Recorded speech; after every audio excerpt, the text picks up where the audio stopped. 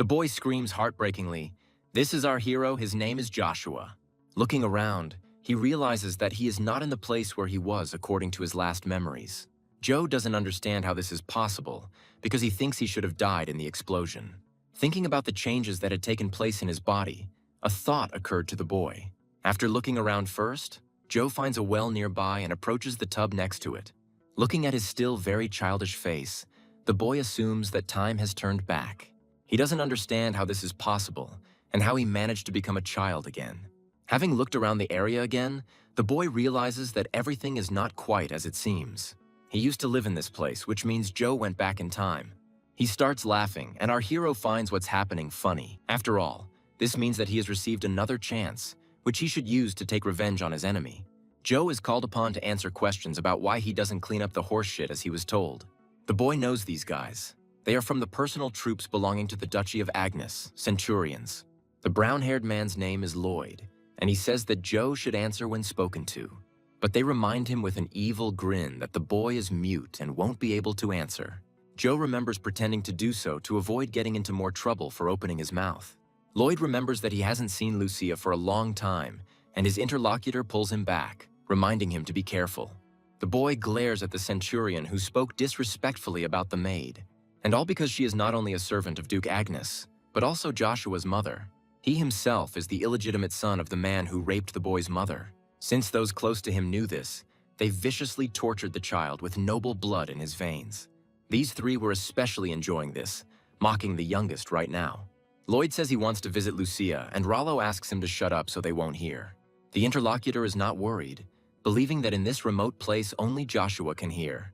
Besides, even if we get rid of Lucia and her offspring, Duchess Vanessa will clear them. Lloyd thinks now is the perfect time to do it, but Lucia isn't here. He offers to have some fun with Joe before the maid arrives, and his interlocutor is only too happy with the offer. The boy thinks he is not going to let the bastards who insulted his mother go away. Looking at his clenched little hands, he wonders if what he has planned will work. Joshua wants to use the way he uses the mana technique. This method is unusual. Our hero learned it in the ancient ruins with his favorite spear, Rugia. The mana technique that Joe had learned before had a completely different method of operation. It represents the use of mana from another source, from the environment. Therefore, this method has no limitations as in the case of the mana core located under the abdomen. This technique allows you to absorb mana with your entire body at once. The concentration is also different. It concentrates mana exactly where it is needed, so it can be released instantly. By not going through the core formation process, Joe saved himself years. Gort suggests surrounding this bastard and kicking him. He is filled with anger at just one look. Lloyd says he knows the reason for his friend's bad mood, and he shuts him up. Approaching his victim, Gort says that today he is not going to hold back. Joshua's intense concentration causes the offender to stop and sound puzzled. Gort thinks that this kid fainted from fear right there. Lloyd agrees with his friend. Joe silently prays that he can only scoop up a measly handful of mana. It took him a decade to do it, but now he knows how the process works. From the direct and piercing gaze, Gort recoils back, frightened. Embarrassed, he rushes at the boy, sending unflattering expressions his way. Outraged by this reaction, the young man admits that it is a big surprise. Before the club can touch him, Joe delivers a blow filled with mana. Falling to the ground, Gort curses, throwing out curses, and groans from the unexpectedly intense pain. A stunned Lloyd asks in an uncontrollable tone how such a thing could have happened. It's unthinkable. The boy, meanwhile, realizes that he feels something sticky and disturbing. He is sure that he has never experienced such a feeling in his stomach before. Lloyd assumes that the boy is crazy since he is in such a hurry to get to the next world.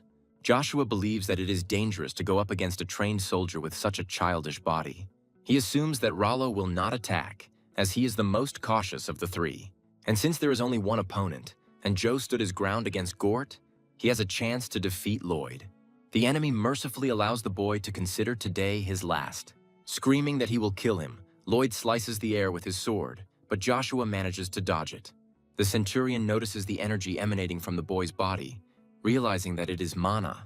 But amazement costs the young man precious moments. The blow is so powerful that Lloyd flies back to his friend, choking on blood. Rollo is afraid to say out loud his opinion that Joshua is crazy. But in his mind, he reasons without embarrassment, realizing that the second time cannot be an accident. Joe is in severe pain at this point simply because he is using mana. He thinks that Rollo is no better than Lloyd and Gort. He became a centurion thanks to his wit. This man is very dangerous, and Joshua decides to ask him to deliver a message. Rollo becomes even more confused when he hears the boy's voice. Unable to contain his surprise, he asks his interlocutor if he can really speak. Instead of answering a stupid question, the boy starts talking about the consequences of bullying. He promises to kill anyone who dares to insult his mother, including even centurions. Rollo becomes so scared, as if there was no child in front of him at all. Gasping, he runs away with a heart-rending cry about how this boy is a real monster. When the danger has passed, Joshua allows himself to exhale, his breath ragged. Cursing silently at his own endurance, the boy closes his eyes. He doesn't even find the strength to soften his fall with his arms outstretched in front of him. Joe manages to open his heavy eyelids only once before falling into complete darkness. As soon as they enter the building, an excited conversation begins about the mute child. The man asks if his interlocutor has heard that he beat the crap out of 3 centurions. Another participant in the conversation finds it strange that Joshua is stronger than his older brother. The interlocutor believes that this is just exaggerated gossip. The child could not have beaten the centurions. The opponent notes that if the rumors are true, the situation regarding Agnes's inheritance may change.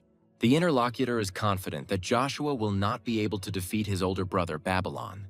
The third participant joins the conversation, citing the fact that the latter has mastered mana. The man agrees with Brown, saying that even the father of these two only became a user at 16. Babylon is only 14, but he can already use mana. He is an outstanding genius. The speaker believes that no one can compete with the young master for the right of inheritance. He turns around and asks Joshua since when he heard everything, and then stops. The boy, in an unwavering tone that does not require objections, orders them to go to Duke Agnes. He orders the servant to tell his master that his son has arrived. Rollo patiently waits for the Duke to pay attention to him, distracted from his occupation. He finally speaks up, clarifying the name of the centurion who had collapsed in 3 deaths. He confirms this, and the gentleman asks which battalion the soldier belongs to. Rollo replies that he serves in the 29th Battalion, but becomes tense at the question. The Duke asks Siphon if this is Griezmann's battalion, and the answer is yes. Agnes expresses his understanding by asking for the damaged armor to be brought to him. He asks if it is his youngest son Joshua who did this to him. Siphon advises his interlocutor to think carefully, because lying will cost him dearly and there will be no forgiveness. Rollo understands this and confirms that everything he said is the pure truth. The Duke asks Siphon for his opinion, and he says that what he said is very difficult to believe.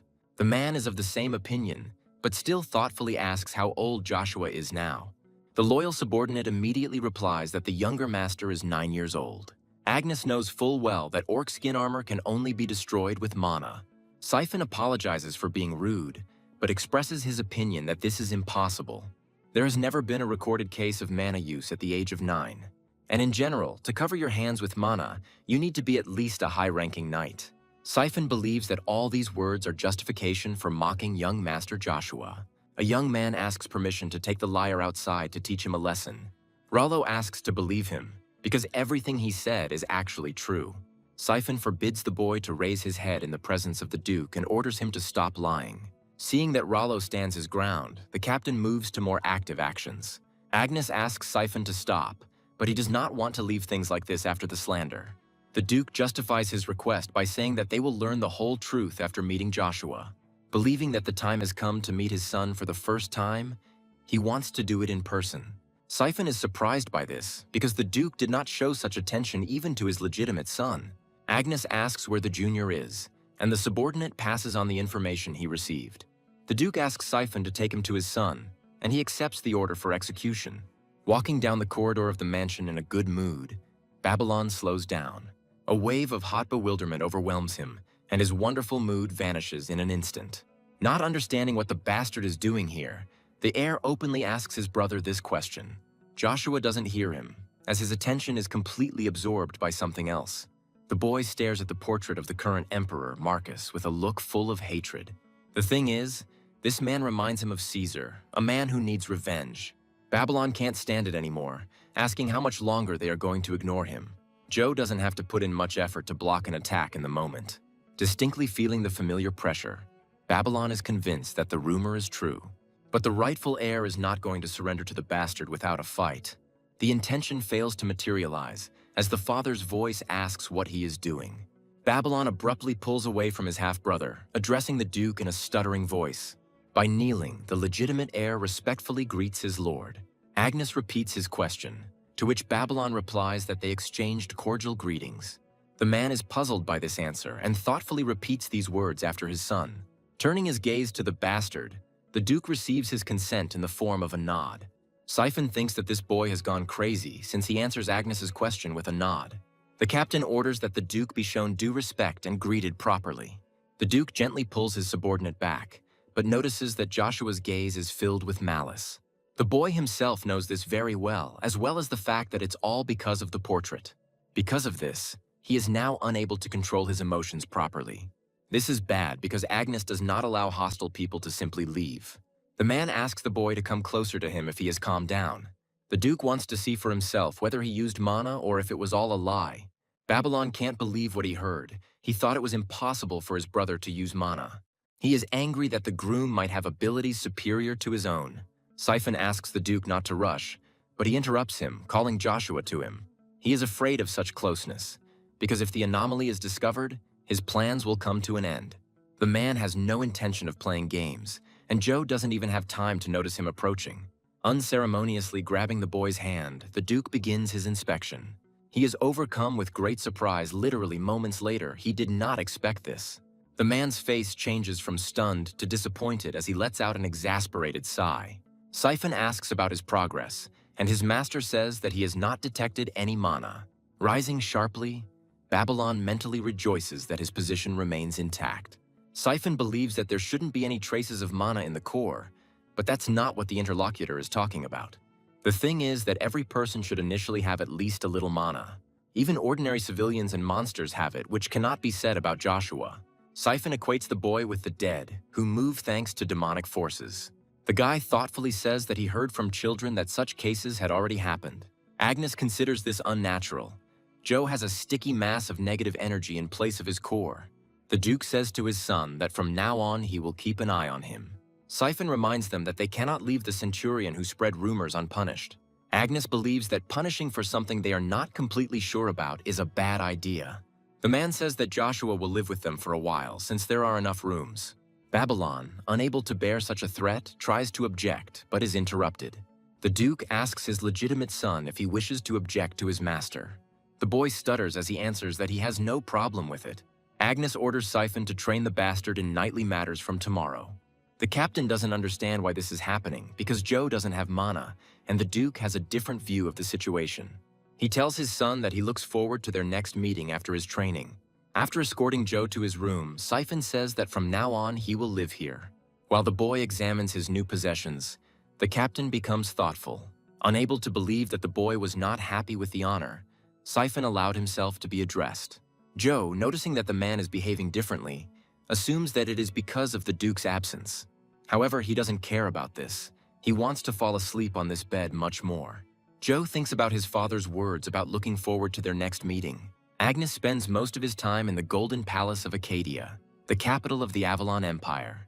Looking at his hand, Joe wonders if the Duke sensed something unknown to him. No matter what it is, the very fact that Agnes will possess this knowledge is dangerous.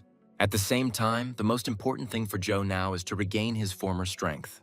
And to do this, the boy will need to put in an incredible amount of effort. That same night, Joshua leans out of the window, carefully examining the surroundings. Having made sure that there is no one who could see him, the boy begins to act. Moving nimbly and skillfully from one elevated area to another, Joshua finds himself on the ground.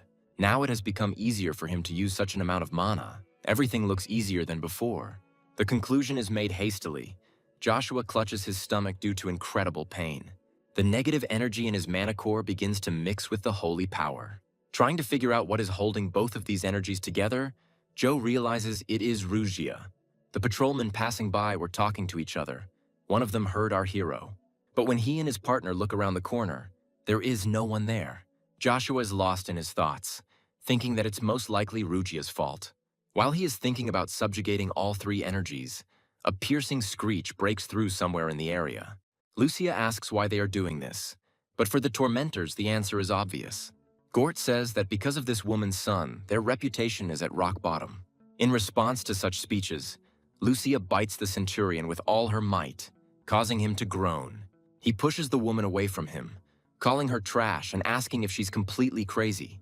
The maid hits herself painfully but doesn't make a sound. This doesn't bother her tormentors at all. Lloyd says he wanted to do this the easy way, but Lucia can't stand still. Roland slows Gort down, reminding him of the possible consequences if Joshua becomes known. The opponent says he doesn't care, because they are here to deal with this bastard. The Duchess said she would take responsibility for everything, but the cowards could go away. Rollo stands frozen in indecision, torn between fear and not wanting to look like a coward. Lloyd teases him, saying that such a timid cat as a friend would be better off leaving. Gort asks him not to make fun of him and asks who exactly the interlocutor called a timid cat. Joe tells them to stop, and Rawls joins him, but the pair are unstoppable. The boy tells these scumbags not to even hope to get out of here alive. Lucia, having come to her senses, squeezes out her son's name, breathing heavily. Rollo thinks they should run, but Gort has a completely opposite opinion. The boy lifts his head up and slowly looks around the perimeter with an attentive gaze.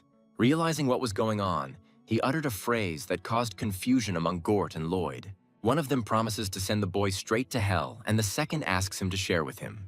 Joshua repeats his demand, ordering it to be seen by someone immediately. Lloyd chuckles, asking the boy what the hell he's talking about. Jumping down from above, the mysterious figure asks Joshua how he knew about him. It is the Knight Cain, and he asks how the boy managed to sense his presence. This cross is one of the 3 knightly orders of Duke Agnes that Joshua is familiar with. The boy tries to understand whether a man from the Order of the Crimson Knights was following him. The centurions respectfully greet the knight of such a highly venerated order. He is absorbed in his thoughts. He wonders if this is the boy from the rumors about the concubine's son. To his surprise, the object of his interest turns to him, saying that he wants to ask. Joe begins his question with the backstory that the ladies of the Duke's house tried to cause harm. He asks what, according to the military regulations of the Duke's house, will happen in this situation. Cain clearly feels the overwhelming force emanating from the boy. It is impossible to resist. With the words that immediate punishment will occur, the knight draws his sword from its sheath. Lloyd doesn't have time to do anything, screaming in sudden pain. Gort groans, but he quickly adapts and rushes at the enemy with a warlike cry. This helps little as the knight turns out to be more experienced and parries his opponent's blow. Gort asks Sir Cain to wait, knowing that this could be his end. But the knight does not heed, throwing himself at his next and final opponent. Rollo, saying that he sincerely regrets it, asks for mercy, but he is unable to finish his sentence. He interrupts himself, screaming intermittently in fear. But Joe asks the knight to stop. The centurion begs him for mercy in a stuttering and pitiful voice. He trembles slightly. Cain advises Rollo to shut up if he wants to live even a second longer. Joshua remarks that he is sure he told the knight to stop, and he retorts softly. The man says he is only punishing them for harming the Duke's wife. Although the Crimson Knights are considered weak, it seems that this man is quite strong. Before anything happens, Joshua asks Cain who he serves. The answer comes immediately. The knight says that he serves Duke Agnes. The boy's next question is whether Cain knows who he is. A guess quickly appears, because the knight knows a man with such pressure and look. The boy, meanwhile, orders his interlocutor to immediately lower his sword. The knight does not object, obeying the young master's order and fulfilling his will. Rollo bows his head, saying that for the preservation of lives they will serve the Count faithfully. The boy says he doesn't need the loyalty of such a pathetic person. It's all ambiguous. Joe says that he will personally slit the throats of those who dare to rebel against him in the future. The boy tells Rollo to disappear if he realized what he just said. The centurion runs away, saying that he understood everything clearly, calling Joshua Count. Lucia moans painfully. She's on the verge of reality and loss of consciousness. The boy is about to rush to his mother, but the knight's voice stops him. Cain asks if he is really the Count he knows. It seems to the knight that the Duke's offspring has changed a lot, because he used to be different. Joe remembers with him who he was before, having the status of just a mute groom. The knight looks down guiltily, thinking about something, and then speaks up. He addresses his interlocutor using a title, and the interlocutor asks what the matter is. Cain says that the soldiers assigned to the duchy carry out the orders of the Duke himself. The knight says that when they reach 23 years of age, they can choose a master for themselves. Cain himself will face this choice in a measly year. The knight says that he trusts his instincts, so he will keep an eye on the young master. Joshua thinks that the best solution would be to choose Babylon, not him. And as soon as he begins to talk about the eccentricity of his interlocutor, Lucia comes to her senses. Addressing her son by name, the woman is glad that he is now safe. The boy rushes to his mother without thinking, addressing her tenderly. He promises from this moment on to protect the woman at all costs. Lucia doesn't say anything out loud because it's enough for her that her son is okay. Joe silently thanks the heavens for giving him a second chance to correct the mistakes of the past. From now on, he has no intention of being timid, intending to act like the strongest spearman in history. Agnes asks if Count Rebrick visited them. Siphon confirms, but with a comment. This time, this man did not come alone. Miss Iceland came with him. The Duke sighs and, grinning, suggests that he wants to put an end to this. Even though Fanzel Rebrick is an unwelcome guest, he cannot be ignored. The Count's current companion is his daughter, one of his most talented people. She is watched as carefully as Babylon because the girl is a genius of magic. Iselin is blessed with mana, meaning there is no need to learn how to use it. Agnes knows that Fanzel will bother him again. He knows the reason for the Count's visit. Siphon reminds the Duke that his Babylon will be 15 years old next year. Although his coming of age is only a matter of time, the matter is different. The Duke's eldest son already has a lady love. This little lady's name is Charlie. Agnes exhales heavily, confirming these words and asking how then he can. This girl belongs to the Font family, which received the title due to its wealth. Siphon gives his voice to Lady Charlie, Agnes too, but at the same time sees a problem in this. His greed for talent is as immeasurable as his greed for military might. Siphon knows perfectly well that this man evaluates others only by their skills. Duke Agnes stops, causing his subordinate to become perplexed. Siphon asks what happened, and the interlocutor inquires about the progress of his youngest son. The captain cautiously says that he is not sure he understands what is being said. The Duke admits that he told him that he would give Iselin to him. Siphon is speechless, amazed, because this lady has the blessing of mana. And ironically, it can be given to someone who cannot use mana due to a curse. Joshua recalls that his mother was buried on a cliff north of the Duke's garden. In his past life, he often went up there to visit her, but now it's hard for the boy. Remembering that the secret passage opened up to him by accident, Joe tries to grope for it. The sound of knocking coming from underground makes you stop for a moment and your heart flutter. Joshua remembers that on the other side he found his ultimate weapon, Rugia.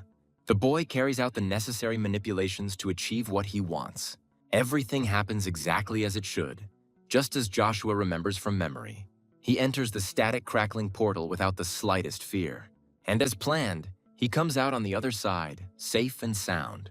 The portal collapses, and Joe continues to stand in place, looking thoughtfully ahead. Finally, he moves, carefully examining the surroundings along the way. The boy doesn't understand what happened here. The temple doesn't seem the same as it was before. When he first found this place, it was not in ruins, and the spear was languishing in chains inside. But now everything is different. When approaching the corresponding stone slab, Rugius is still not visible. Instead of the legendary weapon, the boy is met with some kind of iron stick. Despite this, Joshua still moves closer and grabs the unknown object. And at that moment, an interesting energy begins to be felt at the point of contact. The boy screams, shielding himself from the light, which has suddenly become too bright.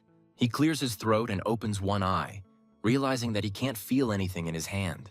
What he saw made the boy's eyes widen, and he asked what was going on.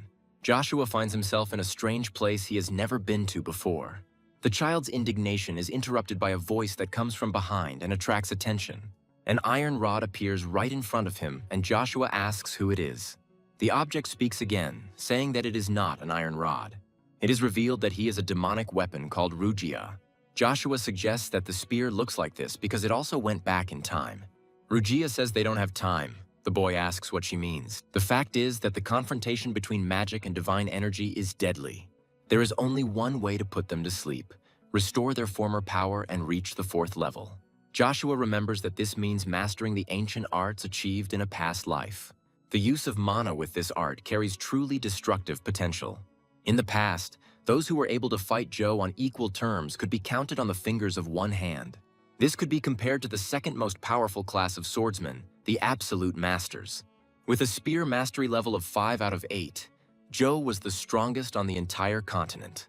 The fourth level represents approximately the highest category of the third class. Joshua is confident that he can reach this level, as he has reached it before. The problem is that in his current state, he has a hard time even managing his mana. Rugia says that as long as they are close, Joe will be able to rise using mana without any side effects. The boy finds it hard to believe, so he can't help but ask the spear a clarifying question. Rugia advises her interlocutor to improve his skills, saying what will happen next. Then Joshua will be able to accomplish everything he planned. The boy asks the spear to wait. But leaving the insistence to start training for the end, Rugia disappears in a blinding light. With another discreet cry, Joshua realizes that he is holding an iron rod in his hand again. But now he knows that this is not what it seems at first glance. This is his Rugiar. Remembering the weapon's words about being able to use mana without consequences, the boy checks. Concentrating, he recalls the mana techniques that only he possessed. The first level is the absorption of particles from the surrounding space. Joshua's eyes snap open and he feels a new sensation inside him, which means one thing.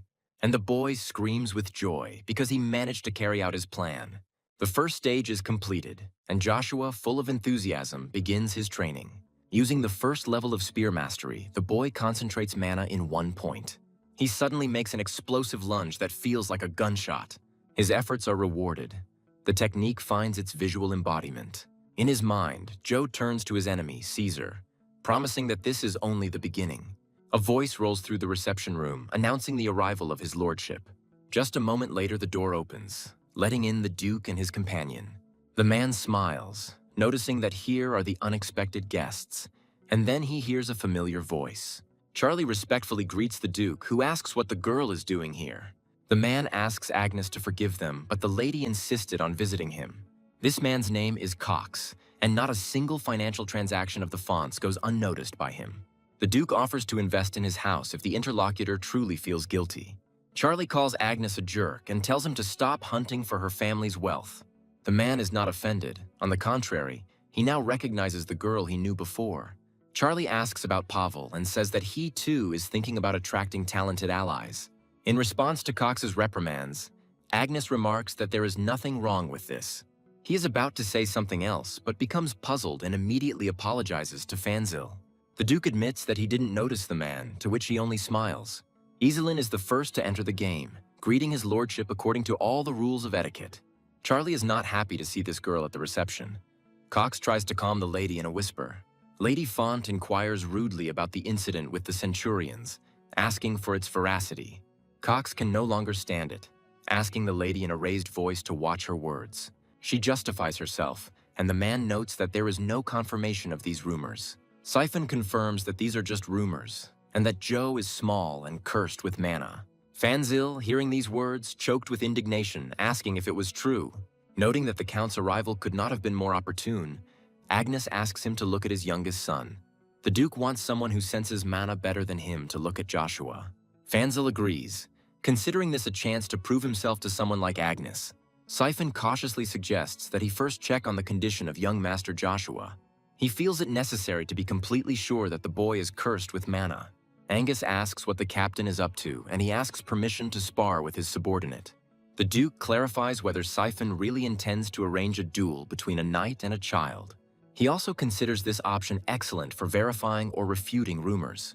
Moreover, the captain is confident that his Duke will be pleased after this. The next day, in his own reception room, Siphon says that he has received his interlocutor's report. He asks his subordinate for details of the skirmish with the Centurions. Kane responds to his captain with consent, communicating with him within the framework of official business relations. Siphon compromises his subordinate by asking whether his decision was hasty. He says that the Centurions were going to harm the Duke's woman. The captain is amazed. The emotion gives way to anger and the question of how this scum dared to harm Mrs. Vanessa. Kane gently corrects the captain, saying that the assassination attempt was on another lady, Lucia. Siphon asks a clarifying question, and the subordinate answers in the affirmative. Plopping down in a chair, the man asks, so Kane taught their own people a lesson because of the maid. The knight notes that Lucia was chosen by the Duke himself, and it is unacceptable for anyone to attack her. But he adds that if he was wrong in defending the Duke's honor, he is ready to be punished for what he did. Siphon thinks hard, because in essence what his subordinate said is true. The man suggests dropping the matter, saying that he has a task for his interlocutor. He, ready to carry it out fully armed, says that he is waiting for the order of his captain. Siphon confronts his subordinate with the fact that today he will fight Joshua. The blonde screams in shock, asking again, finding it hard to believe what he heard. Siphon says this fight will reveal whether the boy is truly cursed with mana. But he himself does not want to leave everything as it is, because this will cause problems for Mr. Pavel. The captain says that the Duke is a genius, the likes of which cannot be found on the entire continent. He believes that some dust on the soles of his feet will not be able to bother him.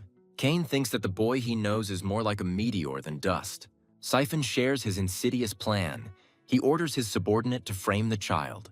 You need to share mana with him so that the boy's body begins to reject it, leading to death. This will happen within a year, but now Kane needs to go to the training ground. Taking the sword in his hand, the blonde man is absorbed in painful thoughts about the upcoming battle. Even though his superior had given him the order, Kane promised Joe that he would keep an eye on him. The boy asks the knight his name, and he respectfully greets his future opponent. Joshua asks bluntly if they will actually spar. The interlocutor confirms this, saying that as he understands, this is the will of the Duke himself. Joe is happy because he believes his father has finally seen the strength in him. Kane says he's not going to fight at full strength, which surprises the boy. He says he finds it ridiculous and asks if the knight is underestimating him. He gets confused when he starts speaking, because he expected a completely different reaction from his interlocutor. Joe says that just as the Duke's son has the right to choose his master, he also has the right to choose. The boy adds that he has no plans to trust the arrogant idiot. That's why he advises Kane to give it his all if he wants to test him. The Duke's observation that they had already managed to greet each other reaches them. The knight greets his lordship with all due respect, skillfully changing the topic. Siphon's expectations are confirmed. The Duke's son still lacks good manners. But to his surprise, Joshua introduces himself with all the rules of decency. Agnes doesn't remember the bastard being taught manners, but he praises him for his resourcefulness. Joshua responds to this by being very observant by nature. The man doesn't show it, but he is very pleased. He asks if the boy heard the news. He agrees and retells what Kane told him the day before. Siphon corrects, saying that this is not a test, but a gesture of goodwill from his lordship. Joe remembers the man's nature, guessing that he intended to kill him. The Duke asks if the duelists are ready, and Kane answers for both of them, reporting their readiness. Agnes says there was a misunderstanding and that he will not be Joshua's opponent. Babylon, who appeared out of nowhere, says that he is ready to help his little brother. After all, who else would take care of him if not a loving older brother? Joshua assumes that Siphon figured everything out and therefore changed his choice. Agnes says that since this is sparring, wooden swords will be used as weapons. Babylon approaches the sword stand with full combat readiness, as if he had rehearsed this. He agrees with his father's words, saying that he wasn't going to give it his all anyway. Joshua is amused by the pompous show that Siphon and Babylon put on. However, he is going to show these two what a real show can be. To the puzzled looks of those present, Joe breaks the handle in two with a loud crack. Not understanding what is happening, Siphon becomes confused, and his master's interest awakens. Joshua declares that he will fight with this weapon instead of the wooden sword. Charlie laughs. Calling the boy funny, Cox asks his mistress to stop. Siphon says this is no joke and asks what Joe plans to do with that stick. Stopping the captain from intervening, Agnes asks if the boy is serious. He agrees, and it is clear from his entire appearance that he is not bluffing. The Duke thinks for a moment, then speaks again. He orders everyone who wants to sit down and get ready to watch. Siphon agrees with the master. Agnes warns his son that he is forbidden to use mana. He agrees, thinking that it would be a shame to waste even a handful of mana on someone like Joe. Watching the preparations from the sidelines, Kane tries to understand what the young master has in mind. Babylon mocks the younger one, reminding him of his past life in the stables. When everyone has taken their places, the Duke gives the command to begin the duel. Babylon rushes into battle as soon as he heard the cherished words. He was waiting for this moment. Joshua is no slouch either, throwing his weapon forward seconds before impact. His opponent has to make an effort to successfully dodge. The blonde guy says that even if the kid learned to hold a stick, it won't work on him. Joshua doesn't think so because although his brother is fast, he is too predictable. So he manages to land his first blow, and Babylon gasps in surprise. Calling his younger brother a bastard, the teenager can't believe he's been bullied. The insults do not end there, and Babylon, blinded by rage, waves her sword. The hothead costs the blonde another miss along with the injury inflicted. Joshua asks his older brother to repeat what he said a couple of seconds ago. Coughing, his opponent says he has no intention of losing to such trash. Joe can't finish the thought that he will keep his distance from his opponent for now. With words about this bastard knowing his place, Babylon activates mana. Realizing what the boy is about to do even from such a distance, Agnes orders him to stop. But it's too late. Powerful streams of mana burst from their source, blinding with power. The dust rising from all corners of the hall obscures the view, but the Duke still peers. Babylon's wooden sword flies off broken, causing its owner to be amazed. Joshua turns out to be alive, which is already good, but upon closer inspection, it becomes even more interesting. Fanzil is the first to cry out, alerting the others that the young man is using mana. Babylon rages silently, trying to understand where this pathetic creature gets mana from. He remembers his father's words that he would return next year and wait for the results. Blondie screams that he will never acknowledge his brother. He himself is the rightful heir to the duchy. Joshua remembers that this very duchy will fall in 10 years. Yet, by creating solid ground under his feet now, he will ensure his own support. So, rushing at his older brother in response, Joshua is going to devour him. Realizing where things were heading, his lordship ordered his sons to stop immediately. The booming voice combined with the destructive force made Charlie hiss in discomfort. Duke Agnes warns his sons that if they disobey, there will be no mercy. Although Babylon does not like this outcome, he obeys, knowing what the wrath of his parent will bring. Siphon can't believe that someone can have mana at the age of 9. Agnes asks the captain if this is enough for confirmation. He is at a loss. Siphon says he's never seen mana like this. Fanzil thinks it's her. Although Joe has less mana than his brother, his structure is strikingly different from all the others. Charlie finds this incident incredible, and Kane notes that this boy is very strong. The Duke tells Joshua that he finds his mana control at the age of 9 interesting. Siphon intervenes in the conversation, trying to object to his lordship but at the same time save face. The man interrupts him, strongly recommending that he calm down his talents. Reading the Duke's mood, the captain submits, realizing that there is no point in arguing further. Agnes tells Joe that he has something to talk to him about and that he is expecting him at his place in the evening. Upon hearing this news, Siphon and Babylon are deeply confused. The Duke's eldest son recalls that his father had never let anyone into his chambers. He is indignant that this honor will go to this dunghill upstart. Joshua, inwardly rejoicing, accepts the invitation and bids farewell to his lordship until the evening. In the guest room, Charlie squeals, thinking it was cool. Cox asks his mistress to calm down. The girl considers the presence of mana at this boy's age to be a historic moment. She reports that she has made up her mind, and the subordinate clarifies what the lady means. Young Lady Charlie declares that she certainly intends to make her youngest son her own. After giving Siphon a few stinging slaps, the Duchess straightens up to her full height. She tells her subordinate to repeat again what happened to Babylon. The man, not daring to look his interlocutor in the eyes, replies that the young gentleman lost to the bastard. The woman's face contorts with anger, and she angrily hisses a question that is bursting to come out. How? It's so hard to contain the storm inside that it hits Siphon in the face again. Vanessa doesn't want to believe that this little bastard used mana to defeat Babylon. The woman asks what the Duke said, and the interlocutor conveys to her his grace's words. Siphon believes that Agnes will want to personally observe the development of such a talented child. He believes that things cannot be left unchanged, and Vanessa accuses him of shirking his work. The captain asks his mistress not to worry, saying that he knows how to solve the problem. After a moment of silence, the woman asks how he plans to do this. Siphon shares his guesses about the Duke's intentions, and Vanessa doesn't like it. The man says that the counts were watching the fight, so Joshua's testing is inevitable. The Duchess asks about the test. Siphon replies that it is necessary for a warrior to be recognized as a knight. To do this, you need to fight a member of the Imperial Family Order, demonstrating mana in combat. Vanessa changes before our eyes, asking again and clarifying whether this is true. The royal family's involvement plays into her hands, and the woman plans to contact her uncle.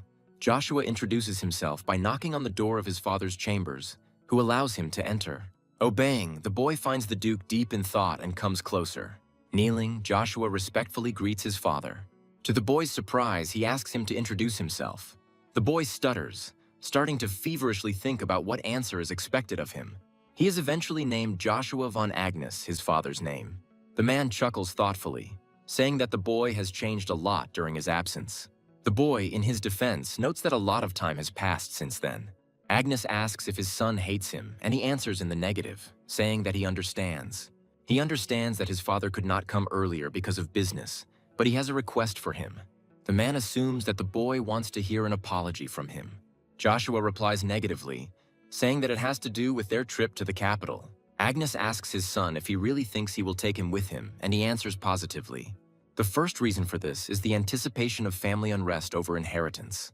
Realizing that the boy is good not only in battles, Agnes regrets the belated knowledge of this. Joshua, meanwhile, names the second reason, which is his father's greed for talent, and the reluctance to miss out on someone who could later eclipse even the imperial family itself. The Duke says it sounds like the boy already has all the makings for it. Joshua says he has at least the strength to not disappoint his father. The man clarifies, which means his son guesses how he intends to proceed next. Joshua confirms this, saying that his father will send him to an academy located in the capital. In the Avalon Empire, children of aristocrats must attend the academy from the ages of 10 to 16. The imperial family created this system to control the aristocrats and keep them loyal. Agnes confirms that his son is right, adding that this way he will be able to teach him personally. Joe understands that the guidance from one of the 5 masters is very valuable, but refuses. The man asks again, and the boy admits that he is a true sword master. But the thing is, Joshua wants to use another weapon, a spear. The Duke is surprised, but gradually everything falls into place, hence the sparring with a stick. Agnes says he doesn't understand his son, asking if he's serious about using the spear. The boy can barely stay on his feet under the influence of this rough and powerful mana. But despite the father's devotion to the sword, the son is infinitely loyal to the spear. Joshua declares that he intends to sweep away with his spear anyone who stands in his way. In this case, the man offers to demonstrate the value of his spear. The boy carefully clarifies what exactly the Duke means. The man says he intends to test his son's abilities himself. Joshua understands that if he refuses now, such a chance will never come again. The interlocutor asks if he agrees. The boy agrees, but only on one condition. If he passes the Duke's test, the Duke must agree to his request. Agnes agrees to both allow his son to use the spear and to fulfill his request. If the boy cannot do this, he will have to obey his order. Joe agrees, thinking that the Duke will most likely send him to the academy to train as a swordsman. But he has no intention of hiding his skills, and he is confident that this will never happen. Ms. Vanessa is informed that everything is ready, and she confirms this with an excellent rating. The woman greets her uncle, who inquires about the Duke's well-being. She replies that her husband has some business to attend to, and she has one request for her beloved uncle. As soon as the door closes behind the boy, he becomes immersed in his thoughts. He is impressed by the swordmaster's strength, his small body still shaking. Turning to his half-brother, Babylon declares the need to talk. Joshua thinks that they have nothing to talk about. The blonde asks his interlocutor to stop. He invites his brother to fight again, and he notices that Babylon's gaze has changed. The desire to be first is growing in him, and Joe asks if Babylon is sure of his desire. The Emperor laughs, filling the hall with the sound of his voice and asking if this is true. He is surprised that Agnes's family has a child who can become a star. The speaker confirms these words and is asked why Vanessa hit him. The man replies that it is all because this child is not her son. Marcus is amazed, to which his interlocutor says that this boy is the son of a servant. The Emperor exclaims with delight, finding this very entertaining. The man envies Agnes because even Babylon was a real treasure for the Empire. The interlocutor says that princes are also geniuses, but their father does not think so. Even though some of them might have inherited his power, they are still too weak. The Emperor actually belittles his son's abilities because of his own level of skill. But his children, while not as impressive, are also quite talented. Marcus comes to the conclusion that the power of the Duke's second son is at least comparable to that of Babylon. The interlocutor reports the loss of Agnes's firstborn. The Emperor is surprised and asks about his age. The speaker is astonishing when he says that this boy is only 9 years old. The Emperor is impressed that a 9-year-old has brought the Empire's greatest talent to his knees. Marcus believes that the Duke will soon want to test the strength of his youngest. The interlocutor confirms. He continues by informing the Emperor that this boy is almost at the level of a third-class knight. Marcus considers Joshua an incredible find for the Empire, and he is intrigued by this realization. In his mind, the man assumes that His Majesty himself will want to see for himself the boy's strength. He also says that, unfortunately, he will not be able to do this for a well-known reason. However, he wants one of the princes to be sent to this event. This is useful. When the table is set, everyone should have time to eat as much as they can. In order to contain the onslaught of his brother, Babylon has to support the block with his hand. This changes the course of their battle, causing the boy to hiss in pain. Babylon can't help but admire the mana in his brother's bare fist and his incredible power. Joshua says he can tell from the older man's face what he's thinking. He promises to demonstrate how powerful a fight can be if you don't respect it. Infusing mana into his own strike, Babylon tells his brother to stop mocking him. He's not going to expose himself by using his unique fighting strategy. Clenching his fist tightly, the younger brother uses Aura Burst, causing the older brother to cry out. Babylon understands that this boy was able to transfer mana to a single point. Although he doesn't want to admit it, the blonde mentally considers Joshua to be much stronger than himself. The boy asks his older brother if he is offended, and he forces out a name. Joshua suggests never forgetting the feeling of losing to an unarmed man. He says he would like to tear Babylon apart for insulting his mother. However, he intends to spare his opponent for his pure love of competition. And the boy also wants to make sure that the blondie will never be able to use his hands again. Shaking her whole body under all this power, Babylon swallows nervously in fear. As he leaves, Joshua advises his former opponent not to forget the difference in their strength. Cursing in frustration at his own helplessness, Babylon does not hold back. The next day, Joe has a hard time getting up. He used too much mana. Mana control has become easier now, but the residual pain is still there. A knock on the door makes the boy think of Cain. Opening the door, he wants to say that it is too early, but he interrupts himself, surprised by the visitor. Charlie asks if he is Joshua von Agnes. The boy asks who she is. Introducing herself with her full name, the girl suggests communicating informally. She is older. Charlie allows her to call her big sister and says she has a lot of things to talk about. The boy doesn't let her go far, pulling her up and causing amazement with his behavior. Leaning closer to the girl, Joshua tells her to get lost right now. Pushing her away, the boy slams the door right in Charlie's face. The girl is so deeply shocked that she doesn't even know how to react. Joshua fumes, marveling as he goes at how badly this day has started. There is another knock at the door, and thinking it is Charlie, the boy is about to ignore it. On the other side, they are very persistent. Joshua is irritated that this girl does not understand words. The boy throws the door open and yells at Cain, repeating the words to get out of here. The knight is at first at a loss, but then says that in that case he will come to see him later. Joshua feels awkward and apologizes, saying he didn't think it was Cain. He asks, changing the subject, at what stage his request is. The knight has fulfilled it. However, he admits that he does not quite understand why the young master needs this. Joshua asks you to just believe him and follow him, and then you will be able to understand everything. At the training ground, they approach Rollin and ask him about his friends. The centurion is asked if it is true that these two were killed by Joshua, the Duke's bastard. One of the guys is perplexed by what happened to Rollo and why he is now constantly silent. The second one asks who gathered them and for what purpose, and they answer that it must be a training session. The next moment, a voice is heard nearby giving the command to stand at attention. The member of the Order of the Crimson Knights is greeted respectfully, looking at Joshua with interest. Rollo is seriously scared, trying to figure out what young Master Joshua is doing here. Cain announces that a young count will be training with them today, helping the centurions. Joshua formally introduces himself and says that he will be leading the training today. Duke Agnes's centurions must be able to lead on the battlefield. For this purpose, the most important component is the ability to fight.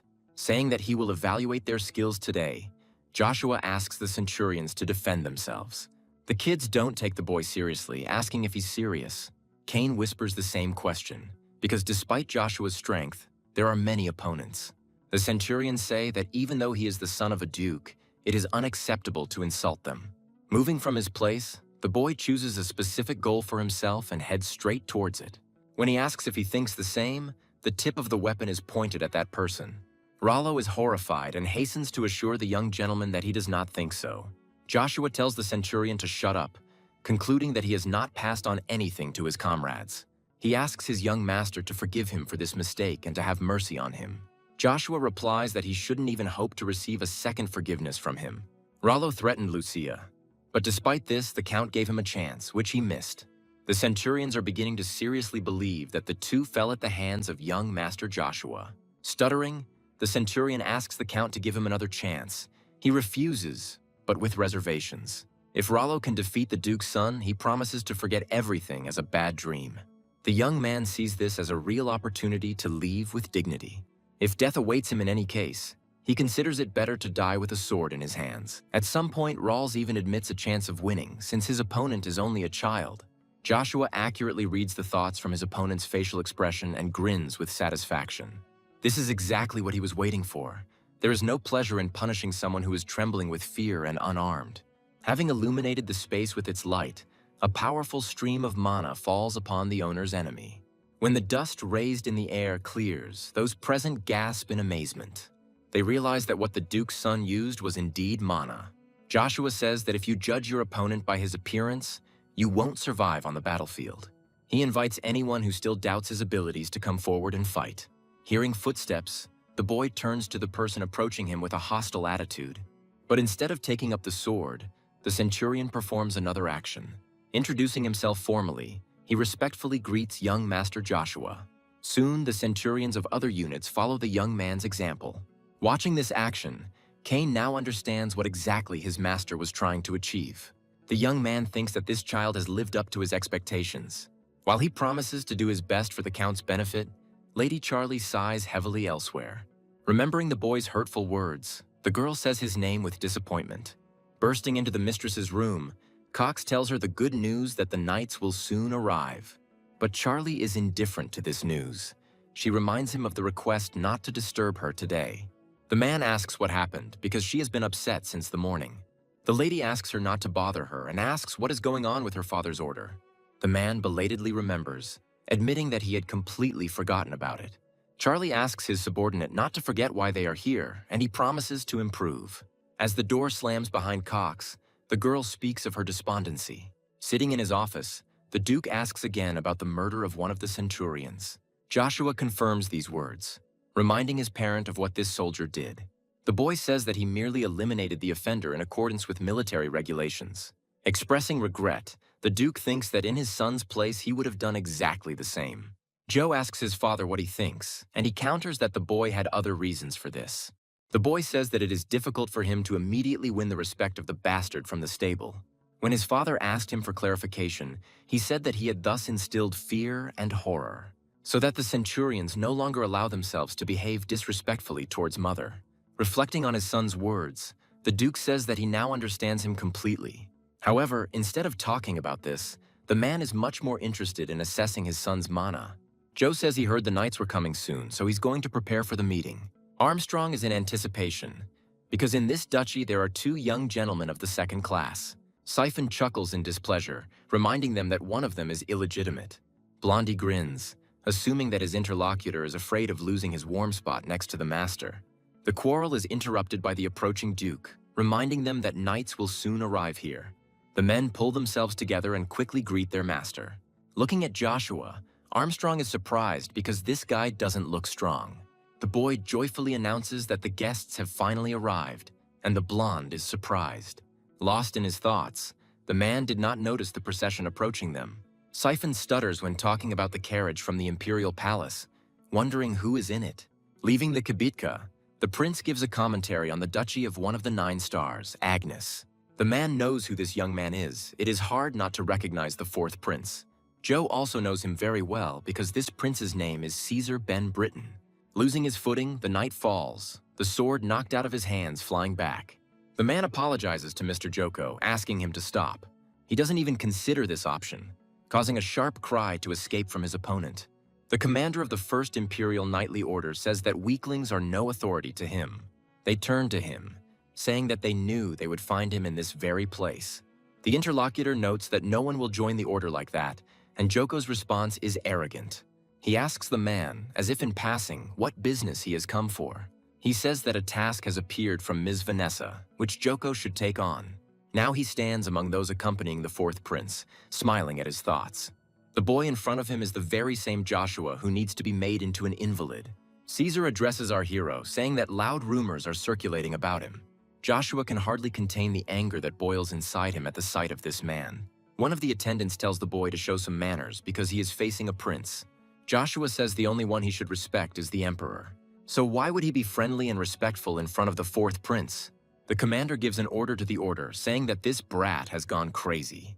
Valmont reminds the boy that he recently cleaned up horse shit. Armstrong steps forward, swinging his sword briskly and warningly. Rizhik says that he would understand if the blondie was defending some duke, not a bastard. Armstrong reminds his interlocutor that this bastard is part of the Duchy of Agnes. The owner of this duchy asks about the booth that was arranged in the presence of the prince. Brown retreats after feeling the incredible pressure of being one of the 9 stars. The father tells his son to apologize, because this situation arose due to his fault. Caesar intervenes in the conversation, saying that it is not worth it, and that this boy is not guilty of anything. Evergrant notes that such an answer could affect the Empire's reputation, and the prince retorts. He believes that the fourth prince's fight could ruin his reputation even more. Caesar agrees that only the emperor is worthy of the respect of all the knights of the empire. The blonde says that the knight who only throws around loud words looks pathetic. Joshua recalls that his sworn friend of the past also avoided the topic with clever speeches. He says he is ready to back up his big talk with an equally big fight. Joko flushes, asking if this puppy is really going to show off anymore. He asks His Highness for permission to be the one to appreciate the mana of young Agnes. Caesar agrees that for the sake of the Lord's safety, this should be handled by a second-class expert. Joko thanks the prince and says that he will be able to very accurately assess the count's mana. Later, each of those present takes their assigned place on the training ground. Joko asks if they are making fun of him. What kind of iron fighting stick is this? Did this kid really believe in himself so much because everyone here was constantly praising him? The boy asks if this man was really given a second class just for talking. Joko promises that Joe will regret what he said, asking if he knows about the testing principle. In their battle, a man must evaluate the possibility of using mana in real combat. Not expecting anything out of the ordinary, Joko barely manages to stay on his feet. Looking at the flows of mana, the man tries to understand why it is so dense, but he still believes that this is not enough, and at close range, Joshua is finished. The boy chuckles to himself, thinking that he has long since gotten rid of this weakness through training. Instead of giving in, he counterattacks his opponent, causing him to gasp. After this, the boy jumps back as quickly as a cat, preparing for the next blow. Joshua's weapon is rapidly approaching, but his opponent already knows what he's going to do. He not only repels the attack, but also rushes on, intending to get the boy. Caesar admires Joe, but Brown says Jocko is specifically adjusting to second grade. But the redhead allows himself to be mentally impressed by the boy's mastery of the spear. Joko's attacks are becoming more and more furious and assertive. He didn't expect such resistance from the rookie. If this continues, the test will be stopped and Vanessa will cut off the subordinate's head for failure. It's not easy for Joe either. He feels like it's becoming more and more difficult to control his mana. Joko makes a sharp lunge accompanied by a furious roar. He must not fail. The man thinks that only Angus can stop him here. He moves, reasoning that at this distance he will be faster. Joshua has to work hard to block, but he doesn't escape damage. Armstrong notices that the Count is in danger as the enemy's mana has increased to Class 2.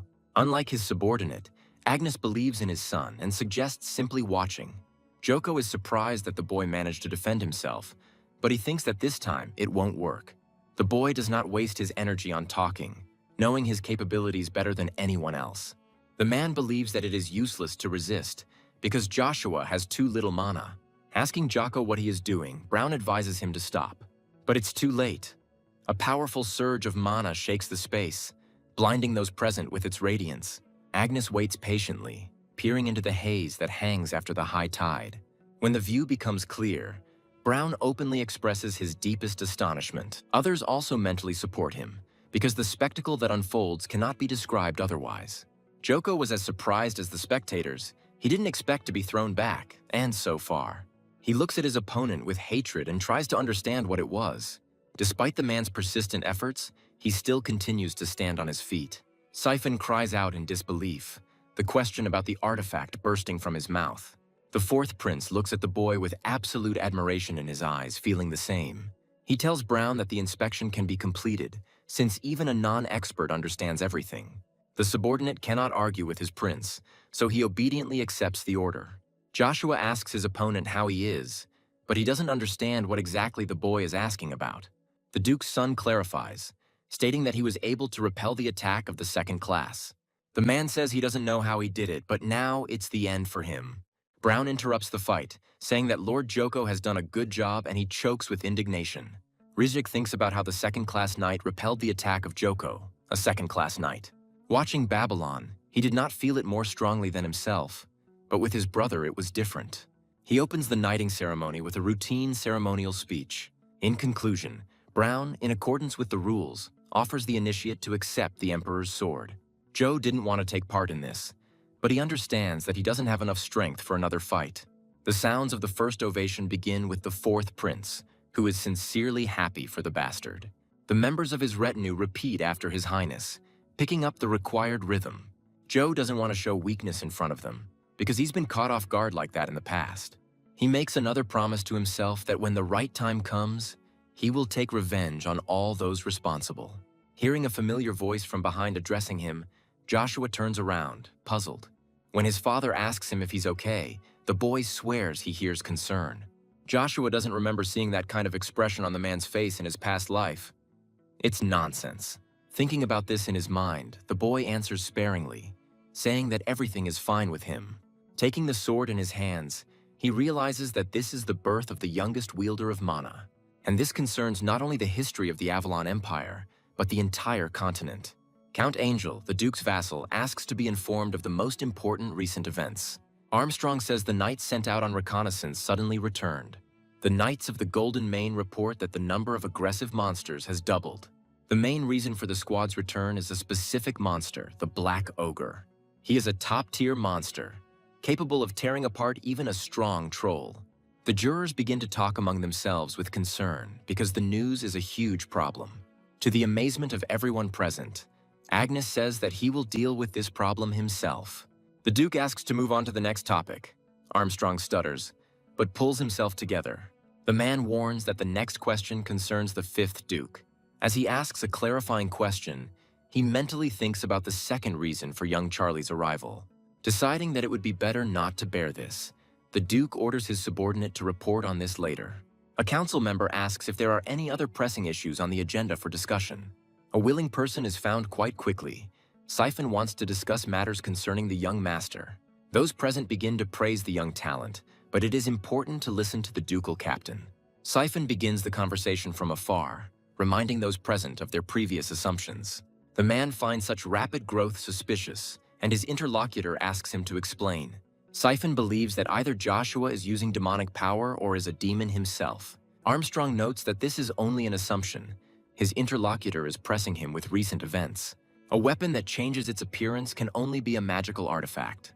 It really did look like a spear, but a spear could hardly have such power. Unrest begins among those present, since everything related to demons is prohibited on the continent. The Duke remains silent while the respected ones gather to find out everything before disaster strikes. Siphon rejoices when he hears the proposal to move the young master far away. Lively conversations stop as soon as the door to the room swings open. As the supposed demon saunters past, no one dares to utter a sound. Passing by Siphon, Joe grins, offering to test the demon's power himself. The man tries to remain polite by asking his interlocutor to repeat what he said. Joshua says that by crossing weapons with him, the captain will be able to understand the essence of his power. Siphon understands that this insidious serpent wants to provoke him in this way, humiliating him in front of his master. The boy asks with a grin if one of the 4 pillars of the duchy is really starting to tremble. He, turning to the young master Joshua, says that this is too much. Those present ask the commander to moderate his temperament because the Duke is here. The aforementioned person takes the initiative into his own hands, asking for an immediate end to the strife. The man notices that everyone, including Siphon, is missing one very important fact. In response to his question, Armstrong says that a mage from the imperial family would have noticed the demonic power long ago. That is indeed the case, and so the Duke proposes to end this discussion on this note, asking if those present had any objections. The man turns his attention to Siphon. However, despite all this, the Duke has questions for Joe, and he tells his son about this. Looking around at those present, he says that their point of view is clear to him, because he himself has some suspicions about this. To settle the issue of his son's strength, Agnes is going to go somewhere with him. Upon hearing of the Duke's intention to go to the Dark Forest, the assessors become animated, expressing concern. Armstrong agrees with them, saying that he cannot allow anything to happen to the master. Agnes clarifies who exactly the gentlemen are worried about, What exactly bothers them about this? A deathly silence reigns in the room. No one wants to offend their master. He says that as soon as he deals with the problem of the Dark Forest, he will send Joshua to the academy. He believes that the boy should be given a chance to show his strength, whatever it may be. Siphon is angry at the boy's progress and power, and he fears the realization of his potential. After all, if Joe gains experience at the academy, he will be able to push aside the young Master Babylon. The boy, meanwhile, says that he has a request. The Duke is surprised, but clarifies. Joshua asks permission to go to the capital with his mother. Siphon is indignant, saying that this is unacceptable, that it is impossible to take only Lucia with you. Joshua doesn't see a problem with this, since the Duke is not obliged to answer to anyone when justifying his wishes. Those present begin to whisper, because the boy speaks the truth. Siphon feels ashamed. He thinks, realizing that if he agrees, the vassals will not leave it so easily. The commander justifies himself by saying that those around him will think that only Lucia is important. The Duke doesn't care about empty rumors. He allows his son this whim. The boy thanks his father. Agnes thinks that Joe is not just a child. He hasn't felt like that for a long time. The man asks those present if they have any other opinions on this matter. The boys deny it, saying that his lordship's will is law for them. Siphon takes their side, saying that let everything be as the Duke pleases. To sum up, the man reserves the last word. The Duke asks Armstrong to come to him when the report on the font house is ready, and he obeys. His lordship also asks Joshua to come in, and the boy also agrees. The door swings open, revealing Babylon, who orders us to wait at the very threshold. Siphon begins to stutter at the sight of the young master, breathing out his name. The blonde formally greets the Duke, who approves of his son dropping by for the meeting. The teenager apologizes, saying he needed some time to think. Agnes notices changes in his eldest son. His aura has become different. He asks the teenager what business he has with him, what he wants to say. Contrary to expectations, Babylon addresses his younger brother, his voice formal. Joshua smiles, asking a clarifying question, curious about what the blonde has to say. Siphon asks him to behave appropriately, since Babylon is above the younger one in status. Joshua asks if the pillar of the duchy is the representative of the eldest heir. He had felt this for a long time. Although Siphon should have only one master, the Duke. The man says that Joe is wrong because he thought that he still doesn't have good manners.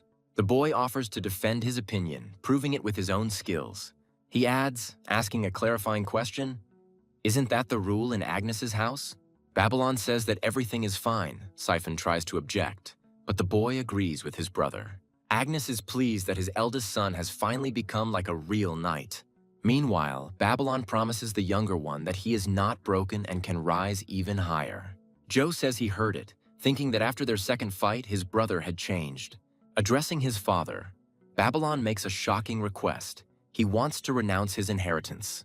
Those present cannot believe their ears, asking if the young gentleman really wants this.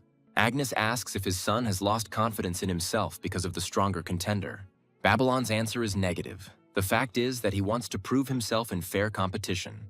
Hearing words about the traditions of their house, the Duke promises to think about his eldest son's request. Bowing respectfully, the teenager thanks his father for his understanding of his situation. To the polite bows of the rest of those present, the Duke declared the meeting over. In the eyes of people looking at him, the man appears majestic and unapproachable. But as soon as he finds himself in their field of vision, he allows himself to entertain the idea of change. Agnes doesn't know where they will lead him, but he has a good feeling about it. A sob echoes in Vanessa's room, followed by a statement of fact. Her son refused the inheritance, and the Duke decided to take this little creature with Lucia with him. As sad as it is to admit, Siphon agrees with her mistress. The woman screams hysterically, angrily knocking the objects on the table off it. She says that she almost went crazy when she learned from her uncle that the mission had failed. Siphon apologizes, saying that he tried his best to stop Babylon. Vanessa says the man never stood a chance. The boy took after her father. She begins to talk about what will happen if this child begins to threaten the position of Babylon. In this case, the woman intends to tell the Duke everything about them. The man asks the lady not to worry about this, assuring her that it will not come to that. Vanessa agrees, full of skepticism, and asks what other news the interlocutor has brought. He reports that tomorrow the Duke will take Joshua with him to the lands of doom.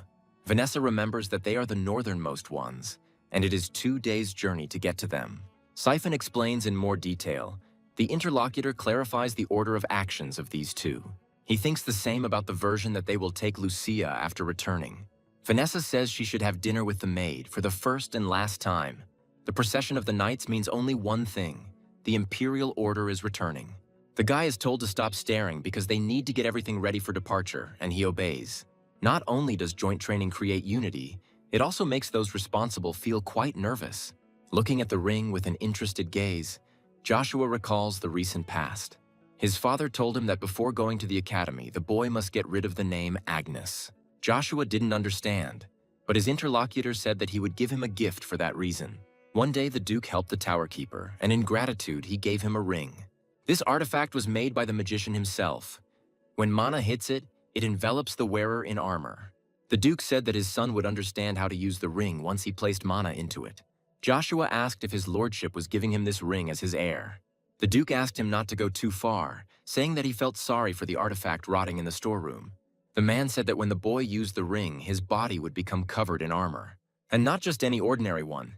Each such armor is marked with a corresponding coat of arms. Agnes noted that this is very convenient for those who want to hide their identity. Having informed Joe that he would be the heir to a famous viscount, the man asked him to come up with a name. The boy knew that the reason was the same. His father didn't want anyone to touch the Agnes's genius. The Duke pulled him out of his thoughts, addressing him by name, and the boy responded. The man asked the question he had already asked, asking if Joshua hated him. This time, the boy thought for a moment, thinking that he would not be able to answer this question. In his past life, he could not imagine that someone like Duke Agnes would die in the war. In a past life, the number of their meetings could be counted on the finger of one hand. Joshua believes there is a possibility that they will build a father-son relationship. The Duke's son is approached and asked if something good has happened to him. Caesar clarifies that perhaps he should now call the Count Lord Joshua. The fourth prince asks you to visit him after your trip to the Dark Forest. It will be useful. Joshua repeats the words after his interlocutor, putting them into a question, and he becomes curious. Caesar says that a member of the imperial family can recommend a knight to the imperial order. Afterwards, the person who joined will be able to leave whenever he wants. Caesar says he is making this offer because he is very interested in Joshua. The latter, hearing the prince's laughter, believes that he is full of hypocrisy and pretense. But despite this, Joshua is going to join the order to get a weapon from the past. Intending to solve problems gradually, he promises to think about this proposal. Brown believes that if his manners matched his strength, he would be priceless. Caesar asks his subordinate not to sulk, reminding him that it's time for them to go, and he agrees. Caesar is confident that in the end, the Duke's son will still be in his hands. Joshua, on the contrary, is confident that in this life he will not be a puppet in the hands of the fourth prince. The boy believes that now it is his sworn friend from his past life's turn to lose. The expedition led by Duke Agnes was formed extremely quickly. Despite the fact that the detachment was led by the man himself, it was quite small. Armand was the only fourth-class mage belonging to the House of Agnes. Joshua wonders why his older brother is staring at him so intently. Having commanded at attention, a strong voice gives the order to salute, which is confirmed. The Duke stops his mare near Castle Rock, adjacent to the Dark Forest. After this, he greets a surprised Rowan, noting that they haven't seen each other for a long time. The man, who has served the Agneses for decades, greets his lordship respectfully. The Duke feels guilty about Rowan looking after the castle after his retirement. When told that it is an honor for him, the man thanks his old friend. The door opened, along with the words that his lordship had arrived, and the man was released. Vig fawns, saying that he is glad to have the visit. Ina, his daughter, welcomes the arrivals. The Duke wondered inwardly, regretting that they had not immediately galloped into the Dark Forest. Vig scolds Rowan for not informing him of the arrival of such an important person. A man insults his interlocutor, calling him old and forgetful, accusing him of senile dementia.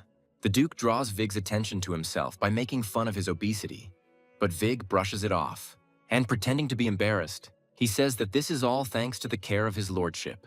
Joe tries to figure out in his mind whether this guy's pretending or if he really didn't get the joke. Meanwhile, Vig notices Babylon, saying that he has become even more manly. Gradually, his gaze moves to Joshua, and the man pauses before the name. The boy is introduced by Siphon, and Vig asks again incredulously. The commander confirms this, saying that Joshua is the Duke's second son. The man apologizes to his lordship, saying that he was not aware of his sister's pregnancy. The commander informs Mr. Vig that Joshua is not Vanessa's son.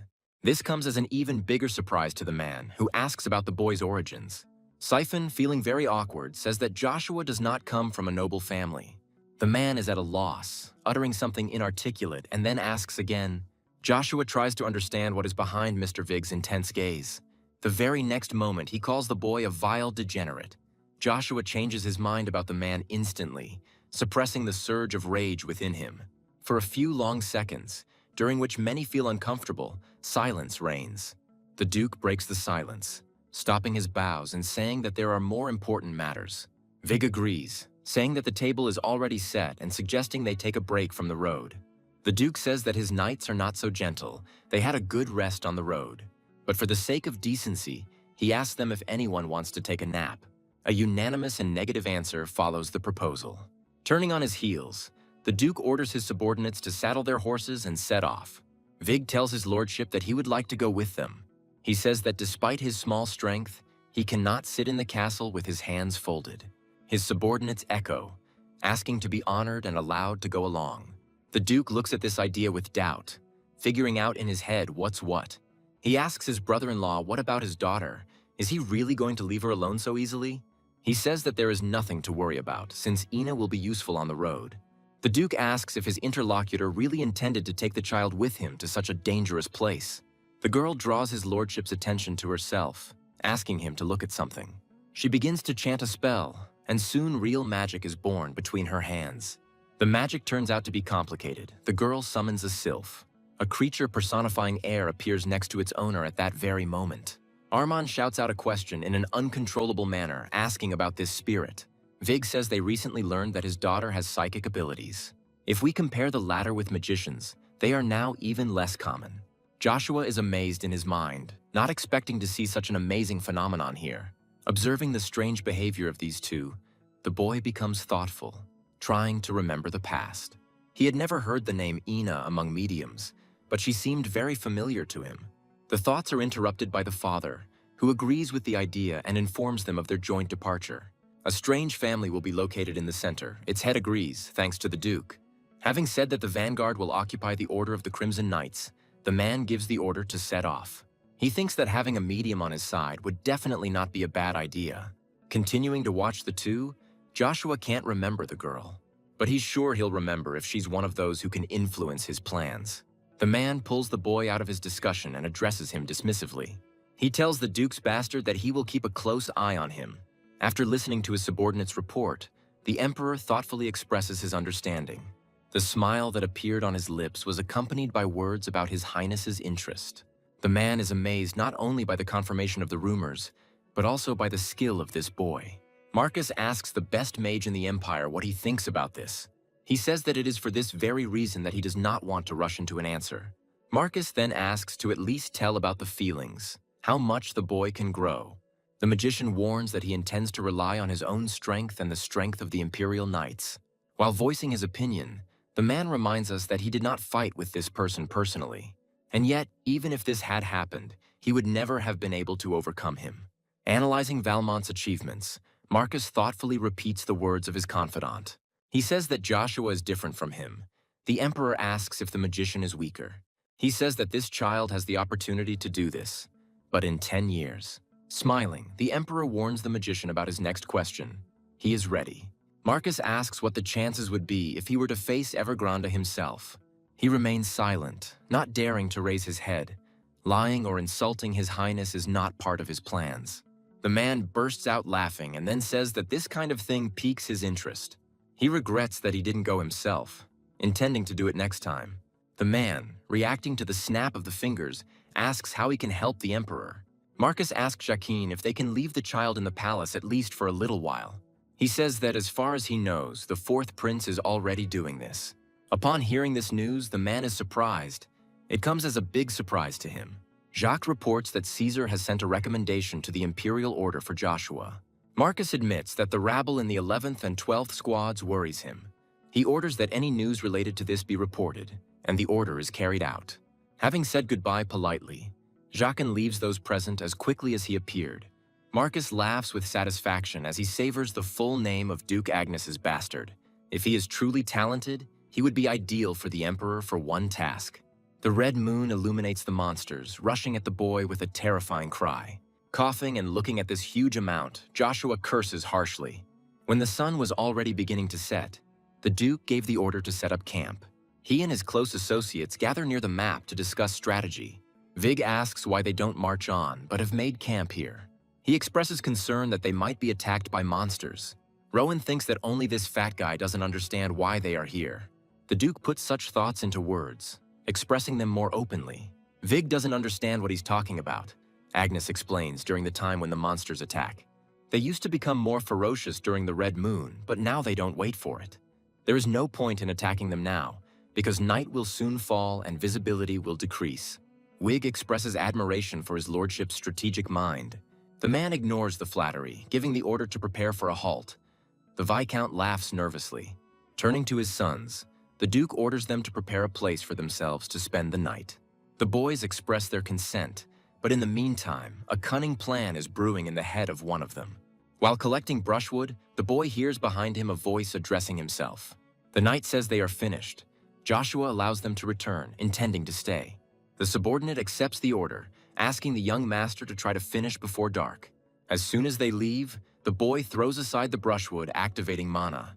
The very next moment, a spear appears in his hand, Joshua reasons. He believes that there will never be another opportunity like the one that has opened up for him now. And while no one sees him, the boy, with a confident and quick gait, heads into the thicket. But it only seems to him that he is alone here, a vile man hiding, fulfilling a promise. There is no way Vig can fail the task his sister has given him. Once upon a time, an artifact possessing primordial magic, the Crystal of Origin, arose. There is a legend that only 5 of these were found, personifying each element. The source crystal is capable of increasing the level of magic from the 1st to the 3rd. This artifact is coveted not only by magicians, but also by knights, including Joshua. The boy remembers that one of these crystals is located in the very depths of the dark forest. Joshua knows that the Origin Crystal has the ability to control the flow of his mana.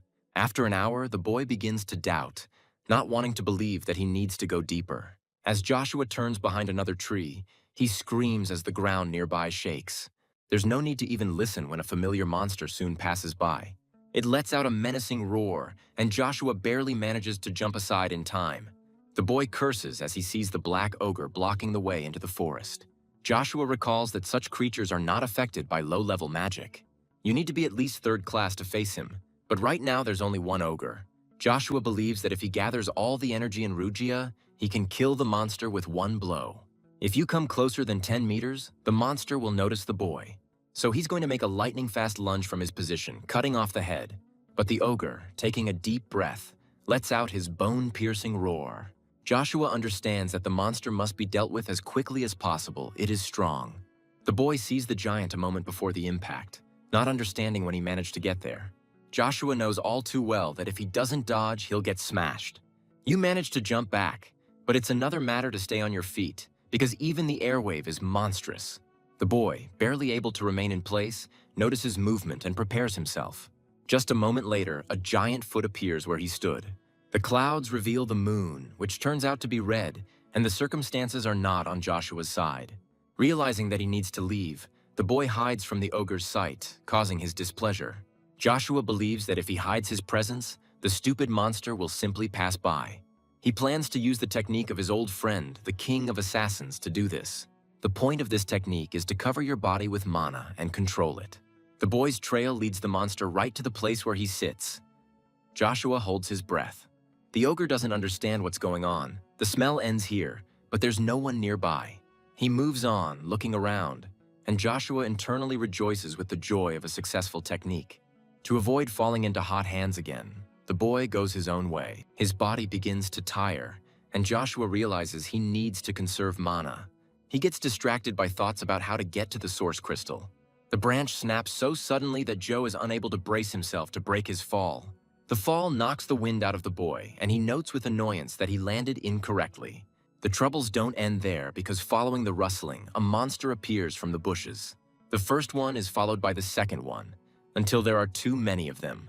Joshua swears. and one of the goblins, with a piercing scream and quacking, rushes at his prey. After thinking for a bit, what was happening no longer seemed so terrible to Joe. He remembered his wish. With the thought that he wanted to test his strength, the boy prepares to push back his opponents. While performing a pirouette, the boy turns the spear in his hands, accumulating energy in it. He uses his second level 2 spear technique, Hurricane. Everything happens so quickly that the monsters don't have time to realize what happened. And Joshua continues to twirl his weapon, not intending to stop his working technique. The goblin's already incomprehensible speech becomes completely inarticulate. Joshua is still not satisfied. He is going to give it his all, leaving his opponent no chance. And in vain, the tired body gives in, forcing the owner to lean on Rugia in an attempt to stay on his feet. The boy realizes that he was mistaken in thinking that he had already mastered the second level. But this is no time to relax. Judging by the direction of their movement, they are heading towards the knight's camp. Every second counts now, so we need to find a camp as quickly as possible. The man patrols the area, walking at a leisurely pace, since the likelihood of an attack is minimal. There is a rustling sound in the bushes nearby. He listens, but does not consider it dangerous. And it would be worth it, because a goblin jumps out of the honeysuckle and the knight notifies the area about him. The knights begin to sound the alarm, while simultaneously fighting off the creatures that have infiltrated the camp. In the ensuing battle, the cries warning the allies of the danger are drowned out.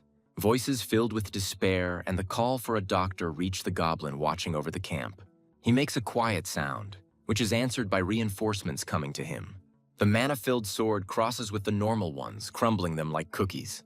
The creature attacks Babylon from the side, taking advantage of the moment, but the boy notices it. It doesn't take much effort for him to repel a failed suicide attack. Cain also does not stand aside, striving for his next opponent. His speed makes the second goblin become confused and freeze in place. Babylon can't help but admire the agility of this man. He has a lot to teach her. The teenager can't remember this capable guy among the members of the Crimson Knights. As the red moon emerged from behind the clouds, an inhuman scream reached the ears of these two. The next moment, a whole horde of monsters reaches the outskirts of the camp. Realizing that there are more than 1,000 of them, the knights believe that they need to retreat as quickly as possible. The approaching commander orders them to remain silent, promising to punish those who escape. He orders the Order of the Crimson Knights to form up and ready their weapons. Subordinates do not dare to resist the orders of their commander and carry out his will. Meanwhile, the monsters continue their rapid march, getting ever closer. Finally, the two waves collide, opening the battle with the first blows. There is not a drop of fear in the bright eyes of the eldest Duke's son, only determination. Cain cuts down monsters one after another, sparing neither himself nor his sword. This is his sacred duty. The commander also does not relax, knowing that his own example will set the tone for the battle. He uses a massive attack to eliminate multiple opponents at once. The man's attention is drawn to rapidly approaching sounds. Siphon believes that they have miscalculated, as there is no end to these creatures. It is unclear why this happened, but the red moon rose today and not tomorrow. He turns around carefully, already roughly understanding what he is about to see before his eyes. And the black ogre, throwing away the annoying midge, screams gutturally, sending out a wave. Siphon curses in annoyance, wondering why he showed up here now. Since he has no other such strong comrades, he plans to take on the ogre himself. A giant club whistles through the air, appearing very close to the man. The black ogre knocks him back, causing him to dig a trench in his flight. Babylon, seeing this, looks at the commander in disbelief, trying to call him. The knights run away in terror, accompanying their actions with squeals. They are afraid of the black ogre. They believe that he will tear them to pieces if he catches them, so they need to run. Siphon realizes he's in serious trouble. This monster is moving too fast. The commander hears words about how a knight must remain calm in any situation. He grabs the Duke's name like a lifeline, and he promises to sort everything out himself. The man fearlessly walks towards the terrible horde that is rushing towards him. The club is also aimed at him, but the Duke remains calm as he reminded Siphon. Flashing with genuine confidence, his eyes give his opponents one last chance to retreat. They don't have time to think about anything before the wave knocks them off their feet, crippling their bodies in its onslaught. When the haze clears, the area where the monsters had been is completely empty. The goblins standing at a distance, who were lucky enough to survive, talk to each other in fear. Even Siphon is confused by the fact that the Duke killed hundreds with one swing. Now the commander understands the power of one of the 9 stars, Duke Agnes. Walking leisurely past the fallen enemies, Joshua approaches the cliff. Looking down from there, he utters the cherished words, causing a crackling of static. In fact, the man's head, looking like he's enjoying a walk, is full. A boy who can't do anything about his tremors is distracted from his thoughts. The uncle remarks that his father's son will also be able to become just as impressive a little later. He himself thinks that a child is still a child, and it's not a sin to be afraid of something like that. The man's thoughts take him in a slightly different direction, and he even becomes interested. Vig asks Siphon where the second child is now, almost calling him a freak. When the commander doesn't understand, the interlocutor says that he is asking about the Duke's bastard Joshua. Siphon admits that he didn't see him. Vig starts laughing, calling the child's escape base. This sows discord among the knights, and they condemn the boy's actions, comparing him to Babylon. Their clucking is interrupted by the Duke, reminding them that the battle is not over yet. It is time to act. Duty does not wait, and brave warriors switch to activity, grabbing their swords. Filling his sword with mana, Babylon charges into battle with a tirade in honor of the Duchy of Agnes. Dismayed by the might of the previous attack, the goblins run away with cowardly cries. It was more than enough for them to witness the death of their comrades. They don't want the same for themselves. One of the knights calls them pathetic cowards, promising that they will never leave the forest again. The knights stop abruptly as the goblins fly back towards them, screeching. Startled, they try to figure out what it was. The answer to the question is not long in coming. The goblins are returning, and not alone. The black ogre lets out a deep growl, its red eyes rolling angrily. The knights barely have time to notify their comrades about this. Some die instantly. Inspired by the support of the stronger ones, the smaller goblins pounce on their victims. The knights have no choice but to try to fight back against the maddened creatures. Observers from the side order the soldiers not to retreat, continuing to resist. Siphon grits his teeth in frustration. He thought the battle was over, but then there was a black ogre. It's as if someone has doused him with a bucket of ice water when the man begins to feel a familiar aura. Meanwhile, along with lightning illuminating the sky, a precise blow falls on the black ogre. The monster only manages to realize that he was attacked at the last moment, raising his eyes. Just before he falls to the ground unconscious, Joshua jumps up, remaining in the air. Siphon and Vig don't even know how to react to this, amazed by the bastard's power. The Duke's lips curved into a triumphant but restrained smile. He had no doubt about his son. Meanwhile, the boy descends spectacularly, drawing admiring looks from those around him. Siphon can't get over the fact that this puppy killed a black ogre with one blow. And not just any ordinary one, but under the influence of the blood moon, it is worthy of a third-class knight. The Duchess's brother expresses his indignation openly, asking what this trick is. He believes that the killing of the black ogre is the merit of another person, the Duke. The man urges the Knights of Doom, ordering them to immediately provide assistance to the Duke. They immediately rush to fulfill the will of their master, rushing to the rescue of Agnes. Joshua says he is no longer willing to tolerate being disregarded. It is offensive. He is going to surprise the unbelievers a little more, even if his body can't take it and he loses consciousness. To his father's grin, Joshua declares that this monster boy will save everyone.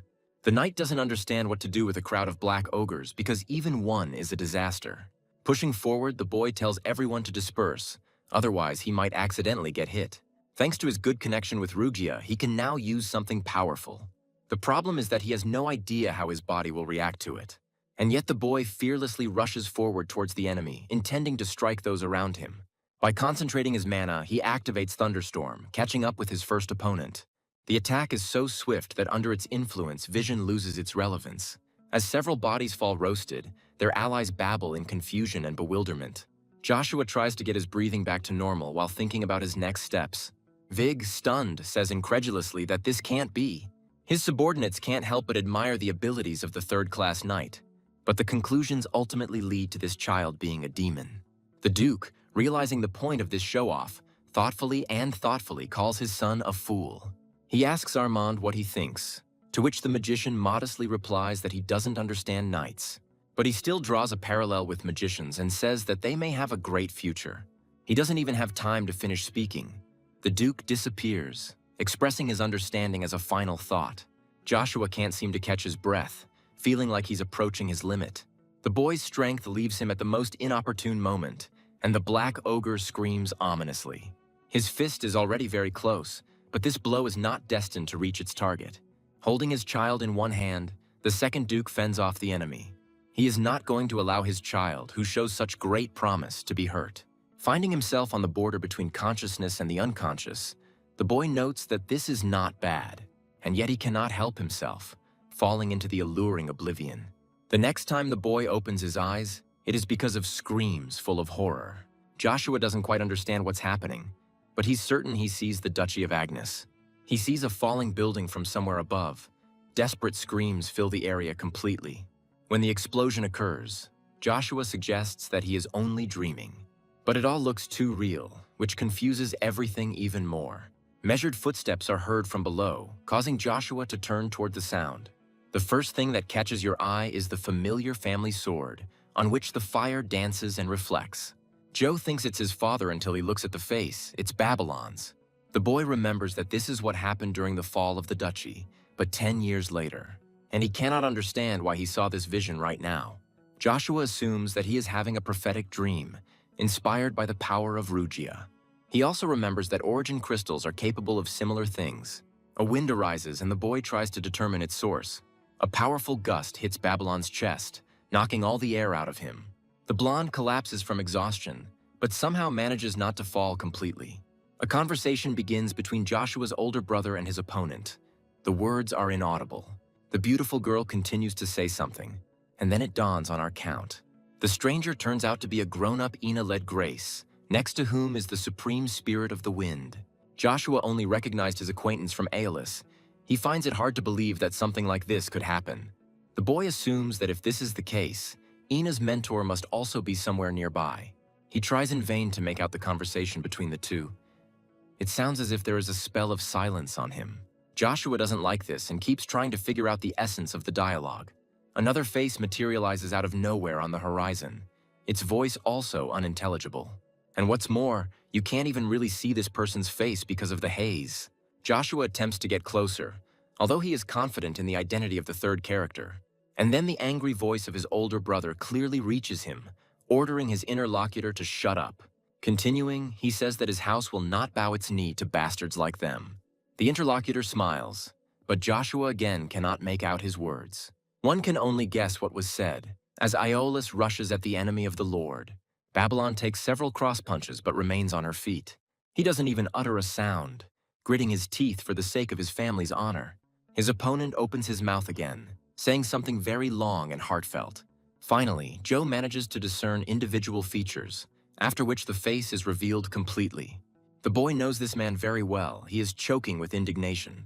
Just as he begins his angry tirade, a blinding light interrupts it. Joshua's eyes widen as he calls out the man whose name Drax had given Grace. Realizing that it wasn't real, the boy relaxes but becomes thoughtful. This dream was like a prophetic one, not an ordinary one. Its realism was off the charts. At this point, Joshua wonders how much time has passed since he passed out. It is impossible to take a normal position. The body is pierced by unbearable pain. The boy is disappointed that his body has not yet recovered from the battle. If we take into account only skill, he could reach the second class. Although the power that Joe showed might be enough to fight even third-class knights, most likely it is thanks to the source crystal with the power of lightning that he is troubled by a prophetic dream. Joshua decides that he needs to learn as much as he can about the source crystals. When he speaks up, the boy is seriously scared. The Duke says something that is incredible. He finds it amazing that just a few hours ago, this moon was blood red. Now it has changed so dramatically that it emits a dazzlingly beautiful glow. Still embarrassed, Joshua doesn't know how to approach the dialogue. The Duke says they will go to Acadia as soon as they return home. But now Joshua is not Agnes, but the only son, Frederick, of a house in decline. The boy will don the guise of an aristocrat who wants to restore the glory of his family. After listening carefully to his father, Joshua says he understands everything. He thinks that he agrees with such conditions because there is no need for unnecessary attention to him. The man draws his son's attention to himself once again because that's not all. The Duke says that the boy muttered in his sleep and mentioned the name of a very interesting person. Naming Drax, the man clarifies how his son knows this cursed name. He looks at his father, trying to maintain an outward composure and scolding himself for chattering. Seconds turn into minutes, but Joshua doesn't know how best to respond to this. Realizing that there will be no answer, the man rises from his seat, accepting his son's silence. He advises him to get a good night's sleep because tomorrow they have a journey home ahead of them. In the secret room of Castle Doom, Siphon is asked if Vanessa knows this. He confirms, and Vig clarifies that she knows about the threat, but does nothing. Siphon justifies the lady, saying that until recently there was no opportunity to be active. Vig refuses to believe that this bastard awakened mana on his own. After all, even the genius of the Empire, Babylon, rose to such a level through sweat and blood. And this bastard, even without training, was able to overcome the blackest ogre with his strength. Siphon confirms his interlocutor's thoughts, explaining that this is why the boy is considered a demon. Vig says he doesn't think so, but he's sure the bastard's strength lies in something else. Gaining power of this level is possible by making a pact with a higher demon. Siphon is outraged. He says that the boy has already passed the official certification according to all the rules. Vig asks the interlocutor to use his brain. The veracity of the contract is not important. When Siphon gets it, he starts to chuckle evilly and says he understands. Vig believes that Joshua's intellectual development lags behind his physical development. He is a child. Siphon asks what the interlocutor will do. He replies that he will look after the degenerate. The commander remarks that once Ina enters the Imperial Academy, it will be easier to spy. Joe's claim to the inheritance may cause problems, and then they need to be eliminated. And none other than Siphon will have to take care of this, the man thinks. After watching his former interlocutor go, he savors the words about demons. Cox rushes to his mistress with important news, who clarifies its essence. The man says that the operation in the Dark Forest is over, and the boys will arrive home today. Charlie turns away again, weakly expressing agreement with his interlocutor. Cox didn't expect the lack of reaction. The girl notes that he doesn't like Joshua either. The man says that this was before the boy became the youngest mana wielder. Charlie asks what now, and her interlocutor clarifies whether she knows the reason for their visit. The girl suggests that it is because of the King of Assassins and the desire to unite the houses through marriage. The King of Assassins is called Bagration. He was the first of the commoners to become a master of the blade. This man is one of the supernaturals. He has the right to claim the place of the absolute. Based on the available information, Bagration allied himself with the House of Cromwell. Even Charlie knows that if this is true, they have no chance against such powerful opponents. Cox praises the girl for her foresight, engaging in conversation with her on the topic. The Emperor has forbidden unjustified wars, so their struggle is quiet. Charlie clarifies Cox's words about the impossibility of purchasing certain items. The girl says that she likes strong people, but she felt a little sad after hearing the truth. The man does not understand what his young mistress is talking about. He expected a different answer. Charlie asks if he can ask the Duke for help directly. Cox points out the differences. The man says that for the nobility there is nothing that is more important than their own honor, although he himself would be able to overcome his pride if his home was in danger. Cox says he does not want his young mistress's life to be sacrificed for the house.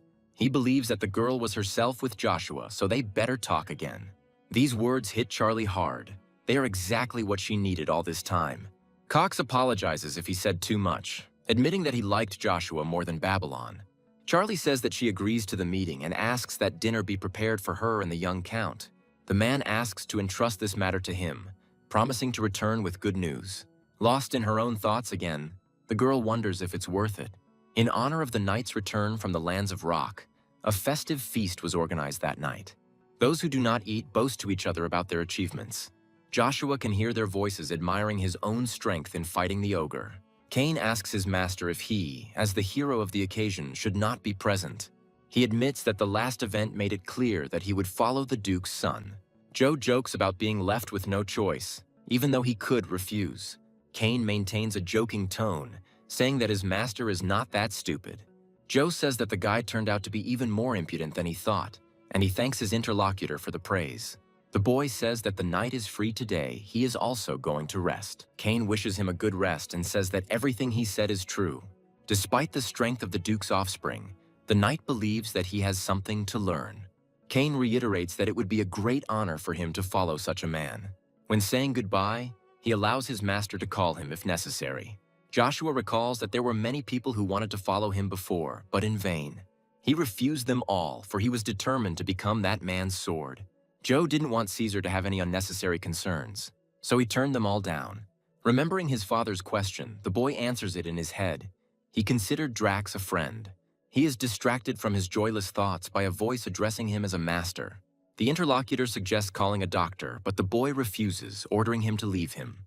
When told that he was expected, Joe said that he would not come because he was not feeling well. The old man corrects himself, saying that Mrs. Vanessa is calling him. Lucia is already there. The boy asks his interlocutor to repeat what he just said. His tone changes. Of course he comes, because his mother is already in the power of this crazy woman. When the door swings open, those present turn their gazes towards the person who entered in unison. Lucia speaks up first, addressing her son by name as a greeting. The boy reciprocates, rejoicing to see her in good health. Vanessa asks Joshua to come in, noting that this is the first time they have seen each other. Siphon warns the Count to mind his manners because he is facing a duchess. The man stumbles on the last word because the boy's gaze changes dramatically. The commander does not understand why the change happened so suddenly and what it means. Lucia's expression also changes, asking her son to introduce himself properly. Not wanting to upset his mother, the boy obediently does what is required of him. Vanessa can't help but feel angry when she hears her husband's last name, but she quickly pulls herself together, anticipating the future, and begins her hypocritical game. Lucia is surprised by the words about a trip to the capital. Vanessa asks if she hasn't heard. Siphon explains that Joe has been recognized as a knight, so the Duke will take him with him. The woman openly rejoices, asking her son if he was really recognized as a knight. Vanessa responds instead, saying that this is why she gathered everyone here. Hearing words of resentment, Lucia says that nothing like that ever happened. The Duchess then suggests that they begin the meal, asking for food to be brought in. As several servants enter, Joshua gives them a careful look. He does the same with a plate filled with food placed nearby. Having solved this riddle, the boy smiles, and at the same moment someone turns to him. The young count is politely asked to take the place assigned to him, Lucia echoes. She believes that her son should show respect to his aunt, Vanessa plays. She asks solicitously if they feel any discomfort. Lucia answers negatively. The Duchess says she was worried she wasn't liked, but now everything is fine. Lucia respectfully thanks her interlocutor for taking such sensitive care of them. Before putting a piece in her mouth, Vanessa wishes everyone a bon appetit. Having chosen a dish, Lucia begins to diligently divide it into smaller pieces. Spearing one of them, she brings her fork to her mouth, preparing to taste the exquisite meat. Vanessa can't completely hide her gloating, so she tries not to look at her rival. Joshua gets up from the table, saying that before they eat, he would like to apologize. The gist of the apology is that he did not greet his aunt properly. Vanessa asks not to worry about this and to start eating as soon as possible. The boy says he can't do it. His mother asks what that means. Joshua says he feels ashamed because his auntie doesn't have food, unlike them. Lucia gasps, realizing that her son is right, and the boy continues to carry out his insidious plan. He says he would like to share his last dinner before he leaves with his aunt. Joshua knows perfectly well that Vanessa added poison only to his and Lucia's food. He asks the Duchess if they shouldn't all enjoy the meal together. The woman resorts to trickery, saying that she watches her food because she has problems with her weight.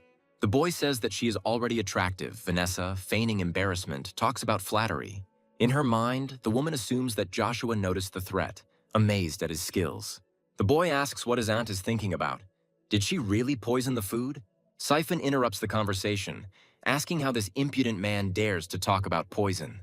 Joshua notices that the commander is showing disrespect by forgetting who he is talking to. The man notices that from the very beginning, this boy looked only at him with that look. Joshua says he was only joking, but judging by Sir Siphon's reaction, it doesn't look like a joke. When asked secondly whether Vanessa poisoned the food, the woman calls the boy a scumbag. Siphon says that he cannot simply watch a nobleman being insulted. Joshua asks if someone like him really dares to raise his sword against the Duke's son. The boy says he is not going to turn a blind eye to the poison or to what just happened. Siphon is affected by the opponent's aura. The speed of his progress is incredible.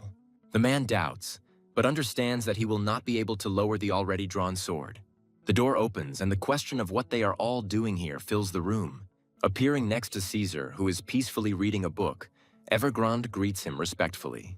When asked what happened, the magician replies that a letter arrived from the Duchy of Agnes. Happy that he has finally made a decision, the teenager asks if the man has read the letter. But he ignores the negative words, asking if he thinks Joshua accepted the offer. Evergrande believes so, since everyone dreams of joining the Imperial Order of Knights. No longer listening to his interlocutor's words, Caesar says out loud that he finds the content interesting. Stopping reading, The fourth prince grins under his subordinate's questioning gaze. The next moment, he bursts out laughing, and the magician asks the teenager what happened. Continuing to laugh loudly, the boy demonstratively tears the paper. Addressing Joshua as if he were right there, Caesar repeats that he finds this interesting. At about the same time, the Duke repeats his question, turning to the commander. He doesn't even know what to say, uttering something inarticulate. Vanessa says she invited Lucia and the baby here to have a good time. All this happened after the woman heard that the Duke was taking them to the capital. Leaving these words unanswered, the man turns his head towards his concubine. Neither she nor Joshua, who was standing nearby, made a sound, despite expectations. The Duke asks Siphon how much longer he intends to stand like this, and he stupidly groans. And with one sure movement, he puts his previously naked sword back into its sheath. Joshua makes his cursed weapon disappear only after this gesture. The Duke says that Joe should go back to his place. He calls his mother with him. She does not argue. As they leave, Vanessa asks why her husband suddenly started acting like this. The Duke retorts by asking if his wife hates him, and she answers immediately. Her words hit him like a whip when the woman's answer is positive. Despite this, the man clarifies whether this is because he has become interested in Joshua. Vanessa throws a tantrum about how she was never interesting to this man, but she also says that she was forced into marriage with him. But in fact, she never loved him. However, Vanessa says she has no intention of sitting back if it concerns her son. She hopes that if Agnes has any dignity, he will make the right choice. The man smirks, asking if decent people act like that. Vanessa clarifies what he means. The Duke is going to explain it to her. The man asks imperiously if she really thought he wouldn't find out. Siphon mentally repeats to himself the words that the Duke already knows everything. Closing the door behind him, Joshua guesses that she must be upset. Lucia says she is very confused, asking why her son didn't tell her anything. As he begins to tell his story, the boy becomes distracted by thoughts that he is making his mother worry. A knock on the door is accompanied by the words that Cain has come to see Count Joshua. He asks how the dinner went. The boy asks again, did he really know? The knight replies that the butler told him that the young count went to taste some fine food. The boy concludes that the butler is also involved and is amazed by Vanessa's influence. Cain supports the decision to study at the academy, so they will have more opportunities to see each other. But he didn't come just to say this. The guy has a request for the young master. The knight says that all his words up to this point were sincere. So now he asks if Count Joshua will accept him as his vassal. The boy understands that this will make things easier for him. But first, one thing needs to be clarified. The path Joe takes will be washed in blood, so Cain needs to think carefully. The boy gives his interlocutor one last chance, asking if he still wants it. The knight says that he trusts his lord completely and is ready to follow him everywhere. The guy is ready to give the only choice in his life in favor of his ministry to Joshua. And he asks the Duke's son again whether he will render him a similar portion. Before determining their future destinies forever, the boy grins. By accepting the knight's sword, Joshua von Agnes gives a positive answer, sealing the bond. The next morning, before the Duke and his son depart for the capital, a farewell ceremony takes place. The man asks Joe if he will be okay, and he says that is enough. The Duke believes that without servants, but with the best knight, the nobleman in decline will have problems. Joshua reminds him of his past life and says that one cane is more than enough. The man gives in, asking the boy to stay exactly behind him. Armstrong raises his sword sharply into the air and gives the order to depart. A girl's voice is heard nearby, announcing a request to wait. Lady Charlie apologizes for showing up unannounced, but she couldn't resist saying goodbye. The Duke expresses joy at her good health, and the girl apologizes for the trouble she caused. The man is a little upset by the changes that have occurred in Charlie. The girl immediately turns on her temperament, asking whether she should behave as before. The Duke likes her better this way and invites Charlie to go with them. The girl refuses because she made a promise to Cox's wife to visit their nest. Rushing towards Joshua, Charlie says she needs to tell him something. The boy is not happy about this. He mentally wonders what this time. The girl asks the Count not to worry because she just wants to give him something. Handing the medallion to the Duke's son, Charlie involuntarily provokes a question from his interlocutor. The item belongs to the Font family, and the girl asks Joshua to visit them in Acadia. Cox screams hysterically, after which the chatterbox says that the lady cannot give up the medallion. Joshua asks his interlocutor what she is trying to say or show by this. She asks to consider this gesture as an invitation, repeating the words said earlier. The knights discuss Charlie's gesture, assuming that the girl is interested in the young master. Babylon is mentioned briefly, but it all boils down to a love letter to a young lady. Joe understands that if he refuses publicly, rumors will quickly spread. The girl, meanwhile, asks her not to embarrass her, saying that she wants to apologize for her earlier rudeness. Seeing the lady's tears, Joshua immediately snatches the medallion, agreeing out of desperation. He says, as if nothing had happened, that it is time to move on, as they have a long journey ahead of them. The Duke asks if he can join his son later, and the girl unequivocally confirms. The man says goodbye to her and Cox until they meet again, and the other man wishes the same. Armstrong, who had been interrupted earlier, repeats his order again, bringing the event to its logical conclusion. Taking up his cry, all those gathered raise their swords, praising the Duke. The latter mentally assumes that the son does not know what it means to receive a medallion from a noblewoman. The Emperor is informed that the Duke and his son are expected to arrive in the capital soon. Caesar's recommendation for Joshua to join the Imperial Order was rejected. Marcus can't believe that this boy refused to join the most powerful order. The Emperor begins to understand that this child has a very good appetite and self-esteem. He assumes that the boy wants global power, but his interlocutor doesn't think so. The letter stated that the boy followed the Emperor's orders without recognizing anyone else. The man laughs, repeating his subordinate's words and asking him a question that interests him. Marcus can't wait to see this boy compete against the best order on the continent. 4 days later, they stand in front of the dwelling that the Duke has prepared for his son. Lucia can't believe it and asks if they can really live in this place. Kane knows him. He was in this place with the Duke when he was still studying at the academy. Joshua is puzzled by this, because to do something like this, you would need to have a very close relationship with the Duke. The boy begins to form theories, but comes to the conclusion that they are now on the same page. Kane explains that he was brought here once for training, away from prying eyes. Lucia invites her son to take a look around, and he accepts the invitation without complaint. The security in this place is terrible, but the good thing is that there is almost no one with them. While the mother admires her, the son thinks that it will be impractical for Kane to protect her alone. Joshua warns the knight that he needs to step away for a while. He clarifies. Kane is worried that the boy might get lost, but he reassures the boy. The knight assumes that the gentleman is simply going to look around and then return. Looking at the familiar sign, Joe remembers that this place has remained unchanged over the years. He wonders what the people inside will think about the boy who came in. A guy came up and offered to help the lost child return from where he came. He replies that he came for a red coin buried at the bottom of Lake Rainulf. The guy is surprised because he didn't expect to hear something like that from a boy. Pulling himself together, he asks to follow him, promising to take him where he needs to go. Joshua is overjoyed that he has come to the right place, because he really needs an informant. He believes that the person walking in front of him is ideal for this role. When they enter the required establishment, they head straight for the pouring beer. A familiar stranger approaches Ryan, saying that he is registered. Joe is sure he's curious about why the baby has come to them, but the rules are absolute. While he is thinking about what is so good about informants, he is invited. When the valve opens, the cute guy tells the inspector that it is him. When the door closes behind them, the informant begins to move his hands along the floor. Noting the impregnability of the security, Joshua is convinced that there is nothing to worry about. Trust is the foundation of a business like this, so Joshua doesn't worry about data privacy. The guy asks the boy to be careful, as it is easy to trip in the darkness. They walk down the corridor in silence for a while, each thinking about something of their own. As they round the bend, a man appears before the marchers.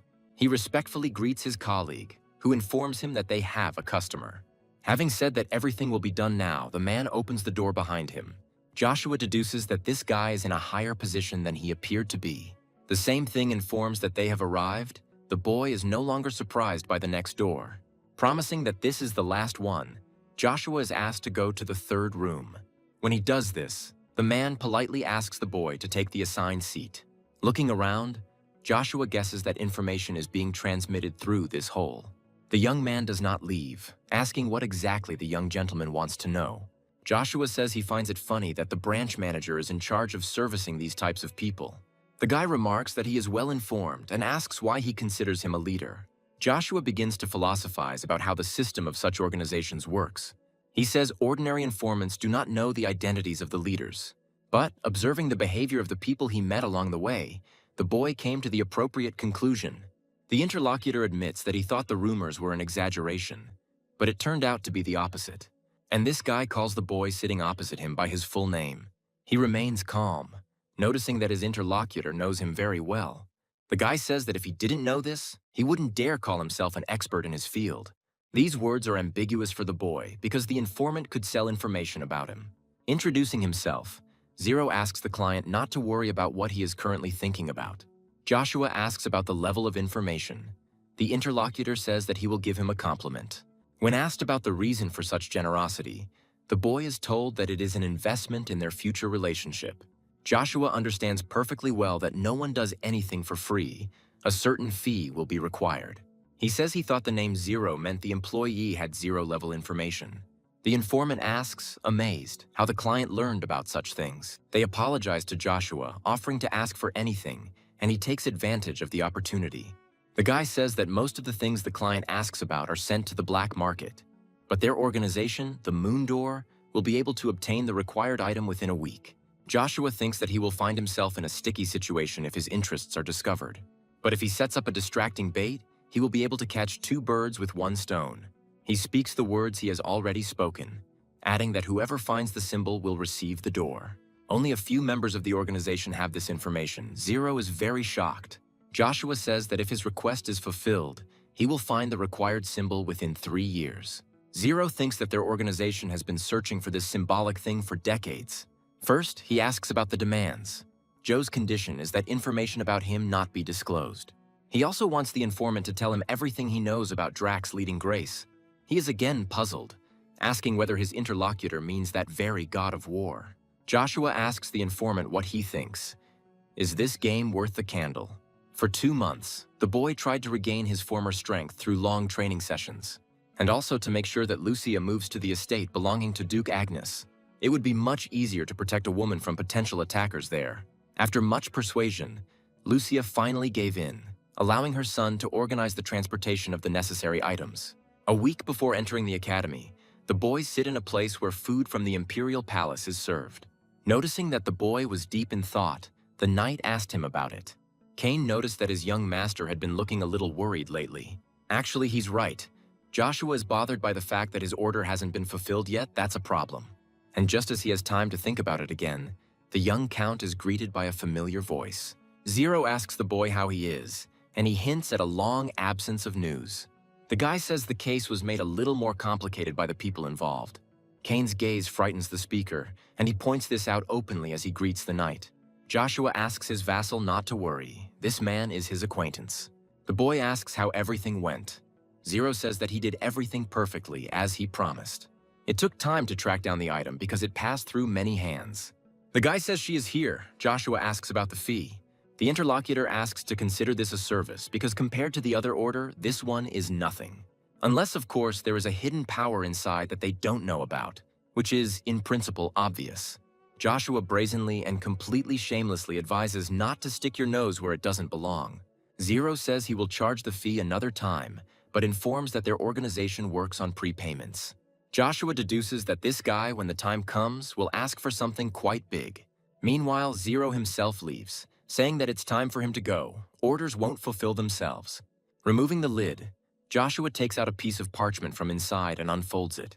The Orbeez family was one of the most prestigious magical families just a decade ago. Even when magicians were treated with respect, this house went beyond the generally accepted boundaries. This happened because the eyes of the family defeated a knight close to the title of Master of Skills. The act attracted the attention of the Kingdom of Magicians, Terra, and the king personally visited the Orbeez. Joe believes that the Avalon Imperial family deliberately got rid of the nobles in their kingdom. Barren accent attracts attention, and the boy inadvertently says it out loud. Kane clarifies whether the gentleman means the Baron called the Night Trader. He is a very well-known figure in the lower classes and is said to control the black market. The knight also says that this man is the half-brother of Viscount Wig, whom Joshua knows. The boy thinks about this, but is distracted from his thoughts by a voice asking for the name. Fanzil politely notes that quite a lot of time has passed since their last meeting. The higher the rank of a nobleman, the closer his estate is to the Imperial Palace. However, on the outskirts of the capital, there is a very large and luxurious area. The reason why things are this way is because of the vast wealth that ignores status. And the person who owns all this is one of the most important figures in the lower classes. Baron Pryor asks what brings a potential interviewee to his shabby estate. He calls the man sitting leisurely in the chair Count Veron Chenvillas. He notes that the deadline for fulfilling Baron Pryor's promise has long since expired. The man starts to hesitate, saying something unintelligible, but under a piercing gaze he pulls himself together. Elves are extremely rare, so it's extremely difficult to get them. He asks for a little more time. Veron says he entrusted the case to Pryor precisely because he wanted to avoid such excuses. The man stutters and asks for forgiveness, and the Count gives him only 1 week to correct his mistake. Pryor is overjoyed, promising that with such a supply he will certainly get the goods. The young man agrees, starting to say what will happen if the conditions are not met. In this case, Pryor will have to forget about the luxury he enjoys in the city. The man can't seem to even out his tone when he says he'll take this information into account. After watching his interlocutor before he disappeared, the man finally straightened up. He says that because this kid is always like this, he can't really show off his talent. The butler allows himself to carefully clarify whether 1 week will be enough. Pryor says he has to do it no matter what it takes, or things will get bad. This cub is the son of one of the most influential people in the army and more. The emperor himself trusts him, and Veron Chenvillas is capable of a lot. A question comes from the Kibitka. Does the Count really think that the Baron will fulfill the order? Veron chuckled thoughtfully and said that he thought it would be a bit difficult. The interlocutor is perplexed, apologizes, and is about to ask why all this is happening. Veron says there's a reason he gave the man another week. A conversation begins between them, where the Count tries to lead his interlocutor to the truth on his own. Satisfied with the answer, Veron confirms that the whip is dominant in the equation. The man begins to understand what the young Count is getting at, and he expresses his thoughts. Veron plans to crush Pryor in a way that will make him more loyal. The man says that his interlocutor sees right through Pryor, to which he only waves his hand. He is now much more interested in the question of what to eat. The coachman is given the corresponding order. Kane notes that a lot of time has passed since their meeting. Fanzil expresses joy at the meeting. The man politely inquires whether he has inadvertently interrupted an important conversation. The knight answers negatively and adds that they are also very glad to see him again. Joshua recalls that this man was not an ordinary nobleman in the good sense of the word. Fanzil had a weak body and was essentially just as gentle at heart. He interacted with commoners on equal terms, which made him an object of ridicule among the nobles. But he remained himself. Now his girl, greeting Joe, gives him a compliment. The young Count analyzes her speech, wondering if she always talked so much. Meanwhile, the girl comes a little closer to him and addresses him by name, starting to get embarrassed. Verona's companion is unhappy with the visitors at this hour, but they assure him that the problem will be resolved. Count Veron, noticing Iselin among those present, orders the girl to stop. His gaze changes as he begins to take in her whole appearance, briefly but carefully. The young nobleman expresses annoyance at not having noticed such a beautiful lady earlier. He asks if this is her first time here, and he is interested in what family this girl belongs to. The companion tells Iselin to show respect when introducing the eldest heir of Villas. Kane's mind sinks, trying to understand what such an influential person is doing here. Fanzil apologizes for his daughter's rudeness, saying that it is an honor for him to meet Veron. He introduces himself formally, not forgetting to mention the county he owns. Veron finds him similar to the one mentioned. The companion confirms his beliefs. The young Count says that he did not expect an apology at all. He was outraged by the upbringing of this young lady. And he is not going to turn a blind eye to such an act, expecting an apology specifically from Iselin. Kane understands that it is precisely the young Count's pressure towards Rebrick that is disrespectful. Veron, meanwhile, loses his composure, addressing the girl directly, accusing her of being narrow-minded. Iselin gasps and starts babbling something unintelligible, but her interlocutor doesn't let her finish. He tells her to hurry immediately and show her deep respect to the Count. Joe is not going to watch this from the sidelines, saying that he finds it funny. He notes that Verona's father has something to worry about too, because his son is a reckless bastard. Count Villas cries out indignantly, asking what this degenerate just said. Asking how dare he, the man tells Joshua to first state his name. The boy notes that the consequences of a drawn sword can be quite dire, and he adds that there will be a heavy price to pay for such rash actions. The man freezes as soon as these words leave his interlocutor's lips. This menacing aura reaches out to him with its tentacles, trying to entwine and devour him. After following the trajectory of the energy, the man realizes that it is coming from the child standing opposite him. Veron asks Muck what he is doing. Is he really not able to teach some child a lesson? But that's not quite it. Joshua meanwhile introduces himself as Asher Fen Frederick. The opponent repeats someone else's name word by word, trying to remember who it is. Joe allows himself to stop thinking so hard, because now he will remember it forever. At the Lock Castle, an unknown person greets Ina, noting that they haven't seen each other for a long time. The girl responds to Fortress in kind, saying that he arrived faster than she expected. The interlocutor clarifies why he was called, assuming that something happened. Ina says that an extra variable has appeared, a monster from the Duchy of Agnes. Fortress assumes that this is Babylon, but the girl clears everything up by telling about her second son. The other person feels betrayed, asking why they weren't told about this earlier. Ina asks him to calm down, saying that very soon this will become known to everyone anyway. Fortress agrees with this, but not with the talk of peacetime. There is too much tension around. Most of the country's forces have been building up their power for a long time and are now quite large. Ordinary people think that everything is great, but in reality, everything is far from rosy. Ina says the importance of masters in war cannot be overestimated. Analyzing her words, the interlocutor comes to the conclusion that information prevents war. He understands the girl's thoughts, but considers the appearance of the Duke's second son a significant problem. Ina asks him not to worry, because she has plans for every eventuality. She says that everything will be fine for now and plans to immortalize her name. The big plus is that the girl is confident that she will be able to lure Joshua to their side. Veron says he has never heard of this family before, calling them backwoods people. Joshua doesn't take the insult, asking if it really matters. Veron says that not at all, because very soon this house will disappear from the face of the earth completely. He orders the one standing before him to bow down, then perhaps he will be able to avoid death. Joshua responds with deliberate calm, deliberately stretching out his vowels when he mentions the comical nature of what is happening. The boy tells Mook to put this insolent fellow on his knees before him right now. He agrees to carry out the order, although he is still surprised by this child's thirst for blood. Of course he feels sorry for the boy, but the whims of the Villas family are not subject to objection. The fact that Joshua parries a punch with his bare hands causes general amazement. The boy, taking advantage of the moment, moves forward and with a precise movement launches an attack. Muck, not expecting this, starts coughing, but the place where he was hit makes breathing difficult. The boy can't believe that his subordinate was finished off so quickly. He knows perfectly well that Mook is level 3, which causes even more misunderstanding. Joe says he's not going to forgive him. Kids like that learn their lesson after being punished. Veron demands that he state his name, and he willingly repeats what he has already said. The boy advises not to joke with him. He knows perfectly well that such a house does not exist. He starts to boast about his family's status, but is interrupted literally mid-sentence. The impact is so strong that the Count flies back several meters. Approaching him, Joshua says that this is not the end, because everything is just beginning. Lifting his opponent by the scruff of the neck, Count Agnes asks where all the grandeur has gone. Saying it would be problematic if Veron passed out like that, Joe tells him to wake up. The man, thrusting his sword nearby, asks the master sitting on him to stop. He admits that they have shown him great disrespect and begs the Count for mercy.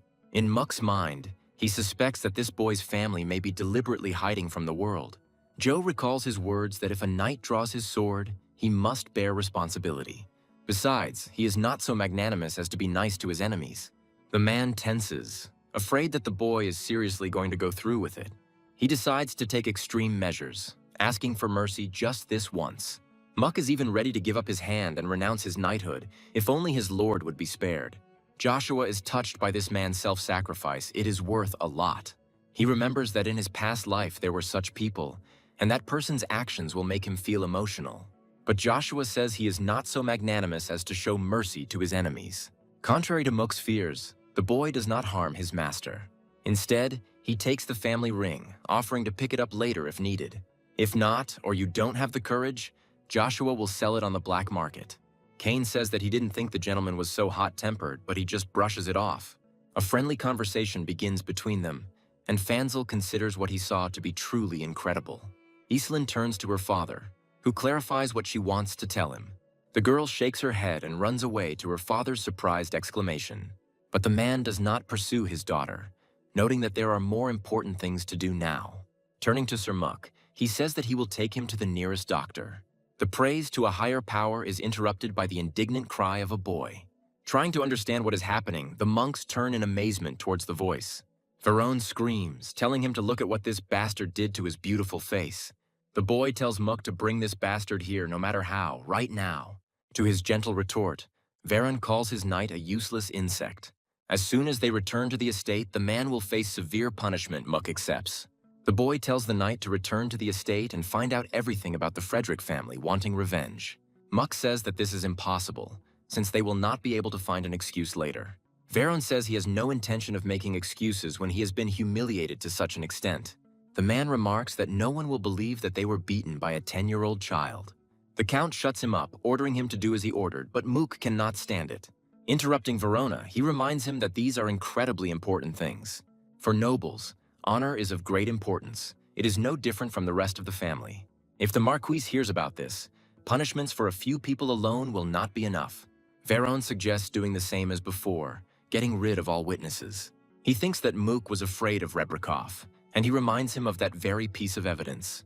At first, the boy doesn't understand what his vassal is talking about, but then it dawns on him. He says that everything is under control and that his family ring is actually with him. But suddenly he realizes that he was mistaken, that the ring is lost. The boy admits only in his mind. Muck conveys to the master the words spoken by Asher about how to get the thing back. They are not in that position now. They need to moderate their ardor and watch the situation develop. Veron asks if the knight really thinks he should go and apologize. Muck says he'll try sending a messenger first. He doesn't necessarily have to go himself. The interlocutor asks again, trying to understand who this messenger might be. While Joe is looking at the ring, he is asked if he is sure that Veron will come to him. The boy believes that he will not do it personally, but will send a messenger for his thing. It will be someone with a high enough status, but without the risk of information leakage. Kane doesn't understand who the other person is referring to, so he asks directly. Joshua recalls a rumor going around in Acadia about Pryor's accent. The point is that the king of the night is actually the young master of the villa's family, Veron. Kane is mentally amazed by the strategic abilities of his overlord. He admires him. After all, what's happening was part of his plan from the very beginning, but it's a little puzzling. A familiar voice pulls the knight out of his heavy thoughts, drawing his attention. Lady Iselin thanks the young gentleman very much for the assistance he has provided her. The boy says it's not worth it because his intentions were selfless.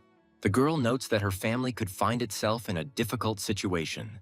Joshua tries to understand how such a meek person can become the main sorceress of the continent. That time she looked like a delicate flower that would exude beauty even in the cold. Now the girl says that if the Count gets into trouble because of this, they will help. Joshua says that there is no need for that. Iselin tries to find the words to object. The boy says that if it is so important to her, she can do him a favor in the future. The girl turns out to be happy with this arrangement, accepting the new conditions. Bowing respectfully, she says that she will do anything for the young Count. Nodding to his interlocutor, the boy turns away, immersed in his thoughts. He needs this, because now he will have a very strong supporter on his side. Joe notices a flash on the roof of one of the houses across the street. Whoever was there is now running away, moving quickly across the rooftops. Zero curses mentally in frustration. What Joshua observed is a surprise to him. The guy wants to change his plan because, judging by his skills, he is not lying. Zero thought that this kid just wanted to use them, but now he has changed his mind. The accent is placed on the dining room, where the above-mentioned event took place relatively recently. Noticing the Count, he realizes that he has found exactly the place he needed. When the man comes in, Joshua says he arrived faster than he expected. The interlocutor expresses joy at the meeting and gives his full name. He says he is honored to meet the scion of the Frederick family. Kane analyzes the man's behavior, which seems suspiciously strange to him. Accent says he has a message for Count Asher and asks for the ring to be returned. Joshua recalls his conditions, ordering Verona to come and collect his treasure in person. The man tries to be polite by asking if there is any alternative to this. Joshua pretends to give in, ordering that his knight be brought here instead of this weakling. But since the Count fulfilled Accent's request, he must satisfy his desire in return. The boy makes a clear hint by noticing that the rings on the man's hand look very expensive. Accent involuntarily glances at his hand, realizing what the conversation will be about next.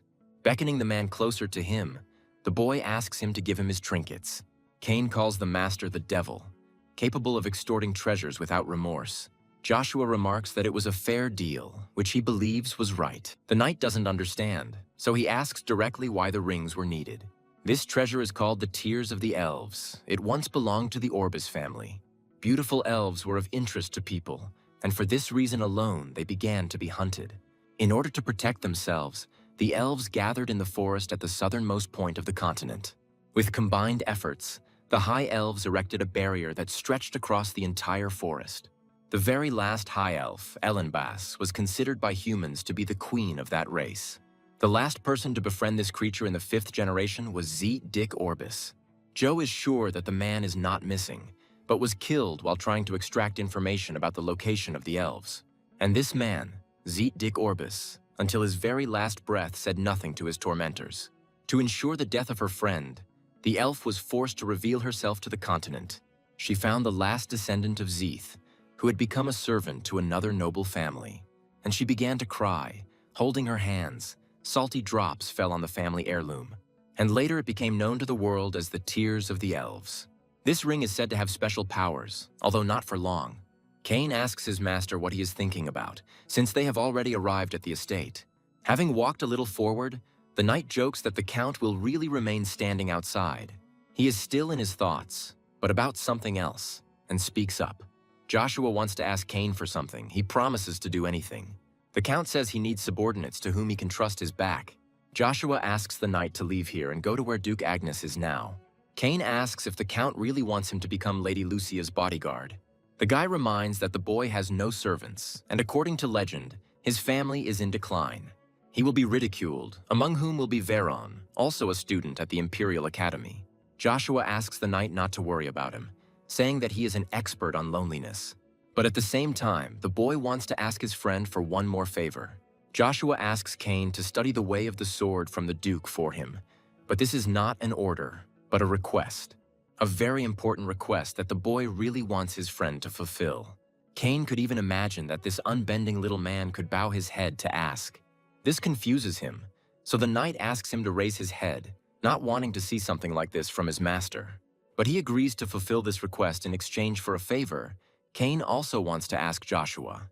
He agrees, asking what the request addressed to the count himself will be. Cain asks his master to make sure that he bows his head only before him. Joshua is even flattered deep down, so he easily swears an oath on his name. Cain says that in that case he is entirely at his disposal. In the very center of the vast continent of Grand, surrounded, stands an ivory tower. It is not only a sanctuary, but also the pride of the magicians, called the Magic Tower. Scratching his beard, he speaks of the master of the red flame and the void. Jan Danpara, the head of the Magic Tower, asks why the 3 are missing. Jaqen says that 2 of them don't want to stay in one place, and the 3rd is busy with important matters. In that case, Jan is going to start the 27th meeting without this trinity. The main theme today will be the stone known as the Primordial. Laughter is heard nearby. Theta, the Storm Master, notes that getting straight to the point isn't the old man's strong point. Jaqen asks Storm to mind his manners. They are at a meeting after all. Ian expresses surprise at Teta's visit. As usually, there is no trace of him. This time, the reason is really serious, and besides, he is interested in Magma's question. Jaqen says that it wasn't just her who disappeared. The same fate befell Bronto. The interlocutor is indignant, and the old man remarks that he himself is hearing about this for the first time. Elisha, the master of ice, suggests that the crystals were taken without even knowing their true nature. However, if this is not the case, then the problem that has arisen is truly serious. Ian says he has an idea who took Magma, but he doesn't know anything about Bronto. Teta laughs, saying that now it dawns on him why lightning left so suddenly. Jacques says he has an idea of who could have taken Bronto. It's enough to analyze the rumors. He heard that a magic swordsman had appeared near the crystal's location. Those present ask questions in sync, trying to find out more about it. The woman, puzzled, asks if it is possible that this is the one she is thinking of. Jaqen doesn't think so, because this magical swordsman is only 9 years old. Those present, stunned by this turn of events, ask incredulously about his age. Jan asks them to calm down, because nothing is yet completely known. They need to wait for lightning. The old man orders Jaqen to keep an eye on whoever took on Magma. Elisha asks if he can be the successor to the same one, unable to imagine another. When asked to calm down, the woman flares up, believing that something like this cannot be ignored. Jacques believes that they are not connected in any way because the subject of these rumors is Arden's son. Theta gets angry, asking Mr. Earth to inform him of such things in advance. Slamming his hand on the table, the leader calls for silence, repeating what has already been said. They don't have reliable information, so it's wiser to continue monitoring the situation. When the old man says that that's all for today and they can go their separate ways, he gets mixed looks. When he is alone, he laughs, trying to understand whether good or bad changes are coming. The light that is coming out has an unusual origin. It is magical. While his master casts his spell, the knight, groaning from the effort, tries to stay on his feet. The spell the boy is reading is unfamiliar to the blonde, as it is an ancient language. Cain knows it's called the language of runes and wonders how Joshua knows it. Fascinated by the ring, the knight increasingly believes his master to be a magical swordsman. As the object falls weightlessly downwards, Cain hurries to his owner. He asks if everything is okay with him, and he responds with calm agreement. Cain wonders which high elf blessed this ring, since it requires the runic language. Joshua briefly brings his knight up to speed, wishing he knew more. In a serious tone, Cain says that he has a request for his overlord. He, observing all the rules of decency, asks Joshua for the tears of the elves. The boy says that men cannot use this item. Cain is a little puzzled, but a guess soon occurs to him. Joshua answers his question by saying that he is going to give the ring to his mother.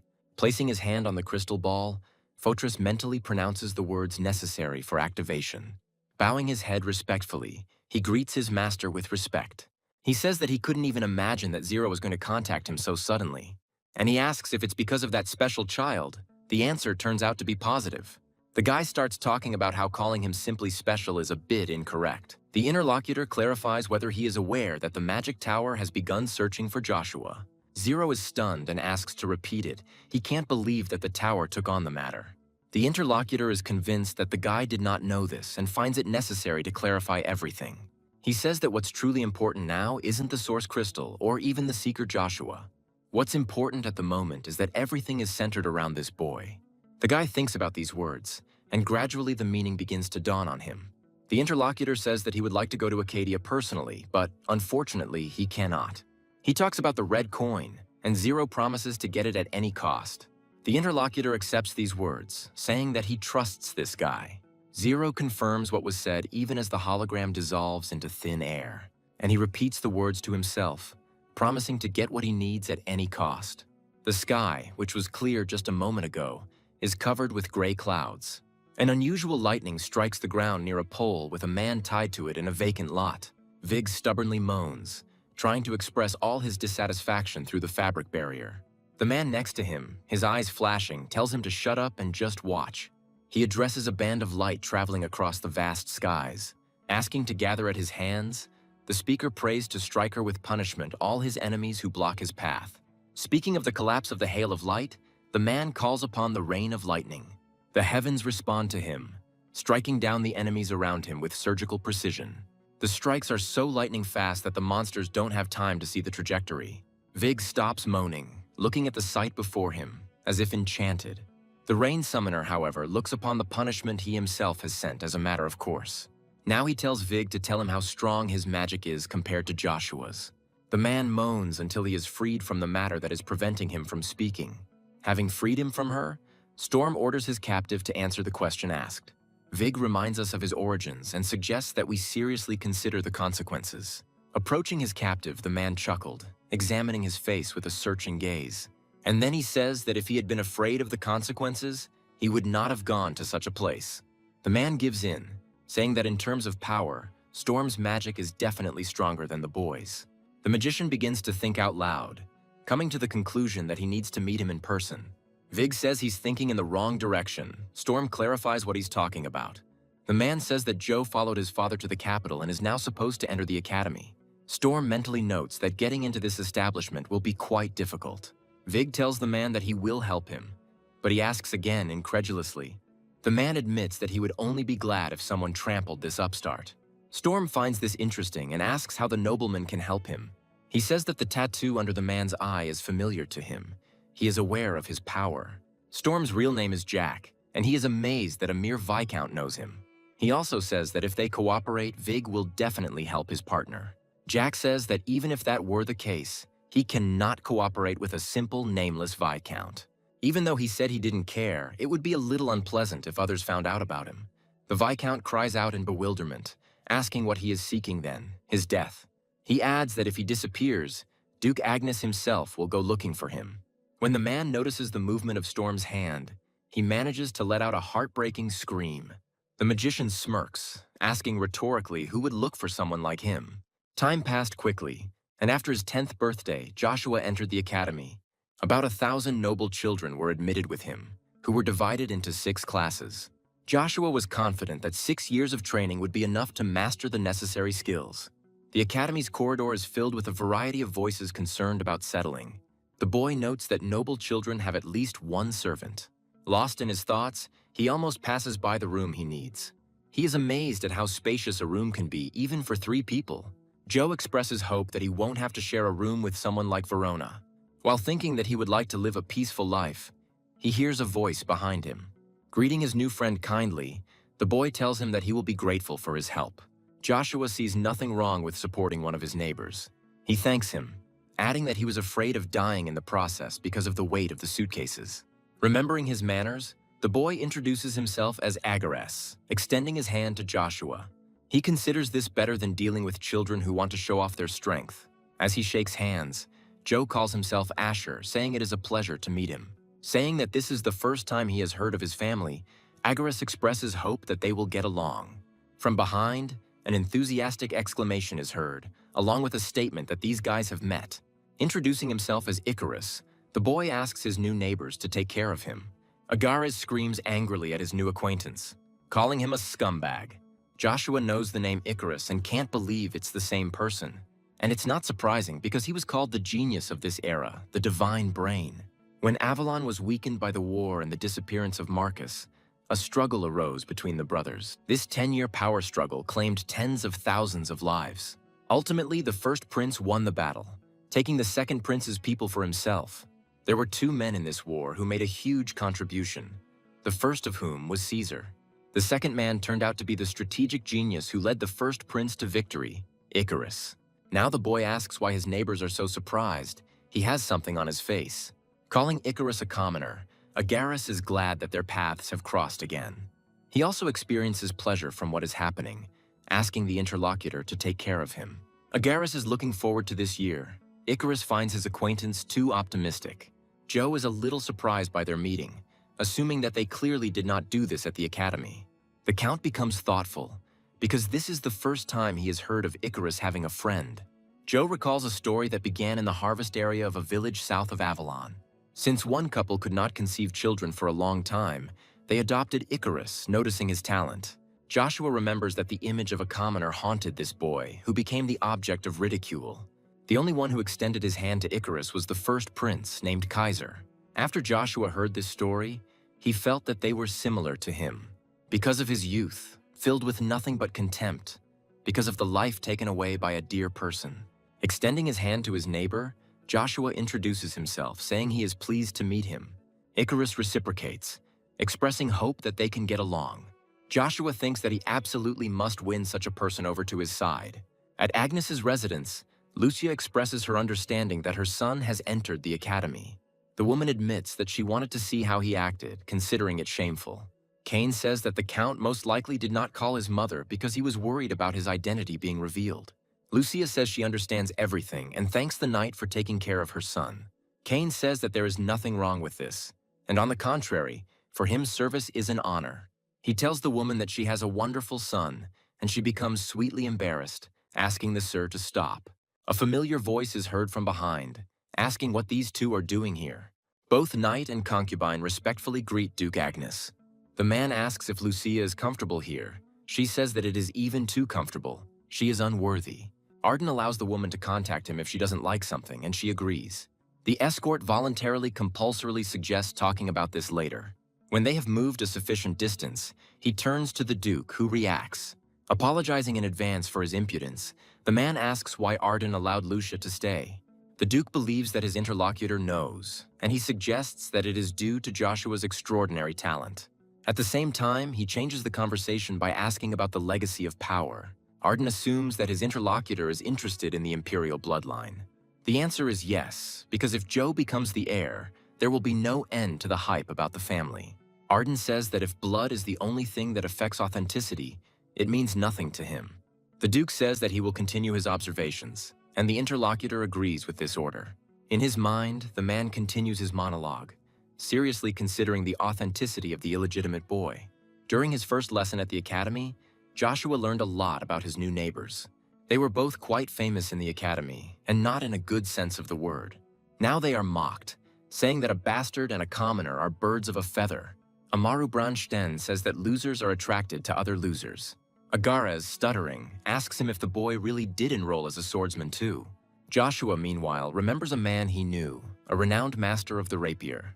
Amaru's friend thinks that they will be excellent students compared to these two losers. By the color of their ties, Joshua determines that these boys are a year above them. Amaru says he is ashamed that he used to be friends with a bastard, Agares. Icarus can't resist asking if this guy isn't being too cruel to his neighbor. Duncan asks sharply how a commoner dares to interfere in the conversation, expressing disrespect. An argument ensues between them on this basis, and the second-year student behaves arrogantly.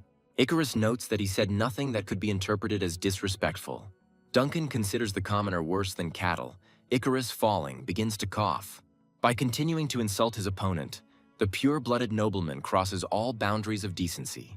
Agares intervenes, asking the second years to stop as he thinks they are going too far.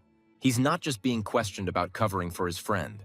Amaru's gaze changes to one of interest when he notices movement from the side. When Joshua approaches them, one of the second years asks who he is. He no longer believes that he will be able to live a little peacefully and is going to teach the bastards a lesson. Suddenly remembering something, Amaru begins to stutter, asking why he is here. A voice comes from the side, saying that he thinks he got it right. The fourth prince states the fact that he has indeed waited a long time for Joshua. Caesar is greeted, but he is only interested in whether Count Agnes is glad to see him or not. When asked if this is really the case, Mook asks what exactly the other person wants to know. Varon asks if it's true that the fourth prince acted as if he knew that bastard. The boy ponders over a positive answer and the identity of the mysterious Frederick. In the end, he tells Mook to go to the moon door and find out about this strange family. The knight tries to object to his young lord, but his voice trembles. He recalls that during his visit to the boy, the latter made the man make a promise. Muck then swore on his honor that he would stop Varon if he did anything like that. Now the man warns the gentleman that the consequences of this could be shameful for the family. The boy tells the knight to shut up, believing that he should not keep his own promises. He orders that instead of objecting, they do what he says and find out about everything immediately. The man looks away, agreeing with his lord's command, but he is torn between contradictions. While the teacher explains the topic, Joe thinks that he didn't mean to draw attention to himself, and yet he understands that if he wants to attract Icarus to his side, he will have to change his plans. Caesar then said that despite the answer he received, he did not intend to surrender. He asked Joe to visit the palace before graduation, but the boy was already planning to do so. The teacher calls Agares' name and he jumps up, thinking it's time for lunch. Classmates start laughing at this guy's stupidity. It all comes down to blood purity. The teacher asks Agares to be careful if he does not want to go home. He agrees. The man continues the lesson by explaining why the sword is considered the greatest weapon. He gives examples of famous people who use swords in their battles. After the lecture, the teacher asks to answer the question about why the sword is considered the greatest weapon. Amaru says that all other weapons are just trash compared to the sword. He believes that someone who does not use a sword will never be able to defeat a swordsman. The teacher reminds that spears are mainly used in war. He asks for clarification. The guy says we're talking about people with the same skills, not about those who are cannon fodder. Joshua can't take it anymore and says he finds what the guy is saying funny. He's not only teasing the swordsman, but also Amaru's potential relative by talking about the rapier. Curious whispers are heard around, and students become interested in the identity of their new classmate. Amaru tells him to repeat what he just said about the rapier being called complete trash. The teacher warns against fighting, but the boy says he can't ignore the insult to his family. Joshua points out that Amaru himself has insulted people who use weapons other than the rapier. The blonde believes his words are true and offers a duel if his opponent is sure of the opposite. Joshua reminds him of what the teacher just said about students not fighting being prohibited. Amaru provokes the boy by saying that he thought he was something more. Joshua explains that he doesn't want to break the rules, suggesting that they duel in the sparring room. Amaru agrees that this is possible. Besides, they have sword lessons tomorrow. He asks the teacher to allow this sparring, and then the disputes on this basis will stop. The man thinks that this year will be difficult because of the Sten family and this child. In the end, the students manage to get permission, but the use of real swords in sparring is prohibited.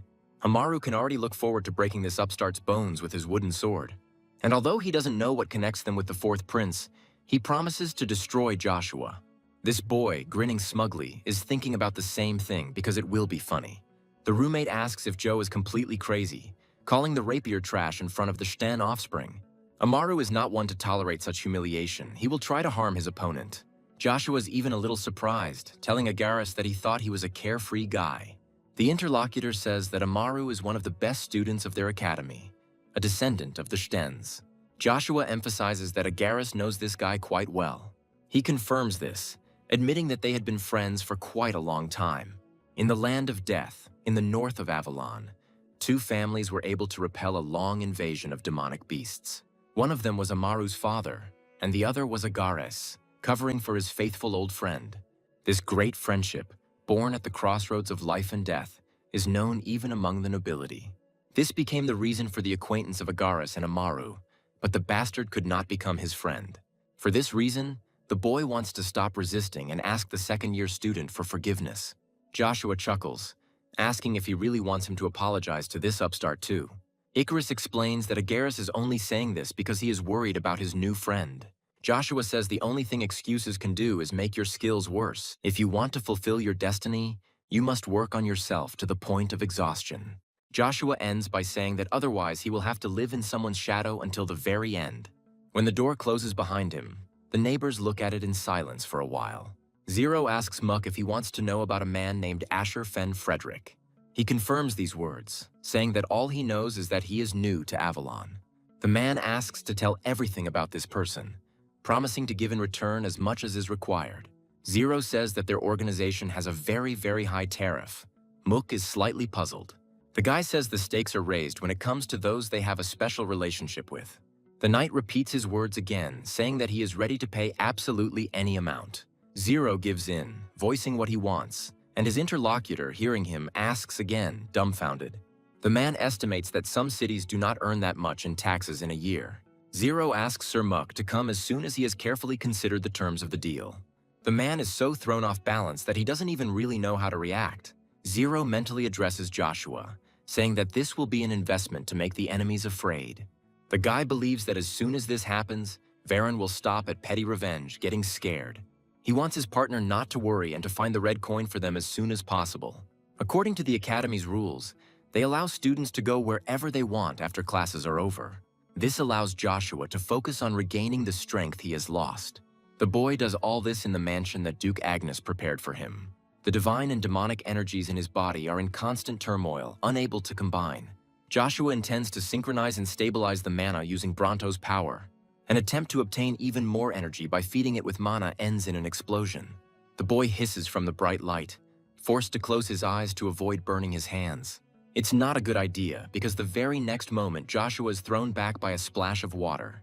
Hitting his head on a rock, the boy loses consciousness and falls into a black abyss. After a while, he forces himself to open his aching eyes. As Joshua lifts himself off the rock he hits, he winces in pain and gasps. He understands not only that he has lost consciousness, but also that he cannot yet fully control his power. And yet the boy cannot deny the fact that control is already much better for him.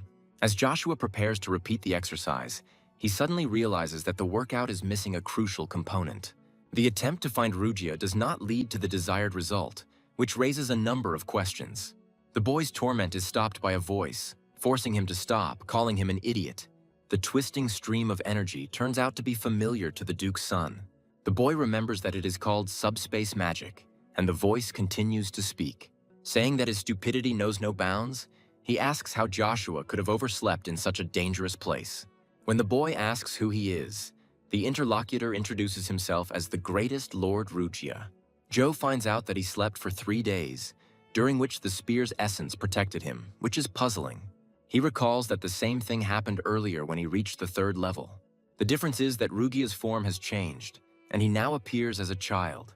But the entity says that this is not important now. Joshua clarifies what it means. Rugia suggests that before getting to know the enemy, you should get to know yourself, because you are not in a perfect state. The entity asks Joshua if he wants to get some information from him, and he asks again. Rugia says that the origin crystal has more than just elemental power. The truth is deeper. The interlocutor invites the boy to think about the unique powers of each source crystal. And after that, he advises trying to think about what kind of power Bronto has. Joshua follows Rugia's advice and begins to analyze the power of the lightning attribute crystal. Rugia suggests that the answer to this question will help him achieve his goals in the fastest possible way. Thinking about what the entity said, the boy slowly repeats its words after it. Rugia suggests that he stop playing the fool and remember his intention to take revenge on the traitor. Among the crowd of students entering the auditorium, the cheerful voices of Icarus and Agaris can be heard. The first one thinks that his friend has a lot of funny stories, while the other one thinks that his interlocutor has a boring life. The boy is distracted, paying attention to someone standing nearby who is also looking at him. Noticing that his former friend's gaze was directed directly at him, Amaru abruptly turned away. Agares follows his example, but he is very bad at hiding his feelings. Duncan asks why the hell those two scum are still in this place. He says that if he were in that company, he would have run away from them together with that boy, Asher. Agares asks them to finally stop pestering them. Those standing behind him mock him. They ask how he can ask them to stop when his neighbor, after causing a fuss, ran away. Duncan says the place will be cleaner once they get rid of weeds like them. The teacher entered the classroom and asked the students what they were doing there. He reminds them of the rules regarding fighting, saying that otherwise appropriate action will have to be taken. When he sees the boy being thrown, he mentally admits that the mistake is entirely his. The man does not want the situation that arose before to repeat itself again. Just as he thinks about Asher, an apology for being late sounds from behind him. The boy says that he had to leave for personal reasons, and the teacher mentally gasps in surprise. Looking at him tensely, the teacher tries to understand why the boy is digging his own grave. The boy's return does not bring joy to his classmates either.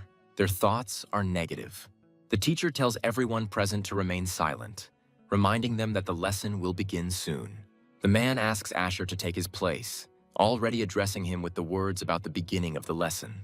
Now that it has come to this, the teacher is going to try to stop what is coming.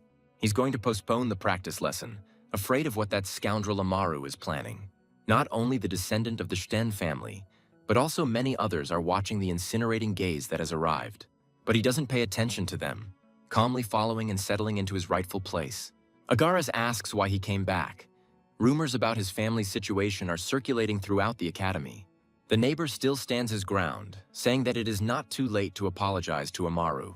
Joshua laughs at the old song and promises to show his friend how to defend his beliefs. The student is about to add a strong word, but his eye catches movement. When Icarus fidgets periodically, it becomes possible to read him like an open book. But Joshua doesn't have time for childish quarrels. He has more important things to do now. The memory of that conversation with Rugia bursts into my head like a sharp arrow. The boy will then ask the entity how it knew that he wanted revenge. He wonders if the spear really traveled into the past with him, and he is concerned about Bronto. The entity, as usual, answers evasively, to which Joshua asks it to stop making jokes. Rugia remains dissatisfied. He says that he is not obliged to give the boy any tips at all. Joshua doesn't make a sound, listening intently to every word the entity says.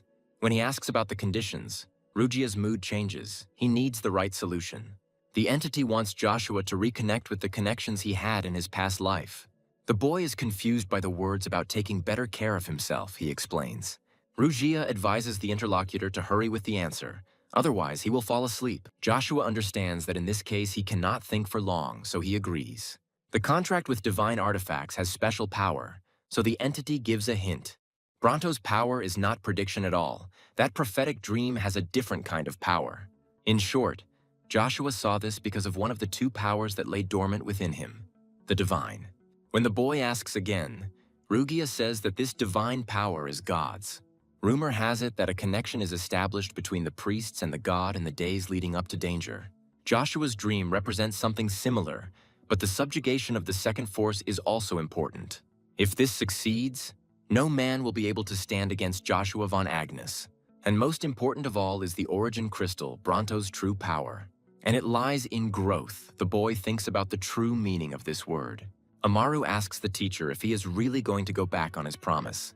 The man pretends not to understand what he is talking about, asking what the student means. The boy reminds the teacher that he approved of the sparring between him and Asher. The blonde man says that if this is canceled, the insult will affect his entire family. The man himself understands the consequences perfectly well, but he desperately thinks about how to get around it all. Amaru says he's not going to let Joe get away with this. He's going to take advantage of this opportunity. The opponent says that they are thinking about the same thing. He also did not intend to ignore the situation. Adding fuel to the fire, Joshua promises to show his opponent how useless the rapier is. Students run down the hallway, telling the uninitiated to move aside. They don't want to miss the fight. They are interested in why this newcomer has returned, because they are sure that he will get his due. The training room was already filled with those who like to judge a person by their appearance. Icarus offers to apologize to Amaru. Joshua is amazed by his friend's persistence. The fair-haired man believes that either the Count will not win or the enemy's family will not let it go. Joshua, grinning, says that then he will have to defeat each of them. Although the boy is silent, it is clear from his look that he thinks his roommate is crazy. Reading his thoughts, Joshua suggests making a bet. Icarus asks about the stake. The young duelist proposes that both sides bet one wish. Icarus is unclear about his interlocutor's intentions. He just wants to stop this sparring. When asked why he puts his wish on the line, Joe replies that he never thinks about such things. Specifically, the young Count never thinks that he might lose to someone like Amaru. The rage reflected on his face is also in his thoughts. The blonde is confident of his victory. The teacher asks Icarus to give up trying, to delay the sparring, and they will not be able to do it any further. As he leaves, the boy advises Ashura to value himself more, as he cannot handle such responsibility alone. Joshua thinks something has happened to his neighbor, as he has never heard anything like this from him before. The teacher, acting as referee, declares the duel to begin, calling out the names of both opponents. As Amaru takes his stance, he is supported by a roar of approval. The duelist's face is distorted by a grimace, and those present also fill the hall with bewildered exclamations. They don't understand why Joshua closes his eyes. They suggest that he just give up.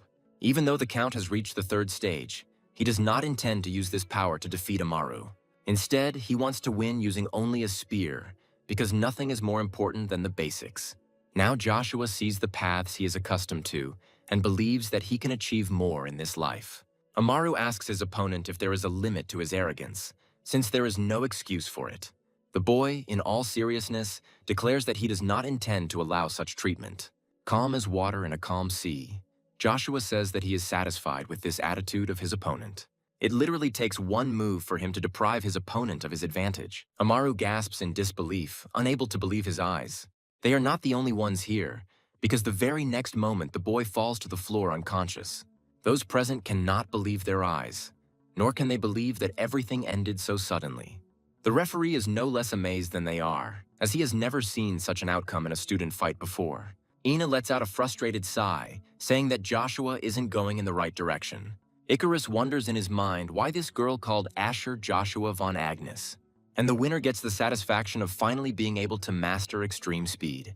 He could only dream of the enlightenment of the 6th stage of magical spear mastery in the past.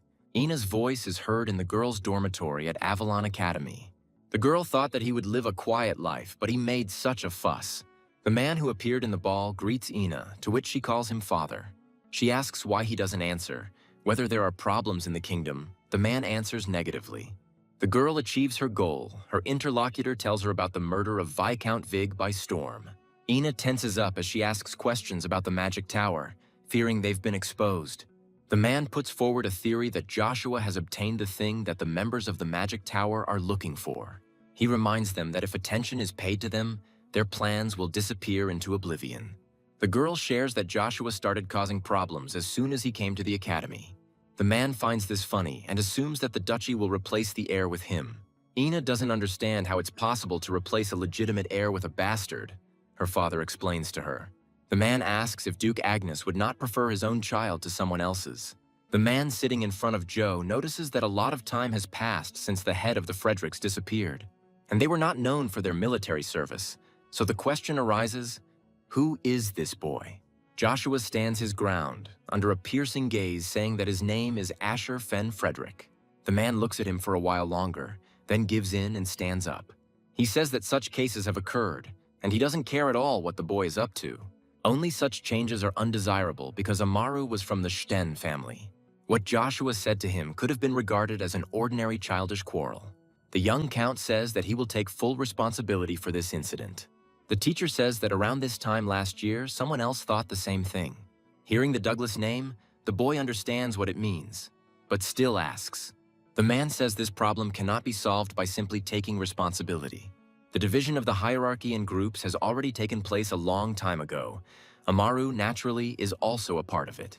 The man clarifies whether his little interlocutor understands what this could mean.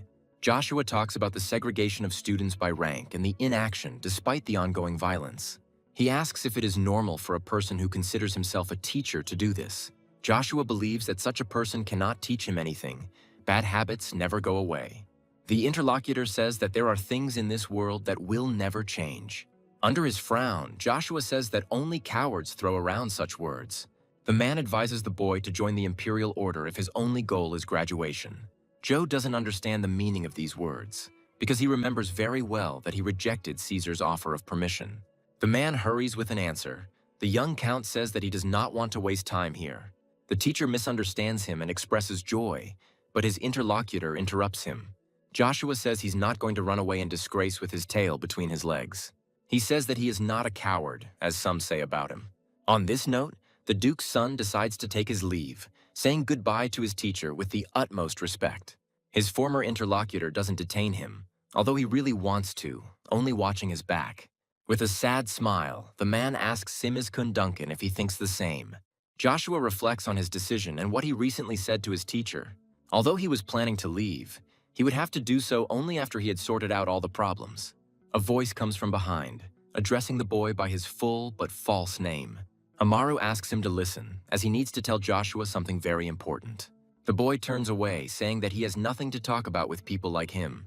Then Amaru sees no point in delaying, offering his apologies while the trail is still fresh. He admits he was wrong, saying he laughed at the spear before he understood the matter. Joshua is confused. He didn't think this guy could overcome his pride. The young count says that it doesn't matter anymore. Forgiving, Amaru can't believe his ears, amazed. But in this case, he asks his interlocutor to teach him something, and now he is surprised. Amaru wants Joshua to teach him his extreme speed technique. The student doesn't know what to be more surprised about, the request or the desire to learn a specific technique. Amaru says that he knows very well that speed is very difficult to achieve, especially like this. Joshua's attack was direct. The blonde boy felt like his whole body was twisted. Joshua is mentally amazed that Amaru understood the principle in just one strike.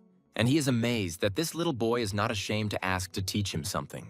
Blondie begins to sense something is wrong, wondering whether his interlocutor will be able to teach him or not. Joshua says it's not hard to learn, but he has one condition. All he would have to do was provide young Count Agnes with some sort of information.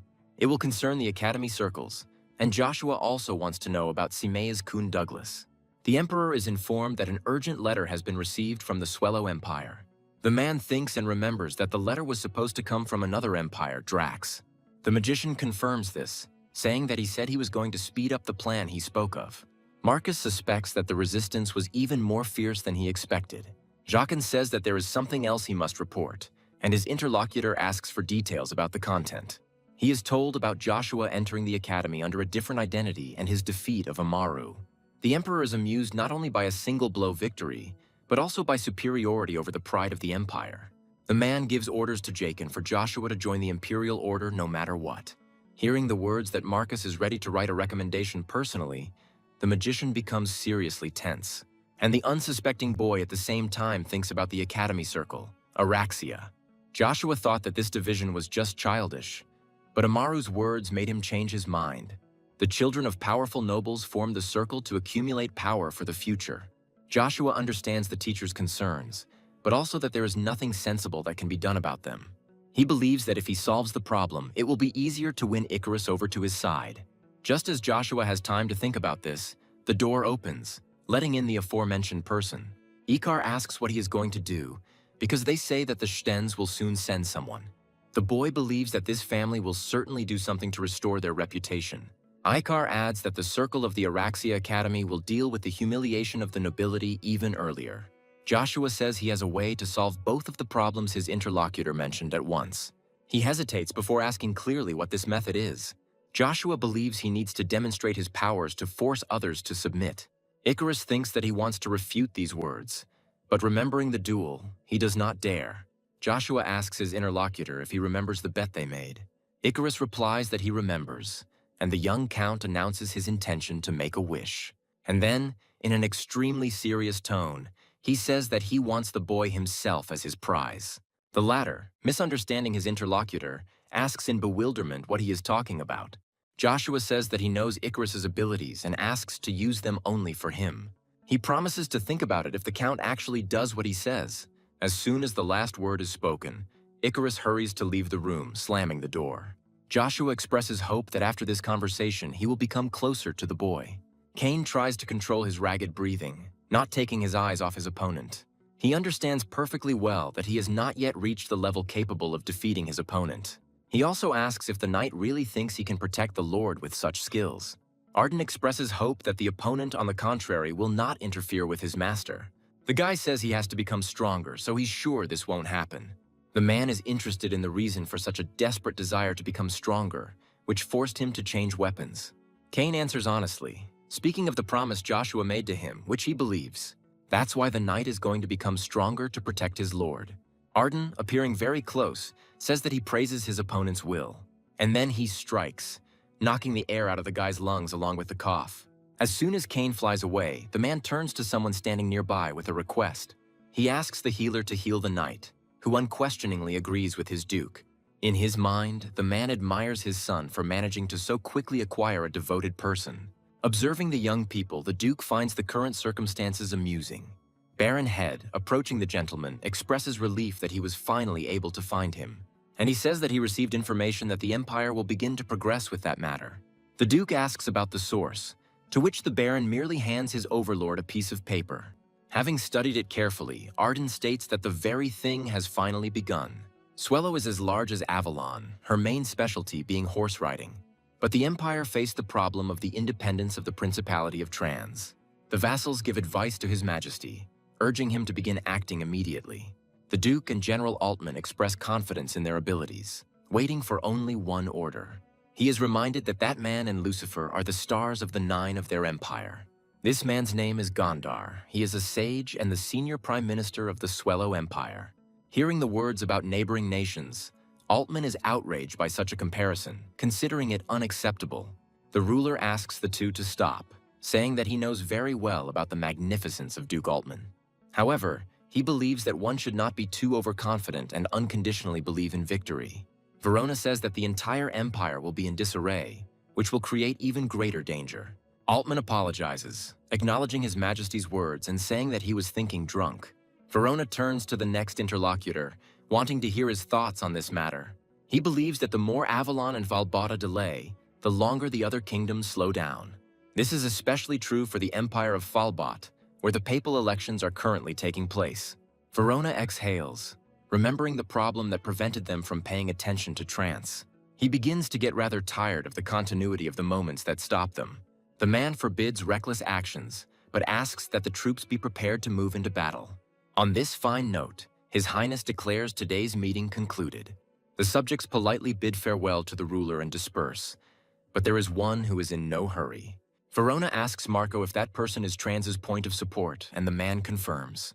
The Prime Minister adds that everyone knows this despite the fact that he does not show himself. The Emperor remembers the knight of eminent rank, Wintro, and involuntarily tenses up. As he leaves, he wonders if it is wrong to wish for the happiness of the city's citizens in the world. Marco believes that concepts such as happiness and peace can only be found in the strongest. The ruler smiles sadly, saying that strength is needed to protect happiness. He thinks hard, but no longer allows others to eavesdrop on the direction of his thoughts. Agar's gaze pierces through me. He is much more silent today than usual. Looking at his opponent, Joshua is mentally amazed at the intensity of his roommates. The boy wonders why Icarus came to him first, and now he. Agaris asks his friend to stay away from Araxia, otherwise he will have to pay. After his fiery warning, his interlocutor asks if he is really afraid. To Agaris's bewilderment, Joe asks if he is really afraid that the same fate as Saimei awaits him. A verbal response is not required. It turns out that just seeing the boy's face is enough. Joshua says that no one will say a word to him if Agaris runs away, but this is dangerous. This is how one can lose oneself, and the Count asks if his friend is really going to run like this until the end. He thinks for a few long moments, but suddenly speaks up. Agares blurts out the question heatedly, asking what the hell Joshua knows about this. Araxia is led by Veron himself, a group that is an insurmountable wall for the less powerful. Joshua thanks his friend for the information, as the leader turns out to be a convenient person for him. Agares doesn't understand his interlocutor at all. He asks what he means. However, he doesn't even intend to answer, leaving the boy alone with his thoughts. He seriously thinks about his neighbor's words, trying to understand what this convenience means. In the private room of the Circle of Araxia, the question is asked why not get started since everyone is already gathered. Natasha is asked to slow down, asking why she is always in such a hurry. The girl considers Gevorg too carefree, assuming that the Marquis Cromwell is worried. The boy says that family and his life are different things. He wants to enjoy the moment. A third voice speaks up, asking to stop arguing, as now is not the right time for it. Veron says he heard about Amar losing to someone named Asher Fen Frederick. Natasha wonders if this is true. Gevorg makes fun of his interlocutor. Veron again pulls them up, believing that they have no time for jokes. They cannot be frivolous. His interlocutors are skeptical about this, but he says that Asher beat him too. The boys begin to worry, especially remembering this one's close relationship with the fourth prince. Natasha suggests recruiting the boy so that she can later use him to her advantage. The atmosphere in the room changes dramatically when Veron asks what she means by that. Gevorg says that he agrees with Natasha. There is no point in caring about someone who has dishonored the family's name. Veron reminds his interlocutors of how much Amaru cares about this man. Besides, he can't watch that bastard Asher walking around within the walls of their academy. Joshua lets out a heavy sigh, thinking about the fact that the headmaster of the academy had called him to his office. The boy regrets that now his quiet and carefree days at the academy have gone out the window. Gathering his courage, Joshua exhales again, knocks on the door, and, entering, gives a fake name. The boy reminds the director that he was called, but stops short when he sees his interlocutor. He says that by order of His Majesty, the Emperor, he came to deliver a message. Taking a small velvet box in his hands, the boy immediately opens it. The ring inside it awakens memories, reviving events of the past. Joshua remembers the man then saying he had something for the boy. Arden said that for helping the master of the magic tower, he gave him a ring as a reward. Looking at this ring, Joshua wonders if he should change his plan a little. When his interlocutor had finished his remark, the boy asked him who he was. He replied that he was a member of the intelligence organization, Black Wind, and reported directly to the Emperor. Joshua knew this squad very well because his friend from a past life was in it. The Emperor wanted to know, having rejected Caesar's offer, whether he wanted to submit to his will. It was Marcus's will that the boy should join the Imperial Order the following day. The Emperor's order is absolute, so you must visit the palace as soon as possible. Joshua had heard that the Emperor was an energetic person, but he imagined it differently. One thing is certain, he has a keen eye for people. Swiftly rushing through the air, the fist successfully reaches its final target. The boy who received the blow bends in half, inertialously releasing air from himself. Unable to stay on his feet, he falls and starts coughing, trying to breathe. Icarus is ordered to get to his feet immediately, because he and his opponent are not finished yet. Agares asks to let his friend go, reminding them that they promised not to interfere in other people's affairs. Addressing his interlocutor, Duncan tells him that there is something he still doesn't understand. What is happening now concerns not only others, but also himself. The boy starts to stutter out of excitement, asking what they did to them. Gevorg asks who said that Agares specifically did something wrong, and he is perplexed. He is told that his past sin lies in his relationship with his brother, now with his friend. Agares asks if the Circle really thinks Asher considers them friends. Veron says he's not sure about that, but this guy definitely loves to interfere. The role of these two is to be hostages who will come to rescue. Agares will just have to do the same thing as with his older brother. The boy remembers the one who loved him despite the fact that their mothers were different. And then he was considered a nuisance, beaten in front of his younger brother Agares. The boy remembers the threats that Veron made, promising to cripple Simez. But now he remembers not only such a distant past, but also the words of a new friend. Agares understood what was going on without him, and what Asher said only gave him courage. Rushing at his opponent, the boy says that he will no longer achieve his goal. The blow comes from a completely different direction. The voice asks who he is hissing at. Veron resorts to threats, saying that if Asher does anything, their families will pay. Icarus, who has come to his senses, speaks up, causing surprise among the members of the circle. The boy says that they have no dignity since all they can do is take hostages. Duncan starts to get indignant, but Veron interrupts him, asking again and smiling. No one dares to speak at moments when the leader has something on his mind. The same one, having reduced the distance to the limit, looks thoughtfully at his hostage. An evil grin appears on his lips when the boy says that this interests him. And then he hits Icarus in the face with all his might, not even allowing him to put up a block for defense. Kicking the boy mercilessly, Veron says that in this world only the strongest survives. He says that none of this would have happened if they had silently eaten their leftovers. It's all the fault of the pathetic attempts of the trash to change something. The nobles cannot tolerate such things. Agares tries to break free from the tenacious grip, and the one holding him enjoys the spectacle. He starts to speak, asking what Asher will say, but falls silent. Veron is also forced to shut up and stop when his full name is called. The approaching one asks if he can tell why their promise was broken. Joshua, looking only at his opponent, promises that he will regret what he did. Veron screams heartbreakingly, wondering if he really thinks this is close to the insult inflicted. Joshua says that harming his friends is punished more severely than it seems. Hearing the word friends, Agares even stops resisting. He is so surprised.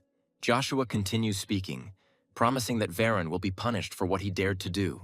The opponent orders him to stop, saying that he is capable of causing harm to more than just families. The words that he can blame everything on Joshua and kick him out of the academy do not touch the guy. Veron laughs madly, asking what the son of a family in decline is capable of. Natasha thinks Joe is better than she imagined, but her colleague doesn't share this interest. He recalls Joshua's recent words and asks if the girl is ready to be punished. And then he turns to the enemy, asking whether he will be able to stand up to those gathered. They are not sure of this guy's strength, believing that someone who is not of noble birth is not capable of such a thing.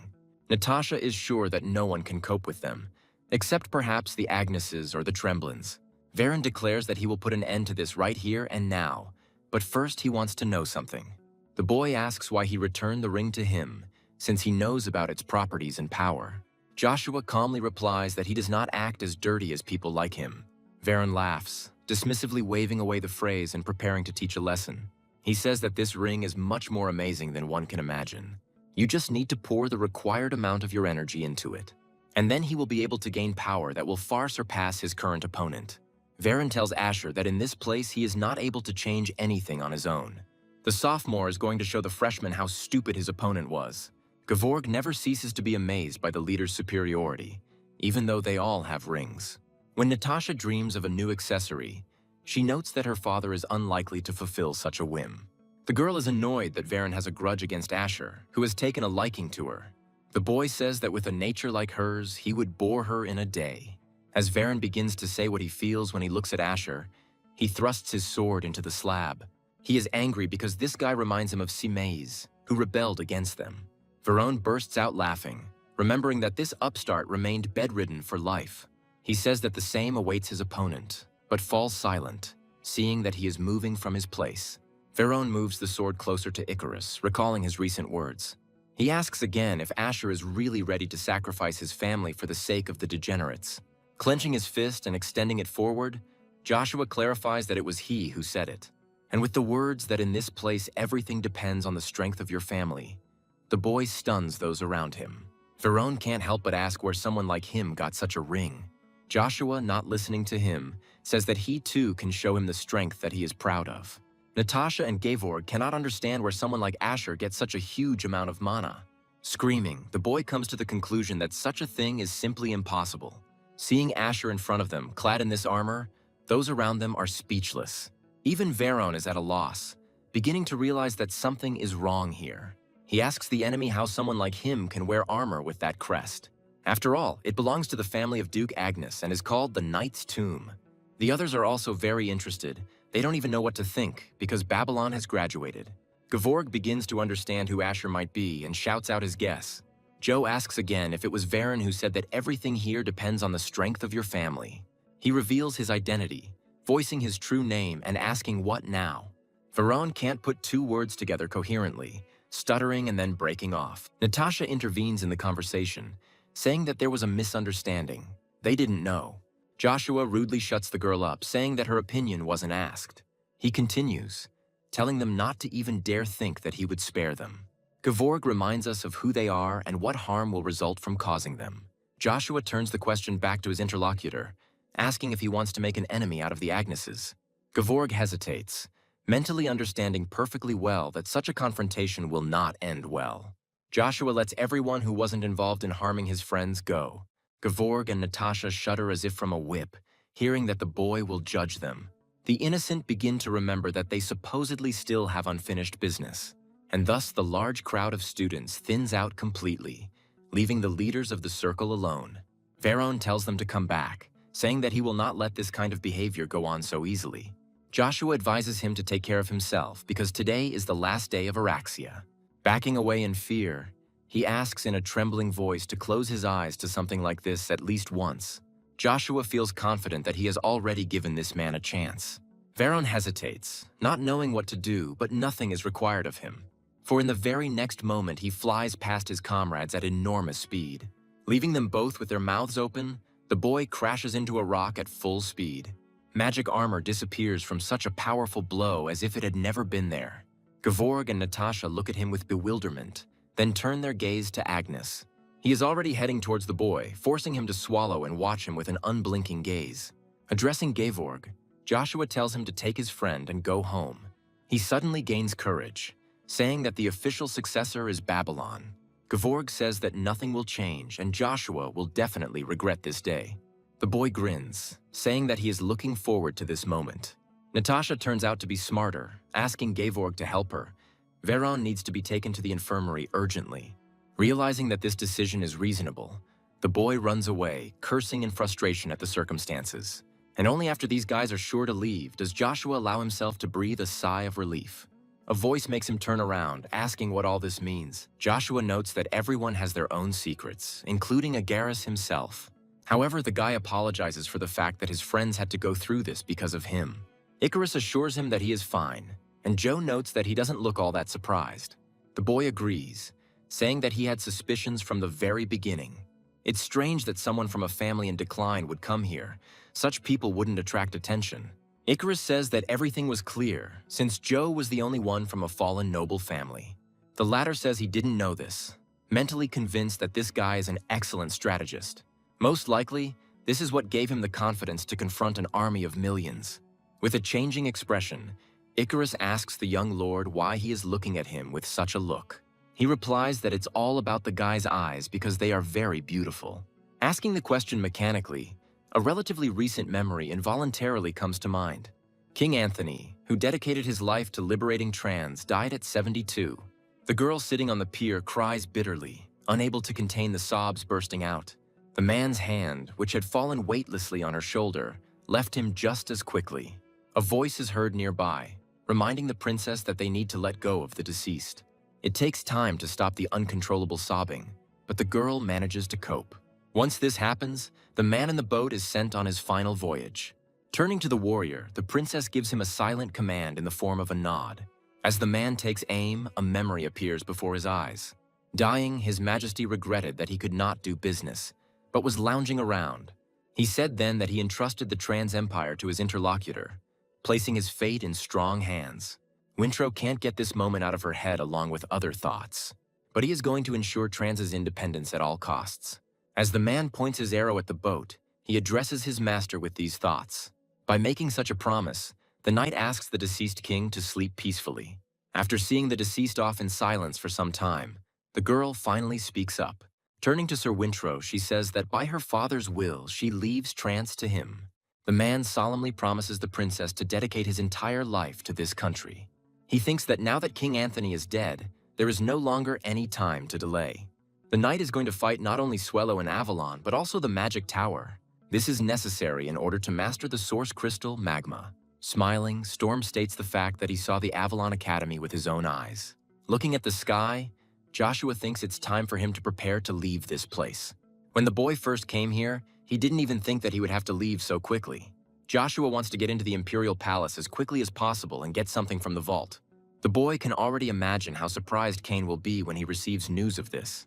Turning around at the rustling sound coming from the bushes, Joshua soon sees a stranger. Expressing joy at such a long-awaited meeting, the man says that he was looking for a boy. Joe asks who he is, and he belatedly remembers that he forgot to introduce himself. Introducing himself, Storm promises to spare the boy if he gives up Bronto voluntarily. Joshua runs through the possible future outcomes in his head and begins to speak. He suggests changing the location, saying that this place is not suitable for this kind of conversation. The man is surprised by the reaction, because he expected anything but this. Smiling, he compliments the boy on his wit and lets him lead the way. The academy is already at a considerable distance, almost invisible behind the treetops. The boy walks so confidently, as if he doesn't even think about stopping. The man calls out to him. He asks how much longer the boy plans to go, because this is already more than enough. Joshua asks if the other person really thinks that way. He doesn't understand what the question is. Joshua says that since they have gone far enough, they will not be disturbed in this place. He's not going to give up Bronto without a fight, and his opponent asks if he's been lured. Joshua is confident that in a one-on-one fight, he will not lose to any magician. And attacking the enemy first, the boy activates the aura explosion technique. It is so strong that it can be seen even many miles from the battle site. Joshua himself feels the full force of the attack that has just been carried out, and he begins to lose his breath. But it doesn't seem like the man is having a hard time. He praises the boy, considering him the strongest in the stream. Tripping him, Storm says that it still won't be enough. As Joshua is thrown to the ground, a single cough escapes from the boy's chest. The opponent is going to start with the baby hand, seeing that he is not going to be obedient. Joshua believes that if you let your defense down, you could lose unintentionally. And he calls upon his Rugia to help, knocking the wind out of the enemy in turn. Jack doesn't say the words out loud, but in his mind he calls the boy a damn brat. Realizing that his affairs are bad, the man has no choice but to resort to that technique. Joshua watches his opponent closely, then suddenly jumps to his feet. Storm materializes elsewhere, thinking that it was really dangerous. The man asks if Joe killed the Black Ogre with the lightning power emanating from that spear. Deftly intercepting the handle of Rugia, who had returned to his master, the boy asks. He wonders why on earth he should answer his interlocutor's question. Joe thinks his opponent is stronger than expected, but he has already absorbed Bronto. Storm says that if this is the case, he has no choice, and he will do everything the old-fashioned way. Joshua says he is misunderstood because he would rather die than speak. The man says that this will not be necessary since we are talking about mind control. A lightning bolt striking the ground becomes a distraction, costing Joshua his advantage. Storm isn't about to give the kid a head start, immediately using the lightning blade. Joe is amazed that the enemy is using fourth-class magic by speaking words. The man, meanwhile, says that he is not going to kill him, but will only leave him dying. And without hesitation, but throwing his hand forward, he uses the lightning spear. Joshua is confident that anyone who comes under such an attack will certainly die. Meanwhile, the spear finds its target, illuminating the area with its bright light. Storm expresses hope that the boy will now behave more calmly. Looking away, the man whistled approvingly at what he saw. While fending off the attack, he compliments him, truly considering his actions to be quite good. Thanking the man for his heartwarming words, the boy attacks from a completely different angle. The enemy asks to stop fighting so cheaply and finally show something worthwhile. And he immediately asks if this is all that a student of the Imperial Academy is capable of. Joshua wipes the smile from the face opposite him, adjusting his grip on the shaft. He believes in showing tension, but at the same time maintaining composure. According to his plan, Joshua should move as simply as possible. Storm notes to himself the excellent control of this guy's mana. Its density is high.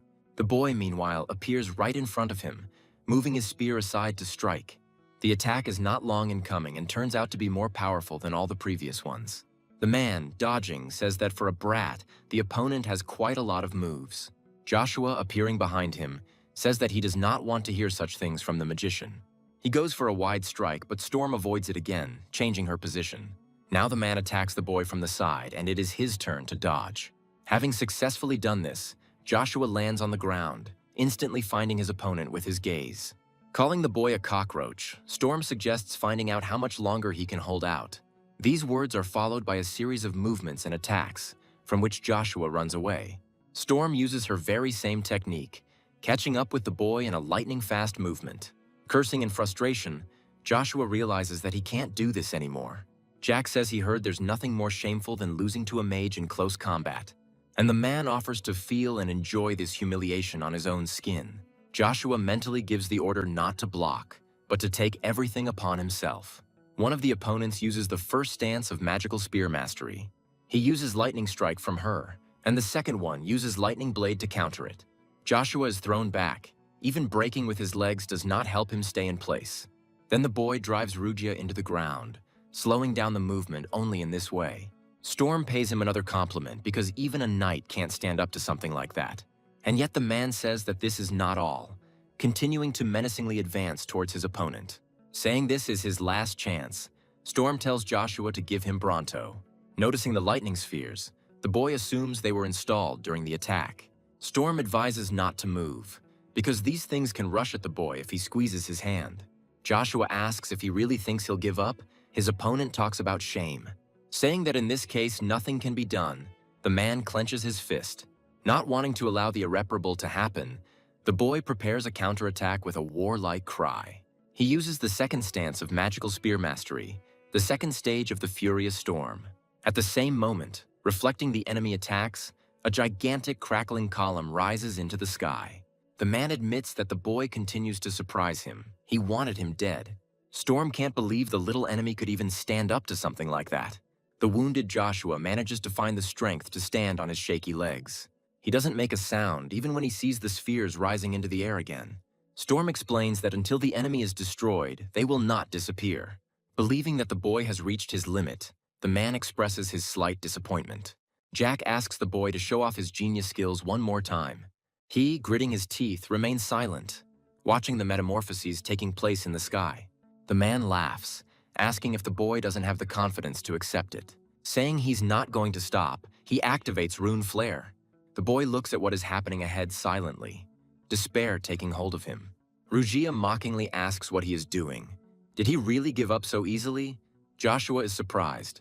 Looking from the spear to his enemy, he notices the changes that have taken place around him. At first it seems like time has stood still, but in reality everything has only slowed down. Rugia asks if Joshua isn't even going to use his new power. The boy considers the enemy too strong, but the spear reminds him of his principles. Joshua always chose the path of destruction, regardless of the circumstances and enemies. The boy thinks about these words seriously. Fortunately, time allows. As he grips the handle more comfortably, he remembers that he has survived every battle. And it didn't matter who his enemy was because his name was Joshua Sanders, the greatest spearman. Looking at the chaos unfolding before him, the man bursts into a shrill, mad laugh. He is sure that no one could survive something like this, let alone some boy. Joshua, on the other side, prepares himself by speaking words about magical mastery of the spear. With each new word spoken, the boy's limbs were filled with energy one after another. This completed third stage is called the Path of the Demon by the Magic Knights. After finishing casting the spell and meeting all other conditions, Joshua makes the roll. It cuts through the very essence of magic, absorbing mana in its path, carving its way through.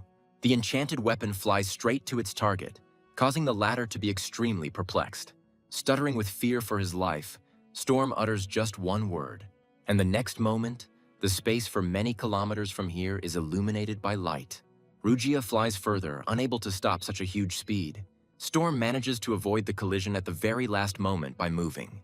But Joshua isn't going to let him go that easily, even finding him among the trees. The spear, already returned and in his hands, crackles terrifyingly, foreshadowing death. Unable to believe what is happening, Storm asks himself a question in his mind. The very next moment, an explosion occurs, splashing streams of mana in all directions. Approaching his opponent lying on the ground, Joshua grips the hilt of the crackling Rugia. Storm, trying in vain to bring his breathing back to normal, speaks of two types of energetic principles. He doesn't manage to finish speaking. The man's head falls limply to the side, becoming limp.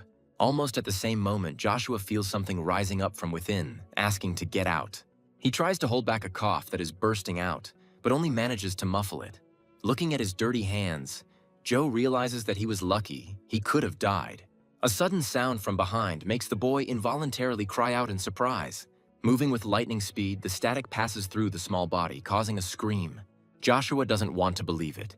He wonders if this is the end. And at the same time, he understands that if he closes his eyes now, he will finally be able to rest.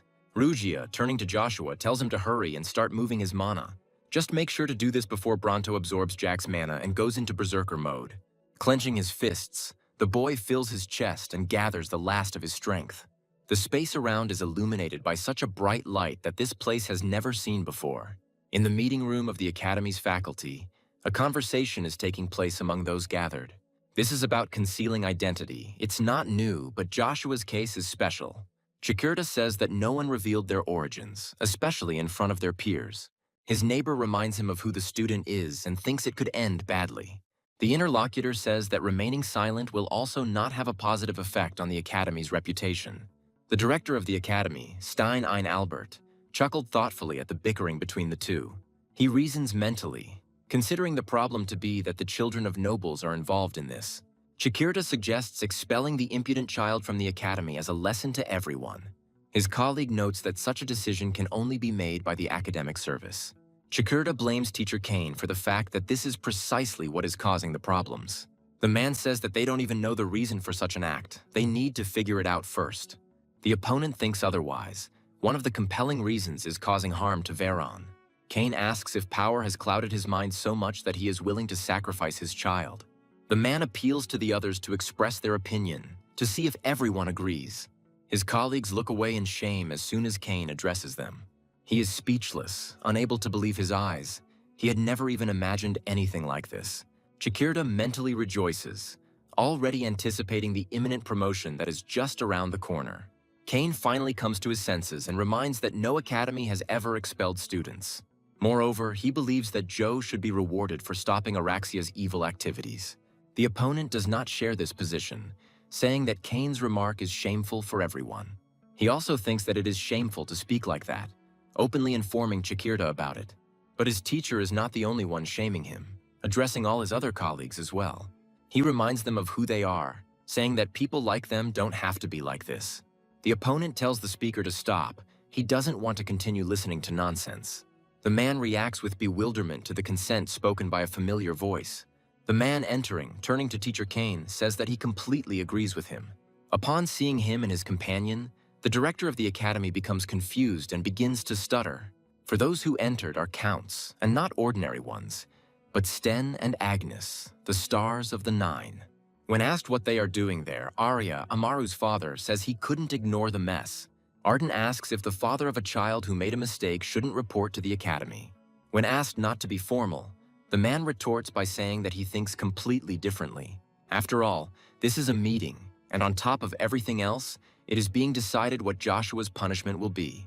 Arya says that hiding one's identity is indeed wrong, regardless of the reasons.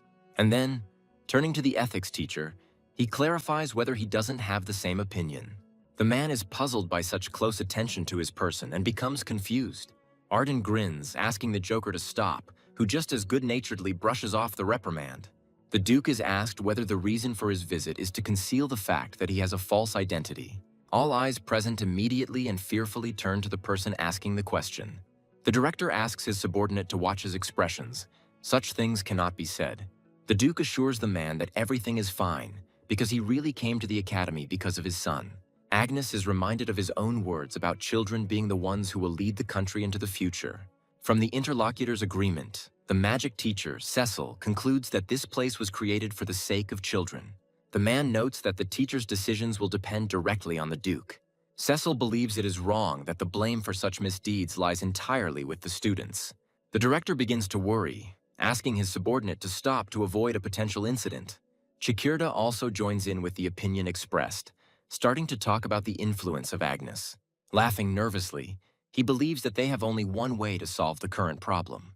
Arius gets involved, noticing how the teachers, who had previously turned a blind eye, have changed their tune. The fact that the man knows how his son was abused makes Chikirta nervous. Arden softens the edges, saying he's not here to pressure the academy to please his son. The director is completely at a loss, confused as to why Duke Agnes is here. He says that after hearing that his son had insulted the Stens, he came to ask them for forgiveness. But since Arius had already left for the academy, the Duke had to follow him. The Count says he hasn't forgiven Joe, but a good ending is possible if he apologizes personally. Arden suggests he'll be surprised, and the man says he's looking forward to meeting him. Returning back to the faculty meeting, the Duke says that he considers the personality problem to be serious. He intends to punish his son accordingly, perhaps even resorting to expulsion from the academy. The information overwhelms those present so much that they are speechless. Meanwhile, Joshua, lying in a completely different place, begins to come to his senses. Squinting in pain and hissing, the boy forces his body to respond to the orders to move. Finally, he manages to stand up. The young count carefully surveys the space around him. The boy's voice sounds hoarse as he calls out the name of his former opponent. In fact, Joshua never thought he could kill Storm with his frail body. The boy tries to stand up, lost in his thoughts, as a terrible pain pierces his body. He doubles over and hisses, trying to understand why the sensations are so strong. He couldn't even imagine that it was possible to experience such a hellish feeling. A familiar voice tells the boy to stop whining and pull himself together. He calls Rugia by name. Spear asks the owner if he feels the growth, and he suddenly realizes that he does. The meaning of unique growth capacity now takes on a completely different meaning. Rugia reassures her master, saying that he won't turn into a decrepit old man anytime soon. Bronto's power only stimulates growth to the point that is optimal for the owner's body. The entity prophesies that in 5 years, the body of its owner will be fully developed. But at the same time, there is something else that Joshua needs to know. The boy becomes wary. To begin with, Rugia warns her master that this is just a guess, but he thinks that Bronto might have awakened by absorbing the power that had lost its master. Rugia believes that this is what is behind the boy's rapid growth. But in general, it is considered impossible to store the source crystal in the human body. At the same time, thanks to this, the curse of Joshua, called the Master, fell from him. The boy is amazed, asking his interlocutor for clarification of the information, while feverishly analyzing it himself. Joe is amazed that the entity took care of this too and asks it what it is. Rugia asks if the owner will regret this, but does not understand what he is talking about. The spear explains that the question is whether the boy can handle the information about who it is. He says it doesn't matter if Rugia doesn't say so. Joshua refuses to use it.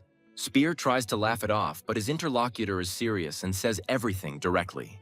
Joshua has no intention of using an object unknown to him for purposes unknown to him. Rugia is not thrilled about this, but gives in to the boy's unyielding persistence. He says that he is the greatest of all creations, the perfect being, Rugia. The boy clicks his tongue in irritation, realizing that he can't get anything out of this nasty creature. As he leaves, he regrets that he did not throw away the spear immediately, then stops the owner.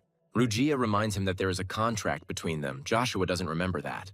But the interlocutor is sure of the opposite, because without willpower, it would have been impossible to conclude such a contract. Joshua clarifies that it was he who signed the contract, and Rugia confirms these words. It all happened at the exact moment when the great spearman returned to the past. The boy asks Agaris if he has decided to run away from him again. He finally asks them to leave him alone, asking what Amaru is trying to achieve in this way.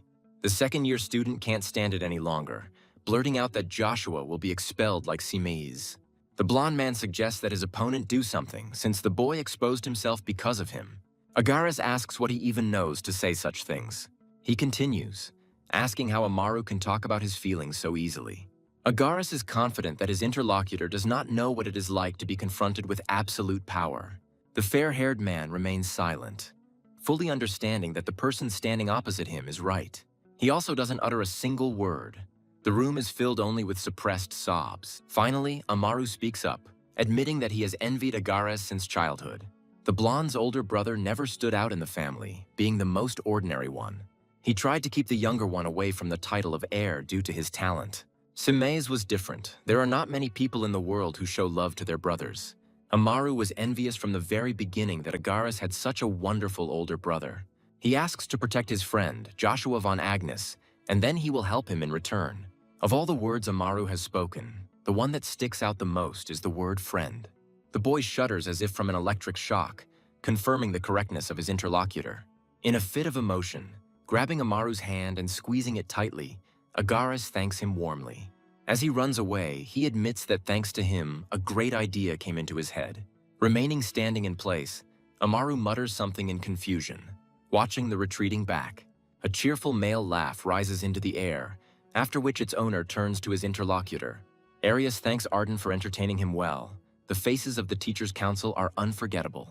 The man asks what the Duke will do if the old foxes really do expel their son. Arden proudly says that he has a backup option, joining the Imperial Order. Arius admires, saying that now he is even more interested in getting to know this guy. Arden wonders how his friend found time to go to the academy, and he answers, He says he had to make time for it because Joe had brought shame on the family's art. The man says his friend's face makes him pause the progress of this important investigation. The question of Swallow arises between them, about what happened after the death of King Anthony. They, led by Duke Altman, attacked Trans with an army of 200,000. Despite this, they were completely routed, and the commander-in-chief was seriously wounded. Arden does not understand how this could have happened, since the enemy army was insignificant. Arius believes that only one person in Trans could rise to the level of master. He asks his interlocutor if he thinks that it could only be someone they know. The only reason the Empire did not fall was the outstanding knight Wintro. Throwing his hand forward, Joshua gives a war cry, ordering his opponent to come out. The attempt ends in failure, so he makes another similar move. The boy doesn't approve of Rugia going into hibernation again after his ridiculous monologue. He ponders the meaning of the words demon god's weapon. Although everything, at first glance, is obvious, the demon god is at the top of the hierarchy of demon kings and is worshipped as great. The boy can explain miracles identical to the one that happened recently only by divinity. The boy is pulled out of his thoughts by an enthusiastic voice announcing the discovery of the person he needs. A crowd of students runs towards Joe, calling him the hero of the day. The boy does not understand what is happening. Friends say they were looking for him, asking where their roommate had been. Joshua, delighted to see his friends, admits that he is very glad to see them. The kids ask what happened to him and say that the whole school is in an uproar because of him. Agaras says that he will not run away anymore, and Icarus speaks of a single goal. Joshua doesn't quite understand the message his friends are sending him. Agaras then explains that they are all here to speak out against the punishment of the guilty one. Araxia doesn't have the slightest chance to stand against them. There are only about 100 of them. Joshua still doesn't believe it, so he asks if it's true that they gathered for him. Agaras teases his friend, saying that he sees tears, and he, visibly embarrassed, retorts. Icarus says that there is nothing wrong with tears, and besides, he's always ready to wipe them away. Joshua exhales, realizing that he is ready to trust these people and allows them to joke. Slamming his hand on the table, they ask the director why he is leaving the offender in the academy. Chikirta reminds her interlocutor that there are still children from noble families at the academy. Meanwhile, Stein is trying to understand why Count Krovel also supports them. The interlocutor recalls that the king of mercenaries recently joined this family. And because of this, as he heard, Count Font sent young Lady Charlie to the Agnes estate. The interlocutor clarifies the reason for this decision. Chikirta confirms this assumption. The man chuckles thoughtfully, while the ethics teacher continues to speak. He offers to leave everything to him in case of doubt, promising to take care of everything. Their conversation is interrupted by someone bursting into the director's office without knocking and shouting an appeal to him. The man reports that students have gathered together to organize a protest. Chikirta giggles disgustingly, emphasizing that this is exactly what he was talking about. He is confident that justice will be restored to the academy after Joshua's expulsion. The puzzled speaker carefully corrects the man, saying that it is the other way around. The students are protesting not for Joshua's punishment, but for the punishment of the Araxia student group. Chanting words of protest, the students call on the commissioners to disband the Araxia Circle. Natasha says that she would destroy everyone if only she knew how to use magic. Gevorg asks the teachers what they are going to do with all this mess. Chikirta's words that he will sort everything out are countered by the remark that it is already too late. Teacher Kane is confident that his colleague will not be able to escape responsibility for this matter. The opponent is furious, asking since when does someone like him have the authority to dissolve Araxia? Kane reminds us that one of the students lost any future because of this circle. Chikirta says that his colleague has no evidence to support such statements. Kane reminds that he himself is a witness to what happened to Simaze. He also knows about all the leaders of the circle, which was the reason for his deprivation. Chikirta suggests that he not act like a saint after so many years of inaction. Joe asks the sycophant if he really thinks his position is better. According to his wishes, the boy is ready to take responsibility for special access. Gevorg believes that after expulsion, the illegitimate child will be treated like trash. He has no doubt that Duke Agnes will not tolerate his bastard's irresponsibility. He suggests that Joe stop tarnishing his family's honor if he truly cares about it. The boy grins and remarks that this matter has nothing to do with the Agnes family. Joshua says that despite his last name, he will hold everyone involved accountable. Slowly, as if savoring it, he approaches and calls out the full names of Natasha, Gevorg, and Veron. And he says that it will seem to all of them that every action has a reaction. The enemy is silent, but mentally has a conversation with himself, noticing his trembling hands. This is incredibly infuriating, and Gevorg asks if Joe really thinks he will go unpunished. Chikirda approaches the director, urging him to action through manipulation. This time, the man does not fall for the provocation, saying that he agrees with Teacher Kane. In a place that was supposed to be untouchable, something unacceptable happened. It's wrong. The interlocutor notes that in this way the director could lose his job. He believes that it is much more important to do what is necessary here and now. The ethics teacher is at a loss when he hears these words, because he was confident that they would take his side.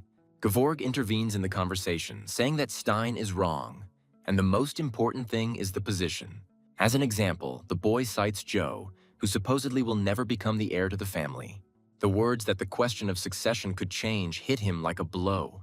Those present cannot believe that Duke Agnes and Arius themselves are standing before them. Arden, meanwhile, says that the one who has strength can reach the top in their family. The man reminds him of his words about how he himself considers Joe stronger than Babylon. The boy doesn't answer, but he mentally wonders what the Duke is doing within the walls of the academy. Arden recalls the academy's rule that children solve problems on their own, but he asks if they might have decided to make an enemy out of this in the Agnes family. Gevorg remains silent, but mentally curses with annoyance because the Duke heard everything. Arius says he had no intention of supporting Arden, but asks to be allowed to give advice. He expresses confidence that insightful people like Gevorg will understand everything. The boy speaks up, even though he is trembling with fear, saying that they understand everything. The man expresses satisfaction, but at the same time tells them to stay away from his son. Arden remarks that it's time to get down to business and asks Joshua to follow him. The boy's lips stretch into a smile as he agrees with the man, calling him father. The ruler clarifies what he heard, asking about the severity of Duke Altman's injury. The advisor says that he was not seriously injured physically, but the psychological shock was severe. His Majesty assumes that he will have to visit his subordinate in person. Someone remarks that this man is now nothing more than a defeated general.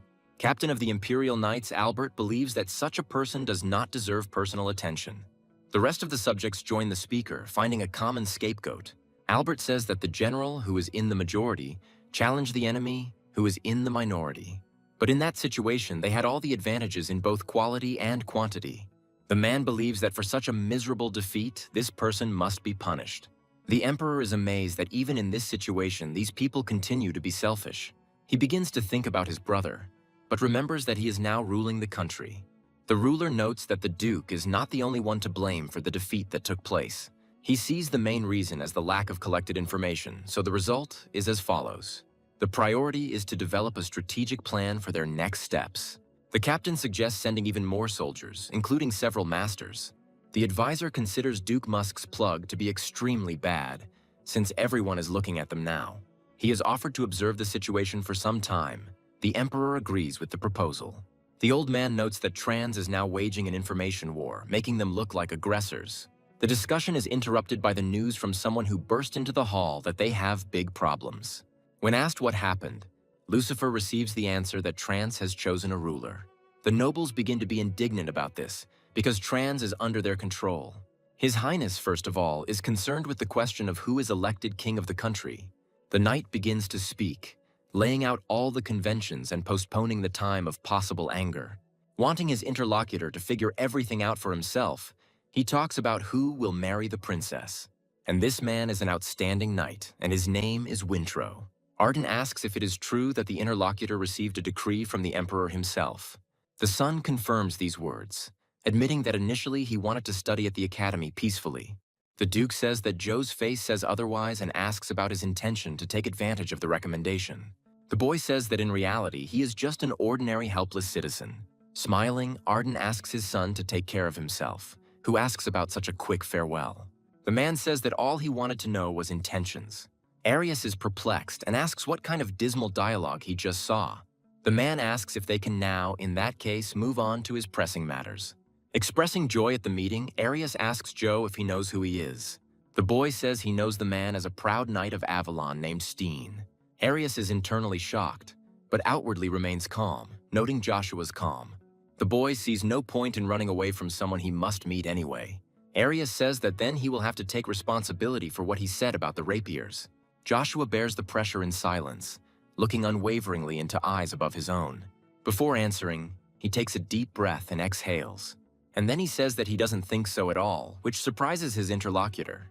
Yet Joshua does not believe that there is any weapon that can surpass the spear. Arden, who had almost left the room, froze cautiously, turning halfway around.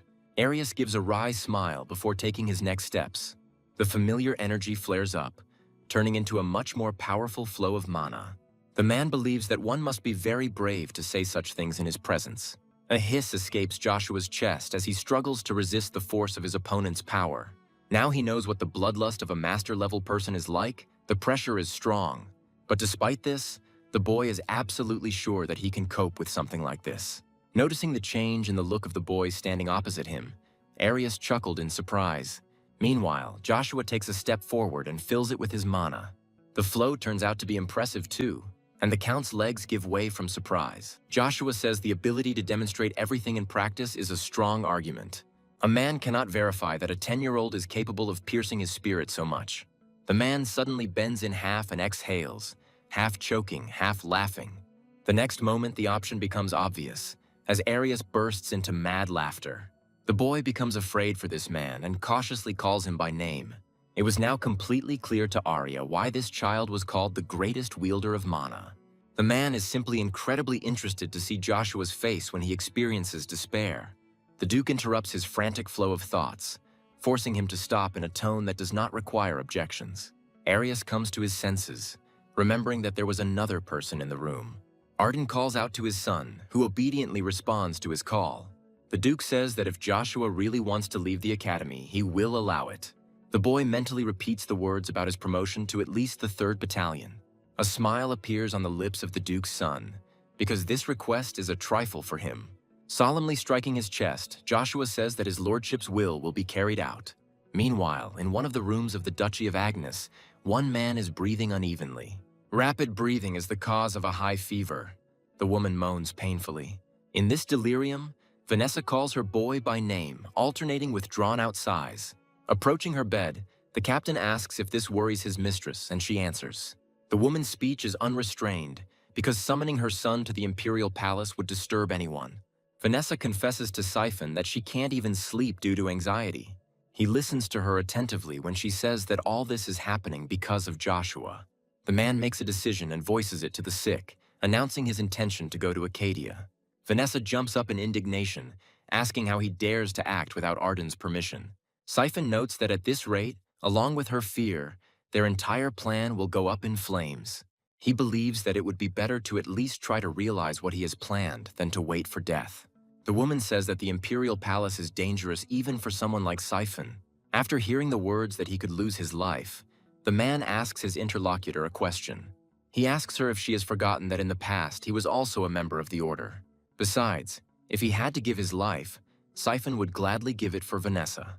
The emotion that appears on the woman's face does not linger for long. She immediately speaks. Vanessa asks the knight to return unharmed, because they have great things ahead of them. Although he agrees, he's well aware that this could be their last moment together. Joshua continues his training by slamming his makeshift weapon against a similar dummy. Following the trajectory of the structure's flight and analyzing the impact, the boy slowly exhales. An involuntary chuckle escaped his lips as Joshua remembered what had happened recently. He couldn't even imagine that Count Steen was such a sleepwalker, it made him shiver. After this, the boy begins to discuss the reason for the Duke's will to rise to the battalion. He must want his son, having received a new title, to leave the duchy, having identified an heir. My thoughts are interrupted by the feeling of someone else very close. Jumping up, the boy shouts at the stranger, asking who he is. The feeling of being alone again hits him just as suddenly, and Joshua is puzzled. The boy exhales in embarrassment, wondering if today's sensitivity might have made it seem that way. And yet, the next moment, measured steps are heard ahead, dispelling the guess. The interlocutor praises the boy, admitting that he did not believe that he would be discovered until the very end. Zero says he would have been seriously hurt if that stick had hit him directly. Joshua is surprised by the visit of a friend, asking him what he is doing there. The guy admits that there is a problem and needs to be informed about the order details. Zero needs to leave Acadia for a while, so the information will have to wait. Joshua suggests that his interlocutor is leaving because of the Principality of Trans, and he is surprised. In response, the boy says that he was just about to say that he also needs more time. Hearing the words about the imperial decree, Zero is surprised, but immediately suggests alternatives. Zero asks the other party not to worry about the time limit regarding the search for the coin. The guy also believes that it is time to provide the client with fresh information. Zero keeps the suspense going, and Joshua urges him on, asking for at least a hint about the direction. The interlocutor replies that this information concerns the god of war. Drax was leading Grace. The organization discovered that he had some kind of relationship with the Avalon Imperial family. Joshua is waiting for a continuation, but time goes by and it still doesn't follow, which is disappointing. Zero notes that the boy is not surprised, saying that such things are common knowledge. The guy is surprised that Joe knows about Drax's connection with Marcus, but this is not true. This is news. The boy thought his goal was connected with Caesar, but not with his father, the Emperor. Joshua clarifies whether the Moon Door is 100% sure that the information is true. Zero says they are confident that the information is of a fairly high level of reliability. Hearing further words, Joshua confirms his suspicions about the interference in Swello. They want to put Drax, the invincible god of war, whose skills are close to the master, on the throne. The man addresses Emperor Swello's nephew, his lips stretching into a predatory smile. Arius wonders why he has to do something so annoying to the pathetic family. The advancing people tell the man to shut up, amazed at his impudence and obscenity. The Count remarks that some blood will have to be shed, but of course, not his. The knight who has rushed forward and is standing closest to the enemy forces himself to blink. Meanwhile, Arius is already eliminating the one standing behind him, rushing past like a whirlwind. While the warriors try to figure out where the enemy is, he eliminates them one after another. Realizing that things are bad, the commander orders the shields to be formed. And the very next moment, the knight's weapons fall into the ground one after another. The commander gives the order to activate a technique called the mana shield. The knights almost simultaneously pronounce the necessary words, putting up a magical barrier. Almost immediately, a wind rushes past, striking the force field protecting the structure. Amazingly, the attack achieves its goal, leaving a furrow on the hard surface. Moving away a little further, Arius admits that he finds this technique very interesting. But then he also wants to show something to his opponents. He politely asks them to take a look. The man is interrupted, reminded that there is no time to enjoy the process. Arius is surprised at first, but then expresses relief that his interlocutor has arrived. Literally a moment later, several attacks hit the knight's protective barrier. Watching Duke Tremblay's movements, Arius greets him in a friendly manner. The new character of this battle, meanwhile, strikes, proclaiming him a saint. As soon as it hits the already cracked common shield, a powerful explosion occurs. Covering himself up to breathe less of this dust, Arius expresses his dissatisfaction about this, but he admits that he was always impressed by the man's sharp movements. Gestalt asks Arius why he always takes everything so lightly. Even though they are now in the borderland, this does not change the fact that they are in enemy territory. The interlocutor does not understand the reason for the excitement, because they were not ordered to bring the Emperor's head. Gestalt ardently declares that knights must always give their all. Arius considers this old grumbler to be sullen and meticulous, despite his outstanding abilities. He has more fun with Arden, especially imagining Joe having experienced the taste of despair. Gestalt asks why there was a mention of Drax. The man is amazed at his friend's hearing. He says he did it because he doesn't like the situation they are in. Besides, Arius doesn't think that something like that could deceive people like them. Gestalt believes that they must follow orders strictly. The rest does not matter. Arius makes fun of him, hinting that they are now dancing to the tune of an ordinary brat. With a heavy sigh, Gestalt says that he finally began to understand the man's words, regarding the fact that you can't take your eyes off Arius because this man has a mind of his own. Meanwhile, at Avalon Academy, Joshua can barely contain his emotions. Thinking that he wanted to leave quietly, the boy asks Icarus if he's serious. He asks to allow his former roommate to become his servant and always follow him. Joshua clarifies whether he really wants to become a servant, since he is currently a nobleman by status. Icarus is more confident than ever, saying that he will follow his master even to the imperial palace. Joe reflects that he would actually be interested in watching the boy grow up.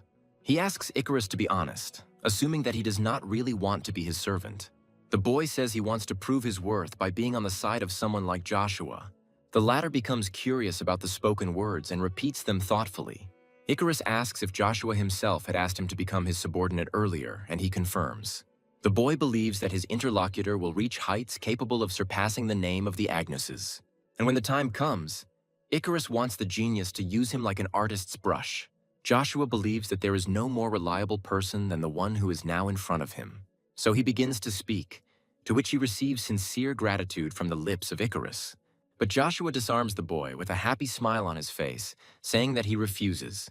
Icarus clarifies the reason, assuming that the interlocutor believes that he will be of no use. He notes that even if that is the case, Joe has nothing to lose, since he is not doing this for the reward. Icarus continues to try to defend his point of view, but his opponent interrupts him. Joshua says the person he's talking to is too special to waste his talent on. He suggests that if the desire is so great, he should try to change the academy and improve it.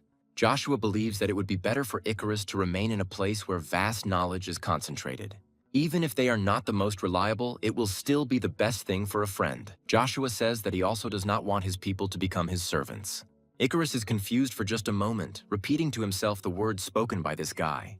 Immediately after this, a grateful smile touches his lips, and the boy speaks again. Covering the stranger's hand with his own, Icarus promises to prove his worth to the young lord at the academy. Beautiful flowers attract the girl's attention, and she can no longer pass by. The third princess, Erona led by Grace, asks her father to look at these beautifully blossomed flowers. Approaching her, Lucifer remarks that this is how it should be. Flowers are always beautiful. And yet the smile fades when the man involuntarily looks away, pausing. The change cannot be hidden from the girl because she continues to look straight at her father. Approaching, Erona asks the man if he is thinking about his brother Demer again. Lucifer can't help but sigh wearily before he begins to speak. He wonders if he had given up the throne to his brother, the people of the Swallow Empire would have been happier. Something tells the man that in this case the relationship with Trans would also be better. Erona speaks sincerely, carefully starting with the fact that she doesn't understand everything in the world. And yet the girl believes that with the future her father mentioned, the people of the Empire would have suffered more. Erona says she will never forget people's smiles, and her own face lights up with happiness. The girl remembers very well the day when people looked at their future ruler with hope. Erona considers her father not only someone she is proud of, but also the son of their empire.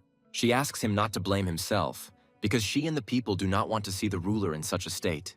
The man is silent for a few moments, enjoying the warm feeling, and then thanks his daughter. However, he says that even if that is the case, at such moments he cannot help himself. Lucifer is completely confident that there has never been a more reliable person than his brother. Aaron reminds him that no one has seen him for a decade. He doesn't care about the Swallow Empire. Hearing the fluttering of wings in the sky, the man looks up, chuckling thoughtfully.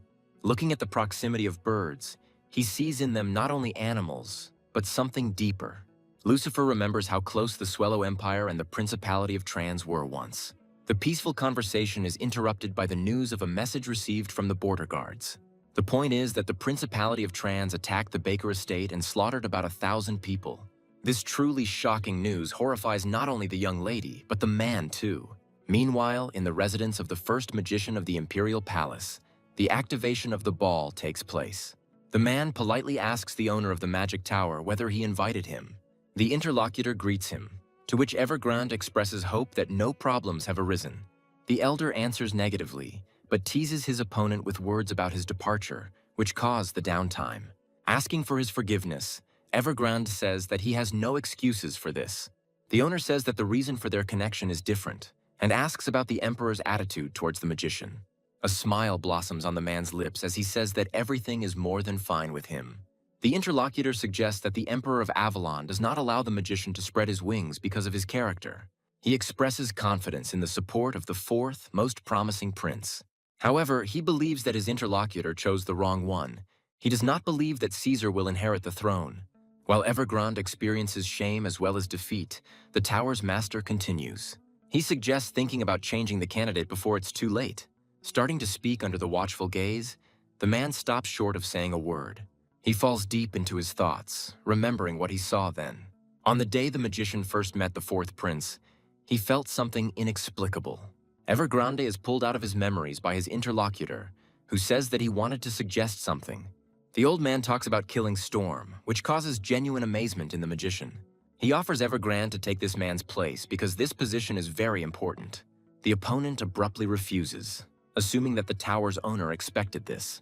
He confirms this by talking about another goal that the interlocutor is striving for, and he asks again, Jan asks Evergrande not to play dumb when he mentions the Avalon Empire's treasury.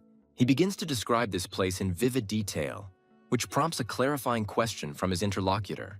The head of the tower notes that every magician is infinitely greedy for the truth, hence the knowledge.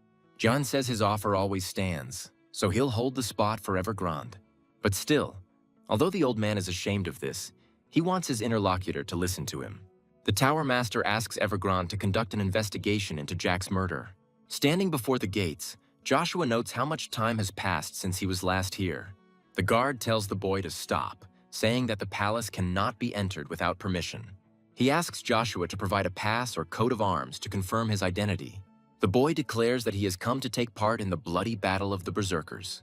Hearing these words, both guards cannot contain their astonished exclamations, but they pull themselves together and look at each other, immediately nodding in unison. One of them laughs, asking this child if he even understands what he is talking about. They promise to forgive him this time if he goes home immediately before it's too late. A smile appears on Joshua's lips after he asks if these people find it funny. He moves closer to the one standing in front, allowing the guard to go and report to the right people. Joshua activates his ring, revealing exactly whose mission he has come on. Hearing these words, the name, and seeing the coat of arms of the Agnes family, the guards are no longer so confident in themselves. Bloody battle is one of the privileges that allows one to join the Order of Imperial Knights. This is possible if you win a fight with an active knight, but they have their own rules. Joe doesn't just want to join the Order, he wants to rise to the 10th rank of the 1st Battalion. But only the title will be a bonus. The boy's true goal is something located in the treasury. Stopping in front of the wall, he remembers that this place is called the Palace of the Beautiful Flower. It is amazing that only by going through the same path as in the past life, Joshua ended up nearby. The boy is interested to know whether she is still imprisoned here or not.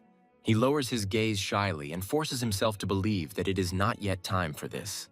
First, he needs to do something and leave this for later. But as soon as he takes a step, a voice is heard from behind, asking if anyone is there. Joshua is silent and barely breathing, but the interlocutor on the other side does not stop, asking again. Introducing herself as Circe, the girl asks the man standing on the other side of her prison to talk. Joshua remembers this girl from the Britton family very well, so he dives deeper into the memory. Their acquaintance dates back to the time when he was first in the Avalon Palace as a mercenary. She treated the guy warmly, disregarding his status. Joshua did not feel any love or longing in her. At that moment, he was simply grateful to a sweet girl named Circe. Now, not receiving an answer from her interlocutor, she asks him to state his name. Turning slightly, the boy considers whether he should speak at all. And yet he gives in, but introduces himself by his former name, not Agnes, but Sanders. At the Imperial Palace, Swellow is defying His Majesty. The voice belongs to Albert. He believes that other nations will consider them a laughingstock, and this worries him greatly. His Majesty says he does not propose to forget the matter entirely. The captain reminds them that they found the trans coat of arms at the scene. The door swings open, letting in words that this is precisely the problem. This is what they brought the nation to by taking office through their own arrogance. This young man's name is Lucius. He's the first prince of the Swellow Empire. Instantly putting a serious expression on his face, the man respectfully greets the emperor. He answers more informally, but at the same time politely. Lucius continues according to etiquette. Rising, he begins to talk about the reason why he was in such a hurry to get to the palace. It lies in these idiot nobles who occupy their positions. They are indignant. Lucius asks which country will benefit more. Albert thinks trans. Smiling, the interlocutor says that it is for this very reason that he considers them all useless. Albert asks impatiently who else besides trans could have attacked them. The young man brazenly suggests that Musk should use his last bit of brain power before it's too late. Lucifer notes that provoking conflict between nations is beneficial to everyone except trans. If we exclude Valbot, who is busy with the papal elections, the most likely choice remains Avalon. Meanwhile, in the aforementioned state, the ruler is informed of the latest news. They concern the successful completion of missions by Duke Geschalt and Count Arius. Marcus gives the news an excellent rating and asks about what concerns Swallow. The magician says that nothing has been decided on this matter yet. He is putting forward his own assumption. The emperor finds this unexpected. He thinks that it is the merit of old Veron. Jacques carefully says that this is not all the news, which makes his interlocutor even more interested. The mage speaks of rumors regarding the death of Vig, who was the manager of the Locke estate. The Emperor chuckles, asking if it is possible that Arden has learned of their plan. Jacques says the investigation revealed nothing of the sort. The Duke was in Acadia at the time. Interrupting the speaker, Marcus asks if he has managed to figure out the identity of the killer. The man tenses his whole body, swallowing nervously, and then falls to the ground. Jacon, fervently asking for forgiveness, admits that he did not have the ability to do this. Marcus waves it off, suggesting to forget about it. He considers his interlocutor incapable of this. Instead, you need to arrange a meeting with that person because he may have information. By the way, it is said that the man's daughter was supposed to enter the academy. The Emperor asks to be more specific as to whether this refers to the academy of their empire. The interlocutor confirms this by first giving a false name for the girl in question. After this, he voices his real name, and Ina's last name turns out to be Grace. Duke Agnes stands proudly before his opponent and invites him to attack. The enemy does not deny himself anything, attacking Arden with a war cry. Since it doesn't require much effort, he coats the weapon with mana at the last moment. The collision of two blades causes an explosion, so powerful is it. Arden notes that his protege still has a lot to learn. But Cain does not want to give up. He warns his opponent that this is not all. Easily fending off the attack, Arden calls the knight's movements out loud interesting. He still doesn't give up and, once again grouping himself, rushes to attack his opponent. He praises the speed, but notes that these movements have no weight behind them. A familiar tread is heard behind, and after it stops, the same voice is heard. Baron Head respectfully greets Duke Agnes, who continues his training. However, he listens to his interlocutor, asking what the matter is, and says that the conversation will be about Joshua. The boys set out for the royal palace. This news astonishes the man, causing him to become distracted. And this brings the Duke closer to a point he would not otherwise have reached. The enemy's sword comes unacceptably close, causing the man to become stunned. And yet he manages to take control of the situation, because it's not for nothing that he is one of the stars. Rising on trembling hands, Cain hisses in pain, amazed at his opponent's resourcefulness. He, approaching, is amazed at his son, who is acting calmly after the incident. The man asks Cain what he thinks about his lord's actions. He begins to stutter, asking the Duke if they weren't just sparring. The man asks to understand him correctly, remembering that his son asked him to do this. Cain is dying to know why the hell his lord asked his father to do such a thing. The man, meanwhile, expresses a desire to approach himself if the knight is shy. Cain jumps to his feet and, screaming, rushes at the enemy, showing initiative. Arden knocks his opponent out of his wits and says he's moving too slowly. Cain falls to the ground again and again. The weapon he was defeated with turns out to be a twig. The young man appears to have lost consciousness, and Head speaks up. The man believes that his lord should not take out his anger on this youth. Arden asks if it's better to take it out on the one who arranged all this, and asks about 20 families. The interlocutor says that they are not particularly active, but the Villises are ready for an official protest. Head is interested in what the Duke thinks about this, and he thoughtfully repeats these words. The vassal notes that if a protest is filed, it is necessary to respond appropriately. Otherwise, there's a good chance that the Villises will raise this issue at the Great Congress of the Nobles. The man understands that in this case, Arden will have to personally solve the problem. He, causing a deep degree of surprise, says that he is not at all against such an outcome.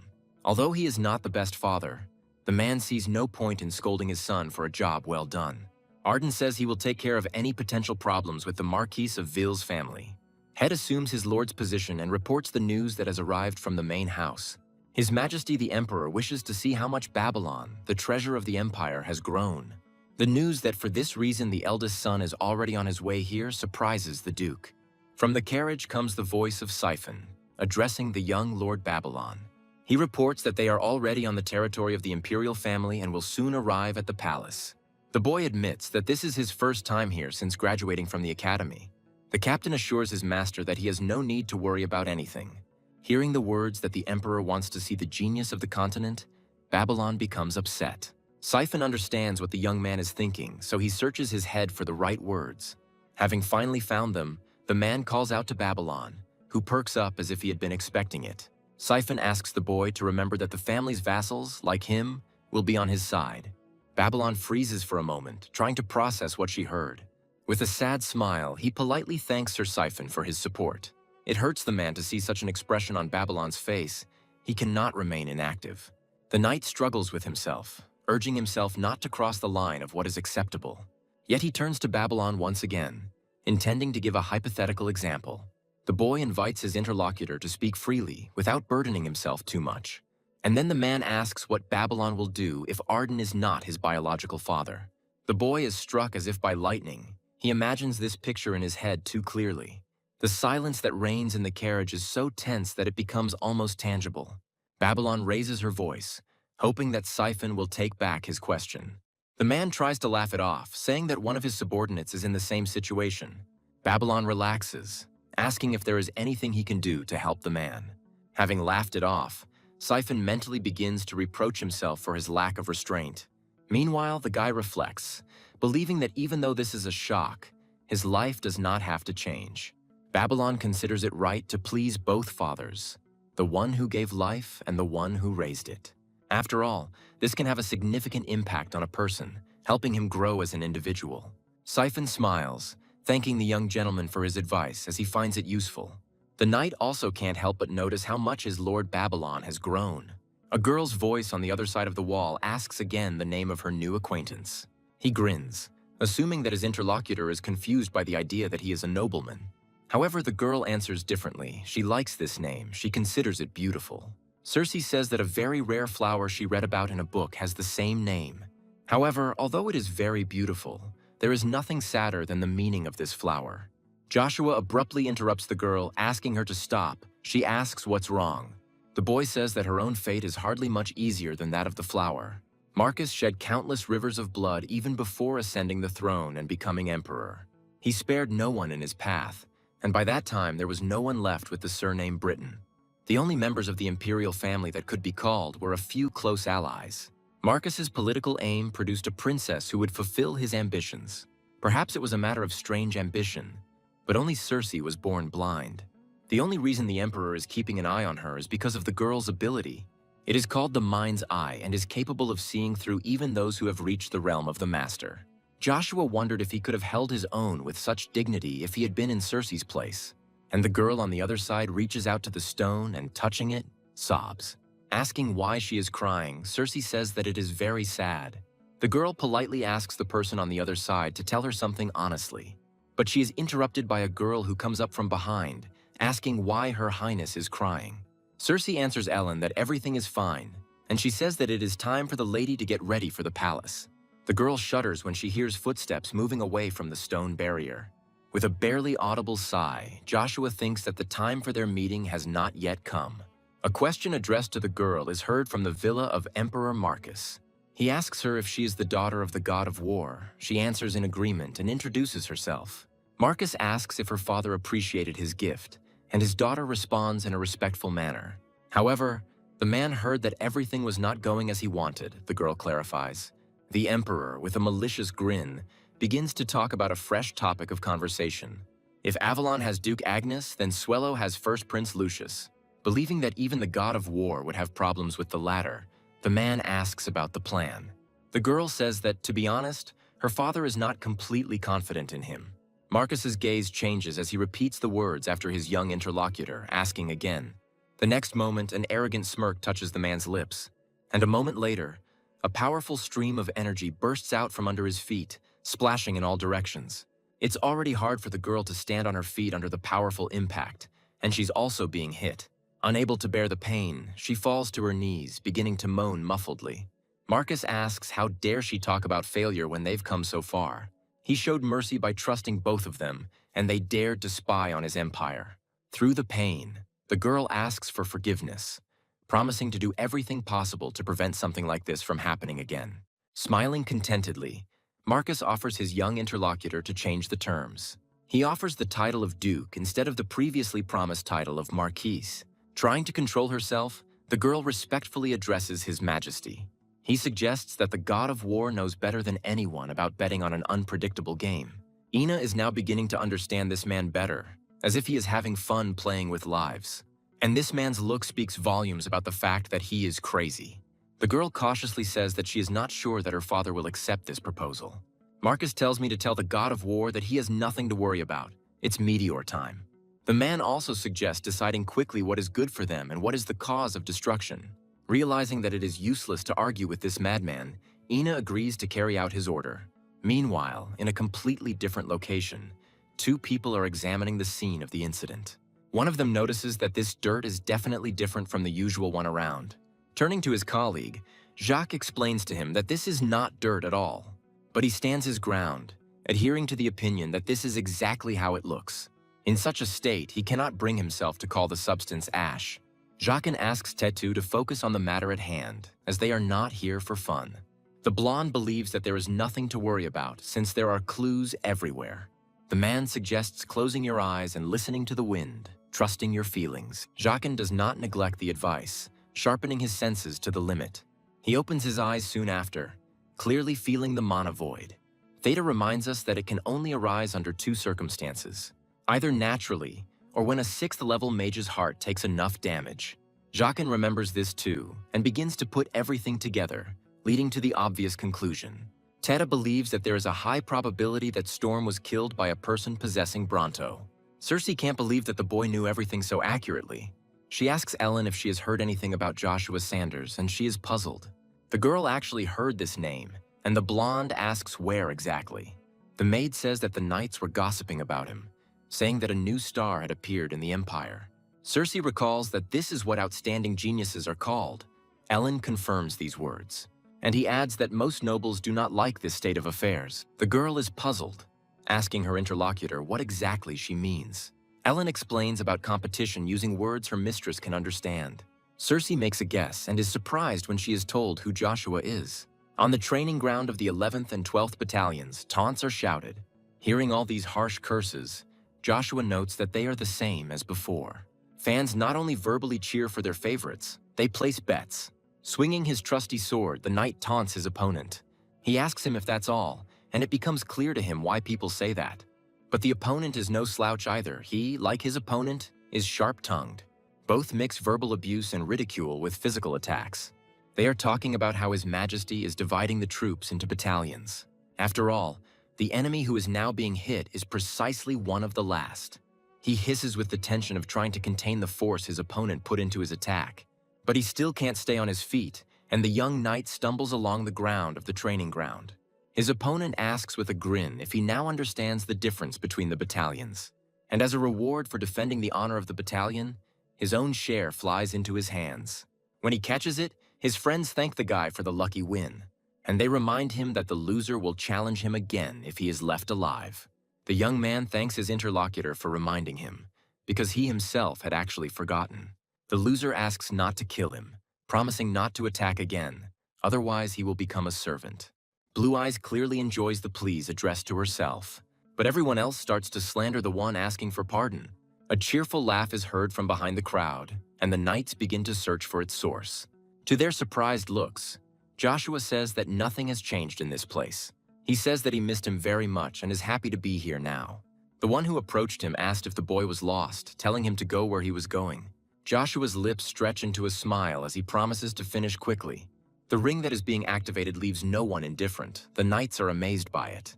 And Joshua says that he came specifically here to take part in the bloody battle of the Berserkers.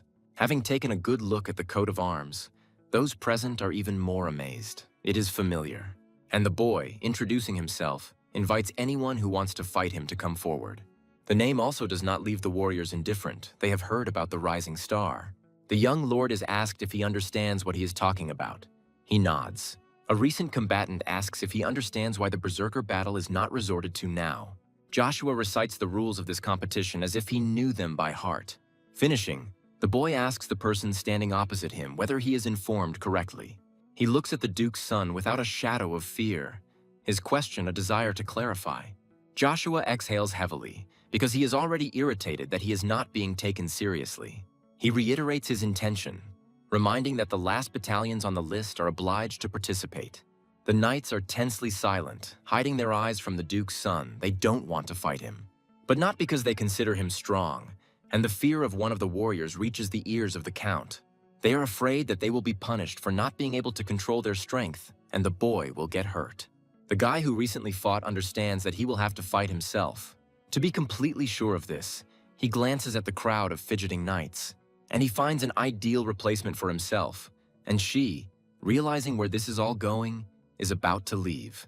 But it was not to be. They grabbed him even despite the words that he had serious injuries. Joshua, seeing this, feels bad for them calling themselves knights.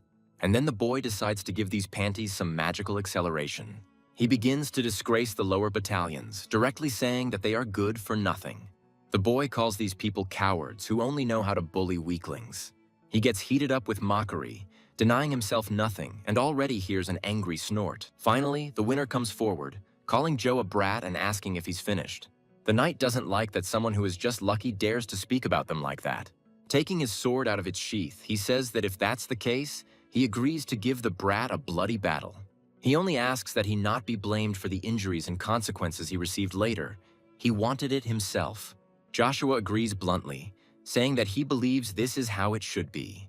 The rest support the winner of the previous fight, asking him to kick the bully's ass. He turns to his opponent, repeating that he is not going to give him any slack.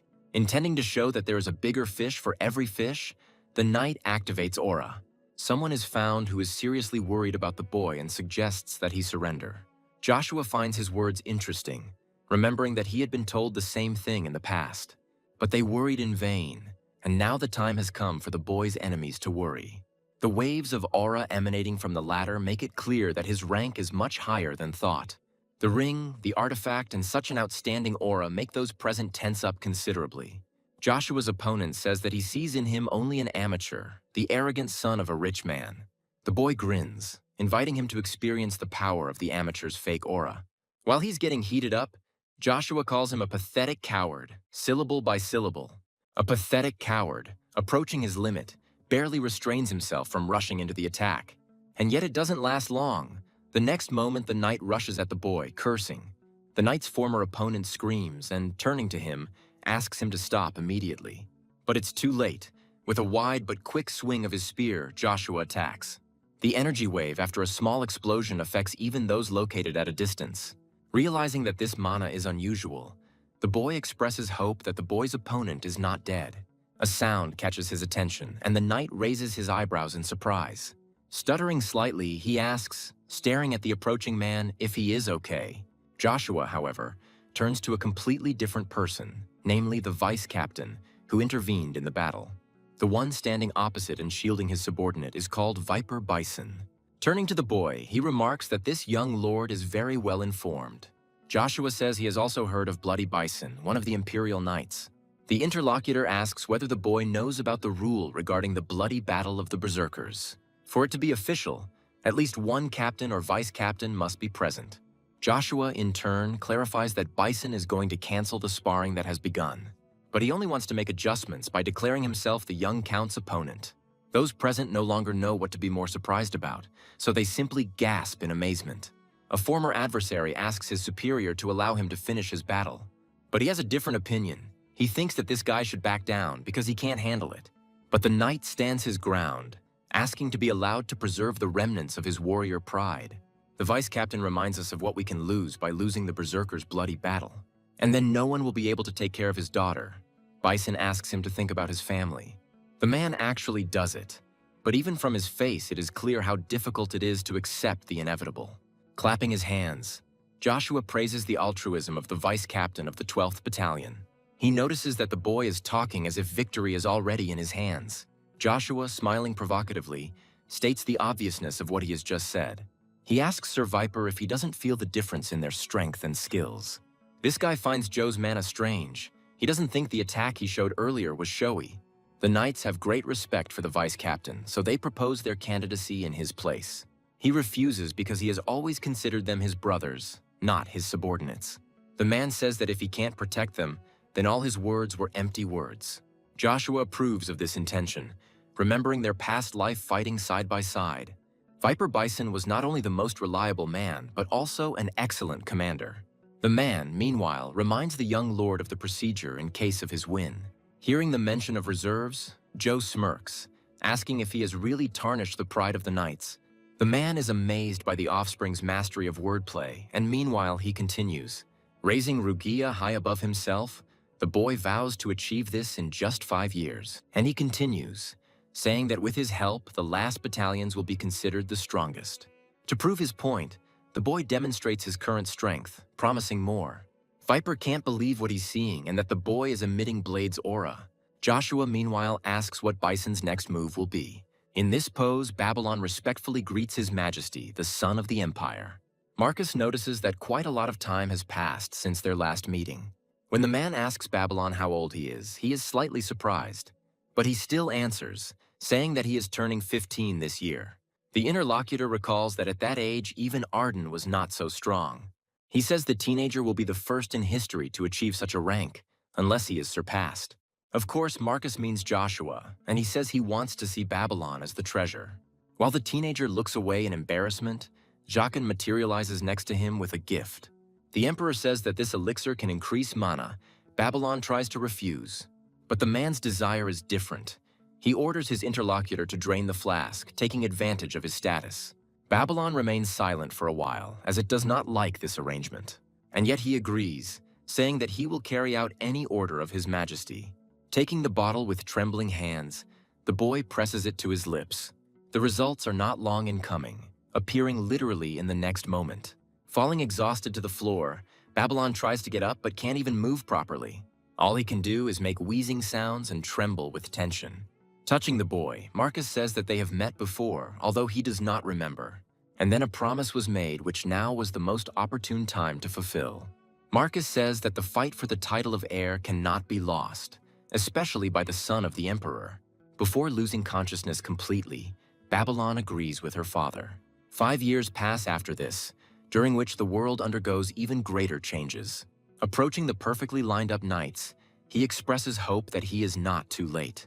One of the warriors loudly addresses the others, ordering them to salute their commander. Joshua managed to rise to the rank of Baron, becoming the commander of the 11th and 12th battalions.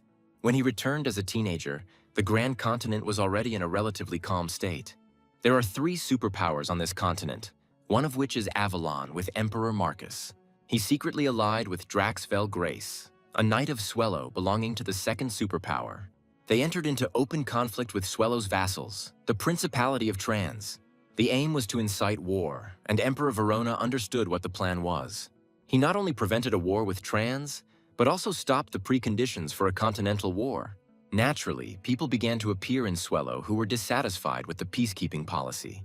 At the same time, in the 3rd superpower, a struggle for power was taking place between the emperor and the church. And then there was a banquet to celebrate the birth of the first prince in the royal palace.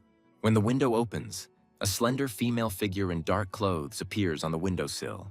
She thinks that she only has one chance. There is no way she can fail. When a young lady steps out of the carriage, a vassal addresses her, reminding her to have self-confidence. Cox says the Font family needs to be shown as thriving as it always has been. The girl asks her henchman not to worry. She's not going to give in to the Cromwell family. The man wants them to capture the first prince's full attention, and Charlie finds this amusing. The man who came out to meet them was surprised, saying that he did not expect to see these two here. Natasha and Gevorg mock the situation the Font family is currently in. Cox checks on his mistress's condition while mentally scolding these two assholes. He also mentally addresses Charlie, begging her to restrain herself even though he shares the girl's feelings. To everyone's amazement, the heiress of the Fonts respectfully greets the children of the Marquises. Smiling to himself, Gevorg finds this behavior of the previously impulsive girl boring. Charlie says that he intends to go to the palace since his interlocutors are so taciturn. Gevorg turns to Sir Knight, reminding him of his father's punishment. Understanding exactly what they want from him, the man exhales heavily before taking further action. Apologizing to the lady, he asks her to provide the family coat of arms or an invitation letter. Charlie is once again holding back the emotions that are boiling inside. But Cox can't take it anymore. It underlines the open disrespect and reminds us of the Font family's status. The Marquise's son does not intend to stop there. He suggests that the family in decline withdraw. And then he makes a rude joke about how they don't even have a home. Apparently, they came to beg. Charlie is on edge, biting her lips until they bleed. She breaks the rude phrase addressed to Gevorg into syllables. But then she turns sharply to him, asking how dare he behave like this. Meanwhile, someone approaching the company intervenes, taking the side of the Font family. Joshua orders the knights to return to their posts, taking over their authority. One of the military men tries to object, saying that they are obliged to obey Lord Gevorg. Joshua doesn't care, and he tells his interlocutor this straight to his face in a cold tone.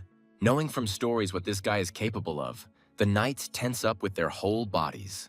And while they are carrying out the orders of their superiors, Gevorg remains dissatisfied with the current situation.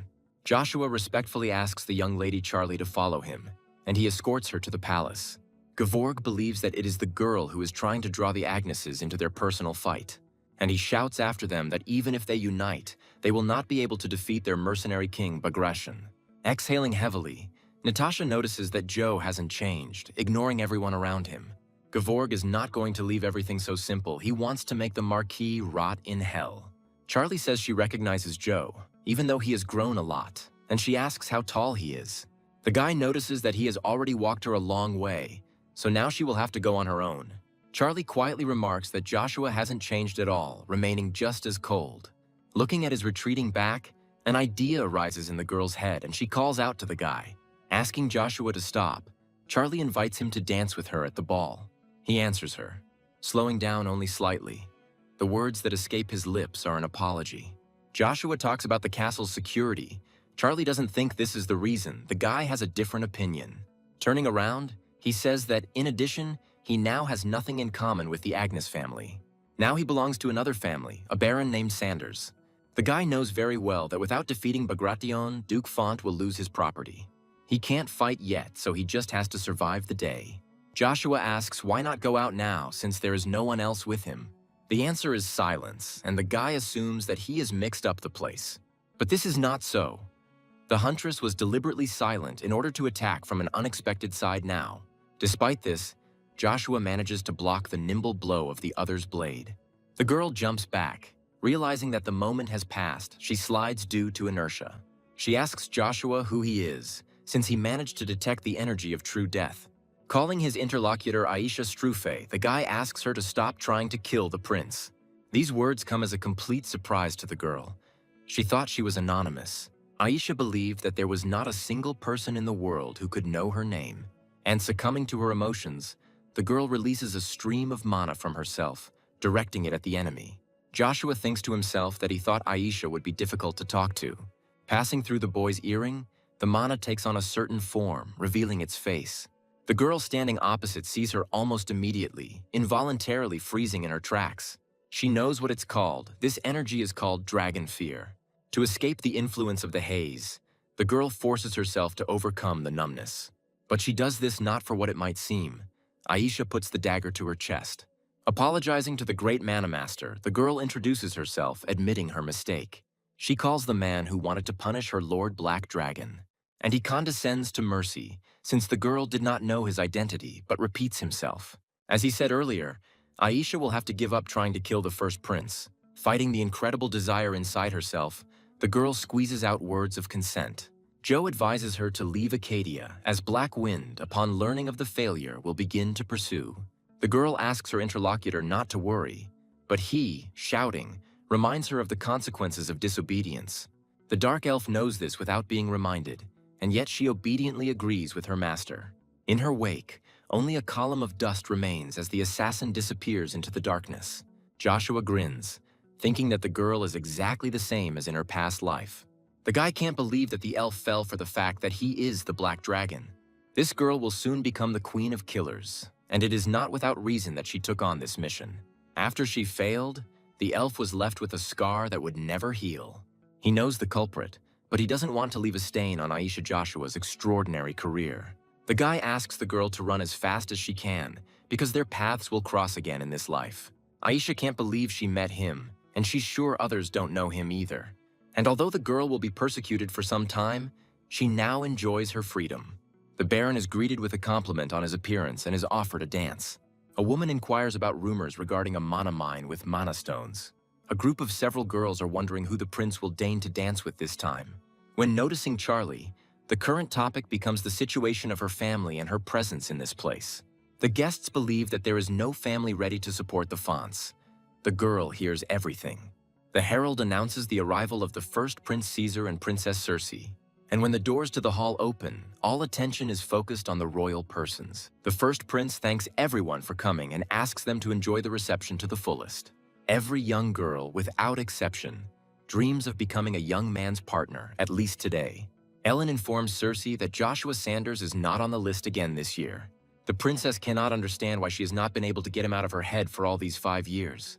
The guy asks his sister to repeat it, but she timidly replies that she didn't say anything like that. The guy thought that it would be difficult for his sister to be back in the limelight after such a long break. The words about how he probably worried for nothing are abruptly cut off. The prince notices someone. The girl turns out to be Charlie, and the young man rushes straight towards her. He says, turning to the young lady Font, that he was afraid he would not see her this year either. The guy says he feels happy knowing that she was able to come here today. The girl formally introduces herself and greets the little son, but he becomes embarrassed. And he admits that he has been following the Fonts' affairs since the day he met Charlie in the past. The girl cannot believe what she heard, and while apologizing, she tries to clarify these words. And Kaiser admits that he had wanted to see this lady for a long time. To everyone's amazement, the prince asks permission to invite the girl to dance. A look of confusion spread through the room. Everyone expected the partner to be a successful lady. Charlie also doesn't understand the prince, wondering if his words are true. But the girl doesn't want to make new enemies, because her family already has a lot of problems. While Charlie expresses her sincere regret, she questions the rationale behind the dance. Now the guy doesn't understand. He's trying to figure out the reason for such a refusal. The interlocutor begins to hesitate, starting to speak but pauses, choosing softer words. Joshua, approaching, says that the thing is that she already has a partner. The prince asks his new interlocutor whether he belongs to the Imperial Knights. He, saying that he was pleased to meet you, introduces himself to someone screaming nearby. Cersei asks again the name of the man who introduced himself, and a wave of excitement rolls through the hall. Those present cannot believe that they are seeing a man who has taken the young titles. At the same time, they assume that the reason why Fonti is here is because of the Duke's son. The prince, meanwhile, says that it is an honor for him to meet someone like Joshua. He responds with dry reciprocity, but apologizes, insisting on an agreement with Lady Charlie. The prince looks at his interlocutor silently for a while, considering the possible options. A smirk appears on his lips as a mischievous idea comes to mind. The guy asks Charlie if they really agreed to dance with this man. The girl confirms these words, continuing to say something else, but she is interrupted. Gevorg, addressing Joshua, declares his arrogance. The prince clarifies this point. The interlocutor apologizes for his intrusion, but says that he cannot bear to see rudeness. When Joshua interrupts him as brazenly as he did Charlie, the boy flinches in surprise. The Baron invites his opponent to return to his seat if he knows what true politeness is. Listening closely, Gevorg understands what they are talking about, hearing the dissatisfied whispers of the surrounding ladies. Joshua confirms this, advising him to leave again if he truly cares about the prince. The Baron also reminds his old acquaintance of his past shame, and he gets angry. The prince reassures everyone, saying that everything is fine. He wants everyone to enjoy the ball. Joshua puts on an act, apologizing again and saying he wasn't aware. The prince believes that he is the one who should apologize to the already established couple of dancers. However, he asks Lady Charlie for a chance to dance with her at the next ball. The girl agrees, saying that it would be the greatest honor for her. As he leaves, the prince expresses his hope that everyone present will be able to enjoy this ball. Joe offers Charlie his hand, and the girl assumes that she will be forever in his debt. She asks why he helped, because he could also get into trouble for this act.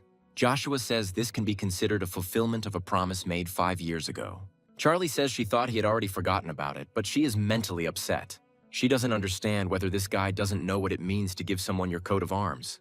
She tries to hold back, but the words come out through clenched teeth. Joe preempts her by saying that he can't help her now since he's still an Imperial Knight. The girl pretends not to understand him, saying that she just wanted to satisfy his curiosity. Repeating the words about height, Charlie asks the guy not to accidentally step on her toes. The man indignantly curses the Lord. He is offended by the blow dealt. And this after everything he went through to survive next to this demon for 5 years. The man is angry that at this time this scoundrel is enjoying a banquet in the Imperial Palace. The guard asks the tramp to stop and leave, because there is no place for people like him here. By pointing to his coat of arms, Cain emphasizes whose specific vassal he is. When the dance ends, those around no longer remember that the Font family is in decline. They are too enchanted by the girl and her partner, who look so beautiful together. They are considered a beautiful couple, the likes of which cannot be found in all of Avalon, and they receive compliments. Natasha and Gevorg do not share the same opinion, promising to show these two hell. Charlie sincerely and generously thanks her partner for the honor bestowed upon her. Running away, incredibly happy, she says goodbye to him until they meet again later. Joshua smiles indulgently, noting the girl's inherent impatience. Meanwhile, someone approaches him from behind with barely audible steps, attracting his attention. Circea clarifies whether the guy is the same Joshua with whom she communicated before. The girl is surprised to feel a telepathic impulse coming from the front. While the gentlemen invite her to dance, Circe receives a message that the medicine is ready soon.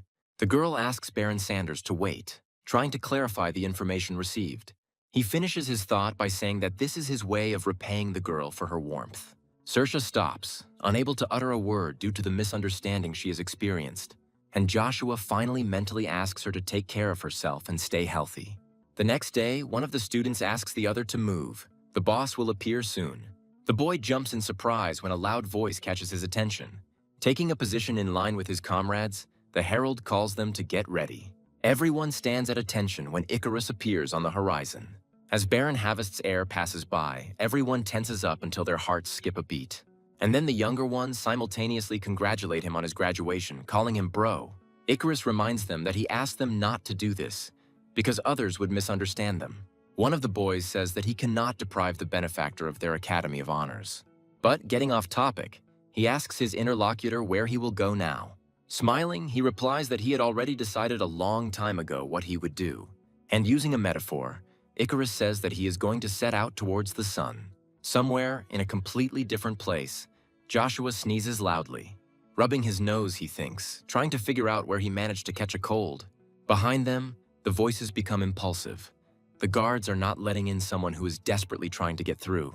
Cain screams angrily, proclaiming that he has lived the last 5 years of his life in hell.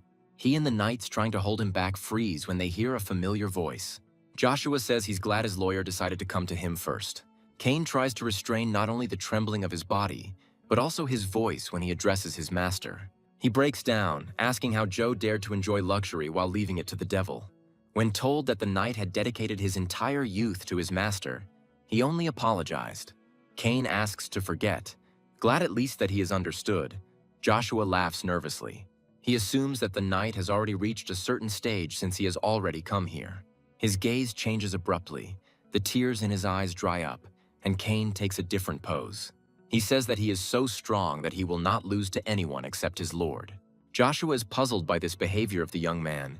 He is already beginning to regret what he said. They apologize to the battalion commander for interrupting his conversation. When Joe asks what happened, he is told that there is a guest waiting for him outside. Running his fingers through his hair, Icarus enjoys the pleasant touch of the breeze. He jumps in surprise when he hears his name being addressed. Joshua can't quite believe that Icarus is actually standing in front of him.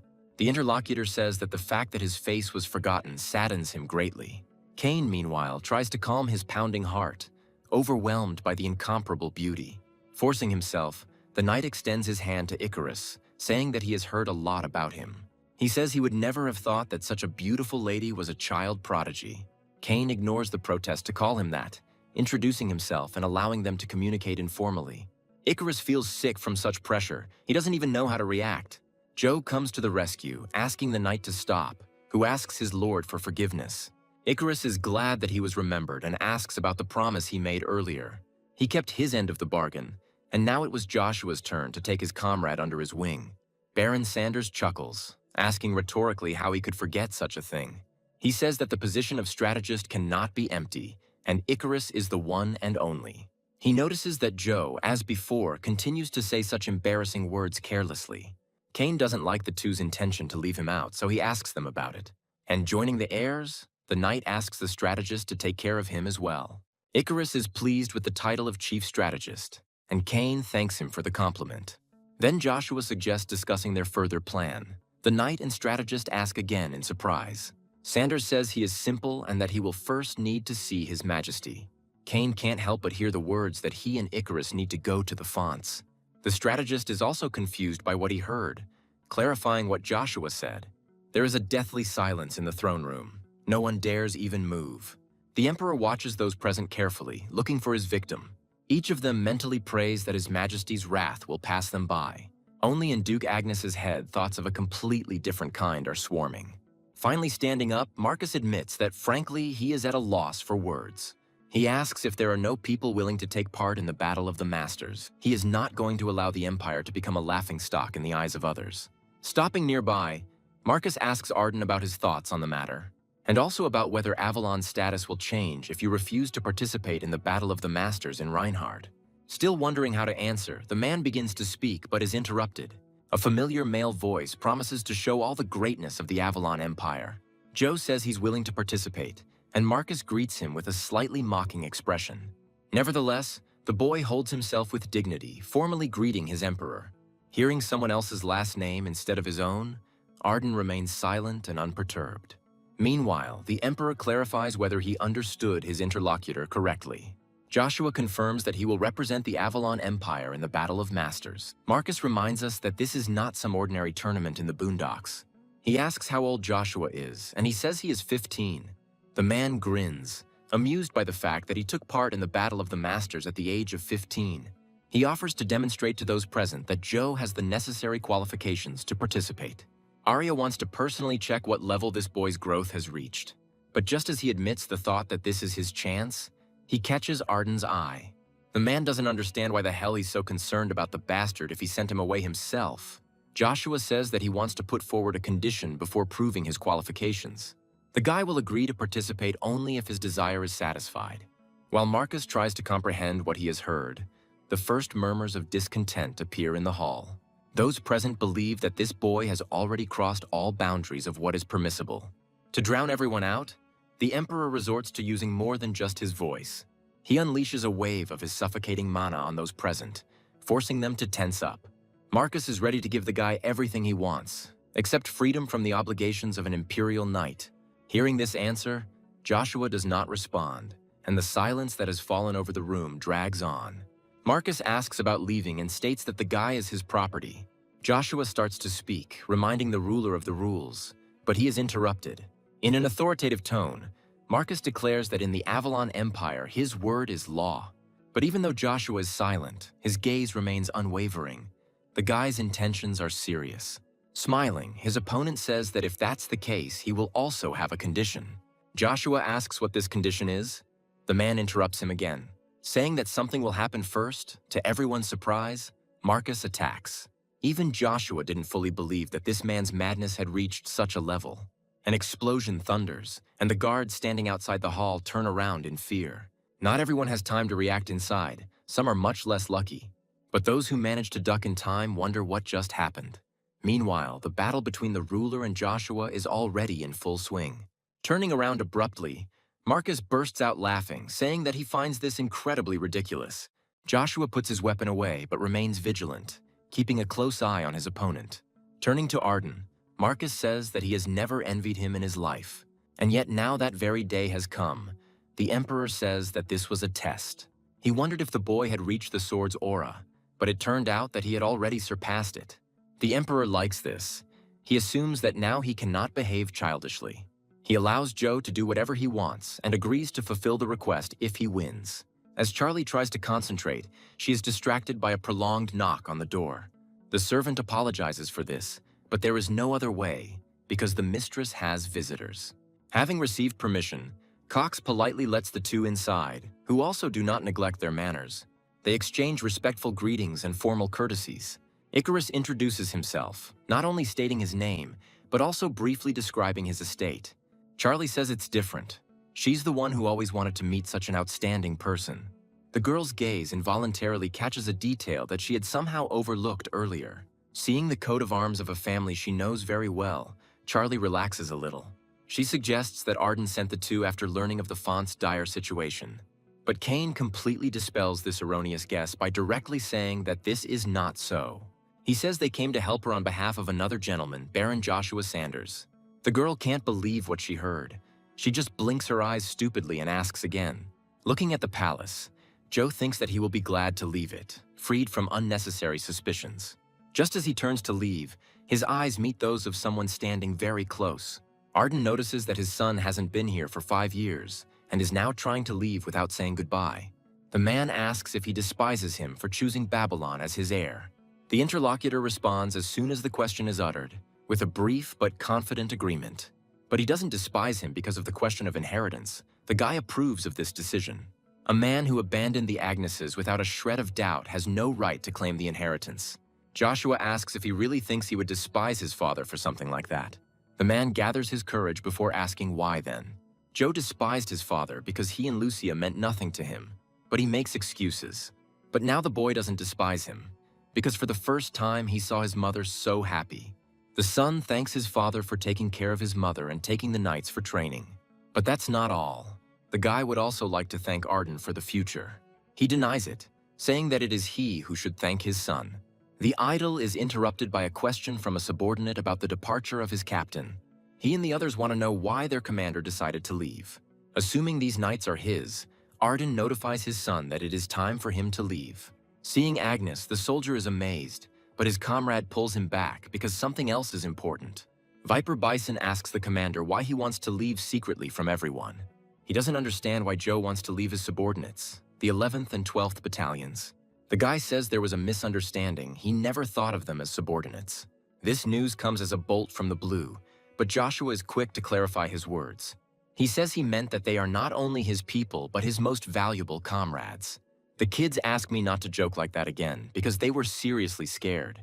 Joshua says he is leaving on personal business. He promises to return for them soon. Bison asks if the leader will stop them if they want to help him with the matter. He had been watching this guy all this time, having studied all his habits quite well. The man believes that Joshua is leaving alone to avoid endangering his battalions. When the guy addresses his interlocutor, his voice sounds stern, and he maintains a theatrical pause. And then he allows himself to smile and sincerely thanks his subordinate for everything. The man is at a loss, completely forgetting what he was going to say, and is slightly pushed aside. The knights believe that now it is their turn to repay him in the same coin. They promise never to leave the commander, either as subordinates or as comrades. They promise to wait for their leader as long as it takes, without saying goodbye to him. And with these words, they pay their commander eternal tribute, drawing their swords. Walking under such a stream, he thinks that the imperial palace turned out to be generous. After all, Joshua managed to achieve every one of his goals except one. He managed to become the commander of a battalion of imperial knights and visited the secret vault. There he again acquired the obsidian earrings, his best weapon from his past life. Joshua managed to meet with the Queen of Assassins, preventing her from being seriously injured. The guy was also able to form a squad that he can proudly call his own people. But unfortunately, he failed to carry out the most important point of his plan. However, Joe managed to find out about the third force protecting Caesar, which he did not know about before. Come to think of it, he didn't know anything at all before, after he became the prince's enemy. And since the moon door is in Reinhard, you need to find out about all the changes as soon as possible. Joshua wants to find the threat lurking in the shadows that he doesn't yet know about. The church bell of the temple located in the empire of Hvalbot begins to ring. The goddess of 7 heads is asked to grant peace and the ability to endure solitude with fortitude, and also to provide assistance in protection and bestow all its other benefits. The prayer of Christian, paladin of the Holy Empire of Hvalbota, is interrupted by the calling of his name. And speaking about the rumors about the interlocutor's departure, he confirms the words of his master. Sebastian says that he came to wish you a safe journey. He is one of the stars. Although he is sure that only one of the 9 and the superhumans could seriously harm Christian. But the man still warns to be careful when facing the divine knight Wintro. He has special powers and is also being watched by magicians from the magic tower.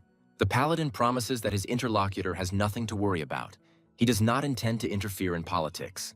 Sebastian recalls the location of the Battle of the Masters and talks about preparing the carriage. Christian asks him to wait because he had other plans before leaving. He was planning to visit the border because rumors had it that a lich had appeared there. Hearing these words, his interlocutor is amazed and asks in surprise to clarify this information. When high-ranking mages, having outlived their time, cannot leave the teachings, they turn into leeches. Christian says that the high priest knows this information and can be trusted. When asked where this place is, the paladin names the eastern part of Avalon, Treffia. By calling Icarus my lady, Cain reminds me of his request to entrust such things to him. The interlocutor's indignation regarding gender leaves the knight indifferent. He does not believe it. Icarus suggests that Cain was possessed by a lustful demon. A girl who came up from behind informs the knight that Cromwell has reached the magic tower. This means they can no longer use the teleportation gate. Within the Acadia capital's teleportation gate, Baron Sanders is approached and the alternatives explained. There is no gate directly connecting Reinhardt and Acadia. The nearest ones will be used. The old man falls silent for a long time, looking intently and thoughtfully at the person standing in front of him. Joshua cheerfully asks to ease the tension if there is something on his face. The interlocutor apologizes, explaining that when he looks at the Baron, he sees a talented magician. He had amazing control over his abilities, but unfortunately, a misfortune befell him.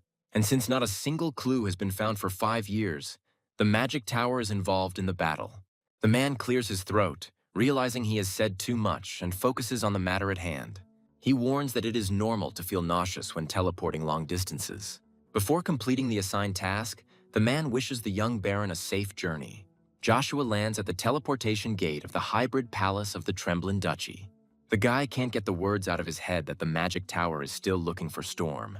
Baron Sanders is brought out of his thoughts by a cheerfully greeting voice. Count Hybrid recalls that the last time they saw each other was at a banquet in honor of His Majesty. Joe says that he is surprised by the personal meeting and learns that this is an order from His Majesty. He issued a decree that families should show sufficient hospitality to the pride of the Joshua Empire. The guy doesn't like this. It's not good for him that everyone knows about his movements. Noi Ken Hybrid, meanwhile, invites his interlocutor to go into the palace. He says that he appreciates the Count's kindness, but he still has important business. The man begins to worry, because His Majesty had given an order regarding this. Joshua asks him to forgive him, but the matter is really important. He will try to return for dinner. When asked where he's going, the guy answers honestly, his path lies to the Mercenary Guild. The hand that tosses the coin sends it into the pond, causing it to spin several times. It enters the water's surface with a corresponding sound, beginning to sink to the bottom. There the coin hits several others with a dull thud, causing one of them to move to the side. A man dressed in all black and wearing a mask begins to read texts in an unknown language. The voice addressing him makes him flinch in surprise and stop mid-sentence. The one who approached assumes that the Silent One is going to destroy the Agneses with the hands of Babylon. If so, there will be another opportunity, he suggests, letting them know if any assistance is needed. Finally, the figure speaks up, saying that he will not obey the interlocutor no matter what. But there was no talk of submission. Instead, he offered cooperation. Although it is not visible behind the mask, the man smiles and then turns around, getting ready to leave. He thinks that it sounds too mundane. At this rate, his interlocutor's father will have a heart attack. He is stopped by words about a madman who is going crazy about killing and fighting for his father. And he asks his interlocutor to keep in mind that his offer always remains valid. And he reveals the name of the one hiding behind the mask, calling him Drax Vel Grace. He calls his opponent incredible in many ways, especially for a young man who is a piece of trash. The second name is also revealed.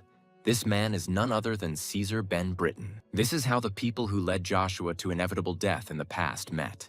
There is some outrage in the Mercenary Guild over the lack of opportunity to obtain a badge.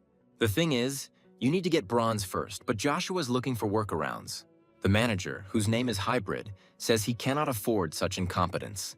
Joshua, starting to get angry, asks if his interlocutor knows who he is, and he starts to hesitate. But then he answers, and his answer is more than complete. Then the Baron becomes completely perplexed. The man says that he doesn't trust him, which is why he needs a reason. Joe reminds his interlocutor that mercenaries are paid to provide their skills. Hybrid is perplexed and asks why the Baron suddenly started talking about such things.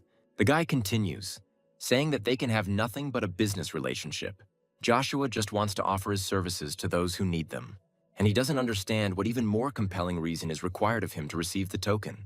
In the end, Hybrid gives in, promising to give the Baron a task to obtain a silver badge. Joshua promises to complete it under any circumstances, regardless of the nature of the task. Pulling out one of the drawers, the man thoughtfully begins to announce the difficulty of the applicant's mission. He ends by saying that this task has been awarded 5 stars. Joshua clarifies, because he knows that missions of this level are comparable to scouting a dragon's lair. Hybrid says it's just a request for supplies and surveillance. Noticing that he has no choice, Joshua asks when it will be time to move out. We need to head south now, to the Treffia region, which was previously occupied by the county of Rebrick.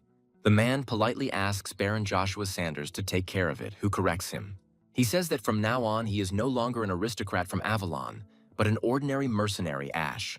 Hearing the name his interlocutor gave him, the man says that it suits him perfectly. Joshua pauses, admitting that he had almost forgotten the most important thing. He asks if they sent him on this mission without asking about his abilities. The man asks, puzzled, if the boy wants any specific reward. He replies that he hopes to receive a reward commensurate with the difficulty of the mission given. Squatting down, the man grabs the soil, passing the excess through his fingers. By rubbing the earth in this way, he forces the particles to renew their properties. There is a rustling sound from behind a nearby tree, and soon a partner appears from the bushes. To avoid drawing unnecessary attention to his voice, he silently shakes his head. The man thinks, starting to run through various options in his head.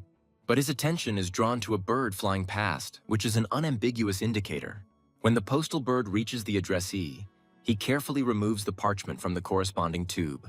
Cox asks his mistress, noticing the changes in her facial expressions, if something is wrong. After a short pause, Charlie reports that her father has lost consciousness.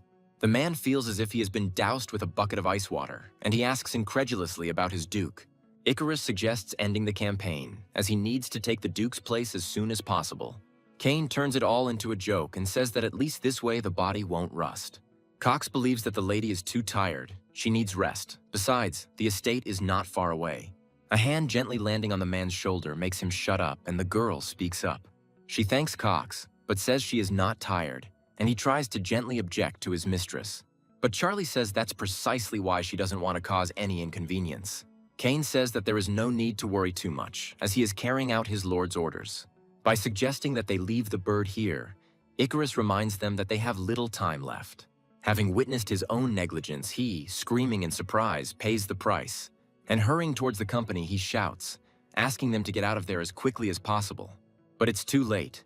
Strong ropes are already entangling the faithful knight Joshua, causing him to be surprised.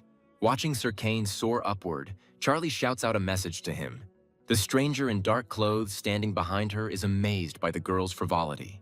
Attacking from behind, he asks the young lady to behave quietly and be obedient. He notices the stone flying at him at the very last moment and does not have time to do anything. Icarus grabs Charlie's hand tightly and drags her as far as he can, telling her to run without looking back. The mercenary takes responsibility for taking the lady, but orders the rest to be disposed of. The shadow people who appeared out of nowhere obediently confirm their master's order. A voice coming from above mockingly asks who is going to be taken away, and Kane, under the puzzled looks of the mercenaries, scatters their friends in his path. They are wondering, trying to understand how he managed to escape from the trap. The knight's gaze is full of unhealthy anticipation as his blade hovers over his first victim. The force of the impact causes an explosion, and the shockwave spreads over long distances. The master belatedly realizes that this knight is strong, but he does not lose faith in himself. Hearing the words about the thoughtless use of mana, Kane asks dismissively. He notes that the explosion that occurred should be heard by all people in the area. The master of the mercenary group becomes increasingly convinced that this man is dangerous. He gives the order to change priorities, ordering that the knight be dealt with first. The man calls out to the culprit, reminding him that he ordered it to be moved to another place. Someone else from the company inquires about the location of the loot box. Joe is asked to move, amazed that someone like him could even be a mercenary. He says he's trying, but he's secretly regretting taking on the silver-level task. The bear is pulled back, frightened by the fact that the newcomer might turn out to be a mana user. He is skeptical about this, but tells Joshua, without his friends, to stay close to him. Hearing the words that this is a 2-star task instead of the stated 5, the guy becomes wary. And literally a moment later, a voice alerts the camp, telling them to prepare for battle. Hybrid asks mana users to step forward and deal with the enemies as quickly as possible. Many are trying to understand what a pack of undead is doing in a place like this. They are told not to be a crybaby because they are easy to kill, just cut off their heads. The question of what to do becomes relevant again when a headless man appears on the horizon. Even Hybrid is confused, realizing that everything is much more serious than expected. This high-ranking monster is a Dullahan. Its armor is not easy to penetrate.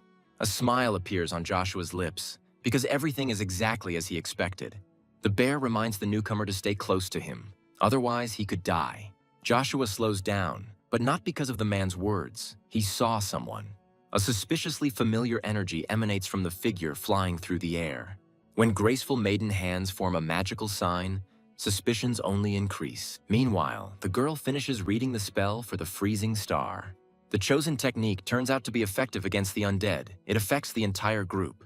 Even the bear understands that this is 4th-class magic, but it is even more shocking. Joshua knows that finding a magician who has reached the second circle and above is difficult. Therefore, in the Tref region, there can only be one mage capable of using the fourth rank, and his name is Iselin Jin Rebrick, who is an archmage of the ice element. And right now, this girl has demonstrated in all her glory the strength she is capable of. But unfortunately, the ice shackles were unable to neutralize everyone. Dullahan is slowly moving.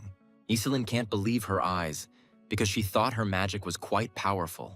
Catching up with the girl, Hybrid tells her to step back, saying that he will do the rest. The man also turns out to be a mana user, as everyone soon discovers. Directing his magical weapon, he attacks the monster, who has not yet fully recovered. He manages to successfully crush the ice, all in the blink of an eye. But the technology is quite expensive, and the hybrid's breathing is labored and difficult. The mercenaries begin to rejoice, admiring the strength of such an outstanding man. Joshua had heard of it, and yet such power, seen with his own eyes, was astounding. He remembers that in a past life he knew a man who loved this weapon. It was valuable, and the guy assumes that his other artifact already exists. Meanwhile, Iselin stares at the back of the man standing in front of her. The leader is informed that another pack of undead is approaching, and he's advised to leave quickly. The man cannot believe what he is hearing, and behind him he hears the neighing of horses. Someone from the crowd desperately asks to pay attention to the number of headless riders. There are 5 of them, and the mercenaries are puzzled as to why there are so many undead with 2 stars. The brave fellows decide to retreat, considering lives more valuable than money. Seeing such brazen desertion, Hybrid helplessly asks his subordinates to return. There are chuckles nearby, and the Baron asks if he really thinks they will return. He asks his interlocutor to ensure that his reward for this is decent, and ignoring the hybrid calling him questioningly, he activates his mana. They call out to the bear, saying that the newbie is up to his old tricks again, and he turns around in surprise. He again expresses concern about Joshua, and his friend is concerned about his own skin. Meanwhile, the trusty spear is already flashing brightly in Baron Sanders' hands. One of the Dullahans raises his sword invitingly, directing the army to attack, and then he immediately takes off from his place, as if he was just waiting for this command. Joshua slowly takes Rugia back, filling him with his magical energy. The boy speaks words that allow him to activate the 4th stage of spear mastery, and he suddenly thrusts his weapon in front of himself, illuminating the horde of enemies with a light full of mana. The technique he uses this time is annihilation. The undead freeze in place. Unable to continue their journey, they are blown away by a powerful stream. Even the Dullahans have it tough, though their resistance is proving more successful. The worst thing happens to those who are very close, because the flow of mana incinerates them. Although Hybrid had heard of Baron Sanders' strength, he now had the chance to witness it. Bear and Scar are more unrestrained. They practically scream in amazement. When everyone is incinerated by the harmful mana, the situation reaches its climax. Hybrid admits that he has never heard of such a technique from the Agnes family. But what most surprises the man is that the guy uses a spear, not a blade. Joshua advises him not to try to find out too much, as it could harm him. Later, in the leader's tent, the guy clarifies the true nature of their mission. Hybrid says he said it because that's what the customer wanted, Joshua continues. When asked about the consequences, the man says that he himself did not expect such powerful monsters. Remembering the very essence of the mission, Joshua asks about the final monster. The interlocutor replies that it is a lich and names the town in which this undead is located. Hearing that she lives near Island's father's castle, Joe puts 2 and 2 together. He thinks, running through the options in his head, and Hybrid tries to figure out the plan. Joshua becomes cheerful at the thought that after the task he will get what he wants. He says that it's time for them to move out. This camp is completely out of place. The man says that it will take some time to obtain entry permission. There is also a territorial war going on in the county, with the Imperials regulating entry by identification. These words are news to Joshua, who asks for more information about the territorial war. Iselin, entering the tent, says that in reality, everything is not as it seems. This is not a war at all, but a brutal massacre carried out by the Marquis of Cromwell. Another burst of mana is heard from behind, but not as strong as before. The girl stops and desperately shouts the knight's name into the darkness of the night. Icarus holds her back, reminding her that the lady must not be captured, but must focus on escaping. Charlie understands perfectly well that his interlocutor is right, and out of helplessness, he only hisses angrily. Heading somewhere, she says that there is a pier a little further from here. Cox goes first, so the fact that he stops and lets out a muffled groan makes you tense. Charlie, not paying any attention to this, asks the man to prepare a boat for them. But she herself, without Cox's contrition, clearly sees that the pier is destroyed. A man materializes from the shadows in front of the man and begins talking about a way to escape. He says that the only way they can escape from here is by dying. Despite the fact that Cox and Icarus are scared, they heroically ask their mistress to escape. She screams in horror as blood sprays into the air. The attacker's eyes become completely round, and a wheeze escapes his lips. And he becomes the last one, as the arrow hits him right on target. When the mercenary falls in front of Cox, he freezes, but forces himself to concentrate. Asking where this arrow came from, he begins to look around cautiously. A male silhouette appears in front, asking if those he saved are okay. This man is Troy, a count and soldier of the Font family, and he volunteers to accompany the lady. When they approach the right place, those who notice the man let him inside. Troy asks where everyone is because he clearly remembers giving the order to be extremely attentive. The man expresses joy at meeting Lady Charlie and at the safety of Cox and the others. When the others are mentioned, the girl's look becomes even sadder. Icarus asks the lady not to worry about Sir Kane, but she finds it difficult not to think about the knight's self-sacrifice. The interlocutor says that Baron Joshua's first knight will not die so easily. He is strong. The girl thinks deeply, remembering Kane and analyzing his abilities. She's pulled out of her thoughts by a voice, allowing the young lady to settle down comfortably.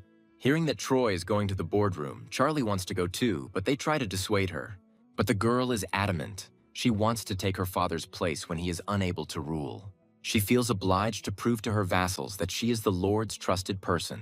Baron Arno is told of the impossibility of abandoning the position just mentioned. But it is impossible to protect everyone, and a proposal is made to ensure the safety of at least one.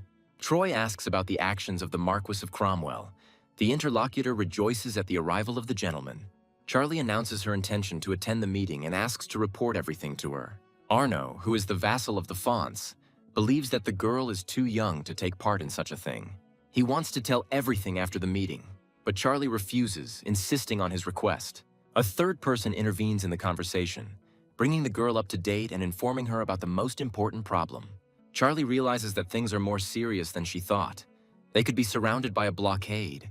The girl mentally admits to herself that she has no ideas for resolving the current situation, but someone else has them, and he suggests forgetting about other items of trade. Icarus asks, leading to the answer, "Is it not possible to produce food directly on the property?" Arno politely apologizes before asking the name of the person he is honored to meet. Troy reports that this boy helped Lady Charlie escape and get here safely.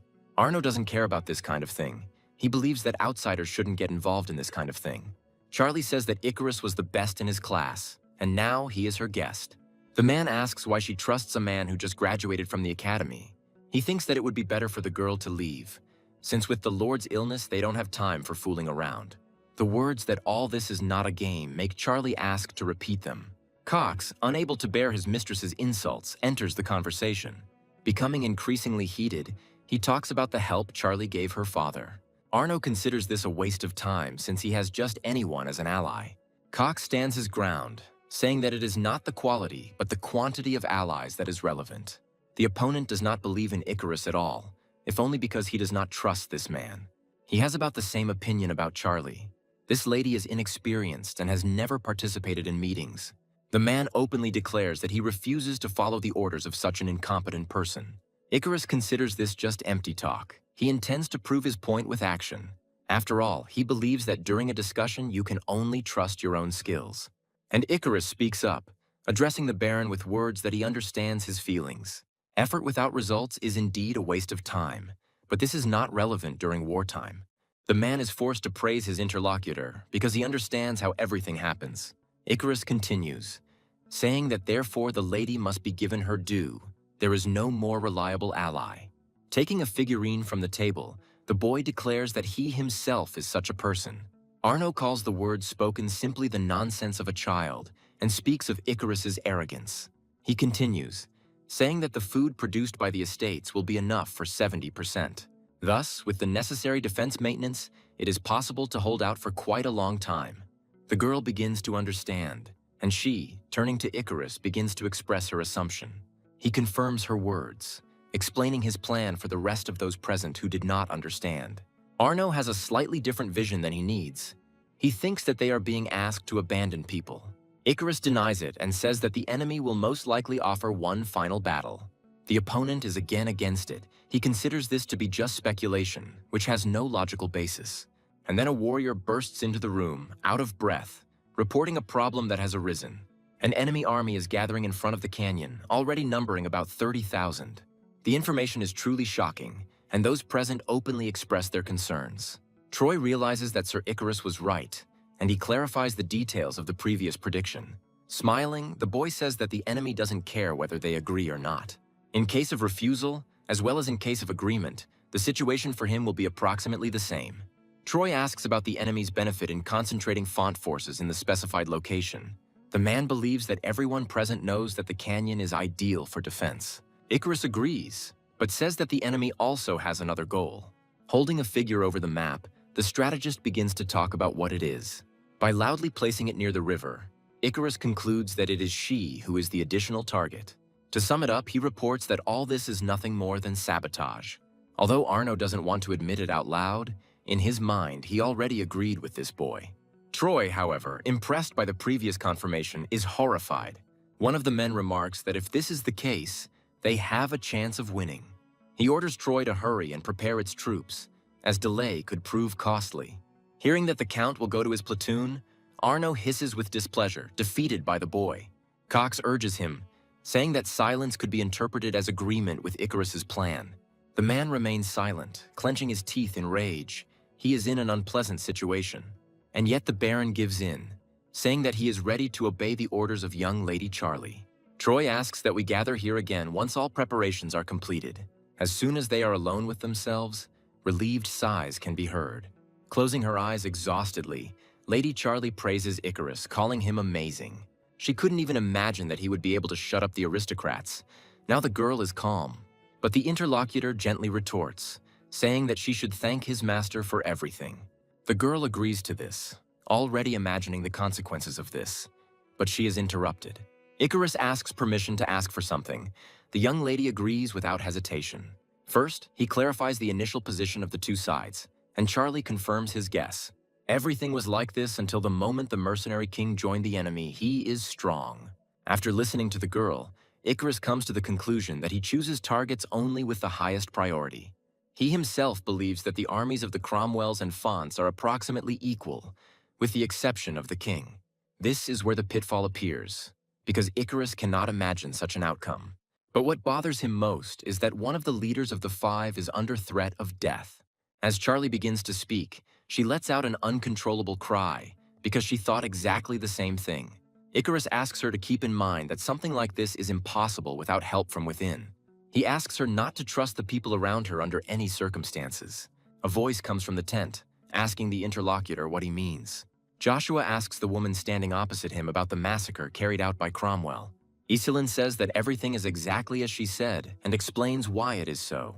Passions flared up due to Cromwell's unilateral declaration of war. Fanzel disappeared. A third one joins them, finding the ignorance of the one who was in the imperial court strange. The man says that the Cromwells destroyed the Rebricks and recently began the siege of Fonty. And this is not some minor skirmish, but a large-scale war that will determine the future. Joshua says there's a chance Emperor Marcus is the one running this. Hybrid notices that the rumors about this dog receiving orders from the Emperor are starting to make sense. Joshua reminds him of his title, as such words could be interpreted as treason. The interlocutor notes that after the fall of the Fonts, the next target could be the Agneses. He also wants to ask Baron Joshua for some personal favor. The boy is intrigued by this and asks about its specific content. The man responds without a hint of embarrassment, asking him to take care of Lady Iselin. Somewhere very close, a wolf's drawn-out howl at the moon is heard, and a tree nearby cracks. But a trained horse carries its rider, fearlessly walking over the bumps. Approaching the right place, Christian says that he could not even imagine such ruins. He is asked to stop, and the direction of travel is inquired about, since the territory is limited. The paladin says he was sent to investigate the peculiar remains by the Valbot Empire. The interlocutor asks you to refrain from making excuses and leave the territory under Avalon's control. Christian isn't going to try to prove anything to the impenetrable people, so he remains silent. He comes up with another plan, and the man leaves his mare away from that place. A grinding sound is heard from behind one of the bricks at the very bottom, after which it moves away. A scuffle is heard from the darkness, followed by the paladin's quiet curses. He wonders what this empire is thinking about. He never thought that the ruins were being monitored like that. What's really suspicious is that the royal mages are working with the mages of the Magic Tower. Christian is curious about the connection between the Lich that appeared here and the Avalon Empire. Standing in front of Reba's castle, he tries to understand what Emperor Marcus wants to achieve with this. The door opens easily, but with a piercing, otherworldly creak. Christian carefully enters inside and carefully looks around for enemies. Listening to the outside noises, you can only hear the rustling of the swaying chandelier. Well, and besides this, the sound of the cautious but confident steps of the paladin himself. As he moves further, the man begins to think about the reliability of the old building structure. And in the pitch silence, a rustling wheezing sound reaches the strained ear. At first, the slow source of motion begins to pick up speed. Christian places his hand on the hilt of his weapon, preparing for the upcoming skirmish. The creature appears from a completely different direction, its approach distorted by the acoustics of the hall. Assuming it is a form of ghoul, the paladin notes its impressive speed. Although he himself is no slouch, dodging the attack, the man faces another unpleasant outcome. Under the influence of the weight of both and the applied force, the floor sags and collapses. Christian doesn't have time to group himself properly, hitting his back painfully. The undead suffer the same fate but seem unfazed, rising with a wheezing sound. And jumping sharply to his feet, he rushes at his victim who manages to strike. It takes more effort than it should, and Christian has to fight shortness of breath. Something catches the man's eye, and he curses in annoyance at his own carelessness. Dozens of pairs of eyes are waiting for the right moment to stare at their victim and tear them to pieces. And when they finally break away, the paladin thinks that his end has come. But he is not going to give up so easily, letting out a battle cry. And the next moment, the paladin rushes forward, starting to dance among the dead. Their punches are powerful and their speed is impressive, so Christian has a hard time. He decides to take a long-range approach, using the lightning spear. The creatures are not only pushed back, but also dealt decent damage. And yet, what he sees next leaves Christian confused, refusing to believe his eyes. An anomaly occurs with the creature, suspiciously similar to healing. And then, with an unpleasant wheezing and gnashing of teeth, the undead rushes towards the enemy again. She moves in from behind, surrounding Christian from all sides and leaving no escape route. The paladin then turns to his holy sword, asking it to answer the call. The undead first wheeze questioningly, and then, hissing, begin to back away. Christian says that he is obliged to punish each of them in the name of the god Hermes. Solemnly plunging the weapon in front of him, the man calls upon the holy cross for help. The undead surrounding him, starting with the closest ones, begin to scream shrilly. Living dead are thrown in different directions, along with massive damage. Christian tries to understand how powerful the Lich is, since ghouls are so drawn to holy energy. The paladin had hoped to come and sort everything out quickly and quietly, but that was no longer possible. Sharply pulling the sword aside, the man throws off the remnants of filth from it. He understands that although a scandal cannot be avoided, everything needs to be sorted out quickly. Turning to Hermes, Christian asks him to awaken the saints and find the source of evil. Breaking away from the man's hand, the created source of light begins its journey. He moves further and further, going deeper into the corridors, until he finds what was asked for. One of the figures turns halfway, and an eye sparkles from the impenetrable darkness. Christian is overcome with emotion as he tries to figure out what he's doing there. Meanwhile, a portal silently opens behind him, which the man does not notice. Tentacles burst out of it, rushing towards the target with lightning speed and causing it to scream. Christian tries to wriggle around, looking for the source from which the shoots originate, and a single curse escapes his lips as he appears before his eyes. The paladin asks in a raised voice if they really want to start a continental war. After all, this is no ordinary undead standing before him. Those like him are called Death Knights. Taking a parchment with a familiar seal from the hands of the person standing opposite, they unfold it. Having delved into what was written, the sorceress gives a silent signal to her subordinate, who reacts. Approaching the required place, he begins to cast a spell, reciting an ancient spell. And soon, in the place where there had just been emptiness, a portal appears leading to the city. Hybrid says that he will return to the castle for a short time and then go here again. He is being asked to do whatever is necessary before things get complicated, which will happen soon. He says that he will try to do everything in his power, expressing confidence in assistance. They wish the man good luck on his journey. He thanks them and gives the order to set off. Iselin notices that Joshua has not said a word, and he says that he has nothing to say. The girl has a different opinion. She asks what is the value of an artifact that is only being developed. Turning to his interlocutor, he remains silent because she has not yet said everything. Recalling the seriousness of the situation, she does not understand why Joshua asks for so little. He says he decided that a man like Captain Aiden Hybrid could be useful. The girl is puzzled when she hears these words. She involuntarily repeats them after her interlocutor. And then she suddenly bursts out laughing, saying that she thinks Joshua is funny. Iselin promises to personally provide him with what he wants a little later, as soon as everything is over. Joshua looks away, hiding his true thoughts behind a polite smile. He asks cautiously, warning in advance how Count Rebrick disappeared. The guy doesn't miss the dramatic changes the girl's face undergoes. Then he apologizes, starting to say that he allows, if it is difficult, not to answer the question. And Iselin says that the main problem is that it all happened very suddenly. Their family estate was set on fire and everyone, including knights and servants, could have been killed. A memory from 5 years ago involuntarily appears before the girl's eyes. Her father then asked those in charge not to allow the enemies to pass, and for the rest to run away. Iselin didn't want to leave her father then, saying that they couldn't do it. The man was then so furious that the daughter had never seen her father. He shouted at her unusually loudly and insistently, telling her to just listen to him. The vassal holding her hand reminded her that if they didn't hurry, they would all be killed. The girl was torn between feelings and duty. The struggle was difficult, but it was resolved quickly. Before finally putting an end to it, Iselin burst into tears, unable to hold back a sob. Running away from her father, she screamed loudly that she would wait for him. He, without saying anything in response, hurried to construct a protective spell, and the enemies running after them shouted furiously, ordering them not to let the people escape. They were going to kill everyone, no matter the cost, but their voices were drowned out by screams of agony. Iselin ends the story by saying that her father bought time by letting them leave. When, over time, people began to forget about it, she decided to return to help. Then rumors about the Lich appeared, and the girl wanted to see him with her own eyes. Joshua starts to softly talk about something concerning this Lich, but is interrupted. More precisely, he himself is interrupted, as someone's very familiar presence falls upon the guy. A puzzled Iselin tries to attract the attention of her interlocutor, bringing him back to her. But he doesn't listen at all, abruptly throwing open the door of their carriage and rushing out. Joshua is sure that he felt his presence, Caesar's damn dog. And this accomplice, who is loyal to the fourth prince, is called Velvel. Knocking down the door in front of him, Joshua bursts inside. Hybrid asks what happened and why this guy does whatever he wants. Joshua replies that he needs to check something, suggesting to meet later. The Baron is asked to wait and explain everything, but he is already at an impressive distance.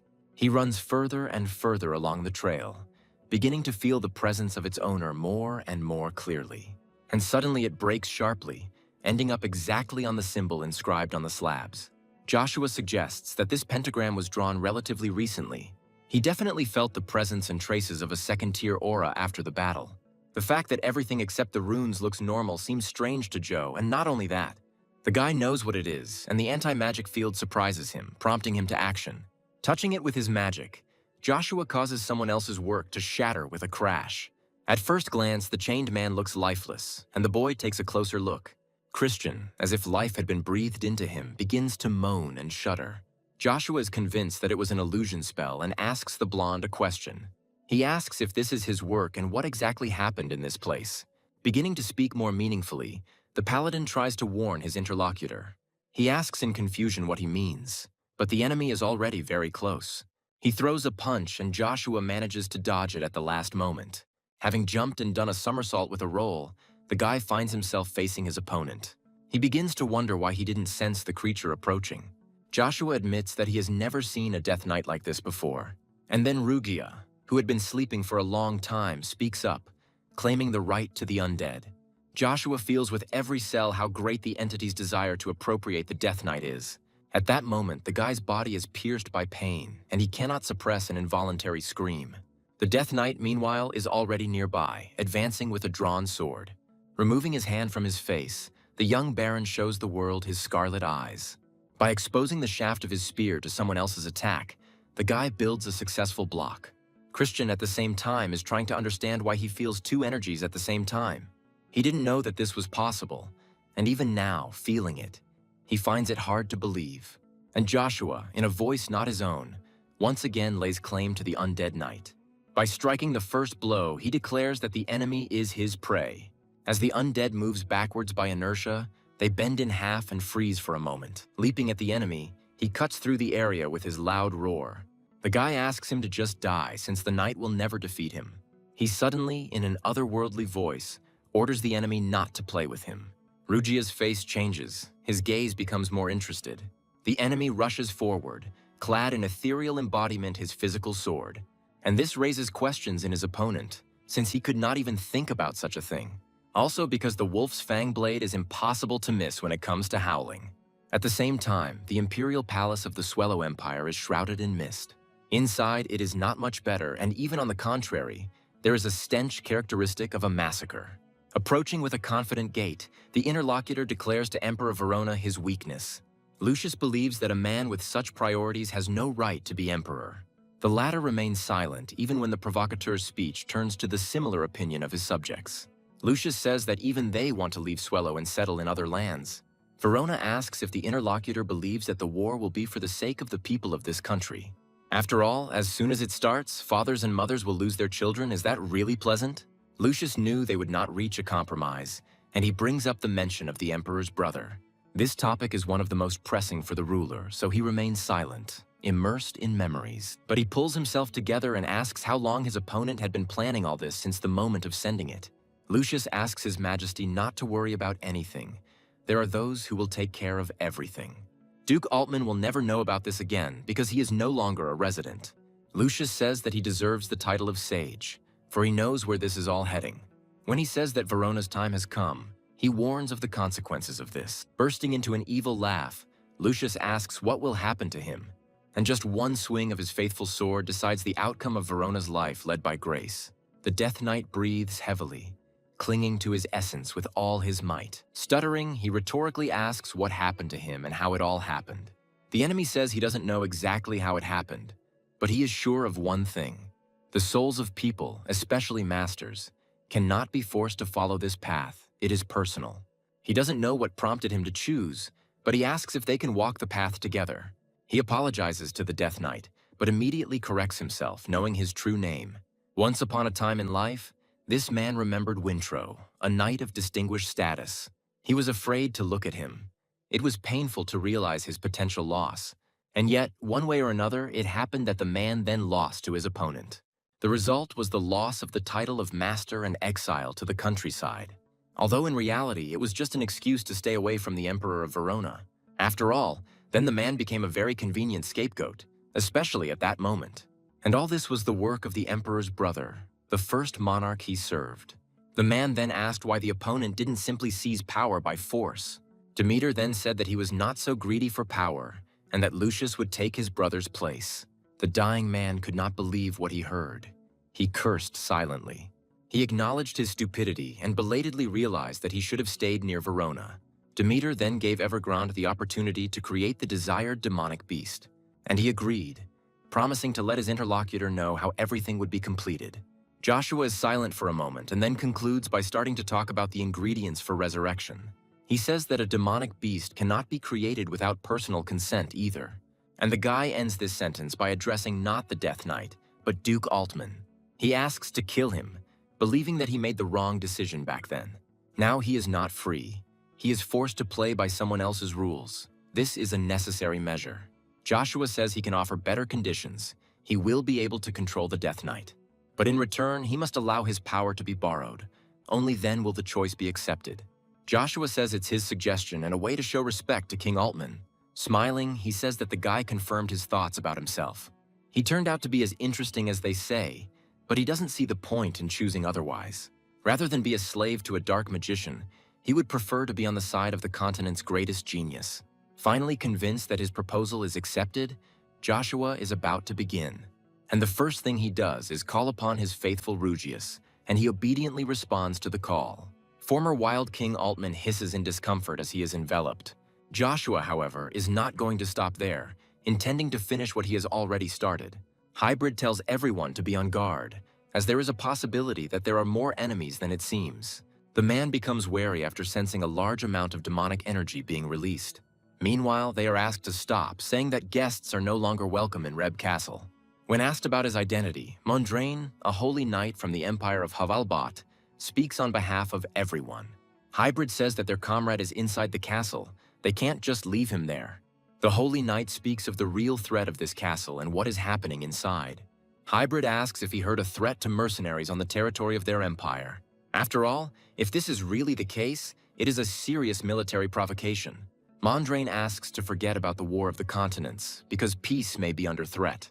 But the man pauses without finishing, looking in amazement at what has appeared in front of him. Seeing such a frightened look, Hybrid also turns around, wanting to see the threat. And at the same moment, demonic tentacles move further out of the half-open crevice. The man clearly feels danger. Something approaching from within instills horror. Mondrain orders his subordinates to kill every demon they see.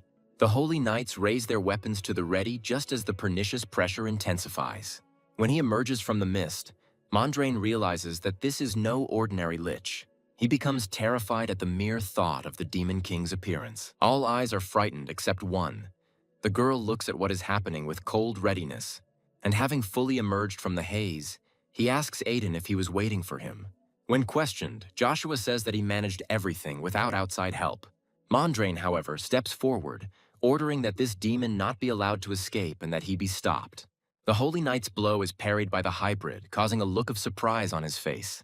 The man orders him to put down his sword, as this man is a nobleman of the Avalon Empire. The opponent talks about demonic energy emanating from him. He is clearly not human. Joe mentally addresses Ruggy, recalling his words about the measure, who retorts. Stepping forward, the saint asks them if they think something is wrong here. Seiran says that the amount of this energy would be enough to kill them all. Mondrain remarks that they don't know what this demon will do if they let him go. Then the girl offers him a compromise, to leave the choice to God. The girl offers to test this man's essence using the tear of God. She turns to Joshua himself, asking about his attitude towards such a proposal. He thinks deeply, mentally weighing the pros and cons, calculating potential options. Her voice breaks into thoughts, causing surprise and saying that deception will not be difficult. Joshua addresses his interlocutor in the same mental way, asking about her expectations for this help. The girl replies that the Baron is just her type, as handsome as they say. Rugia notes that he has never seen such an impious saint before and is eager to act. The guy refuses his interlocutor's help out loud, and her look becomes perplexed. When Joshua releases the Holy Knight, the others, seeing his face, shout out his name. They are harsh in their expressions, asking what the bastard did to Sir Christian. And Joshua, noticing movement from the Holy Knights, orders them to stand in their places. As the others shield themselves from the bright light, Seiran is shocked by the energy reversal. While she tries to understand who Joshua is, strange things begin to happen to the holy artifact. The girl tries in vain to hold him back, because Tyr still manages to escape. And Joshua, who caught the artifact, says that greedy people do not deserve to use it. He adds that since they don't believe him, all that remains is to demonstrate everything now. And immediately after these words, the boy forces those present to shield themselves from the blinding light again.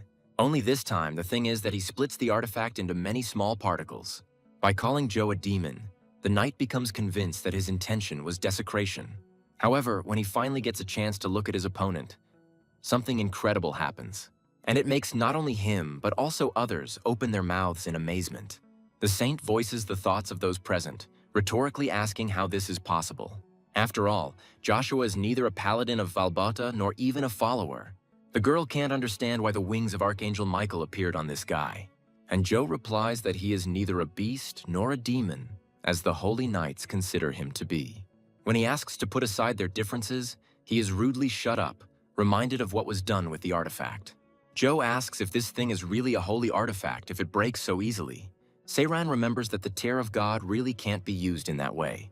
Joshua points out that now is not the time to argue, as Christian's life is at risk.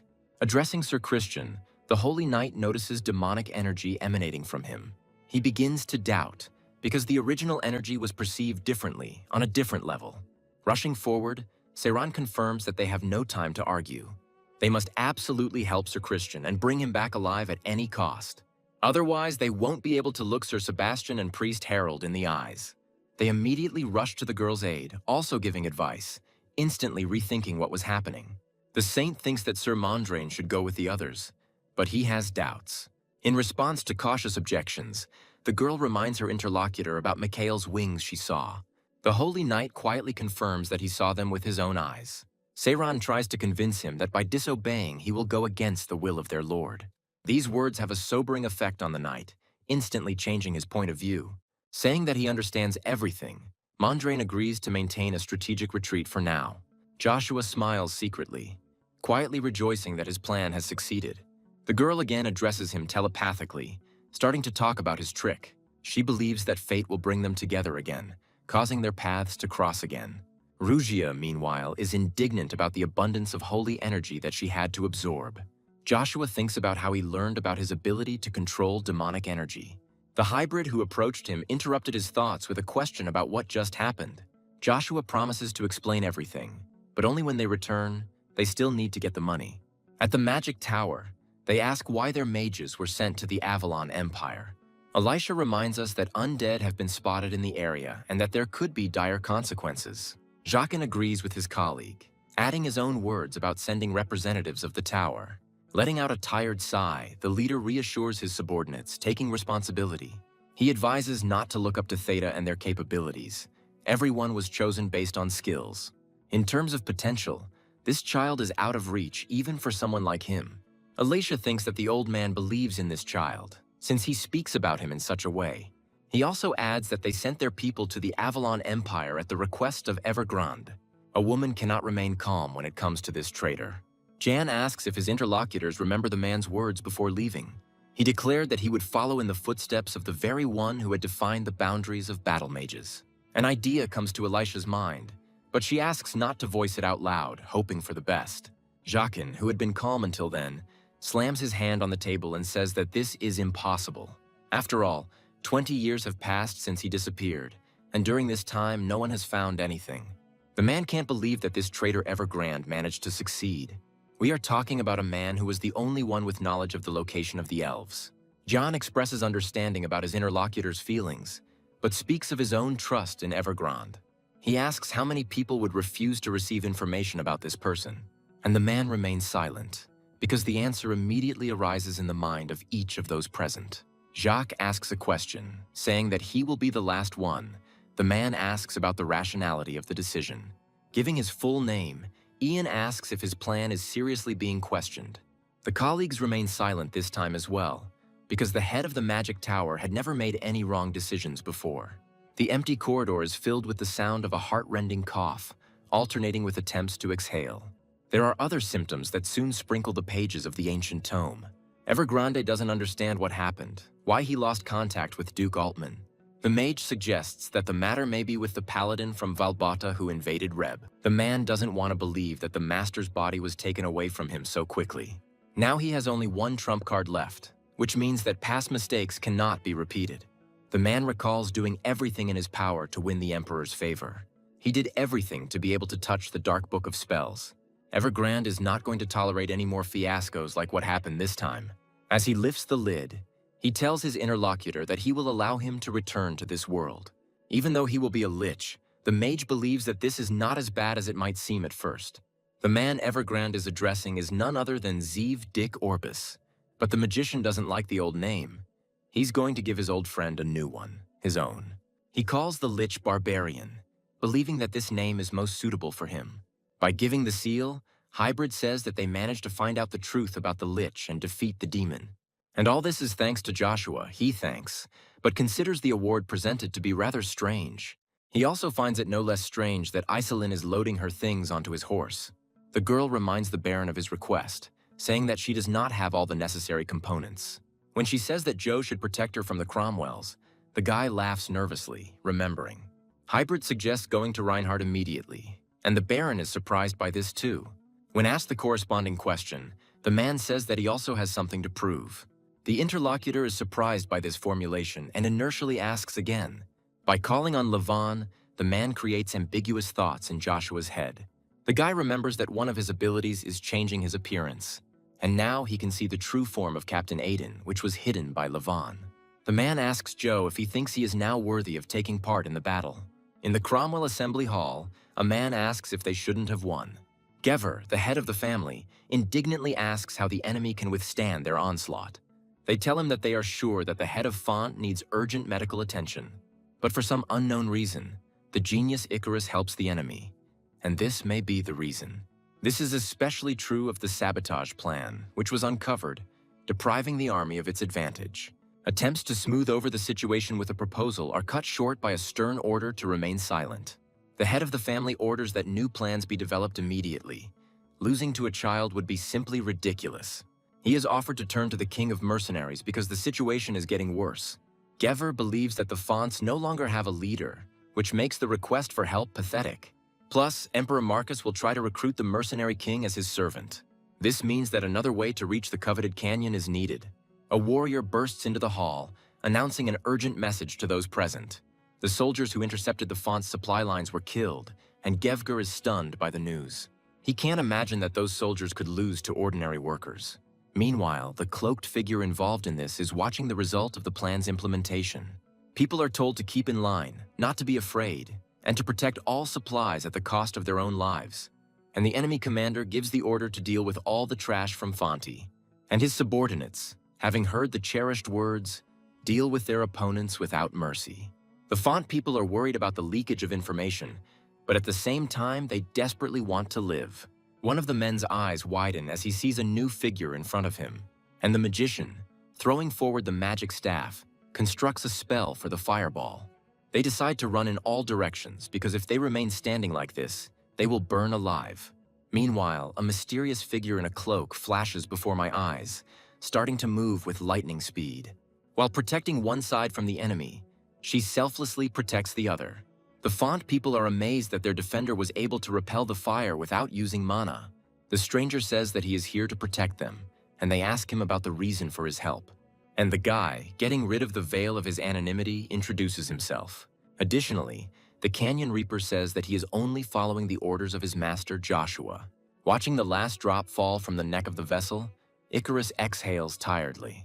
He believes that the implementation of the plan is being delayed, which is starting to make the guy nervous. The interlocutor believes that they are starting to catch up, causing the opponent to ask a clarifying question. Arno is confident that the enemy learned of their supply routes and began to block them. Icarus reminds them that only they know about this, and that exposure can mean only one thing. The man asks to clarify, meaning that his interlocutor dares to call him an enemy spy. Arno says that although the peasant may not understand, the nobles are very concerned about their honor. They all confirmed their loyalty to the Font family. No one would dare to betray them. The man says he also has questions, for example, about getting closer to Lady Charlie. The words about Icarus wanting to use her to become the Duke of Font are irritating. The man looks at the guy, ready to say those very words, but doesn't have time. They report the arrival of supplies and tell them to open the gates, but also to be on guard. Arno finally advises his interlocutor to be more mindful of what he is doing, and also warns that many people here will not let an unwanted guest out of their sight. Charlie gives orders to transfer the wounded and distribute supplies to those in need. The lady asks to let her help because she is tired. The girl thanks the volunteer. Icarus asks what happened and why there are so many wounded. Charlie recounts the news. The guy becomes increasingly convinced that the enemy was aware of the enemy's trajectory. And then a voice is heard from behind, announcing that it was he who helped the warriors survive. Kane does not hesitate to express his own praise, listing his achievements. His friends are happy to see him despite this, but the guy continues to maintain the image he created for himself. But what he sees makes him feel embarrassed and raises characteristic questions in his head. Charlie expresses deep joy, admitting that they tried to contact but were unable to. Arno cautiously inquires about the knight's identity, asking if he can be trusted. Charlie says that this is the one she was talking about, and the man dryly expresses joy. Kane asks why he is so nervous, and Icarus restrainedly offers to greet the commander. The sounds of a trumpet and the approaching clatter of hooves attract everyone's attention. Even before dismounting, the messenger reports the news that the river has been frozen. This makes it easier for the enemy to move, having already begun moving towards Fonts. The man throws the weapon over his shoulder and bursts into barking laughter.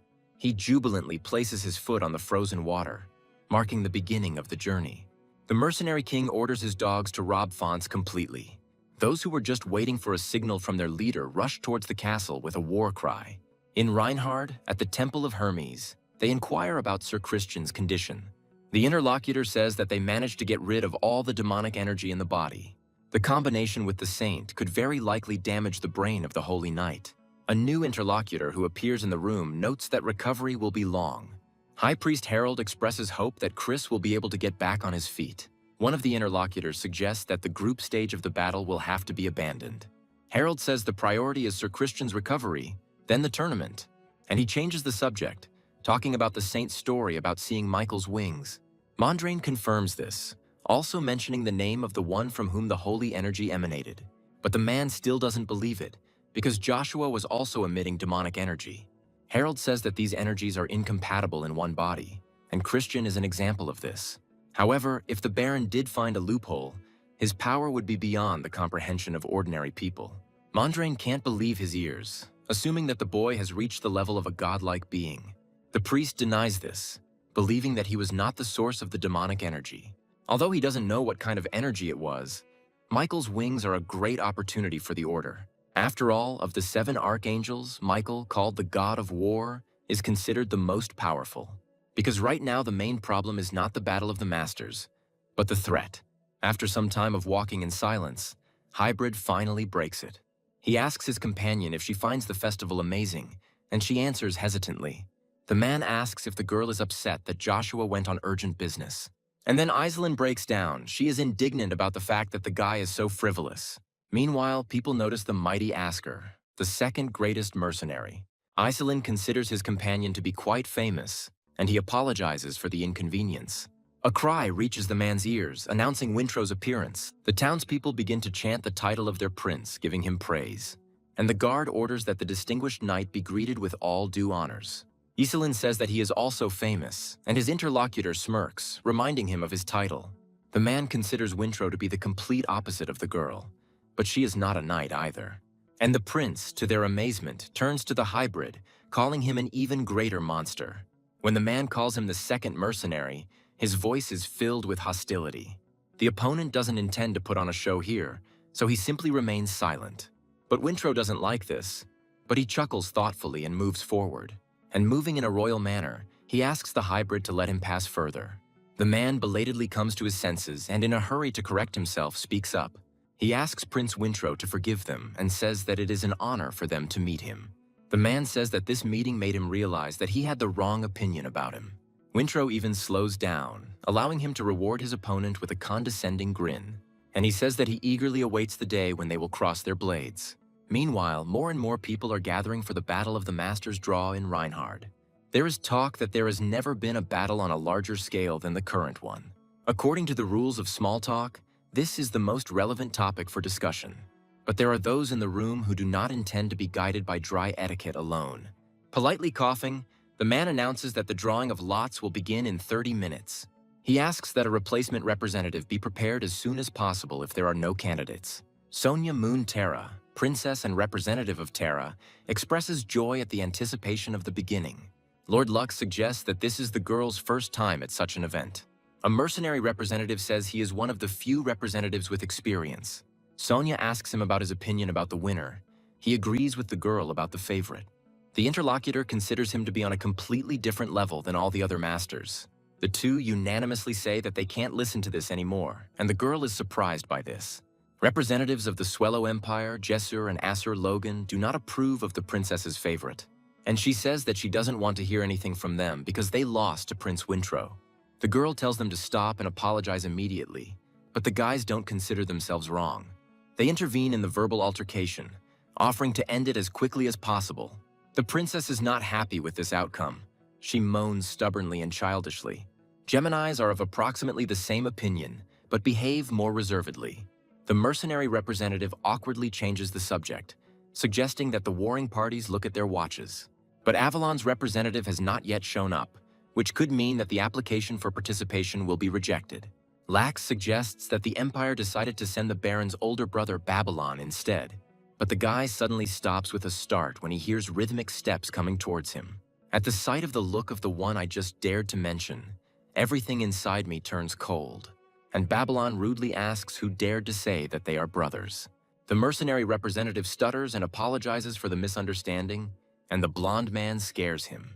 At the same moment, the doors open and the herald announces the names of those who have arrived and their statuses. Seeing Asker, those present cannot contain their admiration, but Wintro is also loved.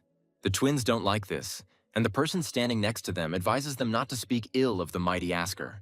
One of the guys says that only a fight with this man can convince him. He asks Babylon about his own opinion, considering it all a simple deception. When the blonde man speaks up, he admits that he hopes for the same. The twins look at him in amazement, completely not expecting such a statement. Meanwhile, the herald announces the first representative of the Avalon Empire, Deshoshua Sanders. When the guy slowly enters, maintaining his dignity, all eyes of those present turn to him. Even Prince Wintro, the distinguished knight, becomes interested in this person. And Sonia Moon Terra completely forgets how to breathe for a moment. Geminis cannot bring themselves to connect the name of this person with his appearance. Sonia believes that even though Joshua is young, he is definitely not inferior to Wintro and Asker. The Baron himself slows down at the sight of the one with whom he had just crossed eyes. Babylon's gaze is fixed squarely on his brother. He stops noticing those gathered around. Inside him, in his head, there is a primordial storm that can hardly be calmed. Joshua understands his brother's feelings, practically reading them on his face, and exhales heavily. And the guy walks past, just like the blonde guy, without saying a word to his opponent. Somehow, Babylon manages to contain the storm within itself. Hybrid makes fun of his friend, who good-naturedly returns the teasing. Meanwhile, the presenter addresses all representatives and members of the families, asking for their attention. Before the draw, he plans to explain the format of the upcoming event. The box contains balls with the numbers of the Battle of Masters participants written on them. The position of each will depend on the number on the drawn ball. So the couples will compete with each other, but due to odd numbers, the last participant is eliminated. The most important thing is that the master title will not be given according to each battle. If half of the masters deem a participant worthy, he will be called a master during the battle. To ensure fair judging, 3 masters from the Empire and 3 independent masters were invited. As soon as the presenter asks questions, a man's hand rises into the air. Hybrid asks about the rewards for the winner. He is told that they will be as before. The winner of the event will have the right to challenge the superhumans or one of the stars. For Babylon, this information is new, and he is mentally amazed by it. And the presenter adds that the winner of this battle will receive the Hammer of Naga as a reward. These same words become news to the rest of those present. Wintro is one of them too, because it changes everything, and it's even better this way. But this also means that the winner of this Battle of Masters will become the owner of Reinhard.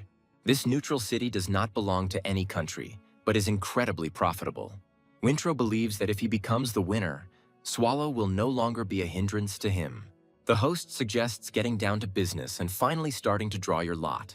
Sonia, like a true lady, is let to the front of the line, full of enthusiasm as she pulls out the ball. Hybrid follows her, and although the man is outwardly calm, he's a little worried on the inside. Wintro, on the other hand, is filled with cold confidence as he plunges his hand into the dark box. Babylon, as usual, finds it difficult to contain his feelings, but he manages to cope. Lord Joshua ends up being the one who is sorting into groups. He is extremely calm.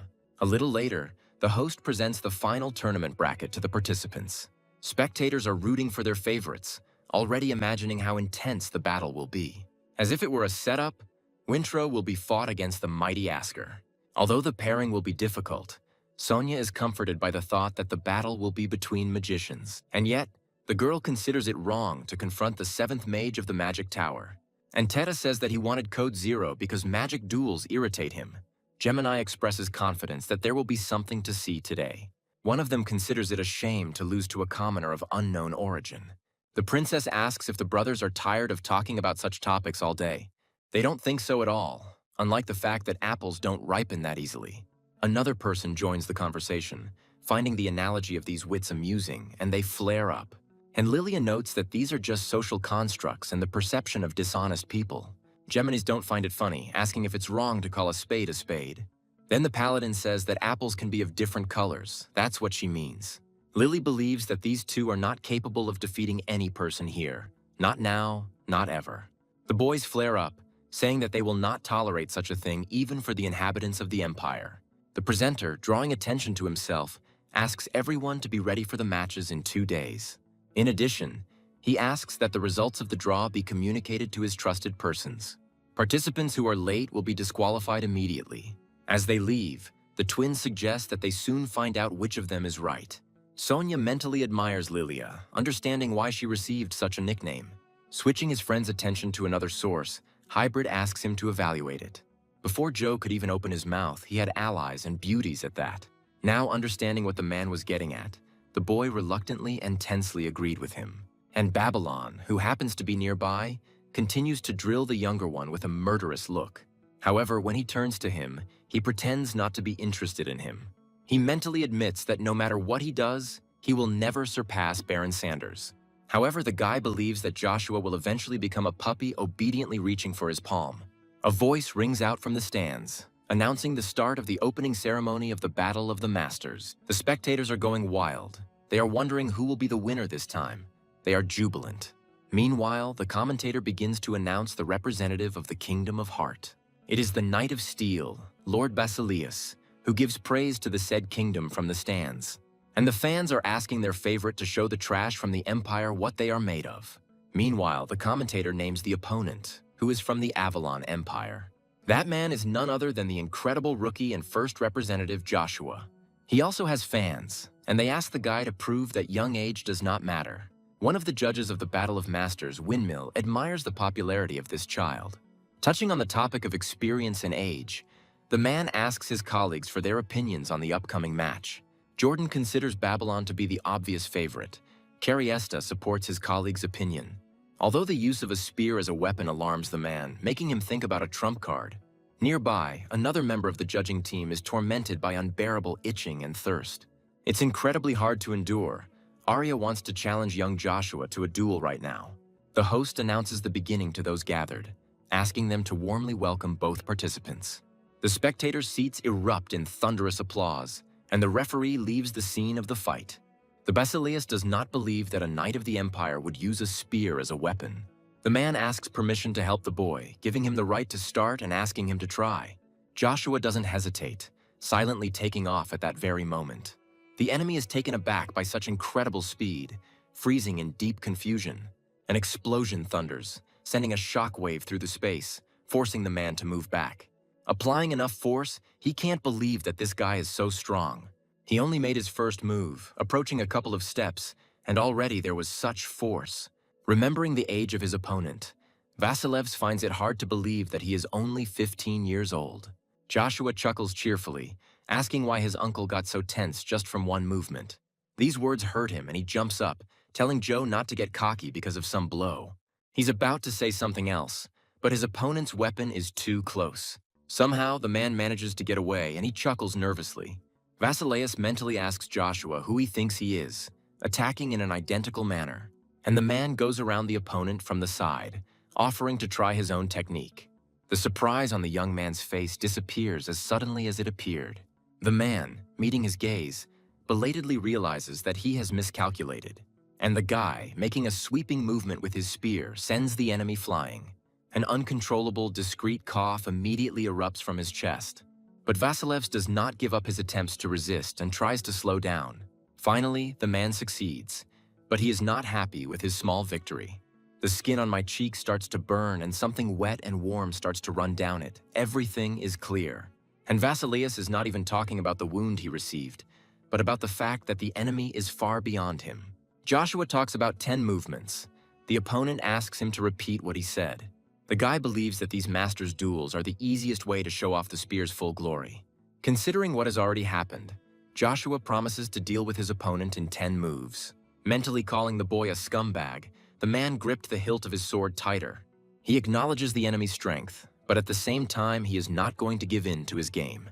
Declaring that from now on he will give it his all, Vasileus activates the aura. The presenter announces that there is an astonishing amount of mana on the tip of one of the fighter's blades. Joshua, smiling, thinks that those at the top always feel lonely. He also recalls that he had many titles in the past. Only his own bad reputation grew, while the reputation of the spear remained at the bottom. This is what bothered Joshua the most in the past. But now everything is different. The guy is going to prove to the whole world that there is no better weapon than a spear. Vasileus expresses disappointment, saying that he did not expect the enemy to be so reckless. He's going to show you what can happen when you throw away your gun. And at that very moment, a piercing cry from a tense man cuts through space. The announcer announces that Lord Basileus has managed to deflect Lord Joshua's spear, and then Lord Vasilevs immediately rushed towards Lord Joshua. Since Lord Joshua currently has no weapons, the current situation is extremely dangerous. The speaker wonders if the young man's path will really end right now at the hands of Lord Basileus. Finding himself very close, the aforementioned one shouts to the enemy that it's all over. But the incredible happens. Joshua catches the spear with a loud thud as it fits comfortably in his hand. With a satisfied grin, the guy says that not everything is as simple as it seems at first glance. But Vasilevs does not give up, which he informs his opponent. He is no fool either. While saying that he will surpass his opponent, the man strikes the ladder. Another explosion, no less powerful than the previous one, envelops space. If it weren't for the protective barrier, the spectators in the stands would have had a hard time. Arya's stomach turns from the realization of this. He groans at the top of his voice, causing confusion among his colleagues. The referee notes that the entire arena was covered by an incredible explosion, and he is concerned about one question. Who remained the winner among these ruins and smoke? The one who managed to strike, or the one who anticipated it? The man adds that everyone will be able to find out as soon as the smoke clears. Hidden from the view of his spectators, Joshua asks if his opponent wants to continue. He groans vaguely in response, but finds the strength to voice what's on his mind. At the mercy of the spear and its owner, Basileus admits his defeat. And when the smoke clears, the crowd starts to cheer as Joshua's win is announced. The guy's fans continuously chant their hero's name, making him smile. And the host asks the judges if they have anything to say about this, asking for a verdict. Windmill believes that Vasilev's defeat is obvious to everyone. He couldn't do anything. And the man votes to grant Lord Joshua Sanders the title of Battlemaster. The decision is made unanimously by the judges, despite Arius's excited antics. He thinks about how he's been waiting all these 5 years for Joshua to reach his peak. The man can no longer restrain himself from allowing a fleeting thought about Agnes and Marcus. And despite his condition, Arius says that he agrees to give Joshua the title of Master. As the guy walks past the fans, they encourage him with words of support. Rugia laughs, satisfied that everyone is happy, supposedly over a mere trifle. Joshua's words about the joy that is expected at the festival irritate the entity because of the injustice. Having noticed the spear, people begin to admire it, expressing a desire to have one for themselves. Rugia basks in the rays of her own greatness, feeling at home in them like a fish in water.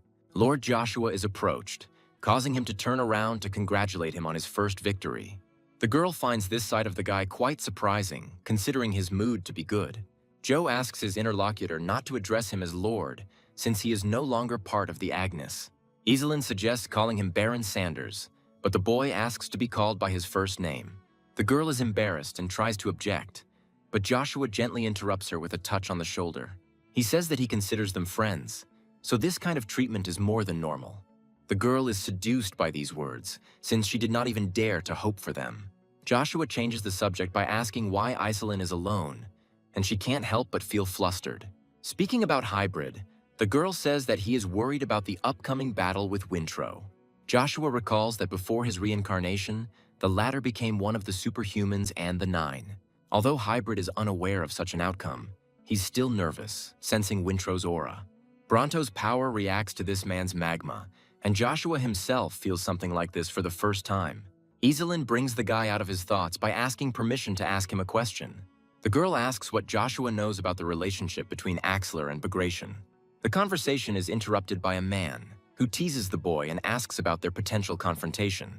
In response to the man's confidence, Joshua asks him if he himself is too self-confident. Hybrid believes that if you truly believe, no obstacles will become an obstacle.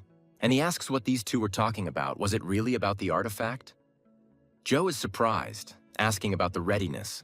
The Hybrid chuckles nastily, saying that the boy needs to be measured to complete the process. Iselin is confused by the words and phrases the man used to convey the information. Joshua allows you to come into his room tonight to do this deed. And his interlocutors, absent-mindedly saying goodbye to the guy, are amazed by the openness of this man. A male voice comes from inside, its owner admiring the 15-year-old's talents. He is confident that in just 5 years, no one in the world will be able to stop Joshua Sanders. The man's interlocutor assumes that this guy is from Avalon, despite the previous results. The presence of such a powerful warrior in the Empire changes everything, and the balance will soon be destroyed.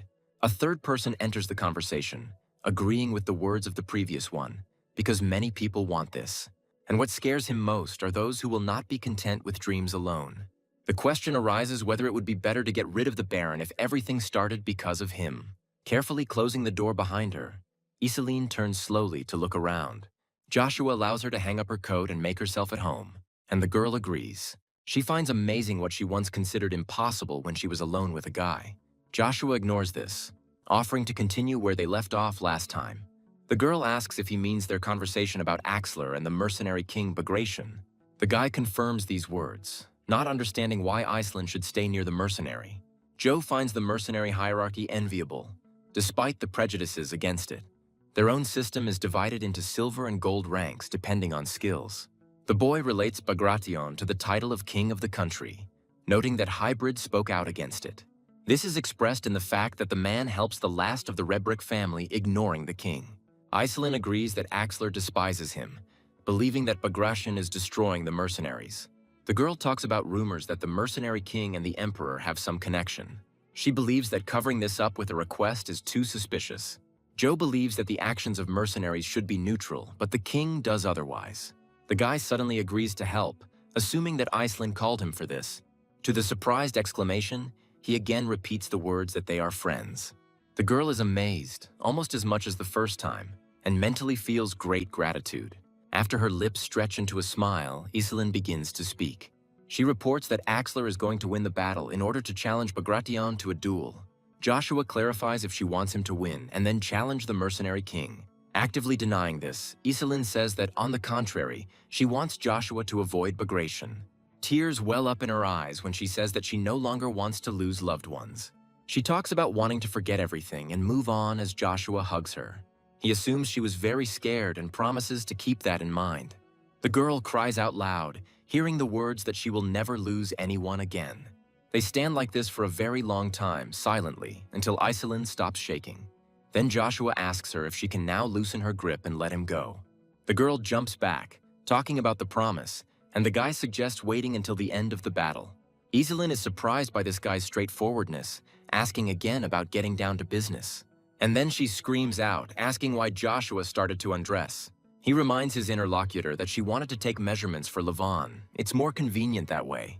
Iselin says that he doesn't need to do anything. She can take care of everything herself. Then Joshua says that in this case he completely entrusts himself into her hands. The announcer announces that the arena is hosting its first mage versus mage battle. On the fourth day of the Battle of Masters, the same thing will happen as in the Continental Magic battles. And while the spectators are in a frenzy, wanting to see the spectacle as soon as possible, they come out. Yawning with boredom, one of the opponents openly declares his laziness to fight. Instead of fighting, Teta suggests deciding everything with rock, paper, scissors. But his opponent suggests something else, so that his opponent would give up before being disgraced.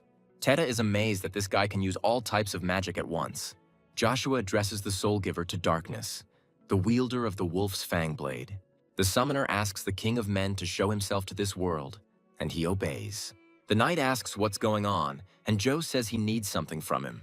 The interlocutor asks to continue, since he had already sworn allegiance to Baron Sanders. Speaking of allies at the Fonts estate, Joshua asks to go there and help. Meanwhile, Teta, kneeling on the ground, is about to erect a stone wall. At first, it seems that his plan is successful, but expectations turn out to be different from reality. The dense stone cracks almost immediately under the impact of a powerful shockwave. Theta reminds us that this is just a competition, not a fight to the death. Stell says he's seen enough people who aren't vigilant enough. He says he's not going to lose like all those who came home with nothing. And the man produces a fire flash, forcing the opponent to tense up even more. But he quickly pulls himself together, asking if Stell really thinks participation is voluntary. The boy mentally adds that all this is happening because of the damn Code Zero. And his opponent remains relentless, dousing his opponent with a new batch of heat. The commentator notes the amazing actions of the power mage of the Kingdom of Terra. The audience excitedly cheers on both Stella and the Magic Tower participant. Iselin also finds both of them surprising, considering their level to be completely different from hers. Joshua thinks differently. He is sure that the girl will surpass both of them. She is surprised by her friend. The Baron retorts softly, saying that he has already finished his business and also praises those spells.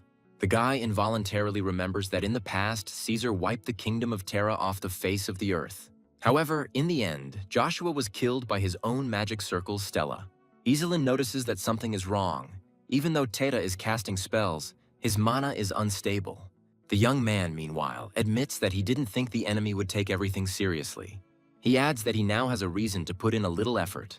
The enemy is amazed that Tete managed to survive such a powerful attack. The boy grins, asking for opinions and saying that this wall of winds was created by him. Stella finds it hard to believe that his attack was repelled by some wind spell. Teta says that wind element spells tend to be weak in defense, so he found new ways to use spells on the element he specializes in. Stell is confident that all his spells cannot be blocked by such skills. The man is simply going to destroy the enemy's barrier. He grins and suggests seeing if he can do it. Joshua's mind races and the answer comes to him naturally. The man wrapped in the wind became one himself, giving birth to countless legends across the continent. The boy manages to get very close to the enemy and he screams in denial. Before taking off, he expresses disbelief at being outdone. Looking at the winner, Joshua remembers him as a traitor to the Magic Tower. The commentator announces the out and the corresponding loss of Lord Stella. And under his official words about Teta's victory, he asks the question that worries everyone. Will a mage participating in the battle for the first time be able to become the first Master of Magic? Since 4 of the judges voted, Lord Teta is granted the right to become the Master of Magic. The boy mentally exhaled, because he was afraid of an opponent who was much stronger. Continuing his thoughts, he turns to Code 0, First Star, Joshua. The latter catches the gaze directed at him and is surprised, but he is distracted. Iselin is surprised that Stella's magic had no effect. She is curious about that spell. Joshua mentally expresses the belief that she was the 3rd mage in the past. The girl asks Joe to be careful because Stell is close to reaching 6th grade. There are also many rumors surrounding him, and a man named Teta is even stronger. According to Iselin's observations, he is at least a 6th class master. Joe says that in moments like these, he truly feels like a martial artist. He is excited by the thought that Teta is here and he can't wait to fight this magician. Meanwhile, the commentator asks everyone to pay him some attention. While he talks about the next fight starting soon, the arena regenerates, and the man continues, expressing confidence that the continent was expecting this battle. After all, on one of the competing sides is the distinguished knight, Prince Wintro. The name of his opponent is also on everyone's lips, because he is the greatest mercenary. He is known by the nickname Mighty Axler, and his name is Lord Aiden Hybrid. And when both opponents are facing each other, the referee calls them to begin the fight. Both sides have fans, and this time they are cheering the favorites with chants. Iselin hopes that Hybrid is not too nervous, because the girl is worried about her friend. Joshua reassures her that someone he knows won't give up without a fight, but the guy knows how it will all end, because in his past life this fight caused a stir. While he considers whether the change will affect this life, Wintro wishes his opponent luck. Hybrid reciprocates, but corrects himself, remembering that they are on a battlefield. A man asks his opponent to drop the formalities, and the latter responds. Wintro asks if Hybrid dares to think that they are on the same level. The man doesn't like the words that he is only second, he hits. The blow turns out to be much stronger than Wintro expected, and he admits this to his opponent. But the prince is confident that there is a limit to what an opponent can do with his bare hands. And yet, a cry of surprise escapes Wintro's lips the very next moment. His opponent manages not only to withstand, but also to break through the enemy's attack.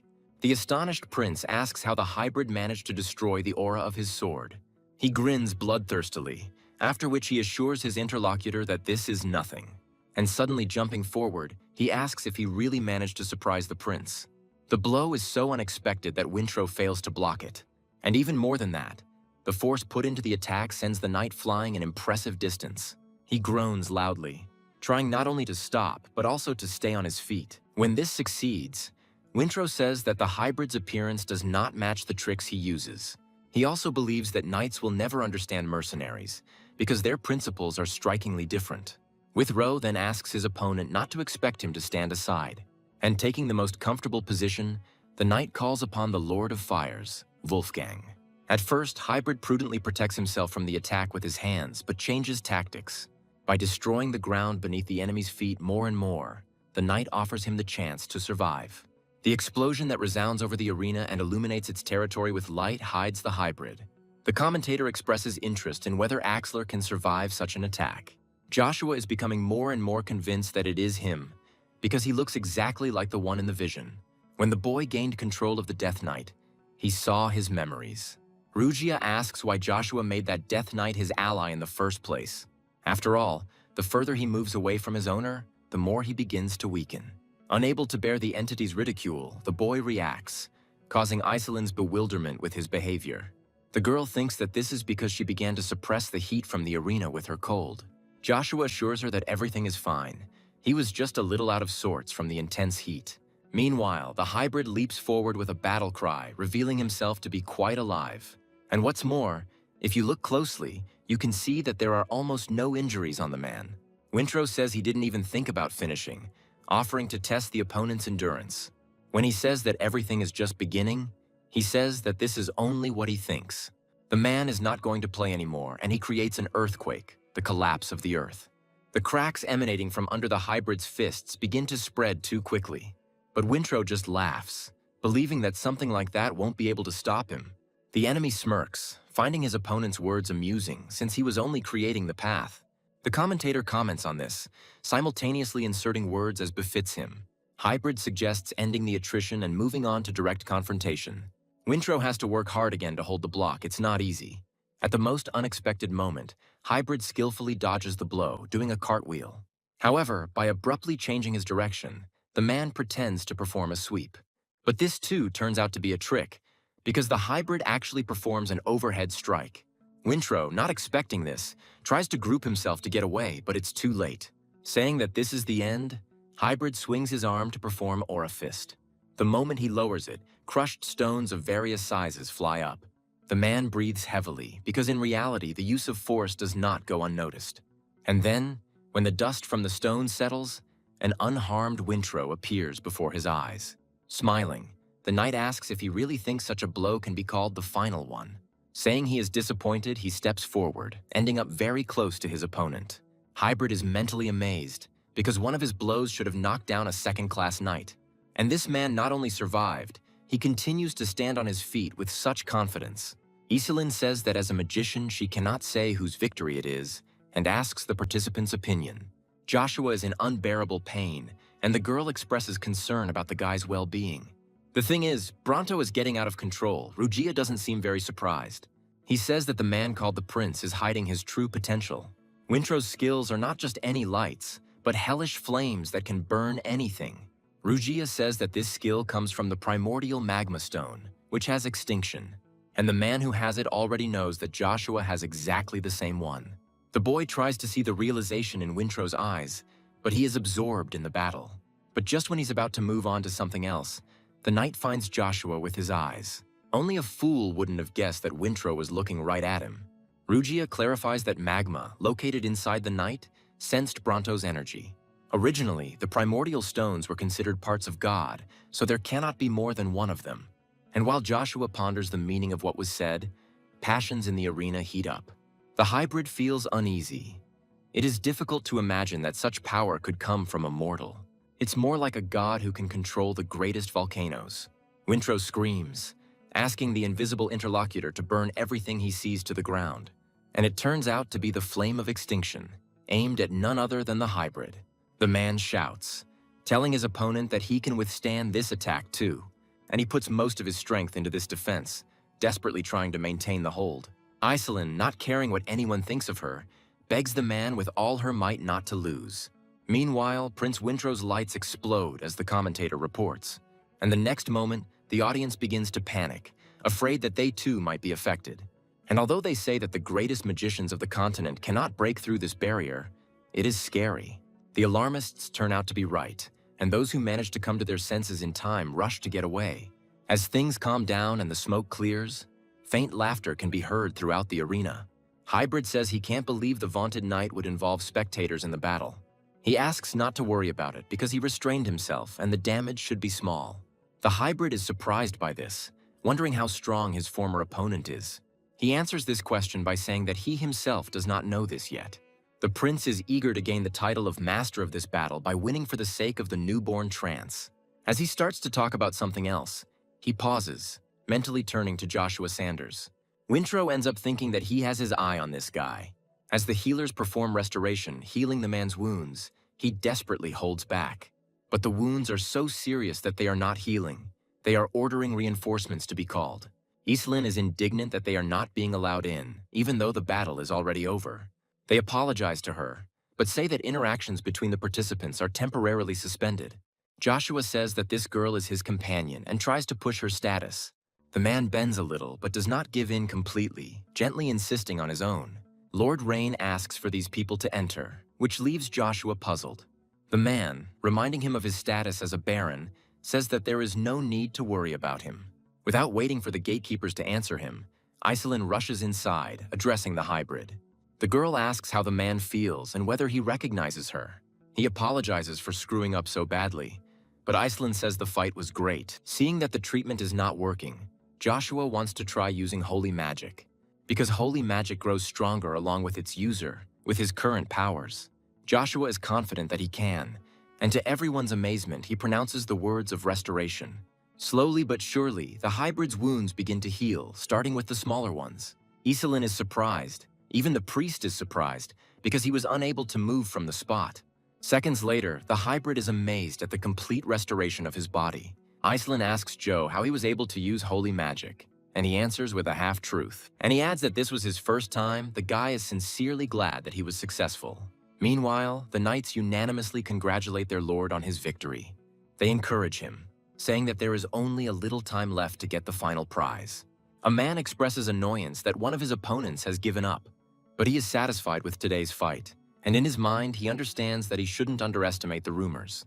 However, if they are true, Wintrow will meet Baron Joshua in the finale. Rising from his seat, the knight informs those present of his short absence. The knights consider solo walks dangerous and ask to be allowed to accompany them.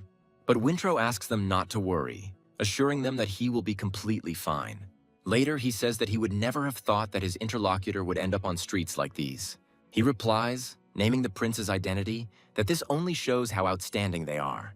Zero asks to understand their situation, as the location has changed due to the absence of the door leader. Wintrow says the organization has the information he needs. The interlocutor clarifies. The prince asks to expose everything the door knows about Joshua, ready to pay any amount.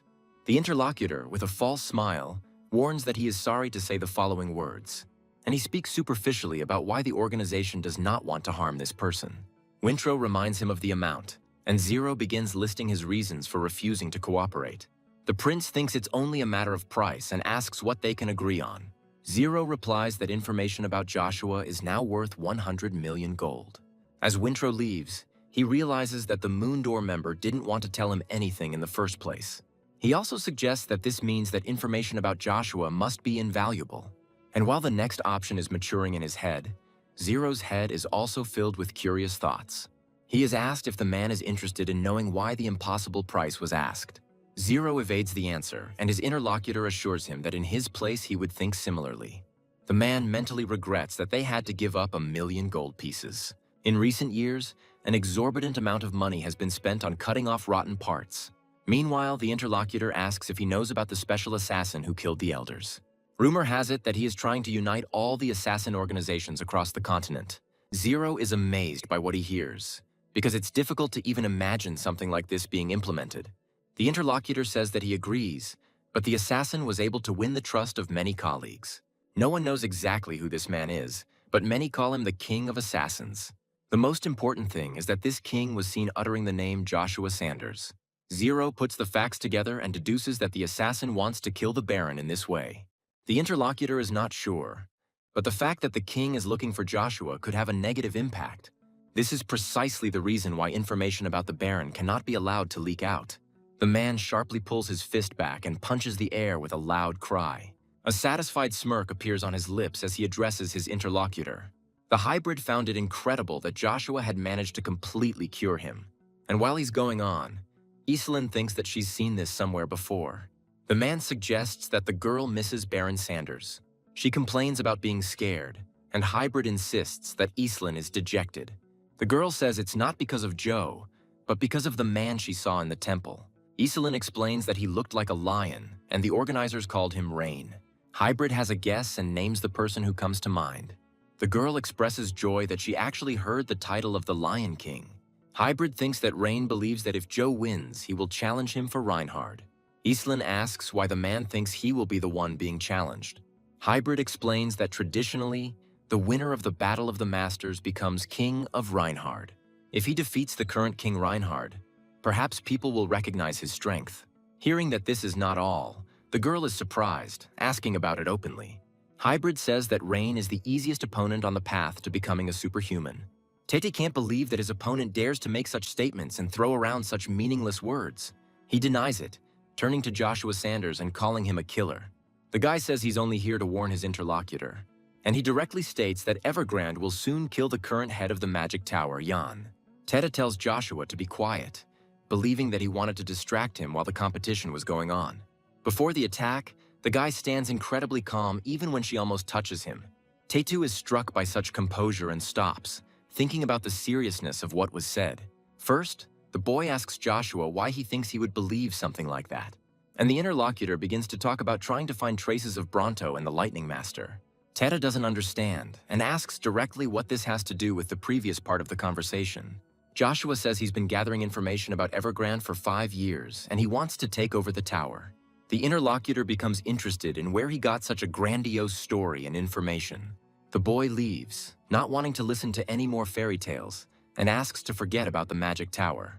Joshua lets Tete make his own choice, but offers something if he tells the truth. In exchange for capturing Evergrande, he wants the interlocutor's support in becoming emperor.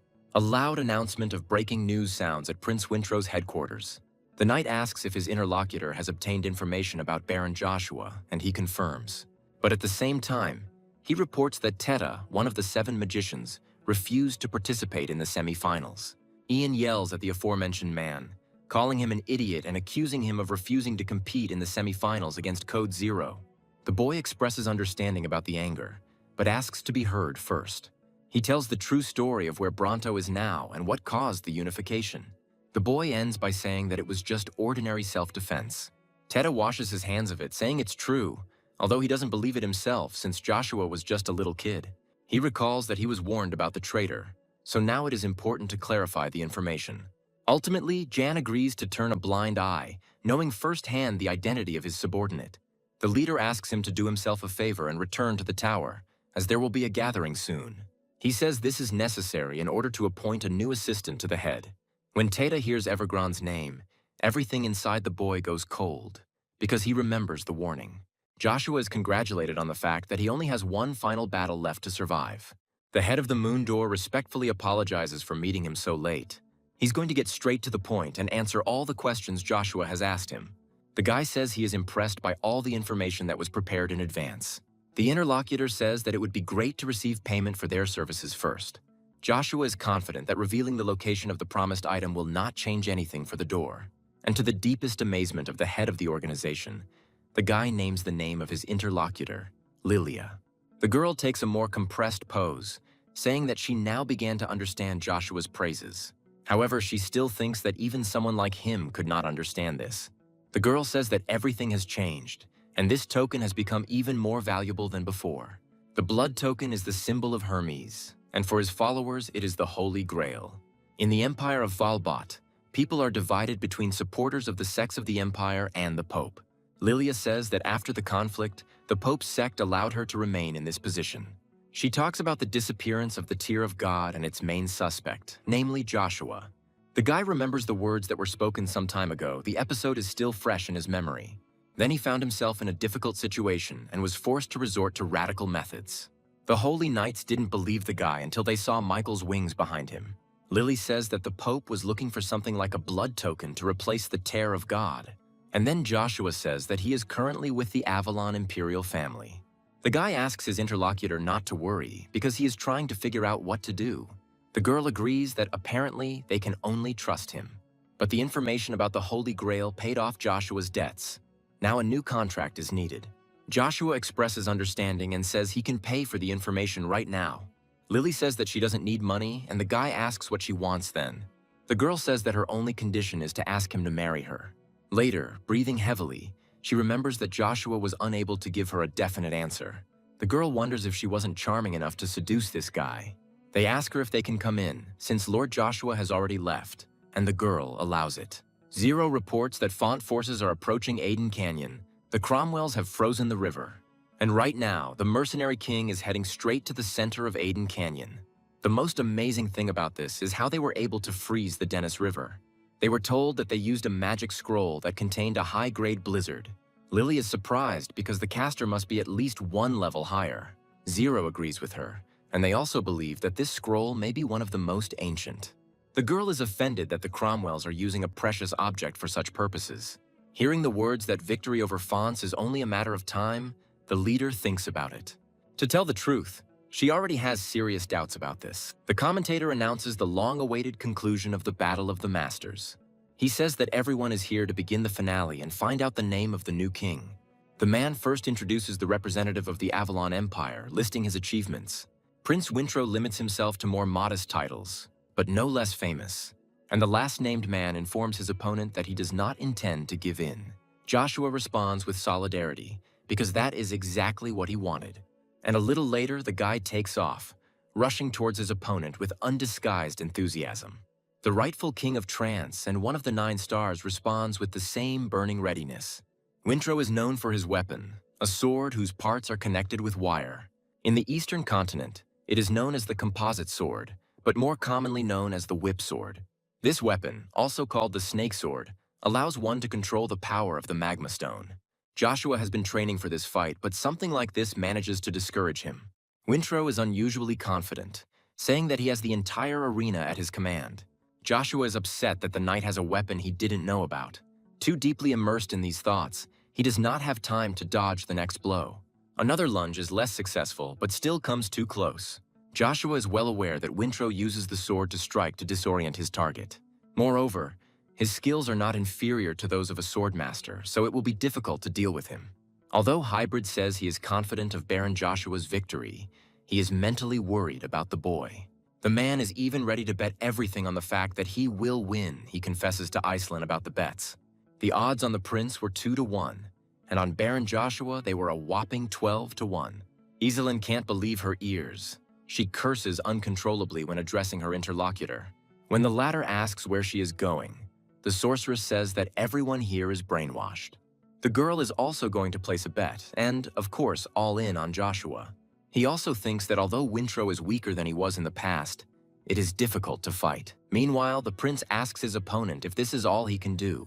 He asks to entertain him at least a little, so as not to become completely disappointed in this battle. Leaning forward, Wintro says that this is the end and commands the flame of extinction to consume.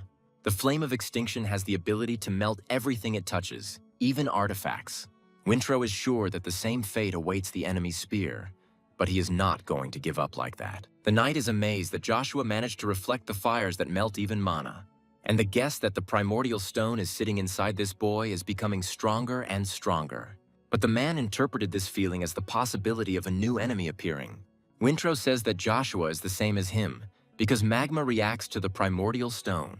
The prince admits that he has never fought with such people, and he is not going to miss the chance.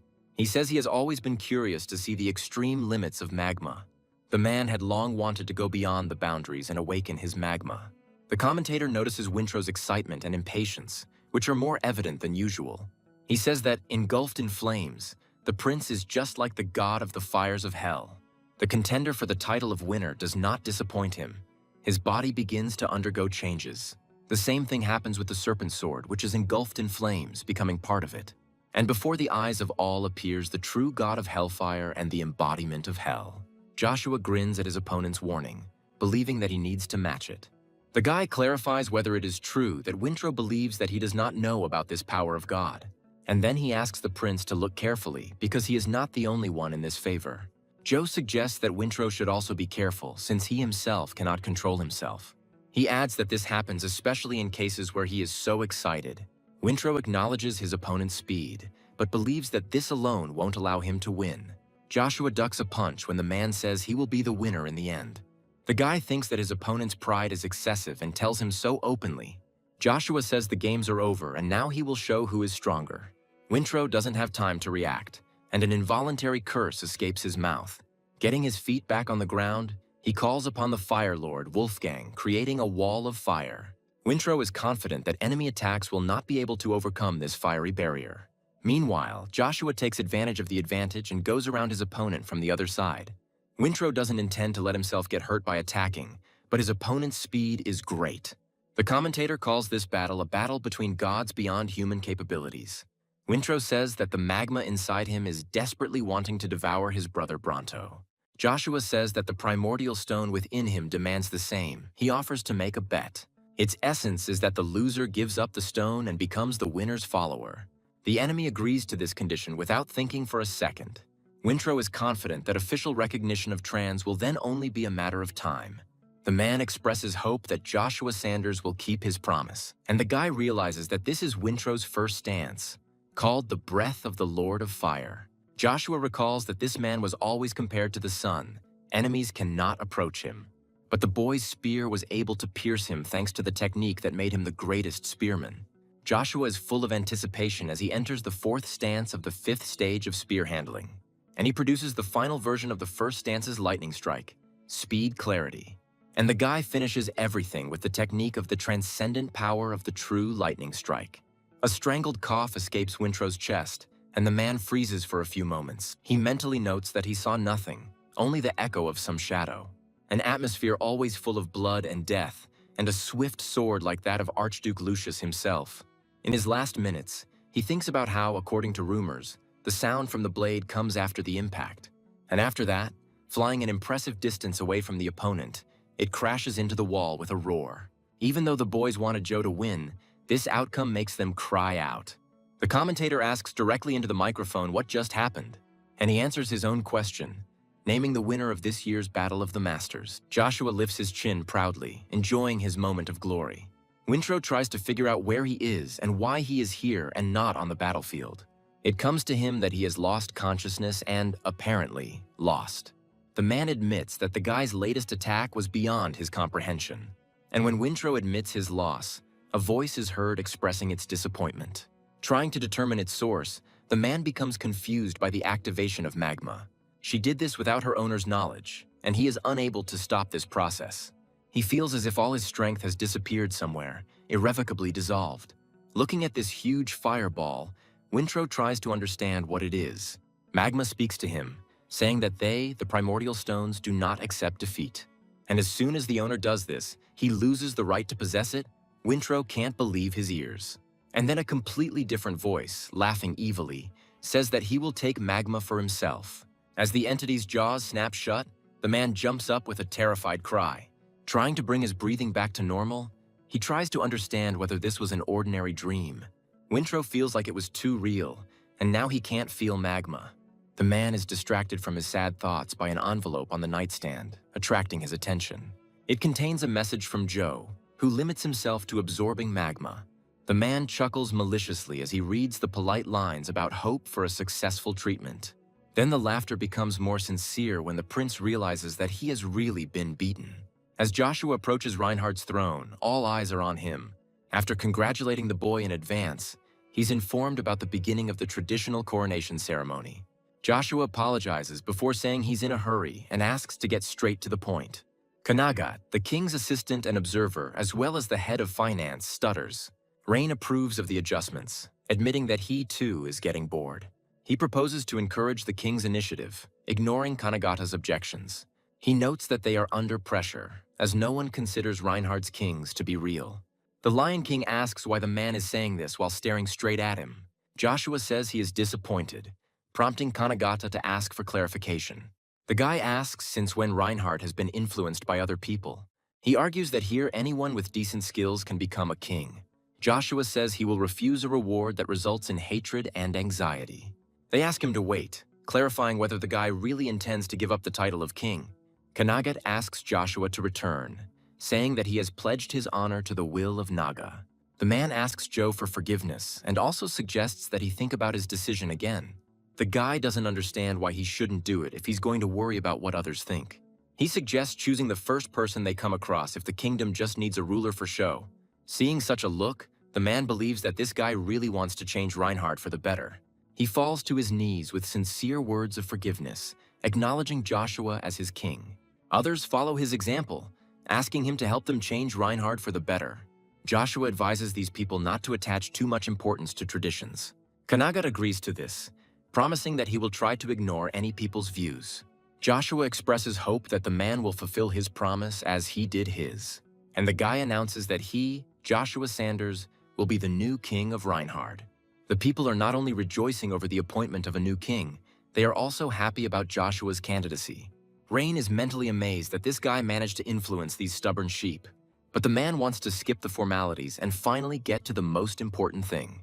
Rain asks Joshua for permission to ask him a question. It's a battle of the masters tradition. The guy says that although he doesn't know its essence, he's not sure he can give a satisfactory answer. The interlocutor finds this quite normal and gets down to business. He wants the new king to take advantage of his privilege and choose an opponent from among the great ones. Joshua expresses his utter conviction of Rain's self-interest and politely apologizes to him. The guy is going to fight one of the 12 superhumans, the leader of 1,000,000 mercenaries. Upon hearing Bagration's name, both Iselin and Hybrid felt deep confusion. And somewhere in another part of this world, a potential enemy expresses surprise. He couldn't even imagine that such an ordinary person would have such skills. The king of mercenaries asks his interlocutor with anticipation to tell him his name. He is called the Proud Knight, Cain the Proud, who serves for the good of the Sanders family. Bagration, grinning, says that he will certainly remember this glorious name. The king of mercenaries openly declares that he has recognized an opponent like him. He adds that he will remember this name after entering the afterlife. The knight thinks with fear and annoyance that he will not be able to stop one of the superhumans. The explosion that followed this confrontation rippled across the space in all directions. Bagration's grinning face is sprinkled with hot drops. His mad eyes do not blink. Cain's face distorts with horror, because he could not have expected such an outcome. It turns out that the blood does not belong to either of the opponents, and they are both surprised. Only Bagration does not show his emotions, only asking what he is. Lich replies that he is going to take this child behind him with him, and the interlocutor is perplexed. And the Death Knight, leaving the question unanswered, creates a wall of darkness between them. The king says that he never even thought that he could meet two amazing people on the same day. He talks about hiding such talents, but stops short as there are no opponents ahead. But the man is not very upset, believing that Fontam will soon meet its end anyway. Hearing the sound of the horn of retreat, Bagration becomes irritated, since he did not give such an order. The banner raises even more questions, and the man is informed of the arrival of a messenger from Reinhard. He asks Bagration to take part in a duel with the winner of the Battle of the Masters. The man becomes more and more heated, asking not to tell him that it is Mighty Axler. Although this is good, because then Bagration will be able to take advantage of the opportunity by killing the hybrid.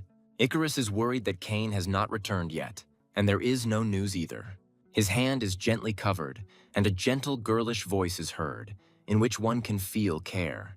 Charlie asks her interlocutor to rest because she is sure that she will not be able to hold out without him.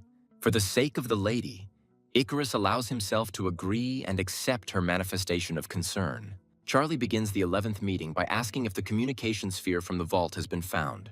The answer was yes, but the item was found only thanks to the Duke waking up. The girl agrees that this coincidence turned out to be a real miracle for them. Cox says this is good news and they can now contact the outside world. He believes Charlie's father would be proud of her if he could see his daughter at that moment. The girl cannot even express all the gratitude she feels towards this count. The news about the disappearance of the mercenary king is discussed, and Charlie is alarmed by this news. Rumors about the true reason surface, and the lady asks who could have performed such a miracle. She is informed that the winner of the Battle of the Masters was the well-known Joshua Sanders. Tears well up in the girl's eyes, caused by an excess of feelings. Icarus laughs quietly but happily, mentally admitting that he is surprised. He thought Joe had forgotten about them. The strategist promises to protect everyone until his friend returns. Arno bursts into the meeting room and calls Icarus names, saying that he has ruined them all. Troy asks the man to be more restrained, but he says that he will understand everything himself now. The fragments of Sir Cain's sword, which was supposedly killed by Icarus, are brought into public view. Charlie can't believe his eyes and nervously starts asking a lot of questions.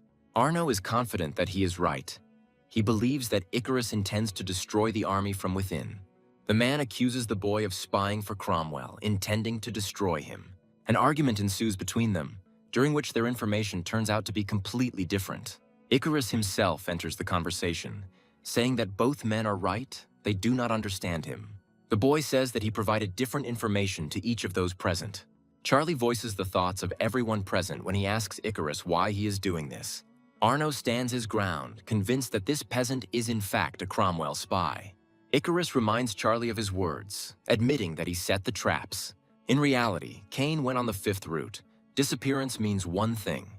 The man who was told about the fifth route is the spy, and the departing Cox is slowed down, reminding him that he has been exposed. Icarus invites the man to lay his cards on the table. The boy addresses Cox as the golden monster of the Empire, Count Cox Lon Bagan. The man evades this by saying that Icarus also knew about this route. He is more suspicious. Then the interlocutor asks where Cox went at night because there is evidence of this. The man says he couldn't sleep last night, suggesting that he might have been seen then. Icarus grins, emphasizing that he didn't say it happened yesterday. The man turns sharply to his interlocutor and swallows nervously, while the other continues speaking in a measured manner. Icarus says that the report and Cox's story are lies. He asks if the man is sure that he is just going for a walk. Arno is on Cox's side. He advises him and Charlie not to listen to all this nonsense. The man believes that the farmer is trying to play on doubts to create big problems. But Charlie thinks hard, but cannot find any reason for old man Cax to betray him. After all, since childhood, this man protected her and was always there for the little lady. The girl considers it impossible to betray her only friend and teacher. But he speaks up, saying that he hoped to remain a good person in her eyes. But he believes that it will now be very difficult to do this, and Cox confesses to his involvement. The Count openly says that it was he who tried to poison the Duke and passed information to the enemy. Even after this, Charlie refuses to believe it, saying that everything said is a lie. But denial is quickly replaced by resentment and rage, and the girl asks about the reason for the betrayal.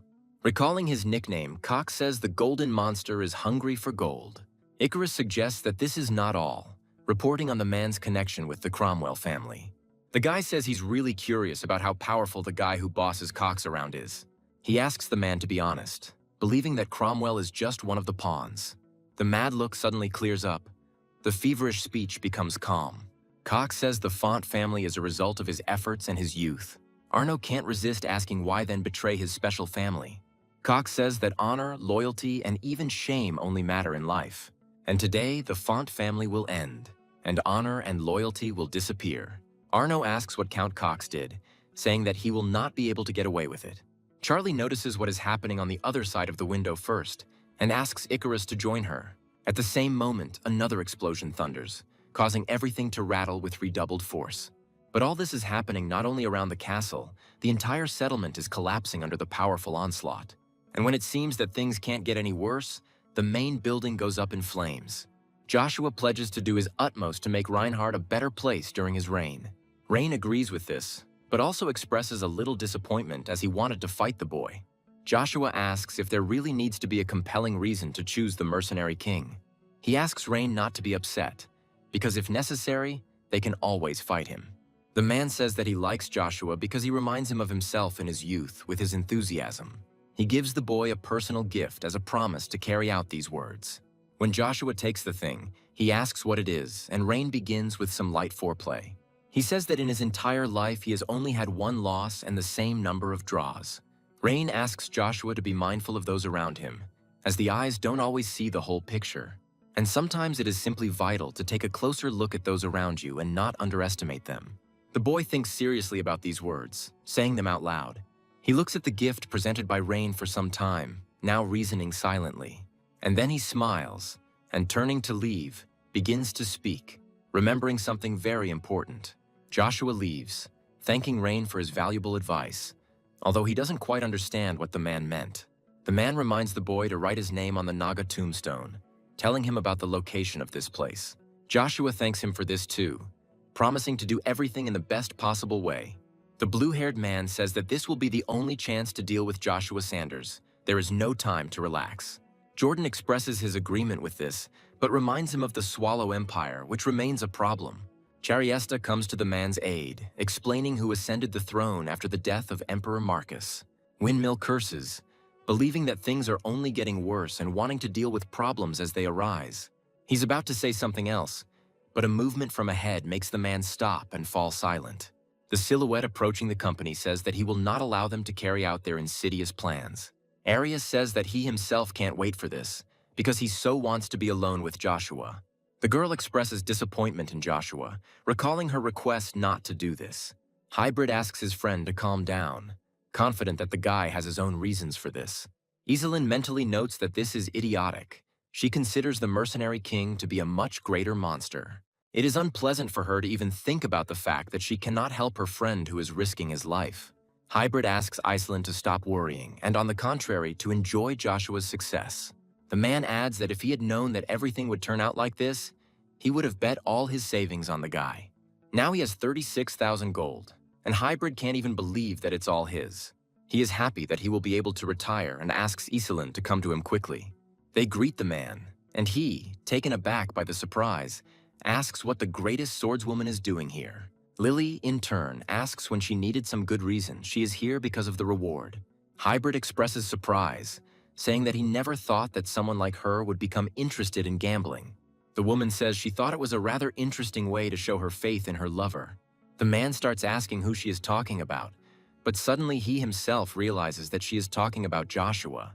Iselin feels a burning pang of jealousy, so she turns to the swordswoman asking a bold question. She asks Lilia who she is to call Joshua her lover without knowing him. The woman says that there is no person on the entire continent who knows this guy better than her. The girl gives a false name, claiming to be Joshua's dearest friend. She says that their mutual friend has been protecting her all this time, and she has been supporting him. The girl emphasizes every word, saying that she has done it more than anyone else. The swordswoman isn't going to give up so easily either, mockingly asking if she's sure about this. Showing her rival the silver ticket, she asks if Iselin has done more. Hybrid asks if Lilia really bet such an obscene amount of money on Joshua. The woman says she placed a bet of 50,000, which is more than anyone else. Iselin lets out a nervous laugh, and then her face changes, and then she speaks up. Her tone of voice becomes terrifying as she asks if the swordswoman is underestimating her. When it becomes clear what Iselin is going to show her, Lilia begins to speak but stumbles. The hybrid is amazed not only by this thing, but also by the sparkling atmosphere that permeates the air around the rivals. This ticket can only be obtained for bets exceeding 100,000 gold. Iselin says the total amount is 500,000 gold, which is nothing to her precious friend. Lily changes her mind about the girl, admitting that she is now interested in her. Iselin doesn't intend to say why she carries such a sum of money with her, but she mentally runs the answer through her head.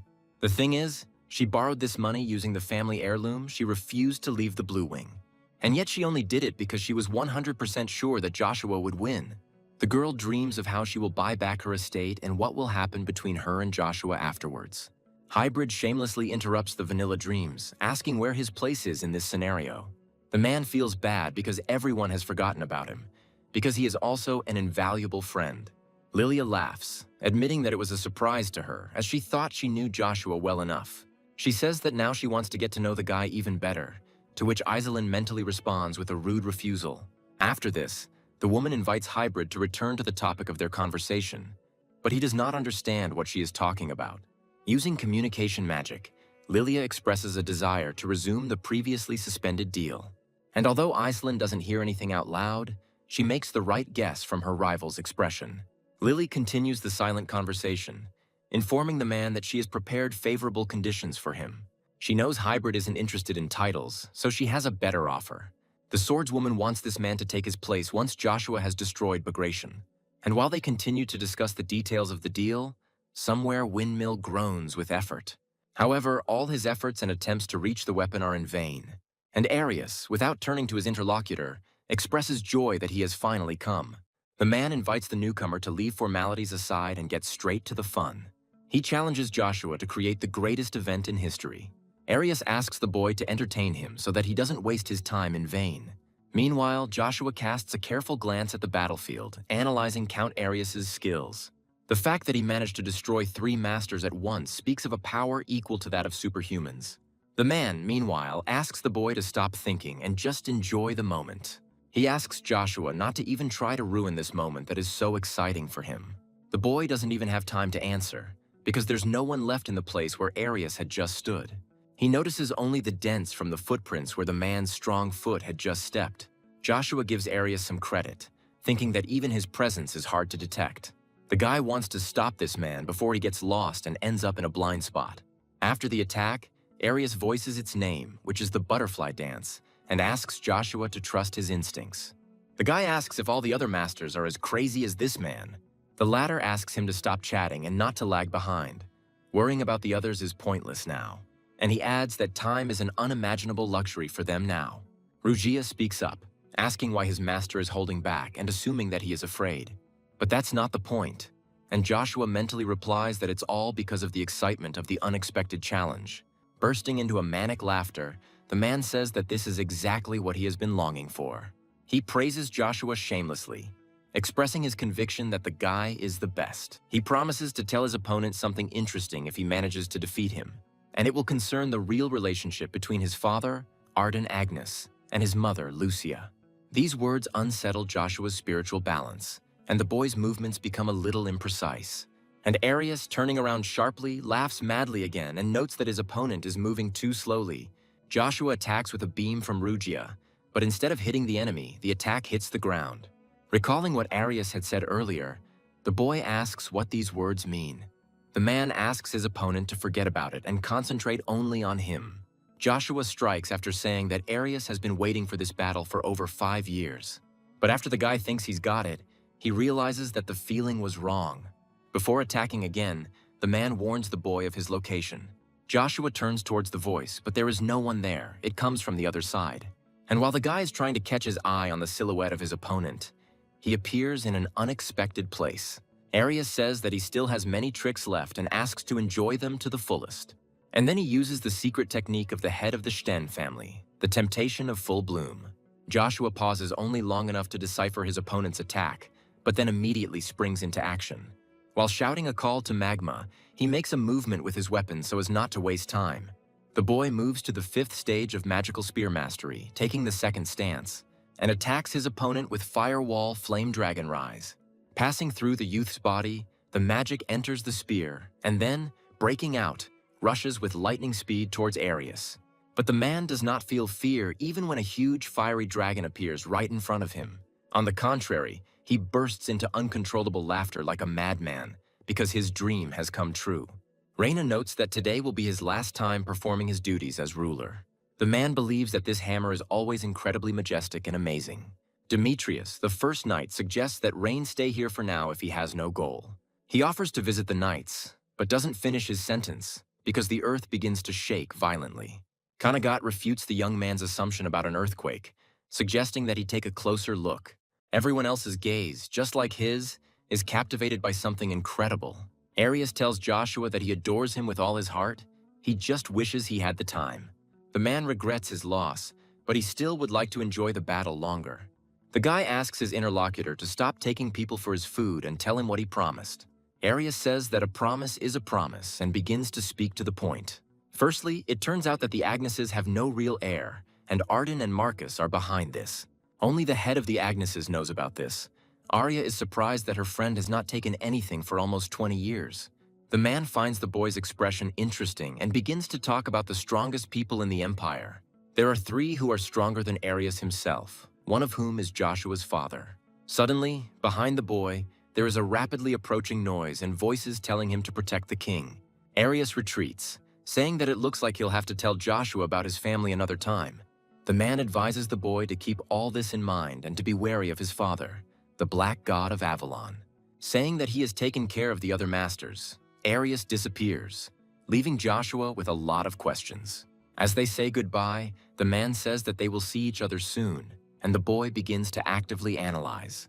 Uneasy about Arius's words, Joshua is curious about what exactly is going on between Arden and Marcus. The guy feels like something is wrong and his fate is changing due to his return to the past, which ruins his plans. Joshua is brought out of his thoughts by an unfamiliar voice addressing him as his king. Demetrius asks permission to introduce himself, does so, and asks what happened here. Kanagat asks if Joshua was hurt, berating himself for not having taken care of the ruler's safety. As he gets closer, the man starts apologizing profusely, saying it was his mistake. Turning to Demetrius, Kanagat asks if he really didn't listen to their king at all. He calls everyone pathetic mice who bring nothing useful and trash who have no place anywhere. Kanagat says that these are the people of the continent, and they are thinking about them, about the people of Reinhard. Rain is mentally amazed that this man turned out to be more concerned about the king than anyone else. Demetrius turns to Kanagat, pointing out to him the presence of traces of a battle between people of the master level.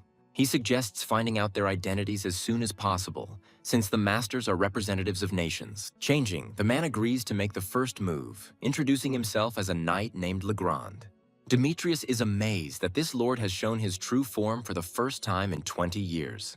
The man begins to talk about their long-standing dream, the flame of which was revived by King Joshua. Demetrius is even more amazed when he hears words about how it is time to stop pandering to other nations. And Legrand continues his tirade, saying that change requires taking a step forward. A man asks his king for permission to accompany him on his travels. Joshua is not at all against it. He says that he agrees to this since his interlocutor wants it. Expressing joy at these words, Legrand turns to the other knights. Addressing them as a brother, he gives them the order to all follow their king. And now the first sword is raised in agreement with these words, and its owner speaks with respect. Demetrius publicly announces his intention to support King Joshua Sanders. Following him, other voices of support take to the air, wanting to defend their king. And soon all the knights, as one, become ready to follow the wishes of their king. And Joshua, hearing these unanimous exclamations, cannot help but smile with flattery. Even as a child, he had heard many times the story of a knight who made a deal with a demon. An unforgettable sword. He was the creature that managed to come closest to death itself. It was an immortal creature, capable of regenerating even when its limbs were severed. However, he, the legendary Death Knight, could not exist in a human body. Cain thanks his companion, but he is tormented by the question of why he decided to save him. Leech says it wasn't his initiative. He was simply following orders from Lord Joshua Sanders. Cain screams, assuming that this boy made a deal with a demon to save his loved ones. The man tells the knight to shut up, saying that because of him he can't hear anything. To Cain's surprised look, he confirms that he has mastered the methods of perceiving atmospheric vibrations. Hearing the words that an explosion occurred at the location of his friends, the young man begins to worry. And although Icarus is there, the excitement barely subsides, and the headache intensifies from thoughts about the king of mercenaries. Suddenly, the young man calms down because he has an idea. Apologizing to the Lich, he asks him to teach him how to sense atmospheric vibrations too. Several days have passed since these events. Somewhere along the road, a carriage is hurrying, not stopping even during a major jolt. They approach the Duke of Font's daughter to inform her that they are almost there. Arno spots a place behind some rocks nearby where he can leave the horses. Charlie thanks the Baron for the fact that it was only thanks to him that they all managed to escape. But Icarus has a different opinion about him. The guy thinks that something is wrong, as if Arno knew about the explosion. If there is an ambush behind these stones, they will not be able to defend themselves. The Baron cannot help but know this. This strengthens the guy's suspicions, and he, thinking it over again, turns to the man. Icarus asks if he is sure that their people have found Sir Kane's sword, and receives a rather cheeky answer. The guy says that this is important, because even in a tense struggle they could not find the secret routes. Arno flares up, calling Icarus a scumbag who suspects him and threatening to cut his throat. But the boy fearlessly calls the man to account, pointing out the lack of suspicion about Cox's plans. Icarus asks why the leader of the Knights does not speak of his suspicions when everything is obvious. When the man speaks up, he stutters once, asking if this boy really wanted to die. Icarus is gently pulled back by another man, who thinks that the time is not right for sorting things out. The guy says that he is sure that they are not being pursued, because otherwise they would not have been able to escape from the canyon without losses. Arno says it's because he knows this territory like the back of his hand, unlike his enemies. Charlie says he believes Lord Icarus's words because it has been quiet for too long. The girl gives the example that even Cromwell's killers showed themselves, in contrast to the attack on them. Arno tries to defend his opinion, saying that their enemies will never find these paths. Icarus is finally convinced that the Baron is lying, but at the same time the man has nowhere to run. The guy makes his voice louder, but he is already addressing those who are behind the stones.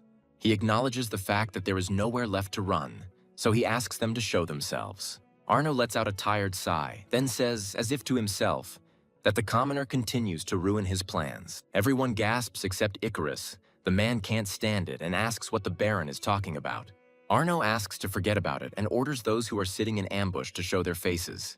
When they fulfill this request, Even Icarus feels uneasy, because these are the knightly orders of fonts. And among them are not only the third and fourth, but also Baron Glenn himself. This raises many questions, one of which is where their knightly honor is. But Arno has his own mind, and as Cox said, he sees no point in dying with his fallen family. But not everyone agrees with him. There are still those who are ready to fight for their mistress to the end. Arno says that as the leader, he has done enough and allows them to die with the fonts. If that is what they want, Charlie asks everyone to stop, promising to fulfill all conditions so as not to shed unnecessary blood. The girl asks to let everyone else go, knowing full well that they only need her and her father. Arno says that leaving traces behind is not good, and voices his desire to kill Icarus. The girl says that she is ready to accept all of the Cromwell's conditions if the Baron promises to do nothing. Icarus is silent, but active thought processes are taking place in his head. The subordinate asks his mistress to allow them to fight for her until the death. Charlie thanks everyone who remained loyal for everything they did for the fonts, but asks them to stop. Arno expresses his respect to her and promises to guarantee the safety of her subordinates. Calling Charlie's choice the right one, the man now asks her to follow him. Desperately fighting the urge to pull away, the girl nods to Arno and confidently extends her hand. There are only centimeters left before the fingers touch, and the knights hiss with hostility. Suddenly, a familiar male voice is heard from somewhere nearby, forbidding Charlie to touch this hand. Arno turns sharply to his subordinates, asking who dared to ruin such a moment, and then he appears, politely asking to allow the man to answer this question. Hearing Kane's voice directly behind and above them, the traitors cry out in surprise. Icarus cannot believe that this obnoxious young man is standing in front of him, and he asks about it rhetorically. And Kane, calling himself a knight of honor who saves ladies, officially announces his appearance. Arno nervously asks how this kid knew they were here, assuming the worst outcome. However, Kane does not answer him and even flies past, landing in a completely different place. The force of the blow even causes the man's body to shake, and he grunts through his teeth. And Kane, falling on one knee before Charlie, asks the girl not to worry about anything. After all, he is going to personally deal with this traitor and hopeless idiot. The girl whines, saying that she has already chosen the words of apology to him for their meeting in the afterlife. Kane asks not to cry because ladies should never shed their tears, and undertakes to destroy evil. Arno grins colorlessly, asking if the young man really thinks he can do anything against him. He plans to kill each of them right in front of the young lady and the head of the Font family. Icarus asks if Kane will be okay, since their enemies are strong, but he only jokes it off. Amidst surprised sighs, the young man says that he will not deal with everyone alone, and he adds that he brought excellent support with him. After these words, the fight begins. Arno asks if Kane really thinks they can all escape from him. While parrying the blow, the young man also asks why the man thought they were going to run away from him. After all, the knight is confident that the two of them will be more than enough to kill all of their opponents. Arno tries to provoke Kane's emotions by calling him a northerner, whom even the Empire has rejected. He advises him not to be so arrogant and promises to show him a method of mana training. The man was taught this by the master of the Empire, which clearly demonstrates the difference between their training. Kane actually feels the change, realizing that the man's mana has doubled.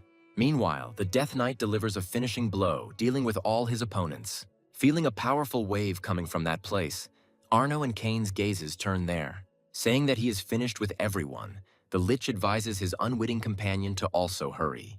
Arno doesn't understand what the hell this is and how this man managed to deal with everyone on his own.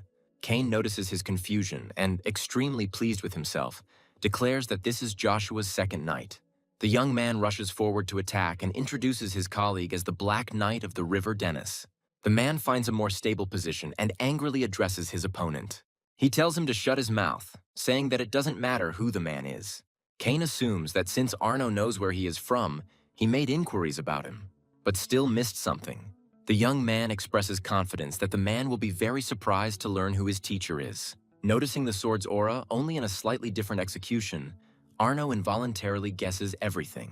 And satisfied with this reaction, Kane produces a strike from the great sword of Agnes. Completing his maneuver, the young man says that now this man knows who is really strong here. From the side, while the knight brings his breathing back to normal, admiring voices begin to be heard. Those present find it difficult to believe what they see, as well as the fact that Joshua has two such strong swordsmen. In the midst of praise and admiration, Icarus suddenly comes to his senses and hurries to address everyone else. He says that now is not the time to relax because they need to hurry and get out of this place. This idea inspires Charlie, and she suggests going to Peril Castle. The girl is sure that its owner will not refuse to accept them because he is her uncle. Brave knights follow their master directly, trusting him unquestioningly. He mentally reasons as he goes, considering all the possible options for the future. Rain is amazed at the guy's speed. He assumes that he even slowed down on purpose. Legrand apologizes before asking why the man is with them when he could have been relaxing in Reinhardt. He asks the man not to be so cold, and asks if they will be able to enter Avalon's territory at all.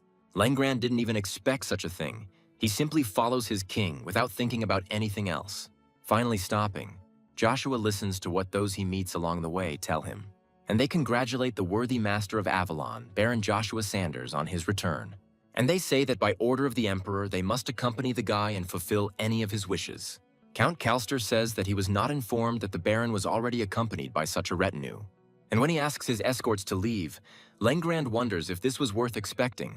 But then, to everyone's surprise, Joshua says that these people are his knights.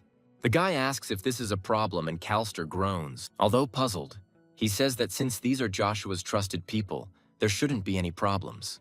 Legrand thinks that he feels significance even in such a short dialogue. And now the man is absolutely sure that this guy is the very king they were waiting for. Meanwhile, the door to the headquarters of the Reinhardt Borderland Mercenary Guild swings open. Hybrid asks what it means that the king of mercenaries has issued a call. They tell him that this is what it means, and that it happened near the southern region of Avalon, not far from the Font family. Darmian is asked to calm down since no one asked Hybrid's opinion on this matter. The man asks why they didn't report everything to him. He would have been able to guess and speak out. Darmian asks if he himself should not know what he is doing since the title has already been promised. However, this man has no knights who could help him in this matter. The young man believes that this is a great opportunity for people like them to gain status.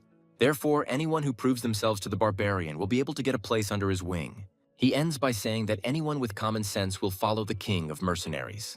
The hooded figure remarks that it seems they have no choice, and the hybrid asks what he's talking about. Iselin responds that she feels it is necessary to intervene in order to stop the mercenary king. She decides to go to the fonts, and a serious scandal breaks out in the Cromwell castle. Gever almost shouts at the man standing opposite her, asking how he dared to let her go. The man reminds Arno that he trusted him, and he so meanly set him up.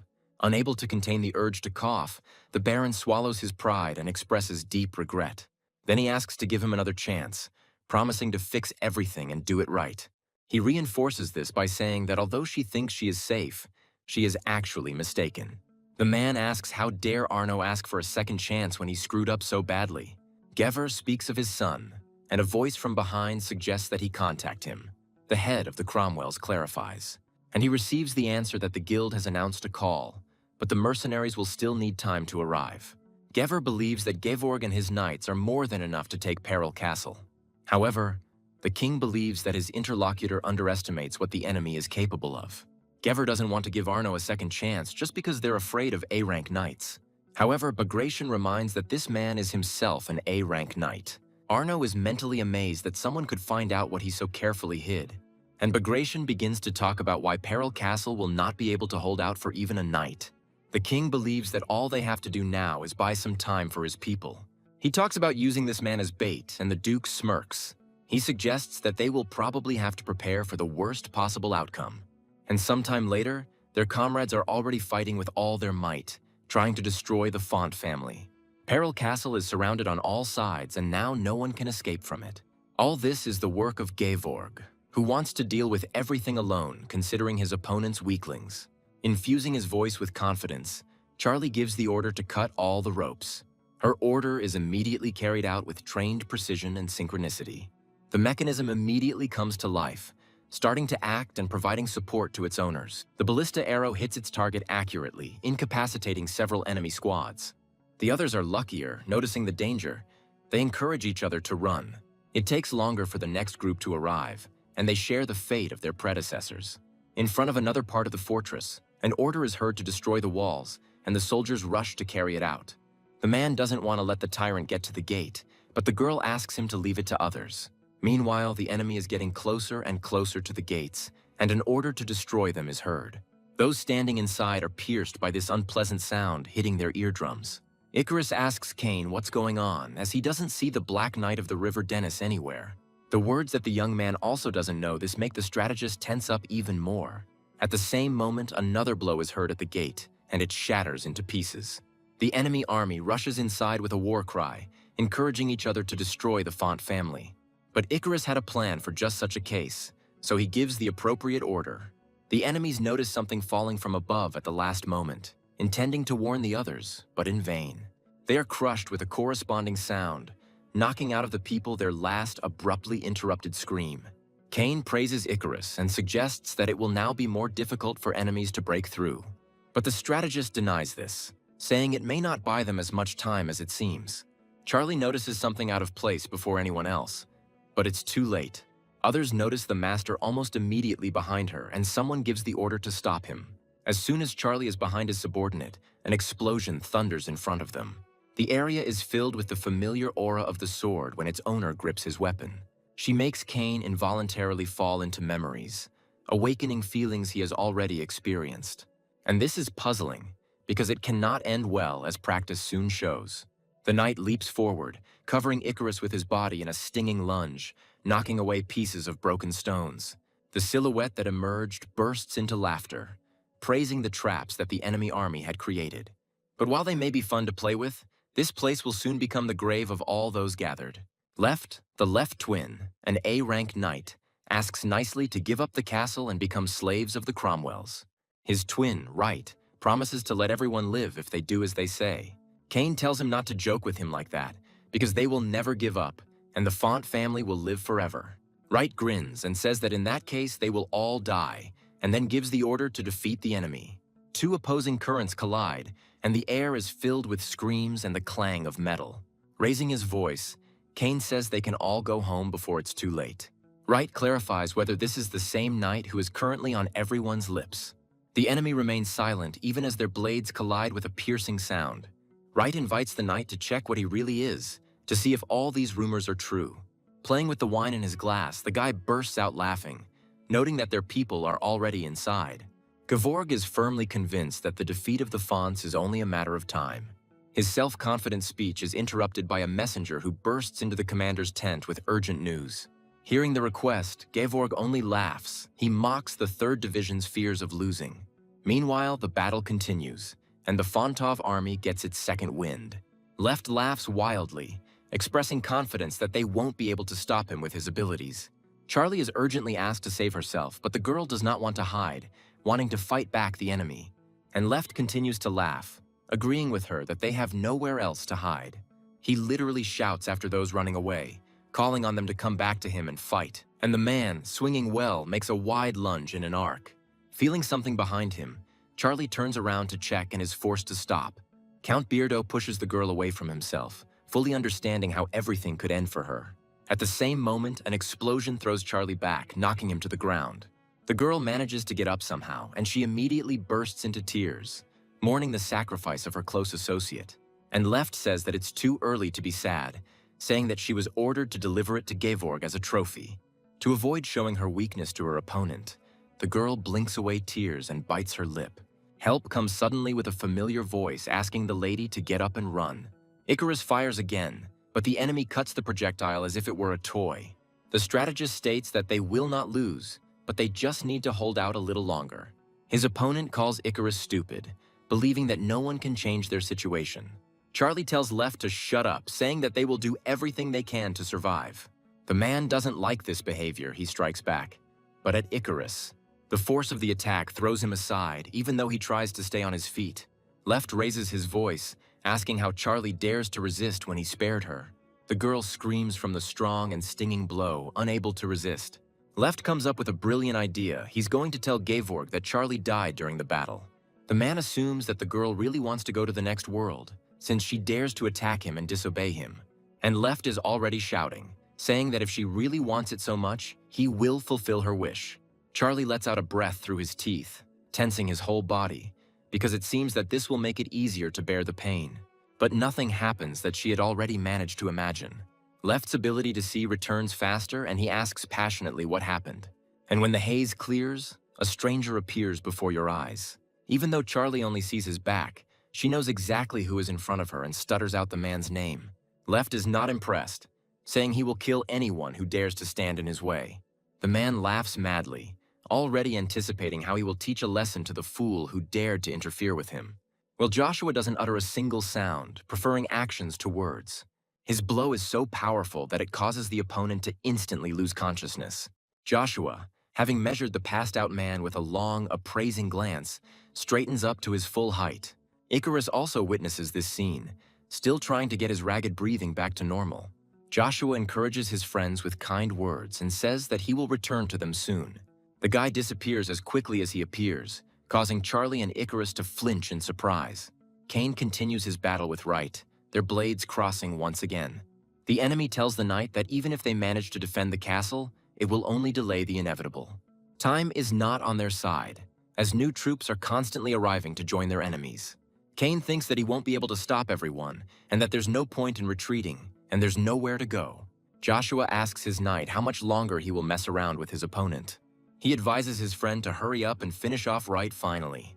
The young man, not expecting such a phenomenon, could only stutter and name his lord's title. And the boy, having made a demonstrative arc around the knight, speaks up again.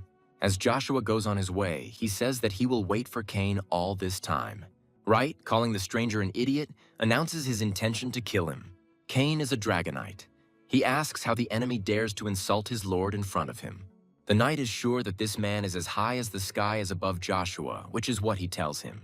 Right is amazed at the power of the blow because he thought that his opponent had no strength left. Somewhere else, warriors scattered in all directions by the explosion hiss in pain and despair. They don't understand what it was and assume they've walked into another trap. A man appears right from the epicenter of the fire and says that he will mercifully give them a chance to be saved. Joshua allows those who are not happy with the massacre that Cromwell carried out to leave. The warriors become aggressive, asking who he thinks he is and inciting their comrades to attack the stranger. They rush at him with the intention of destroying Castle Peril for Cromwell. Joshua draws his eyebrows together even more, noticing that his opponents wanted this to happen. He's thinking about the fifth phase of his spear technique, which will make it impossible for anyone to resist the guy. However, Joshua knows for sure that if he doesn't practice, his skills will decline. The boy thinks about combining the destructive power of magma and the growth power of Bronto. He already sees what results from the combination of these two primeval stones.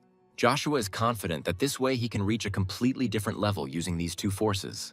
And the guy immediately carries out the fifth phase of the spear technique, harmony of fire and lightning. By performing thunder blasts, Joshua manages to take out enemy warriors from several towers at once. The rest of the remaining ones scream frantically, experiencing hellish pain. However, their cries quickly fade away, ending abruptly at almost the same time. Gevorg cannot believe that some ordinary lightning could destroy his vanguard. The guy suspects that Fonz has a hidden trump card, but he doesn't despair. While the commander is giving the order, Gevorg is informed that someone is attacking them. Remembering the request from the 3rd Division, an unpleasant thought comes to the guy's mind. Legrand appeals to the proud knights of Wilhelm to listen to his command. The man suggests that his comrades destroy the enemies that stand in the way of their king, sending them forward. But he himself does not intend to stand aside at this time, already constructing an attack in his own hands. The knight makes a large, sweeping gesture, directing energy towards the nearest target. As the siege tower begins to fall, Cromwell's warriors warn each other. Gevorg not only can't believe what he sees, he can't even put a couple of words together.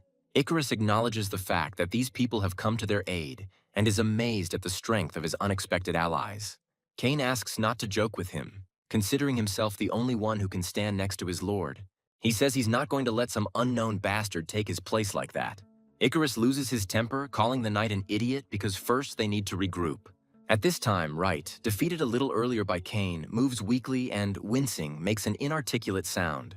Gevorg orders everyone to be killed, but the warrior reminds him that their people are still inside.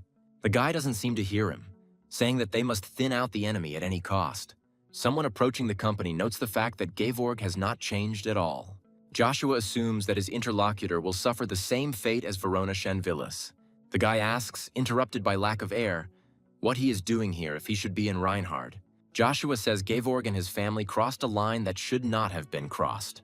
He says that he does not intend to kill the Cromwell heir, but instead of life, he will take everything else.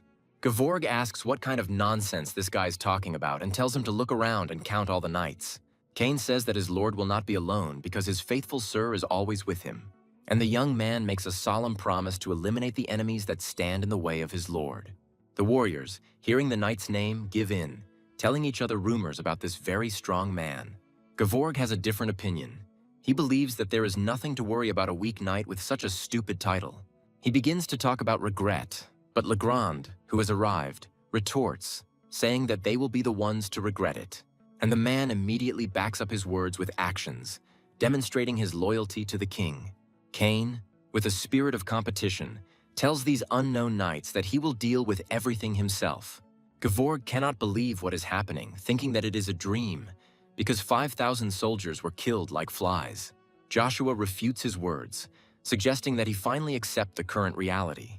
Addressing Gevorg, the guy says that everything that happens to him from this moment will be his worst nightmare.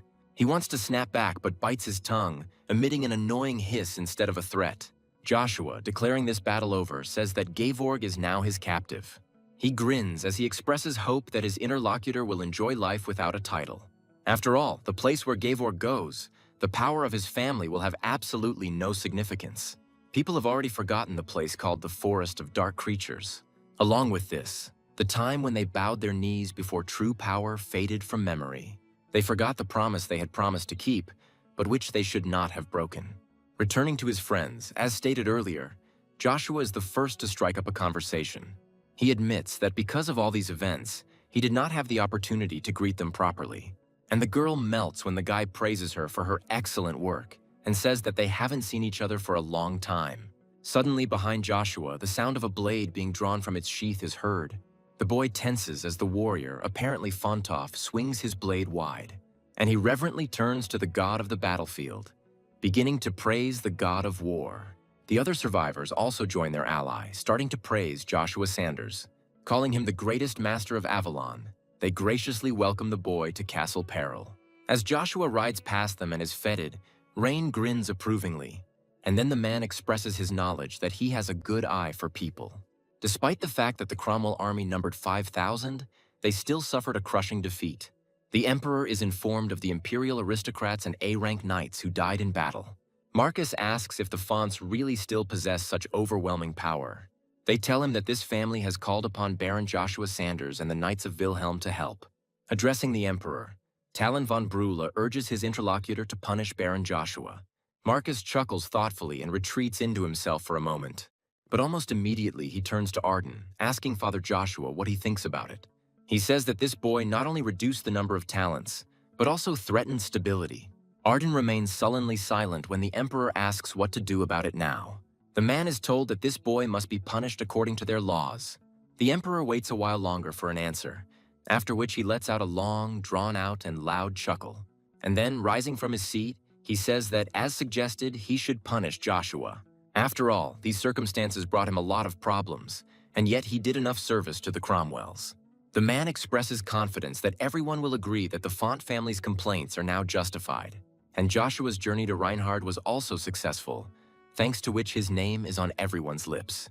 Before sinking his teeth into this delicious piece, Rain bursts into a mischievous laugh.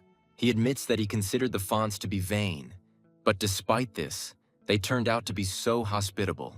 The man hears fawning and words about how Lord Kiraz will definitely find out about Joshua Rain's support. The guy who heard this says that the man made a little mistake, and the Lion King is not helping him. Joshua asks Rain if he thinks it's time to finish the job.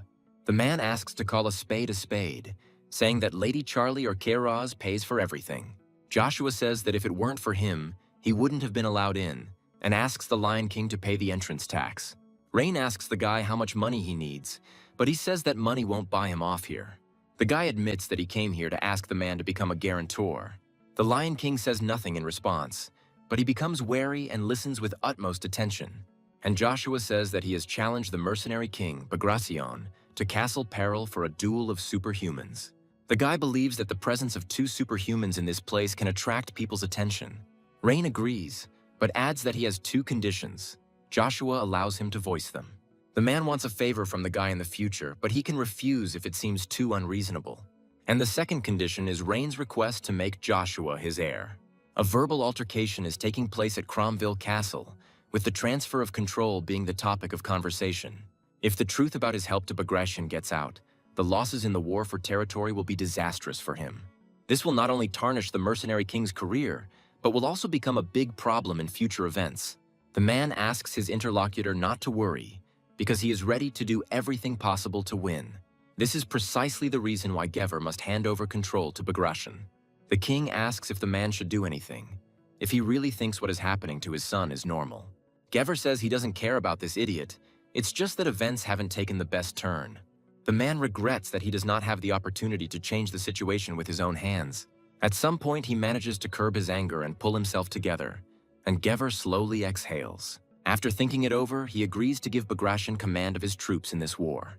But the only condition is an unprecedented victory and Joshua's body, which will be hung above the entrance. Bagration is satisfied with this arrangement. He promises to show this guy the true face of despair. The mercenary king pledges to drag Joshua to hell with his own hands. Icarus expresses the assumption that his advice to find a witness was followed. He asks Joshua what his ultimate goal is, and he replies that he plans to become emperor. Cain can't contain his emotions, asking if his lord is planning to seize control of Avalon. The knight begins to panic, believing that if anyone hears them, they will be considered traitors. Icarus takes a more reasonable approach, reminding his interlocutor of the risks and asking questions. Joshua doesn't recommend sticking to the Britain name alone, and Icarus is getting impatient. But then he himself understands everything, saying that now he has the goal of becoming an employee of the Imperial Chancellery. Cain asking him to tell him why they need a witness, and how Joshua is going to ascend the throne. The Baron believes that this conversation should be continued later and asks Icarus to use this as needed. He asks where Joshua got so much money, and Cain says that he has never seen so much. The guy says that betting is legal in Rhine, so he decided to have a little fun. Icarus sees no point in spending military resources on anyone other than themselves. He believes they have an obligation to use this money to provide for their families after the war ends. Joshua points out that they already have plenty of time to spare, so he allowed himself to do this. Icarus has a different opinion and asks how long the guy plans to remain a baron. The boy is inspired by the idea of building the greatest estate in the world, complete with people, furniture, and decorations. Joshua laughs nervously, asking if Icarus has any idea how much money this would require. Seeing his steadfastness, Icarus orders the boy to write a detailed report with all the ensuing arguments. Joshua thinks that this little book has too many points, but his interlocutor is impenetrable. Cain expresses an understanding of how his lord could become emperor without having Briton blood in his veins. He talks about a marriage of convenience and asks Joshua how he likes the idea.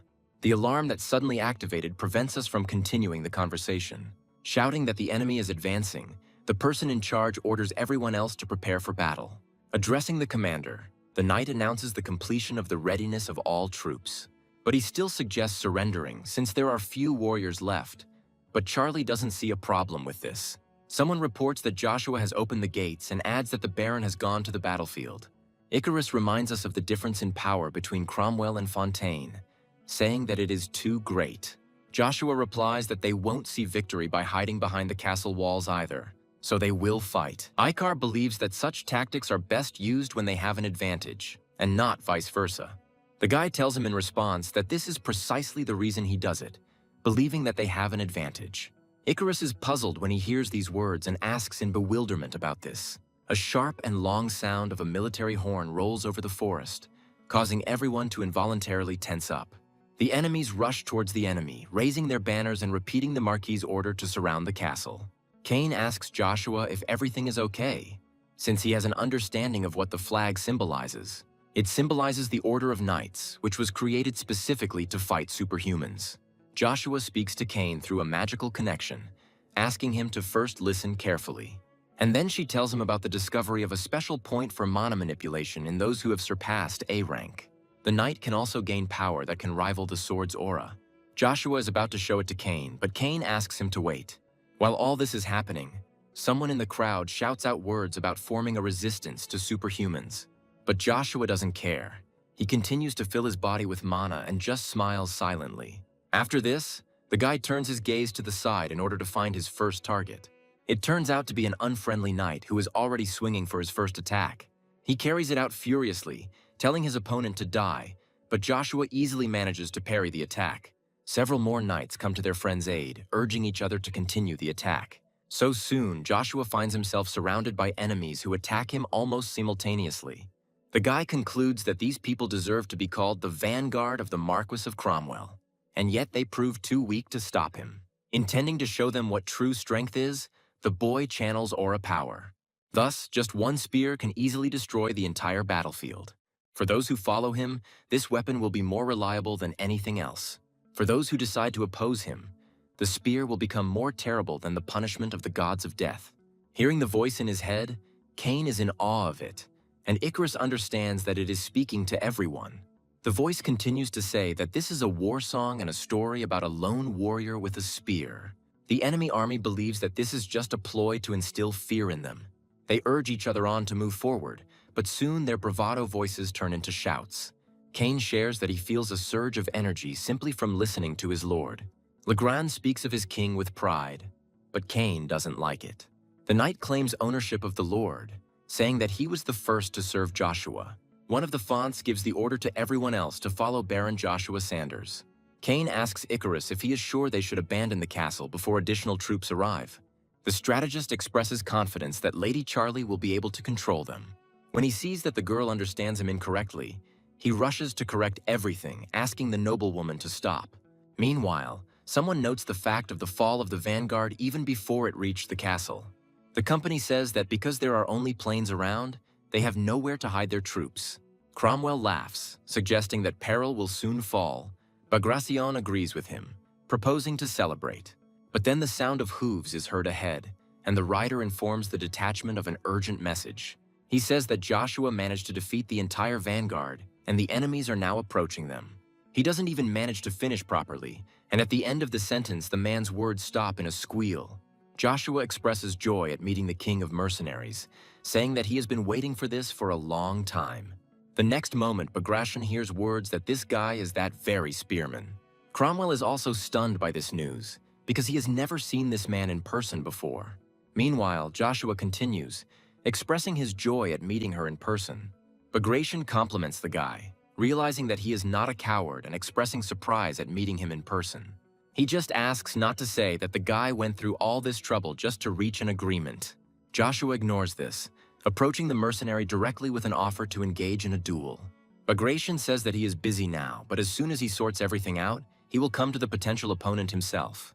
From somewhere behind Joshua, a voice suddenly comes out, drawing attention to itself.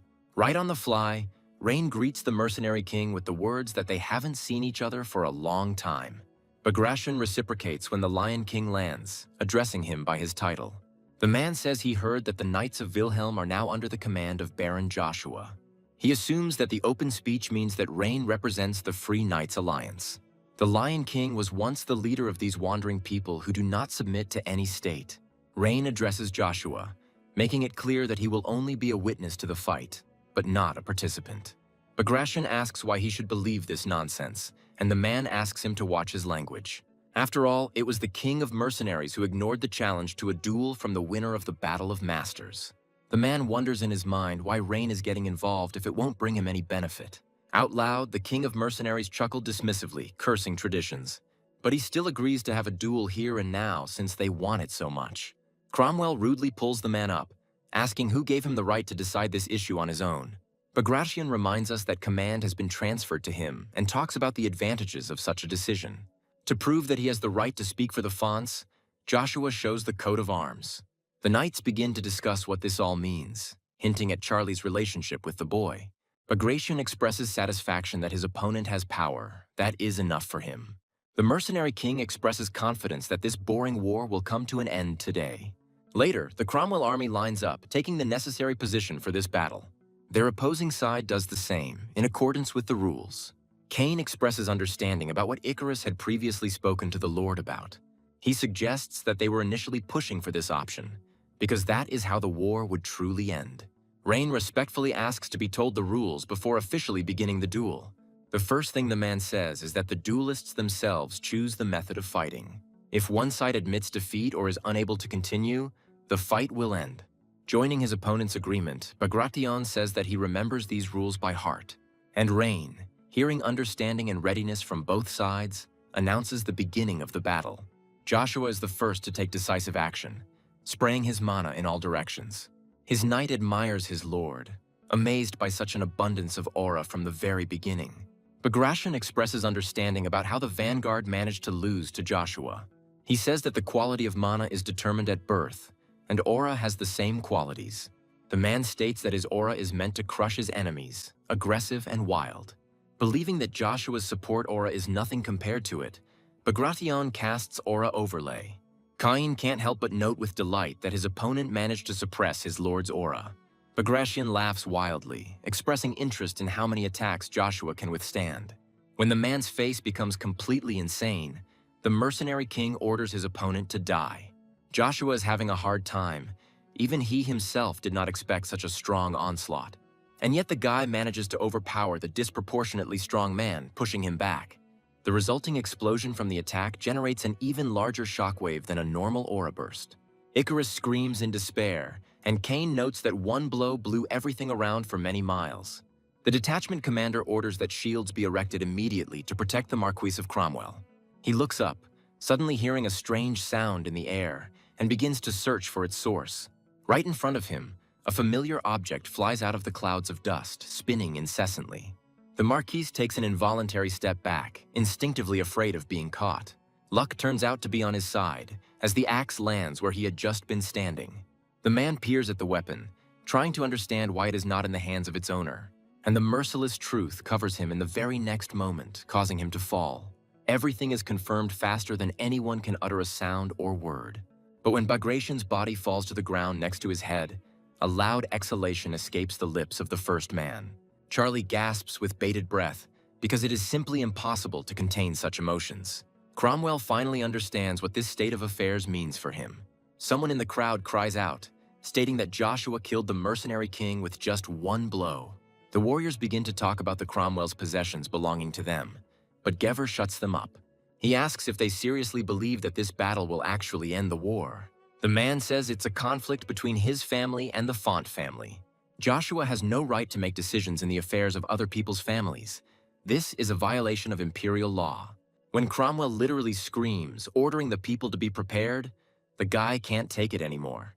The man orders everyone to arm themselves, because they have a numerical advantage over the enemy.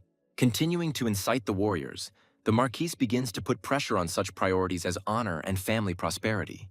However, unrest has already arisen among the people. Some see no point in fighting without the mercenary king. Gever says that the reward for Bagration is still valid. He agrees to distribute this money. The man continues to manipulate, asking if this isn't what they've been dreaming about for so long. Cromwell continues to tempt the mercenaries with noble titles and a better life. Finally, he succeeds, and the first fish falls on this hook. Soon the whole crowd draws their swords, tempted by the treasured life. Cain assumes that the mercenaries are going to finish the job. Legrand tells the knights to get ready. Joshua turns to the Marquis, saying that he cannot believe that he actually went along with this.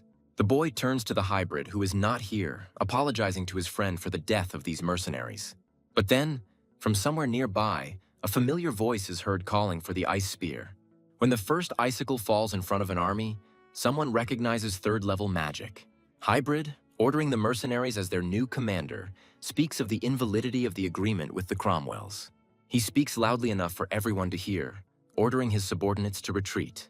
By displaying the insignia, the man announces the end of the mercenary king's era. He speaks as the only owner of the diamond seal, besides the late Bagration. The man announces his intention to bring order to their ranks and restore old traditions. Cromwell orders him to be silent, asking who the other man thinks he is. Hybrid says that if Gevhor needs compensation, he can discuss it with the late king. Cromwell orders his army to attack this scoundrel and show him the dangers of feuding with the Cromwells. Iceland reacts faster, telling everyone to stop immediately, otherwise things will get tough. She tries to appeal to the warrior's voice of reason, saying that this war is already over. Gever begins to provoke the hybrid, asking why he is hiding behind some magician. The girl is furious that Cromwell did not recognize her, depriving her of everything he had previously taken away. She can barely control her emotions so as not to finish this man off right now with her own hands. Suddenly, something happens that makes the girl change the trajectory of her thoughts. She drops her friend's name when Joshua thanks Iselin for stopping the mercenaries, And then he asks her not to worry and leave everything else to him. The guy approaches the Marquis, offering him to surrender peacefully, but he stands his ground. Joshua asks if Cromwell is sure that without the mercenary king, they are stronger than him. He addresses everyone present with his magical voice, showing his strength and power. Joshua advises the Marquis not to sacrifice these guys because of his pride. Cromwell asks those who have thrown down their swords what they are doing, threatening to sentence those who disobey his orders. Joshua again approaches the Marquis with a request to allow him to propose to him. The guy says that he is ready to let Gavor go, but only on one condition. Gavor says that he will not agree to this, because any proposal will tarnish the pride of his family. The guy clarifies, that is, the man would prefer to follow Bagration. He tenses up at the words that his choice will be death, and suddenly speaks up. Hissing angrily, the man asks what Joshua wants in return, what his conditions are. And the first thing the guy asks for is to return the lands to Fontam, which he took before the war began. After this, Cromwell must pay them 1,000,000 gold pieces as compensation. The man thinks that such a sum would be equivalent to his slavery to this family. But since he has no other choice to survive, Gavor takes the oath of a nobleman. When he swears to fulfill his part of the bargain in the emperor's name, Joshua's friends can't help but smile. And the Marquis orders his army to retreat and return home immediately. Hearing a signal that suddenly pierced the area, the trio at the other end of the crater shudder. Cain asks what the sound is, and Icarus replies that it is the signal for the Cromwells to retreat. And then it dawns on each of the Font's troops that the war is over and they have won. Cromwell, however, mentally addresses Joshua, saying that this oath means nothing to him. By threatening the guy, the man promises to make him regret his decision to let him go. And then Joshua asks the Marquis to wait. He asks what else is needed from him. The guy tells him that the entire imperial family saw everything that happened here. Cromwell begins to speak, addressing his interlocutor defiantly, but stops short. Instead of speaking coherently, all he does is stutter and stammer. Marcus finds this amusing and admits that he never doubted this boy. Sometime later, fireworks are exploding over Castle Peril. Iceland adds charm to the overall celebration, basking in the attention. The warriors are talking about how this girl is not only talented, but also very beautiful.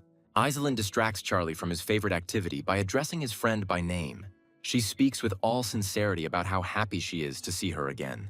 And Iceland politely thanks the lady for her kind words and invitation. Nearby, Cain's malicious laughter is heard as he recounts the battle between Joshua and Bagration. He expresses his intention to write a war song as great as their lord. Legrand mockingly agrees that Cain must have at least one grand goal. The knight reminds his interlocutor that he was the first to serve this lord. And then he adds that even Joshua's father recognized him as a genius, prompting clarifying questions from the audience. Cain bursts out laughing and then says, okay, he can teach them a few tricks. The guy calls out the code name, which is the Knight of the Golden Spirit, and he explains that their goal is to become stronger than the legendary Seven of Avalon. The knights love this idea and want to become the greatest knights on the entire continent. Icarus mentally assumes that this is the beginning of a new friendship, and he likes it. Cain asks Joshua where he was going at this hour of the night, because he thought he wanted to rest. The guy says everything is fine, but he needs his entourage to do something for him. Joshua wants Cain to go to Font's castle at noon, and the knight doesn't understand why. Icarus says Joshua wants to get rid of the traitors, starting with Count Cox. The boy gives the rest of the knights the order to go back to Reinhard. The man asks why there, and not, for example, to Aden Canyon. Icarus answers for Joshua, explaining that Reinhard is now in danger. The boy says that news of the absence of knights in the city will soon spread throughout the empire. And then the man realizes that the true leader of the king of mercenaries in Cromwell is the emperor. Icarus confirms this, also saying that Marcus might take the chance to capture Reinhard. Legrand begins to blame himself for this, believing that if something happens, it will all happen because of him. Icarus assures the man that everything is under control and that soon they won't have to worry about such things. After all, changes on the entire continent now depend only on the decision of their milord. And since the fate of the continent is now in Joshua's hands, Cain wants to know what decision he will make. The guy, deliberately dragging out the intrigue, says that he will share with his comrades what fate he has chosen. When he begins to speak these words, Cain and Icarus cannot believe their ears. The commanders of the Knights of Wilhelm are even more confused by what they hear. And later Cain asks Icarus why he thinks the Lord made this particular decision. He replies that it doesn't matter to him, and he himself will follow his master anywhere. Charlie asks what happened so urgently that they decided to discuss it with her. Icarus thanks the girl for taking the time to receive them, and Kane relays the order to Joe and says that since it concerns the fonts, they decided to talk to Charlie. The girl's face darkens when she hears what kind of matter Baron Sanders' subordinates decided to discuss with her. She chuckles thoughtfully and for a long time, trying to force herself to concentrate and put aside personal feelings. And after that, pushing back his chair with a disgusting sound, he says that they must get rid of these people. Charlie sees no point in showing mercy to pathetic traitors. She is ready to do this for the sake of those who suffered from them and for the sake of the newly reborn Font family. The girl says that although she has no right to do this, she asks the guys to take care of everything. The boys simultaneously let out a sigh of relief, as they were afraid of a negative reaction. And the next moment, they unanimously suggest that the girl rely on them. The knight suddenly remembers something and asks about it without embarrassment. He even suggests that Charlie wanted to marry Joshua out loud. Icarus pulls his friend up, saying that he can't ask about such things, but he justifies everything with interest. Charlie laughs, calling the guys a perfect match for each other, and Icarus instinctively asks again. The girl admits that she gave Joshua this coat of arms simply to attract his attention. At the same time, Charlie says that now she herself does not know exactly what she feels for this person. Hearing that the girl thinks Joshua is like a god, Kane says that's why they called him that. Icarus tells the knight to know his place, and he suddenly bursts into coughing. Charlie says that she doesn't think about things like love or marriage right now because she's very busy. And stopping at the door, the girl suggests that her friends deal with these traitors.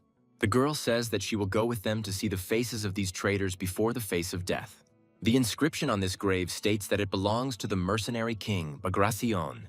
Joshua stands silently in front of the small rock, and there is perfect silence all around. But it is interrupted by the voice of Rugia, ordering his master to concentrate and begin. He agrees. Extending his hand towards Bagration's grave, the boy envelops the rest of his body with energy. He wraps himself in it until it is enough, and Rugia speaks again. He speaks to the fallen Knight of Kings, and to the 9,000 spirits whose grievances are thicker than darkness. Rugia states his name and introduces himself as the demonic god of weapons. And then he orders them to come out to him and his master and drown their sorrows.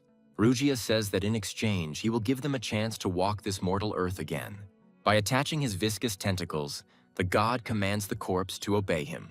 When he hears himself addressed as Dullahan, his muscles contract. Joshua instinctively asks if this really is Lord Dullahan. At first, the only answer is silence, but then the undead somehow miraculously makes a voice. The Dullahan speaks of one who demands submission from him and forces him to bend his knees. And the guy at this time mentally notes the demonic energy of incredible power.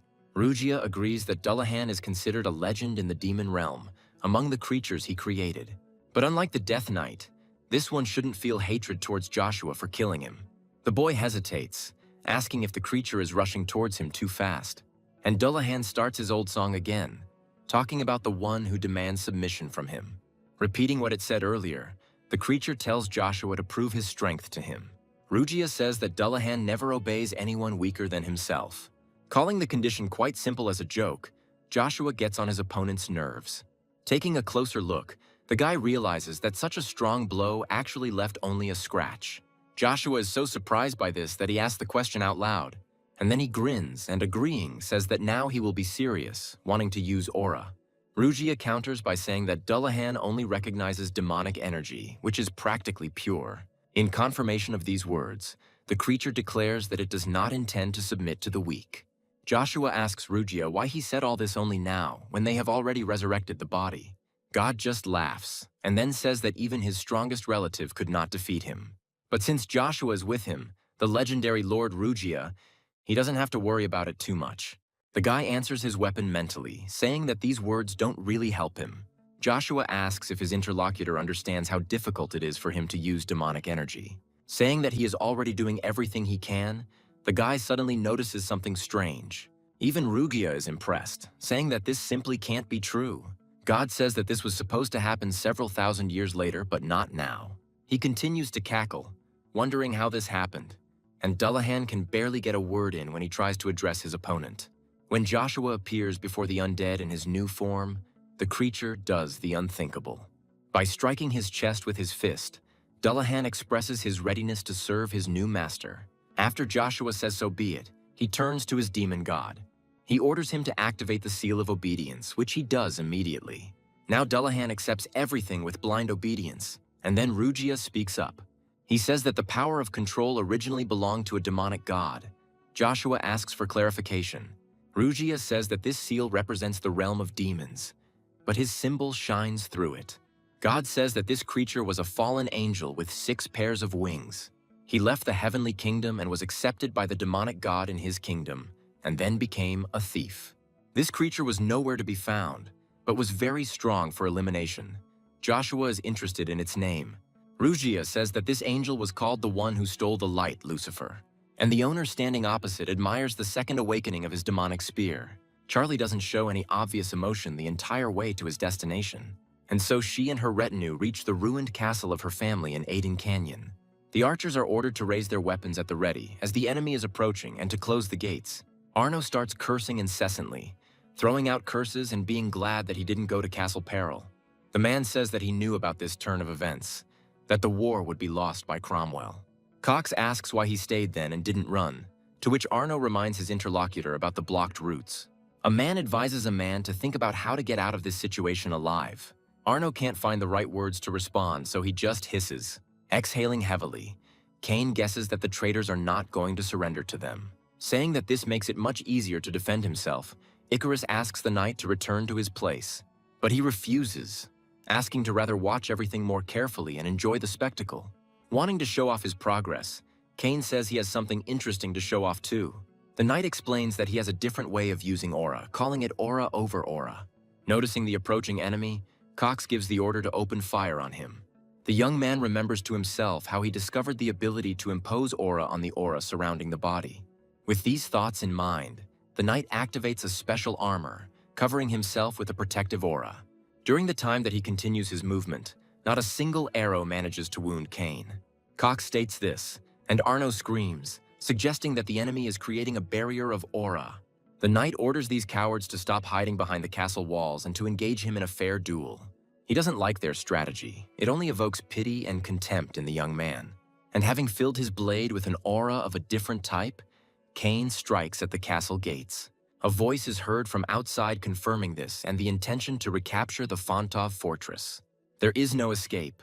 Both men understand this, so neither of them dares to object. Later, when they are finally deprived of their rights and powers, footsteps are heard nearby. Charlie asks the men, one by one, if they have anything else they want to say. Arno says that the girl does not dare to do this to him, because he is a nobleman of the Avalon Empire, a baron. He is already screaming at the top of his voice, saying that she has no right to tie him up like this. The man tells her to remove these shackles from him and show respect, and then he will be ready to forgive her for the misunderstanding. He continues to demand that he be released, but the girl remains silent. Trying to appear indifferent, Charlie asks Cox personally for his final word. He, addressing the girl respectfully, asks what a pathetic traitor like him can say. The man says his only regret is that he failed to achieve his goals. Charlie is taken aback by this, and unable to contain her emotions completely, she asks if this is all. When there is no answer, the girl leaves, thanking the man for everything he has done for her. Raising her hand up, she gives the order to the archers to raise their weapons to the ready. Arno screams as he asks if all these people realize that they are going against the will of the Emperor himself. He continues to rush about, trying to free himself and get away. But Charlie remains silent, and she will never know that Cox is mentally asking her to take care of herself. Lowering her hand sharply and unwaveringly, the girl gives a silent order to the archers. Arno continues his pathetic attempts, asking if they really think they can get away with it. However, the end of his question is lost in a gurgling wheeze that dies down almost immediately. This officially ended the territorial war between the Marquis of Cromwell and the Duke of Font. But to sort out everything else, Joshua decided to stay at his friend's family estate. Legrand still can't believe that he is leaving his king alone. It is hard to come to terms with this. The knight thinks about the reciprocal condition for Rain witnessing the duel between Bagration and Joshua, noting to himself that King Reinhard had agreed to become the successor to the leadership of the Alliance of Free Knights. Hybrid, having taken the affairs of the Mercenary Guild into his own hands, was able to smooth over most of the previously existing conflicts. And while he is thinking with self-irony about his unenviable position in the coming years, someone calls out to him. Almost everyone loves the current head and offers him all sorts of things, including even dinner. The man's personal image quickly rose, reaching unprecedented heights among mercenaries. But despite the fact that everything was calm for a while, something happened in one small village. When a huge shadow suddenly falls on the peasant, he turns around, trying to understand what it is. And while he and the other settlers try to get a better look at the strange figure, it begins to act. The huge mouth fills with thunderous crackling sounds, echoing the glow. And the dragon, hovering in the air, directs its flame forward into the nearest mountain. The explosion is so powerful that clouds of dust and soot descend even to the foot of the mountain. Sometime later in Castle Peril, a stuttering voice asks what is going on. Cain asks Joshua why he wants to abandon his subordinates again. The guy asks him to let him go. The knight asks his lord why he is going to the eastern district of Treffia. Joshua says the dragon has nothing to do with it, he just needs to go there for personal reasons. Icarus says that the Cromwells could return at any moment for revenge, and that leaving the castle would be unwise. He believes that it is too dangerous and cannot be delayed. Iselin also supports the strategist. Cain asks Joshua why all the girls around him are so beautiful. The boy remembers that they only saw Iselin as a child, so the knight doesn't remember her. Joshua says out loud that the sorceress is nearby because he promised to protect her. Icarus is wary, trying to understand what kind of relationship these two have if the guy is protecting her. Joshua manages to break through and announces his firm intention to go to Treffia. Cain still stands by his own cause, saying that dragons are capable of destroying the entire empire in one attack. Iselin adds that these creatures do not appear out of nowhere, but are considered guardians of the otherworldly realm. The girl believes that the dragon's appearance is a warning, and that it will soon disappear on its own. Joshua says that while he's no expert on dragons, this is definitely a warning. The guy believes that this dragon is a creature that they will have to take care of in the future, and he mentally adds that this creature may be connected with the evil dragon Crevasse. In the capital of the Avalon Empire, in a luxurious flower palace, the question sounds like a lady. Those gathered say about Cersei that they are not able to cure her illness with their current capabilities, and no one knows how long it will last like this, so it's worth preparing for the worst. And while they whisper about the curse, the girl in her delirium calls for Joshua. She recalls his words about how the cure for her illness was almost ready. There is a commotion outside the door, which develops into sounds of a struggle and disgruntled voices. Bursting into the chambers, Kaiser announces his arrival and asks his sister how she is feeling. The headmaid begins with a formal introduction, but the young man doesn't care. Ellen reports that nothing helps Cersei and that over time she only gets worse. Hearing her brother, the girl turns to him, but he asks her not to get up because now she needs peace. The boy exhales heavily before saying that their father pushed Cersei too hard. The girl denies this, saying that if this way she can help the country, she will do it with pleasure. The young man asks his sister to be sincere because she did not ask anyone for this cursed power. He says that if he were in her position, he would have run away from this place long ago. Remembering the words about how little time she has left, Kaiser says that she will use the sight of truth. Cersei stutters when she asks her brother what he is saying. Asking her to let go, the girl begs Kaiser not to do what he is going to do. The maids stand up for their mistress, asking for the princess to be returned to her former place. But the prince's retinue orders the servant to be thrown out of the way if she values her own life. The maids don't know what to do, torn between duty and the fear of death. Meanwhile, somewhere in the Triphis forest, the wind carries echoes of some song throughout the area. Humming a melody, this child diligently draws something, but suddenly freezes. When the same wind brings the rustling of bushes to his ears, the little man falls silent. Joshua says he knew he would find what he wanted right there. The guy introduces himself, expresses joy at meeting him, and says that he is here to save Ash. The girl says that although she doesn't know how the stranger got here, he clearly got something mixed up. She says it's not her name, but Joshua says it was given to her by him in a past life and he liked it. Filling his body with mana, the boy asks Ash to get him Sanders' flower if she can. And then Joshua destroys the anti-magic field in the area with just one precise move. The girl, recoiling in fear, cries out in disbelief, lamenting the broken barrier. Even when almost nothing remains of the magical veil, Ash refuses to believe what happened. Addressing the last surviving elf, Joshua informs him that he wants to talk to him. He, calling the guy greedy, asks how he dared to talk to him at all. Saying that they have nothing to talk about, the elf gives a silent order to the creatures around him. Joshua admits that he might be rude, but at the same time, he is here to save the elf. The latter is deeply surprised by what she sees and hears in the next moment, and Joshua asks if she's ready to give up her title and become Crevass's slave until the end of time. The ogres, who had not previously shown a single hint of fear, suddenly began to squeal in fear. The elf knows what's going on. The thing is that this guy used dragon fear. When the creatures escape, Ash tries to stop them, telling them to return immediately. Joshua suggests that they talk to her about it right now, and the elf turns sharply to look at him. She asks the guy how an ordinary person can use the black dragon's fear. The girl is sure that this is not something that was recreated using magic, because people are not capable of imitation. Joshua offers to tell everything about it, but only warns that he has one condition. The guy asks to at least listen to him because he is the only ally of the elves. He says that someone knows where Zevdik Orbis is now, earning himself a trust point. Ash thinks that this man was their old friend who sacrificed himself to save them. The girl couldn't even imagine that he was alive, and she clearly remembers that his relatives did not have time to thank Zaef.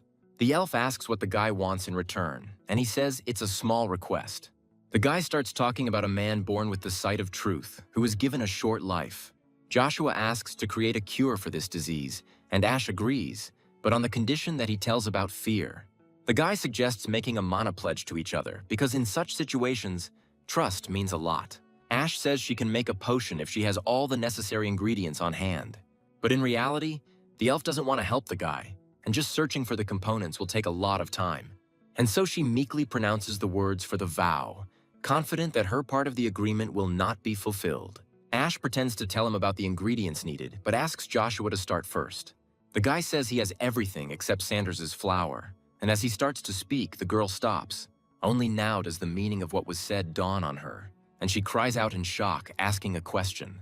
The girl doesn't believe that this guy managed to collect the vast majority of the components. After all, some of them are impossible for a human to obtain.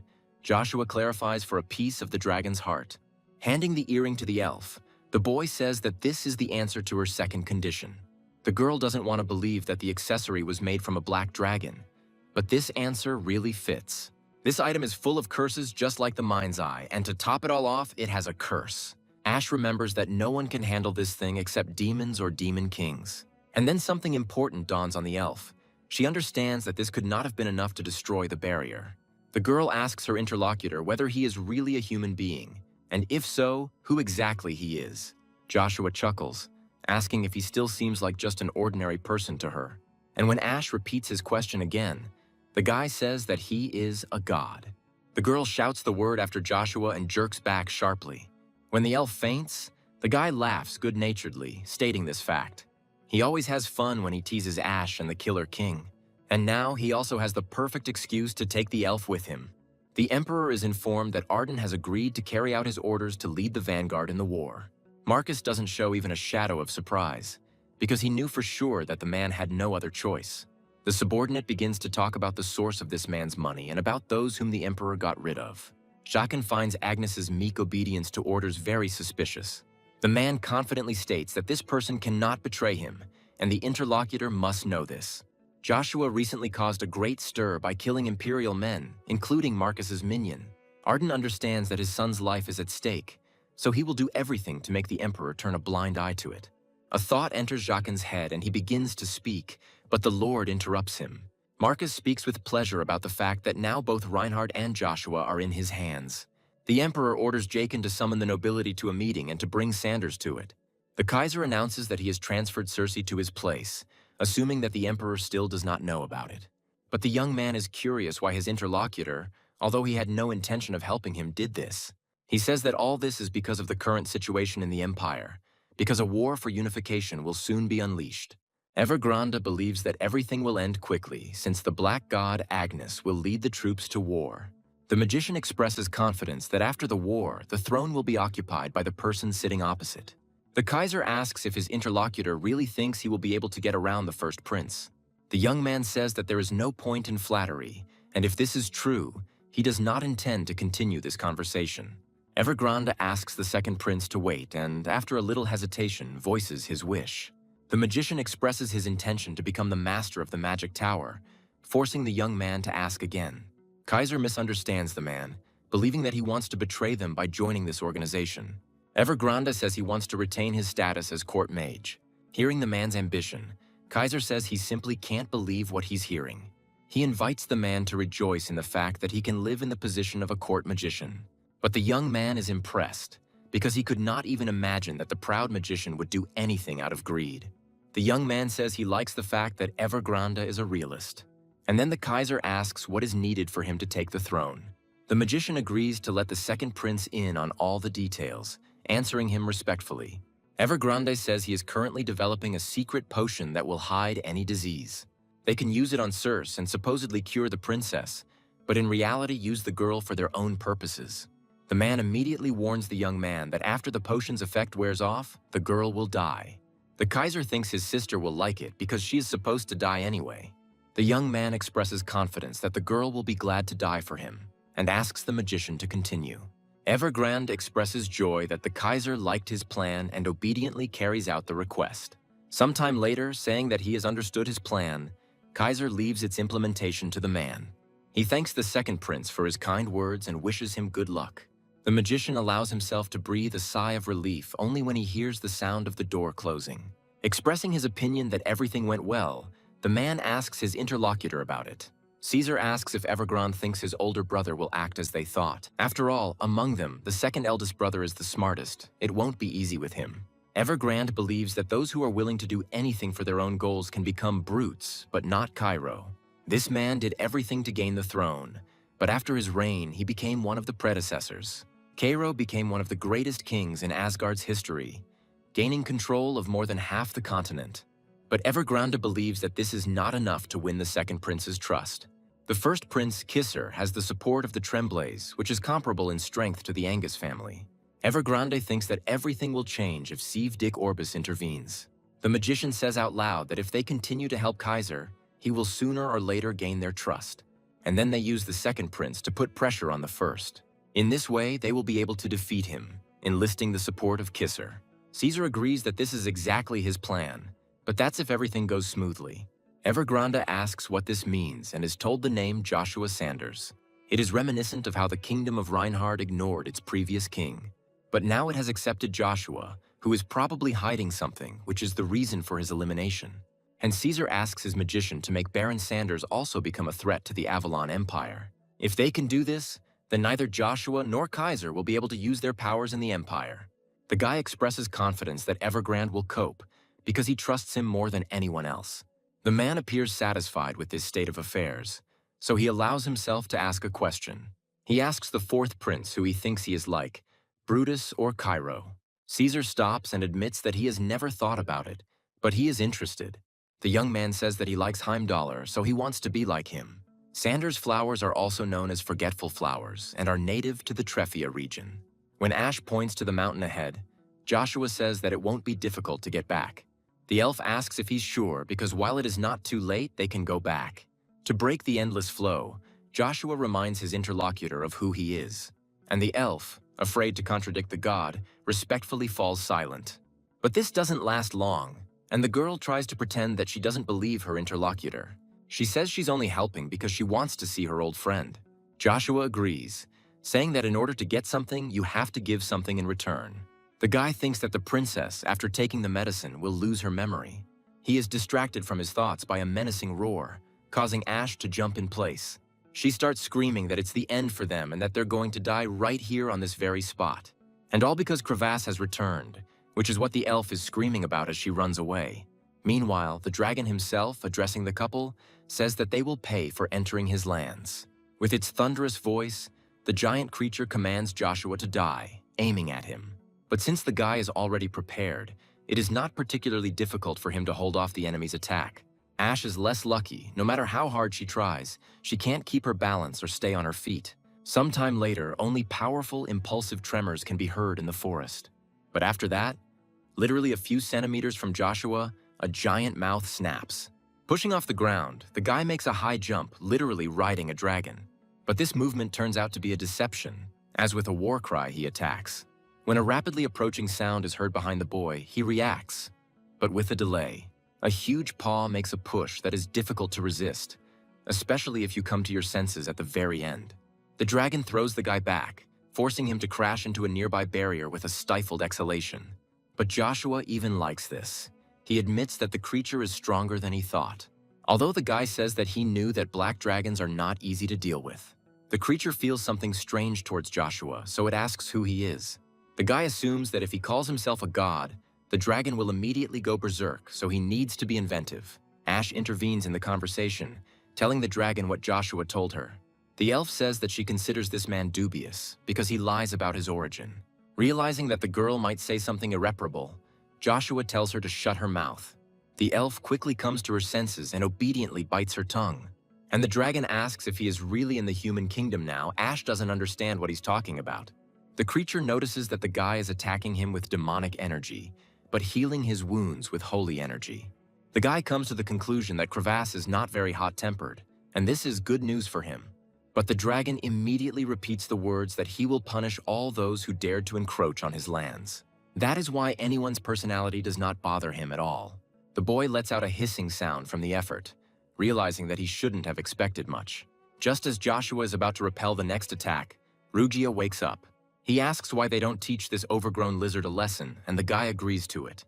Joshua expresses confidence that if he defeats the dragon, it will be the absolute pinnacle of his power. The guy decides to use the art that he was never able to achieve in his past life, and it turns out to be the 6th stage of the technique of wielding a magic spear. At some point, darkness falls over the guy's eyes, followed by a change of scenery. Joshua remembers what happened before, but he can't comprehend where and how he managed to move. The sound of several dozen strong and large wings is heard behind him, causing the guy to turn around. One of the creatures ominously threatens to tear someone to pieces, and Joshua takes it personally. The guy assumes that this is the kingdom of demons, and these creatures are them. And just when he has time to think that there are too many of them, the incredible happens. Turning towards the direction the demons were flying, Joshua's eyes were immediately struck by a blinding light. Lucifer deals with the creatures playfully, and the guy decides to approach him. But as soon as he tries to do this, nothing comes out, and Joshua gasps. Everything starts to flash before his eyes like a film strip, and the guy notices the changed surroundings. The standing one says that he is no longer angry, but for betraying the faith, he is obliged to deprive the hunched one of his wings. When the angel's name is called, Joshua can't help but scream. The guy can't believe what he sees in front of him is Mikhail, but he understands that it is in Rugia's memories. Asking him not to be angry with him, the angel deprives his fellow angel of his wings with one barely perceptible movement. The events change again, only this time the guy doesn't see a soul in front of him. But behind me there is a crackling sound, forcing me to involuntarily turn towards it. What the guy sees in front of him makes him experience mixed emotions. And yet Joshua manages to understand what it is, as well as what is wanted from him. Meanwhile, Ash calls the guy an idiot, suggesting that he couldn't handle the black dragon's breath. The elf is already starting to say that she knew Joshua was not a god, when suddenly she stops. Even the dragon is surprised by what now appears before him, and together they try to understand why this man's appearance has changed so dramatically. Joshua doesn't understand why he hides behind this illusion, but he is sure that it was not just like that. The guy thinks that fragments of Rugia's memory will open up with each stage. This means that by reaching the final one, Joshua will know the whole truth. The dragon says that he cannot understand whether the person in front of him is good or evil, but as long as Joshua poses a threat to his territory, he will do everything to destroy him. When a dragon spews fire at its opponent, the opponent already knows what to do. So Joshua resorts to the technique of the dragon dance, which shakes the heavens. He manages not only to defend himself from the stream of deadly flame, but also to advance his attack. When the dragon's breath runs out, the boy rushes forward with his spear drawn. His opponent can't believe that this man managed to pierce right through his breath. But another surprise befalls him, causing him to cry out in pain and surprise. Ash wonders how this man managed to pierce the black dragon's body. She knows for sure that even the highest-ranking demons are not capable of this. Hitting the ground, the shockwave from the giant body makes the elf recoil. Joshua slowly moves from his place and with the same gait walks towards his defeated opponent. The black dragon asks how he managed to do this, who the hell he is anyway. And the guy says that it's not so important. What's more important is that he knows the reason for Crevasse's anger. Joshua proves this by saying that the reason is the incident on the outskirts of Treffia and the incident with the Rebrick Castle. From these words, the dragon concludes that this man knows a lot. Crevasse says that humans have crossed a line that should not have been crossed. Creating leashes is a sin. Joshua understands that this is just the beginning of everything, but he does not say a single word out loud yet. The boy recalls that he had wondered in a past life what had caused the conflict between Crevasse and the Empire. Now Joshua is almost certain that the cause of everything was none other than Evergrande. He also apologizes to his invisible interlocutor mentally, saying that he will take on this role. With his wounded arms flailing, Cain delivers his 273,060th blow. But this is not enough for him. He believes that he must train more, much more, to become stronger. A voice from behind notes that the knight has been training for 4 days already. Icarus came to him with an offer to at least catch his breath a little. The young man says that he cannot, because in order to be useful to his lord, he needs to become stronger. Icarus reports that their lord has received a decree from the emperor, and Cain is amazed at his friend's foresight. He says that it is not difficult to guess, because they took part in the war and brought knights from another nation. Cain says it's not easy to guess, and you definitely won't know unless you open it. And a little later, the kids unanimously suggest that each other open this letter. Icarus suggests that they are thinking along the same lines. As he begins to unfold the envelope, the strategist comments on his actions. But Cain suddenly grabs his hand, saying that only the Lord has the right to open it. That is why the knight is going to take responsibility for their arbitrariness upon himself. Icarus says that these are his words, and Cain interrupts the strategist, saying that it is his duty to protect the lady. The knight laughs, saying that many already know that Lord Icarus is not such a lord, so it's time to admit it. And his interlocutor finally gives in, although admitting that everyone knew her gender from the start is not so pleasant. Cain suggests discussing this later since they have more important things to do now, but the strategist expresses doubts. But it was too late. The knight began to read and learned that Joshua and Arden were to appear on the carpet before the emperor. Seeing the worry on his friend's face, Icarus asks what's inside, and the guide tells him the gist. 5 days are allotted for everything, which is physically impossible for Joshua. Icarus has a different opinion, expressing confidence that their lord has already finished his business and is returning. Cain doubts it, but the strategist does not hesitate, saying that they will set course for the palace tomorrow morning. But first of all, the girl suggests doing what their lord had previously asked them to do. Cain is ambivalent about this, concerned that they cannot leave the fonts unprotected. Icarus says that there is no need to worry about that either, because she has already asked someone about it. The mercenary squad moves in absolute silence until one of the men addresses his lord. He asks him if he thinks it was worth accepting this request, to which he receives an affirmative answer. Hybrid says that one must be able to make amends for one's guilt, and he is referring to the request for protection of the Font family. In a completely different place, the elf informs Joshua that the medicine is finished. The guy praises her for her excellent work, and Ash asks if she can ask him a question. She wonders why she should go with him, since Joshua has already gotten what he wanted and is offering to let her go. A memory flashes back to a conversation with a black dragon who agreed to the possibility of reaching an agreement. Joshua then asked for Ash, a fully bloomed Sanders flower, and something from the near future. He tells the elf that she will be his servant since he still doesn't have one. Ash protests, expressing displeasure and reminding her that she is descended from high elves. The guy remembers how diligently the girl obeyed the black dragon and increases her service life. The elf asks him to take his words back, offering to make a deal with her in return. She says that she can tell about the stones, but she can't live as a servant since she has just received freedom. When Joshua remains silent, Ash decides to at least try to reduce the sentence to 3 or 5 years. The guy agrees and asks about the stones. The elf cannot stop rejoicing at her happiness. Finally calming down, she names the piece of the god with the powers of wind, Tempest. Crevasse appears in front of the pair like a rock, causing Ash to flinch and scream. He informs his interlocutors that he has recovered and suggests that they set out on their journey. Joshua agrees, expressing hope that the Black Dragon will fulfill his part of the bargain. Meanwhile, in the great palace of the Avalon Empire, in the Kaltiki Palace, they are reporting to the Emperor. He is informed that with the exception of Duke Agnes, all the principal nobility has arrived. Marcus asks if this is true and states the fact that Arden is not here yet. The man expresses satisfaction and says what will happen if the Duke or his son do not show up on time. He plans to kill one of their people for every 10 minutes of waiting. Marcus says that only the Knights of Wilhelm can be spared, since they will become his. The man stops short, never finishing his thought, as he begins to feel someone's overwhelming presence. And immediately after that, people on the other side of the window start shouting about a dragon. Following the panic, the bell ringer wakes up, and the military gives the order to take up their positions. But the black dragon flies over the city as if it has no interest in worldly affairs.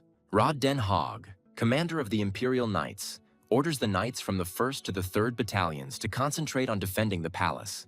The subordinates line up according to the order and unanimously accept the order. Rod orders battalions 4 through 6 to go inside the palace, and battalions 7 through 9 to defend the gates. The man is about to give an order to the others, but he is interrupted, apologizing for the delay. Katjes reports his arrival and the arrival of 8 men from the 12th Battalion. Lenger from the 11th Battalion calls the latecomer an idiot, since they are already short of fighters. Rod says that since Joshua isn't here, the 11th and 12th Battalions will act as support. Katjes accepts the order, responding with unquestioning consent. When he is caught, the man asks the centurions to watch where they are going, and they, laughing, ask if he barks too loudly when Commander Joshua is not there. Katjes is almost losing his temper, but Lenger asks him to calm down, as now is not the time for this. Ash screeches, saying that she would never do that, asking her to kill him instead. Joshua begs her, saying that Crevasse himself allowed her to fly on him and encourages her to jump. The guy asks to think of it as training, but the girl doesn't understand him at all. Joshua explains that you need to train to overcome your fears. The guy reminds Ash that she will soon have to climb Yggdrasil, and the girl is amazed by this knowledge. Joshua says he doesn't know everything, but it's impossible to come to a solution by avoiding the problem. He advises to face the fear and take one step in that direction right now. Finding the current situation absurd, the dragon throws both of them down, ordering them to leave immediately. And while Ash squeals that she's falling, Joshua controls the air. Arya is asked to calm down, saying that now the only thing that matters is the safety of His Majesty Emperor Marcus. Geshalt's interlocutor reminds him that this man is one of the strongest people in Avalon. The man says he is angry because the Imperial magician disappeared as soon as the dragon appeared. And after that, he instantly switches over, asking Arden for details of his arrival. Evergrande says that although everything happened a little early, everything happened according to the Emperor's expectations. The magician says that he only needs to offer the Black Dragon conditions that he cannot refuse. Marcus asks if he is sure, because if they fail, certain death awaits them all. Evergrande reassures his interlocutor and explains what Crevasse's true interest is. He suggests that the dragon has become interested in the source of demonic energy. The magician believes that Crevasse wants to see him in person and satisfy his curiosity. Despite its status as the protector of the Middle Realm, the dragon is nothing more than a giant lizard. Evergrande believes that it will be very easy to gain his support with the help of demonic energy. They will be helped in this by the Demon Horn, a mid-ranking demon that will satisfy the dragon's greed. The magician is confident that this way they will be able not only to enslave Crevasse, but also to completely control him. Marcus asks Evergrande if he has received the horn, and he responds with absolute agreement. The man is puzzled, cursing silently as he remembers that he almost broke the contract with the demon. Marcus asks why he stopped talking, and he begins to hesitate, unable to find the words quickly. Suddenly, a loud voice is heard from outside, alerting everyone that the Black Dragon is retreating. Evergrande curses again in his mind, realizing that his plan is about to go down the drain. Stuttering, he begins to apologize profusely to His Majesty and asks for permission to leave. He justifies this desire by saying that he needs to fulfill the orders given earlier by the Emperor. The bishop chuckled thoughtfully and long, realizing that this man was hiding something. Evergrande remains obediently silent, afraid to blurt out anything unnecessary again. As a result, Marcus gives in, releasing the magician, and he thanks His Majesty. Having already sensed something was wrong, the Emperor is not going to leave all this unsupervised. Therefore, he uses magical telepathy to contact Jaqen, ordering him to follow the magician. The man allows you to get rid of this damn magician if he has some kind of intrigue in mind. Those gathered cannot believe that the dragon is retreating, talking about it. They don't understand why he's flying away if he just arrived. But the eyes can't be fooled. A conversation ensues between them about how the creature's breath is capable of burning an entire city to the ground. The man believes that the first thing to do is to get rid of the reason why the dragon appeared. Hearing the reproach in the nobleman's subsequent words, Cromwell reminds him who advised him to end the war earlier. He expresses confidence that none other than Joshua Sanders is behind it all. And just as he manages to say that this guy will be the reason for the fall of the Empire, he is announced. As soon as she enters the hall, the elf speaks about people in a very disrespectful manner. Cromwell almost jumps up and down to turn around at the sound of someone else's footsteps. An atmosphere of tension immediately fills the room as Ash turns to his companion. She asks if she managed to attract the attention of these people. Joshua says that he wanted something else. And yet he is more inclined to believe that it will serve his purpose, which is what the guy says. Talon openly calls Joshua's behavior rude, and Pryor also expresses dissatisfaction with the scene. Some join in, suggesting that Joshua has lost his manners since becoming a master. Talon asks the boy if he understands the Emperor's current position and orders Joshua to behave like a knight. Ash offers to let them know if the guy wants to shut them up, saying he has a great spell for that. And then the herald makes everyone turn towards the exit, announcing the appearance of the Emperor. The respectful silence does not last long. The first obsequious greeting cuts the air. Everyone else picks it up, and soon the hall is filled with voices in different tones. Greeting Marcus, Joshua tells Ash to repeat after him. The elf does so, but with some hesitation. Passing by his subjects, the man stops next to the girl. The look with which His Majesty measures the elf makes her tense. She thinks that although she has lived for a long time, she has never met people with such a strong thirst for blood. Marcus, meanwhile, turns to Joshua, expressing surprise at such a quick return. The boy says that he hastened to arrive on the orders of His Majesty to fulfill the will of the Emperor. The man asks the guy to clarify what he means by these words. Joshua replies that Marquis von Brühl kindly reminded him of his duty as an imperial knight. Immediately after this, the guy says that the black dragon that appeared is angry because of the Marquis of Cromwell. Joshua promises the Emperor to arrest the man as soon as Marcus gives him the order. A man, hearing such words, is at a loss for a moment, not expecting such impudence. He addresses Joshua in his mind, calling him an arrogant child and saying that this will not help him. The smile that appeared on the man's lips signifies that the childish games are over. Marcus thinks that having Arden on a leash is more than enough. The man speaks up, causing everyone to be amazed by his permission to let the guy do whatever he wants. The nobles cannot believe that the Emperor has just abandoned them and are actively thinking about it. Cromwell asks His Majesty to wait, saying that this child is lying.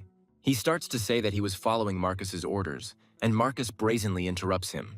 The man asks Arden what he would do in his place when his subordinates accused him. Cromwell tries to object, but his voice trembles with fear of punishment and he stutters. Arden meekly says that he is only following His Majesty's orders. Marcus openly says that he finds this answer boring, but he doesn't even slow down. Cromwell's chill deepens when he hears a chilling voice nearby. Joshua says that the hour has come when he will take the Marquis to the cell. Later, when the boy enters the hall, the nobles begin to talk about what he did. Arius giggles uncontrollably at the mention of Joshua catching that traitor Marquis Cromwell. Many people's attention is drawn to a small man walking briskly behind the guy, and Joshua himself, turning to Marcus, reports that his order was carried out in the best possible way. Before answering, the man pauses for a long moment, looking the Baron over carefully, and then he says that every time he sees him, he is surprised, and even gets a little scared. And although the man says that only Joshua brings him joy, he speaks of punishment for the Knights of Wilhelm. And then the man says that he would not like to lose a person like Baron Sanders. So he won't punish him, but instead wants the boy to become his sword. And as a gift, the Emperor promises to give the guy his daughter, Princess Circe. Someone in the know intervenes in the conversation, reminding her that the girl's health is currently extremely poor. Marcus agrees, arguing that his choice is because Joshua won't even have to take care of her. The title will be retained, and the boy will be able to claim the throne regardless of his position. Marcus notes that such a chance comes once in a lifetime. Even Arden failed to achieve the title of Emperor. The man asks to say just one vow, and his cherished dream will come true. Joshua remains silent, and the Emperor asks why he doubts his choice. The boy thinks that the father's attitude towards his daughter has not changed, but he will not use Circe. And reluctantly, Joshua refuses the offer, saying that he can't do it. Marcus's eye twitches, and there are oohs and ahs all around, followed by whispers. The courtiers cannot believe that this guy refused the princess, refused such an opportunity. Marcus laughs, asking if Joshua means to say he's turning down his offer. He reminds that dealing with the knights can be considered treason, so now he gives orders. Their gazes meet, and for a moment there is absolute silence in the room. And then Joshua, asking him for forgiveness, reminds Marcus that he compared him to a sword. Hearing that the sword is a thing, and everything has its own price, the man understands what the Baron is getting at. But Joshua denies this, saying that he is not ready for something like this yet, He asks for a little more time. He asks to postpone this moment until he turns 18 and until then to wait. Marcus suddenly remembers the boy's age and agrees to follow tradition by waiting until he comes of age. Then he asks Joshua what he wants, and the Baron pretends to hesitate. Marcus openly says that he wants to win the guy over to his side and asks about his desires. Joshua pretends to think about it and then begins to voice his request. It turns out to be the creation of a knightly order from the battalions that are now under his command. Hearing such impudence, almost everyone in the room cried out indignantly. They begin to hum, asking the emperor not to hear this man's requests, because such a thing is unacceptable. The emperor is silenced by the words that it is not proper for ordinary knights to occupy the castle. Marcus turns to Joshua, assuming that the guy has already figured everything out himself based on this reaction. The boy talks about his past as an illegitimate child and expresses sympathy for his battalions. He says he wants to give each of his boys the opportunity to become the greatest knight in the empire. After listening carefully to the bastard, Marcus agrees that this is a good and very noble idea. If we are talking about creating the greatest knightly order on the continent, then the emperor does not see a problem with this. The man says he sees no point in refusing the request and publicly approves of it. And he asks if Joshua wants anything else, but the guy refuses, saying that this is enough. The man says that from this moment on, Baron Sanders and the Knights of Wilhelm are forgiven. At the same time, Marcus grants the boy the title of Earl and the possessions of the traitor Marquis Cromwell. At this point, the emperor ends the meeting of the nobility, and Joshua advises him to come up with a second name for himself. The man smiles, saying that he will look forward to their sweet meeting. And Arden, passing by, notices that his son is getting closer and closer to the very center of power. Talon says he can't even believe that his empire is in such disarray. Pryor believes that there is no need to worry about this, because this guy is quickly attracting the attention of the nobility. Ash abruptly and rudely interrupts their conversations, reminding them of what the emperor said about Joshua. The girl says that the generous Count Joshua gave these old men a chance. It consists in the fact that everyone who joins them will be endowed with special privileges. While the nobility tries to figure out what's what, Ash says that whoever thinks for too long will get nothing. Therefore, he advises them all to dare if they want to live without needing anything. For a while, the nobles look at each other, thinking about roughly the same thing. And after this, everyone, as one, rushes towards the elf with shouts and threats, wanting to be the first. Talon understands that this state of affairs does not bode well because this is how Joshua will gain power. And this, together with the support of the knightly order, foreshadows a power capable of eclipsing Marcus. Closing the door, the man leans against it and tells his interlocutor that they screwed up. Evergrande suggests that Crevasse didn't take their bait. When he asks what they should do now, his interlocutor asks him not to worry, saying that nothing has changed. He says he never thought Heimdall would be right and Joshua is the problem. He's going to assign this guy to another contractor, but Evergrande doesn't agree with that. It seems to him that now it is more important to eliminate the Emperor and the Magic Tower. Moreover, the preparations are completed, and Heimdall has made public the information about Ashir Ben Britain. The magician's accomplice thinks this is excellent and says that they will eliminate the Emperor step by step. He expresses hope that this man will continue to be as greedy as he is now. Excitedly, he asks Evergrande if he doesn't think this is just incredible. He says he wants it and calls someone the Emperor of Death, and the magician screams. The man makes a guess about the shadow subspace and talks about the Black Wind. And indeed, the intruder is captured and asks how his presence was discovered. Between attempts to breathe, Jakin tries to convey how difficult it is to find him. The figure finally allows itself to speak to explain the reason to its victim. And Asmodeus, a demon of the highest level, says that it is all because people are not given the ability to comprehend him. There is a celebration in the Order of Imperial Knights. Subordinates congratulate their commander on his victory. They are surprised that Joshua dared to say something like that in front of all the nobility. Katjes asks the guy, since they're talking about it, what kind of knightly order he wants to create. Joshua admits that he cannot go into details, but is willing to tell the legend of Swallow. It's about how the first overworld knights of Avalon will surpass the Wyvern Knights. And this will happen with the help of the continent's greatest predator, which everyone fears. The knights are excited, assuming that each of them will get their own dragon in the future. Ash addresses them mentally, allowing them to continue dreaming, when in reality their leader is nothing but a fool. Joshua is asked to forgive the interruption, but he has a visitor with an urgent message. Armstrong steps forward, apologizing for the disturbance and saying it was him. A little later, Ash, as befits a servant, places a cup in front of her master's guest. Joshua thanks the Golden Mane commander for his time and asks about the purpose of the visit. He says that Duke Agnes is calling him, and the guy asks why now.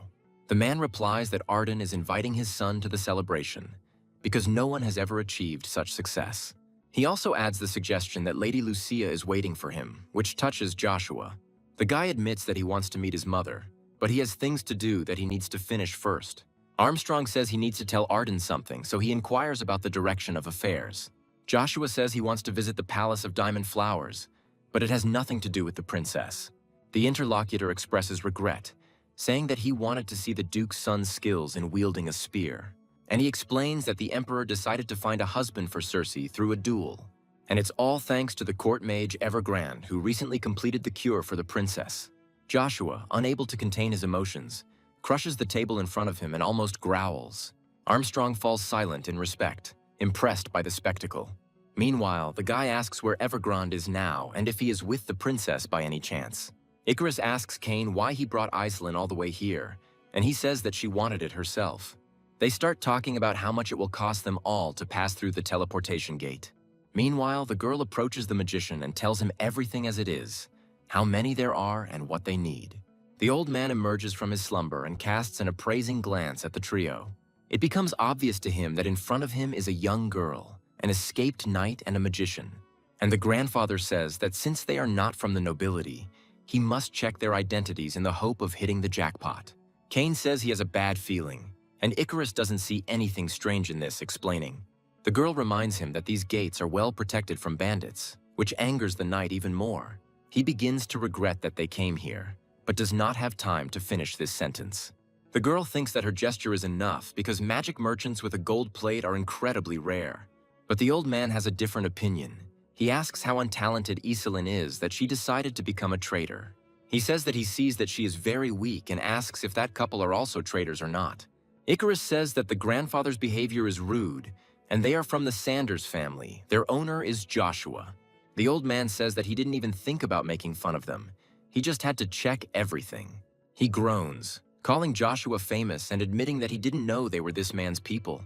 Grandfather says that he will not check their IDs, but they will have to pay 3,000 gold pieces.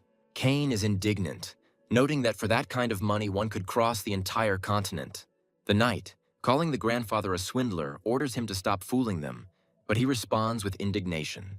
The magician agrees that their family may be famous, but he calls them stupid.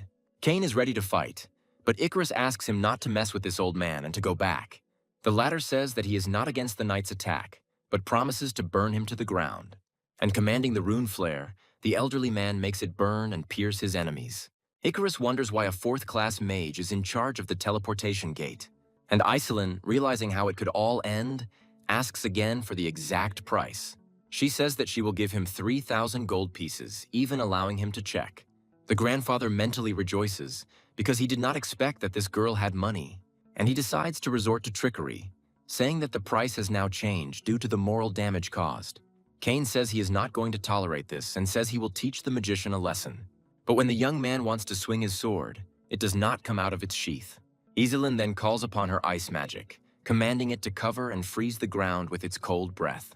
She gets bored, so she just uses a technique called ice field. And the old magician says that he doesn't believe his eyes, doesn't believe that some pathetic merchant is capable of this. He asks the girl how she managed to use a 5th-class spell, and Iselin says that she demands compensation for the insult, because she should not have been treated that way. The girl says that if he refuses, she will have no other choice, and she will report everything to the Magic Tower on behalf of the vice head of the Merchants Guild. The old man curses to himself, realizing that this time he has gotten involved with the wrong people. The master of the Magic Tower is already indebted to the nobility of Avalon, and they have already received an answer. If this girl reports everything, the head of the department will simply throw out the old man. So he does the only right thing by apologizing. Iselin asks what about the money, and Icarus and Cain chant about payment. The girl says that there should be 100 gold pieces per person, and the passage will be free. The mage begins to stutter when he asks the amount again, and Cain and Icarus think that Iselin looks like Joshua. Meanwhile, Joshua meets with the second prince, who asks what Count Sanders wants. The guy thinks that because of his actions, the future is slowly starting to change. Therefore, new factors begin to emerge that he knew nothing about. This time, he is the only one responsible for his own life, and the Kaiser asks what the purpose of Count Sanders' visit is. The boy says he is here to see Cersei and asks for a personal visit with her. The Kaiser's retinue begins to resent the lack of respect shown to their lord. But the second prince himself pulls them up, asking them to remain silent for a while. The young man says that Joshua doesn't even have the right to be here, let alone the possibility of a personal meeting. The guy says that the princess's husband will soon be determined through the bloody battle. He pretends to be interested in this too, and refers to the fact that he wants to check on Cersei's condition first. The retinue grins again, asking how Joshua dares to enter the palace for such a reason. The Kaiser asks if the Count really thinks he can defeat all the Imperial Knights single-handedly. Joshua chuckles good-naturedly, saying he knows it's impossible. Kaiser grins back, pauses, and then says he likes the guy. He agrees to support the idea, but to make it more interesting, he suggests that they make a bet. Kaiser wants Joshua to swear allegiance to him, not Marcus, if he loses. And while the prince continues to throw around titles, the guy thinks that this is exactly what he expected. Joshua agrees, saying he likes the deal, but asks to be allowed to visit Cersei now. He also insists on a personal meeting, saying that he does not even want to see the prince nearby. The boys standing on either side of the prince speak up again, telling Joshua to know his place. Addressing him as the commander of the reserve battalions awakens anger in the guy. Feeling the air filled with an overwhelming energy, the couple gasps. Joshua's strength proves so superior to their own that the knights fall on their faces. They understand that if this is the case, the Count has already gone beyond human capabilities, becoming a Superman. Joshua unscrupulously says that he will slit their throats if they dare interrupt him again. The men can't even squeeze out words of agreement, they can barely breathe.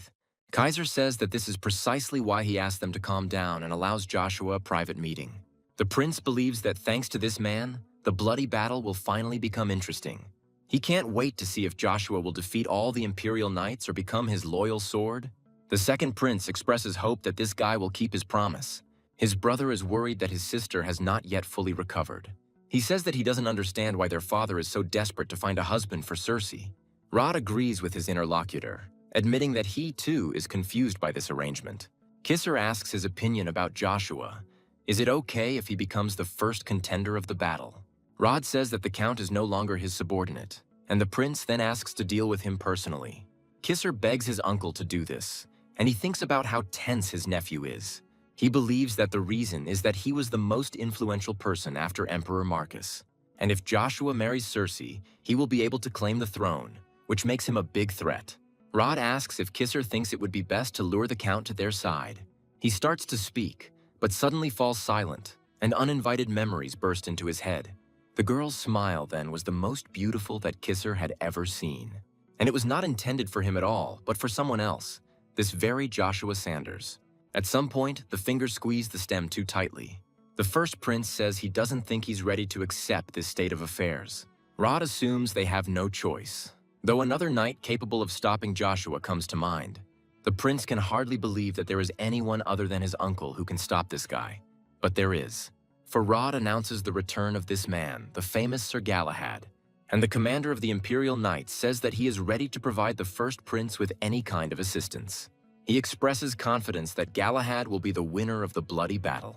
Joshua reads either a spell or a prayer for those who connect people with heaven, to those who are most skilled in healing, asking that their warm light be allowed to illuminate this world. As Joshua speaks his last words, Cersei clenches her teeth even harder than before.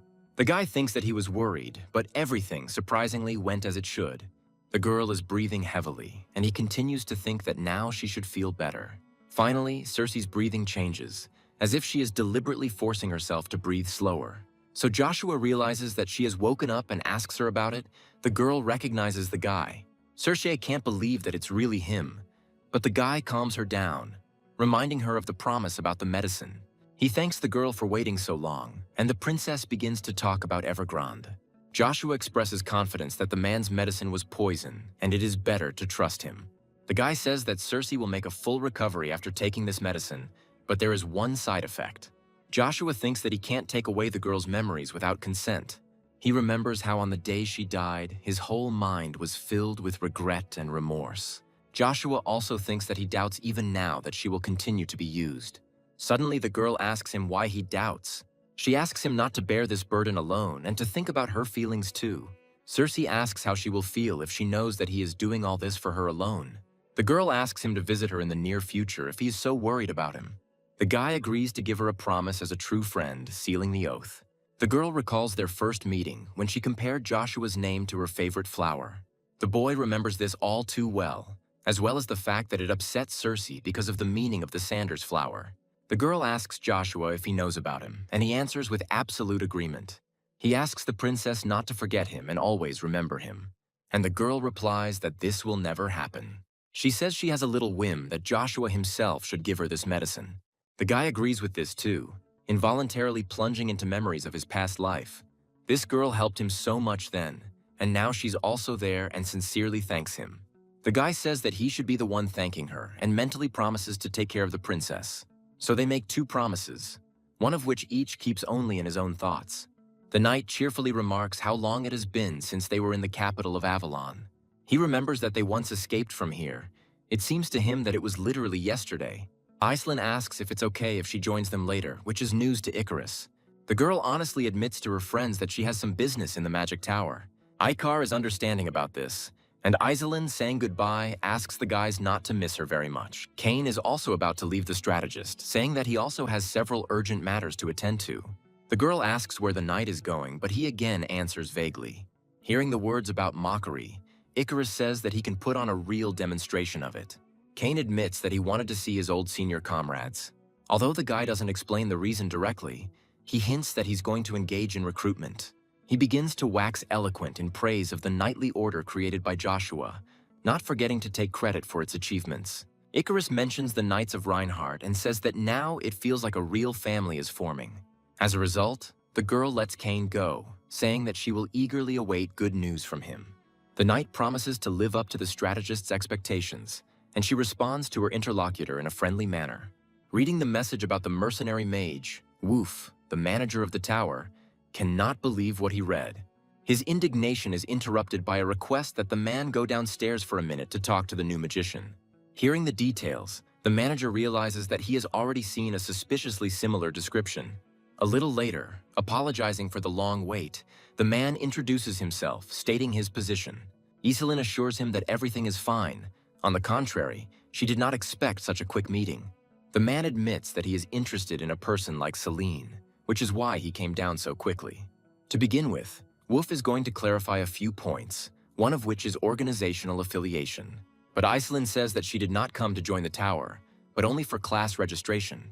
Wolf can't believe that this girl was able to achieve everything through self-study without using the knowledge of the tower. But he immediately changes his tune, trying to lure Iselin with words about how she won't be able to go any further without this knowledge. The girl says that she does not intend to change her affiliation, and her interlocutor clarifies this. Iselin asks if her interlocutor knows what the owner of this tower has officially announced. What she means is that Storm is dead, and the leader will choose a candidate from among those who have registered their class. Wolf interrupts her, saying that talent doesn't mean much here, since she's only at the beginning of 5th grade. Iselin clarifies that it will only be difficult for this class, to which he receives an affirmative answer. Then the girl decides to clearly demonstrate her abilities by asking if he praises this one.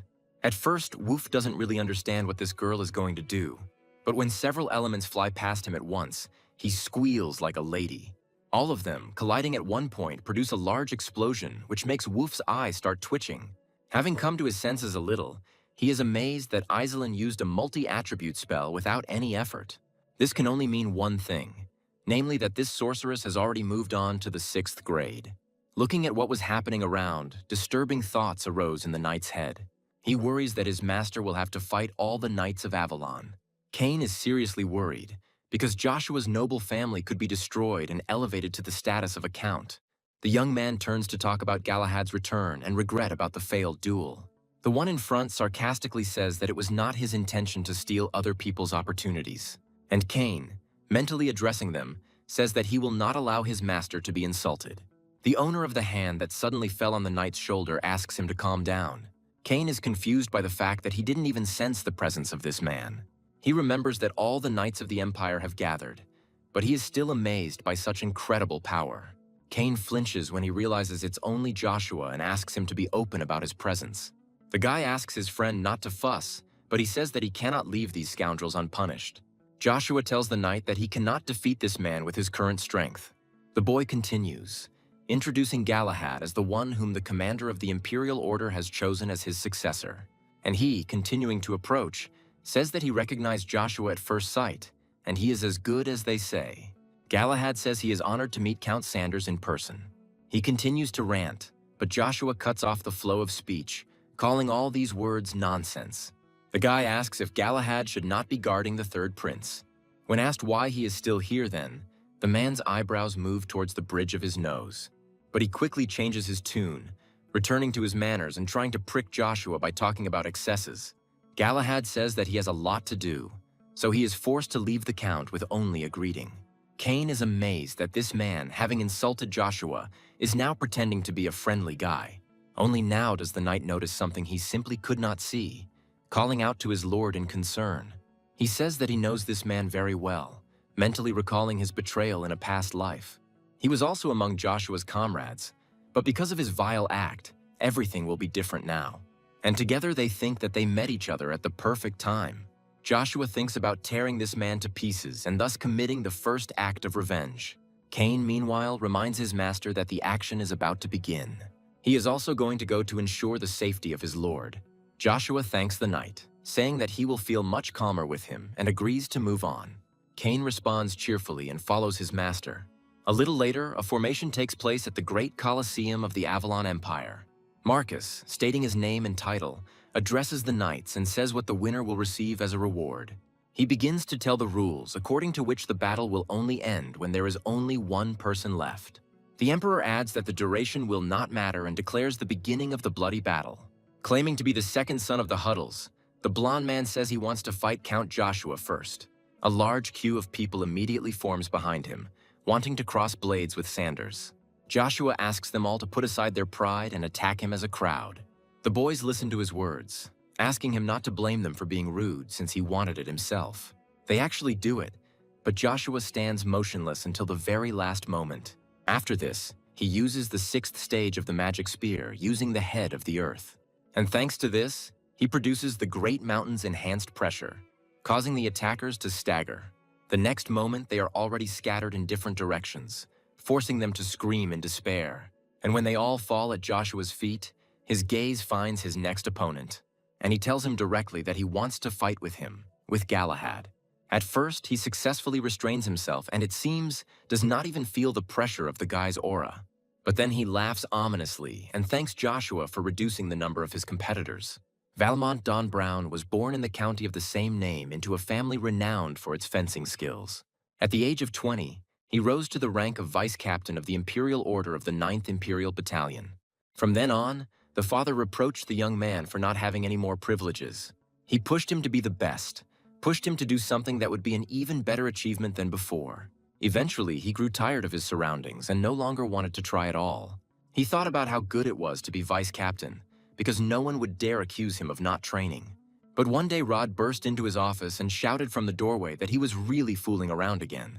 The man says that if his interlocutor had not been lazy, he could have become an unrivaled warrior. Valmont apologized to Rod and asked what brought him to him, whether it was just punishment. Rizik was informed that the Emperor had given him an order that was perfect for a lazy person like him. It was necessary to go to the Duchy of Agnes and take the mana identification test. It was on that day that things began to change. The day Valmont met the child of the Duke's concubine. This made the ginger boy's heart beat faster because he too had once shown, and now he wanted to do it again. From then on, Valmont began to try. But it was just ordinary arrogance, and he realized that he was wrong. Joshua wasn't someone the redhead could surpass through sheer hard work. He was a giant. And Galahad is now praising Count Sanders for such an excellent move. Marcus, meanwhile, analyzes the guy, realizing that he has poured applied-type mana into his voice. He develops this conversation to the point that Avalon can be greatly ridiculed by other nations. Rod apologizes for his subordinates, promising to punish each of them personally after the tournament. Suddenly, a voice is heard in the arena, the owner of which begins to beg Joshua. This is Valmont, and he wishes to fight the great master, Count Sanders. He approaches Galahad, asking him to let him fight Joshua first. The guy says that at his current level, he will never be able to beat him. He politely asks Valmont to admit his defeat and step aside so that he doesn't get hit by something. The pressure is so incredible that the young man thinks his consciousness is being erased. He forces himself to focus and envelop his body in mana to protect himself from Joshua's aura. After this, Valmont explodes his mana with effort and turns to his opponent. He says he won't admit defeat even without trading blows with Joshua. And while he asks the guy not to even think about disgracing his dignity, he listens attentively to the speaker. Joshua recognizes Valmont as an opponent and asks him to demonstrate the power of chivalry in this case. Materializing mana into energy, the guy strikes and asks the redhead to show the distance between them. Valmont manages to put up a block, but it requires quite a lot of effort. The man thinks that he can't reflect Count Joshua's sword aura right now. The only way he has is to cut aura and bounce off of it. The knight is about to take as much mana as he can from the mana hall, as Count Joshua changes the properties of his.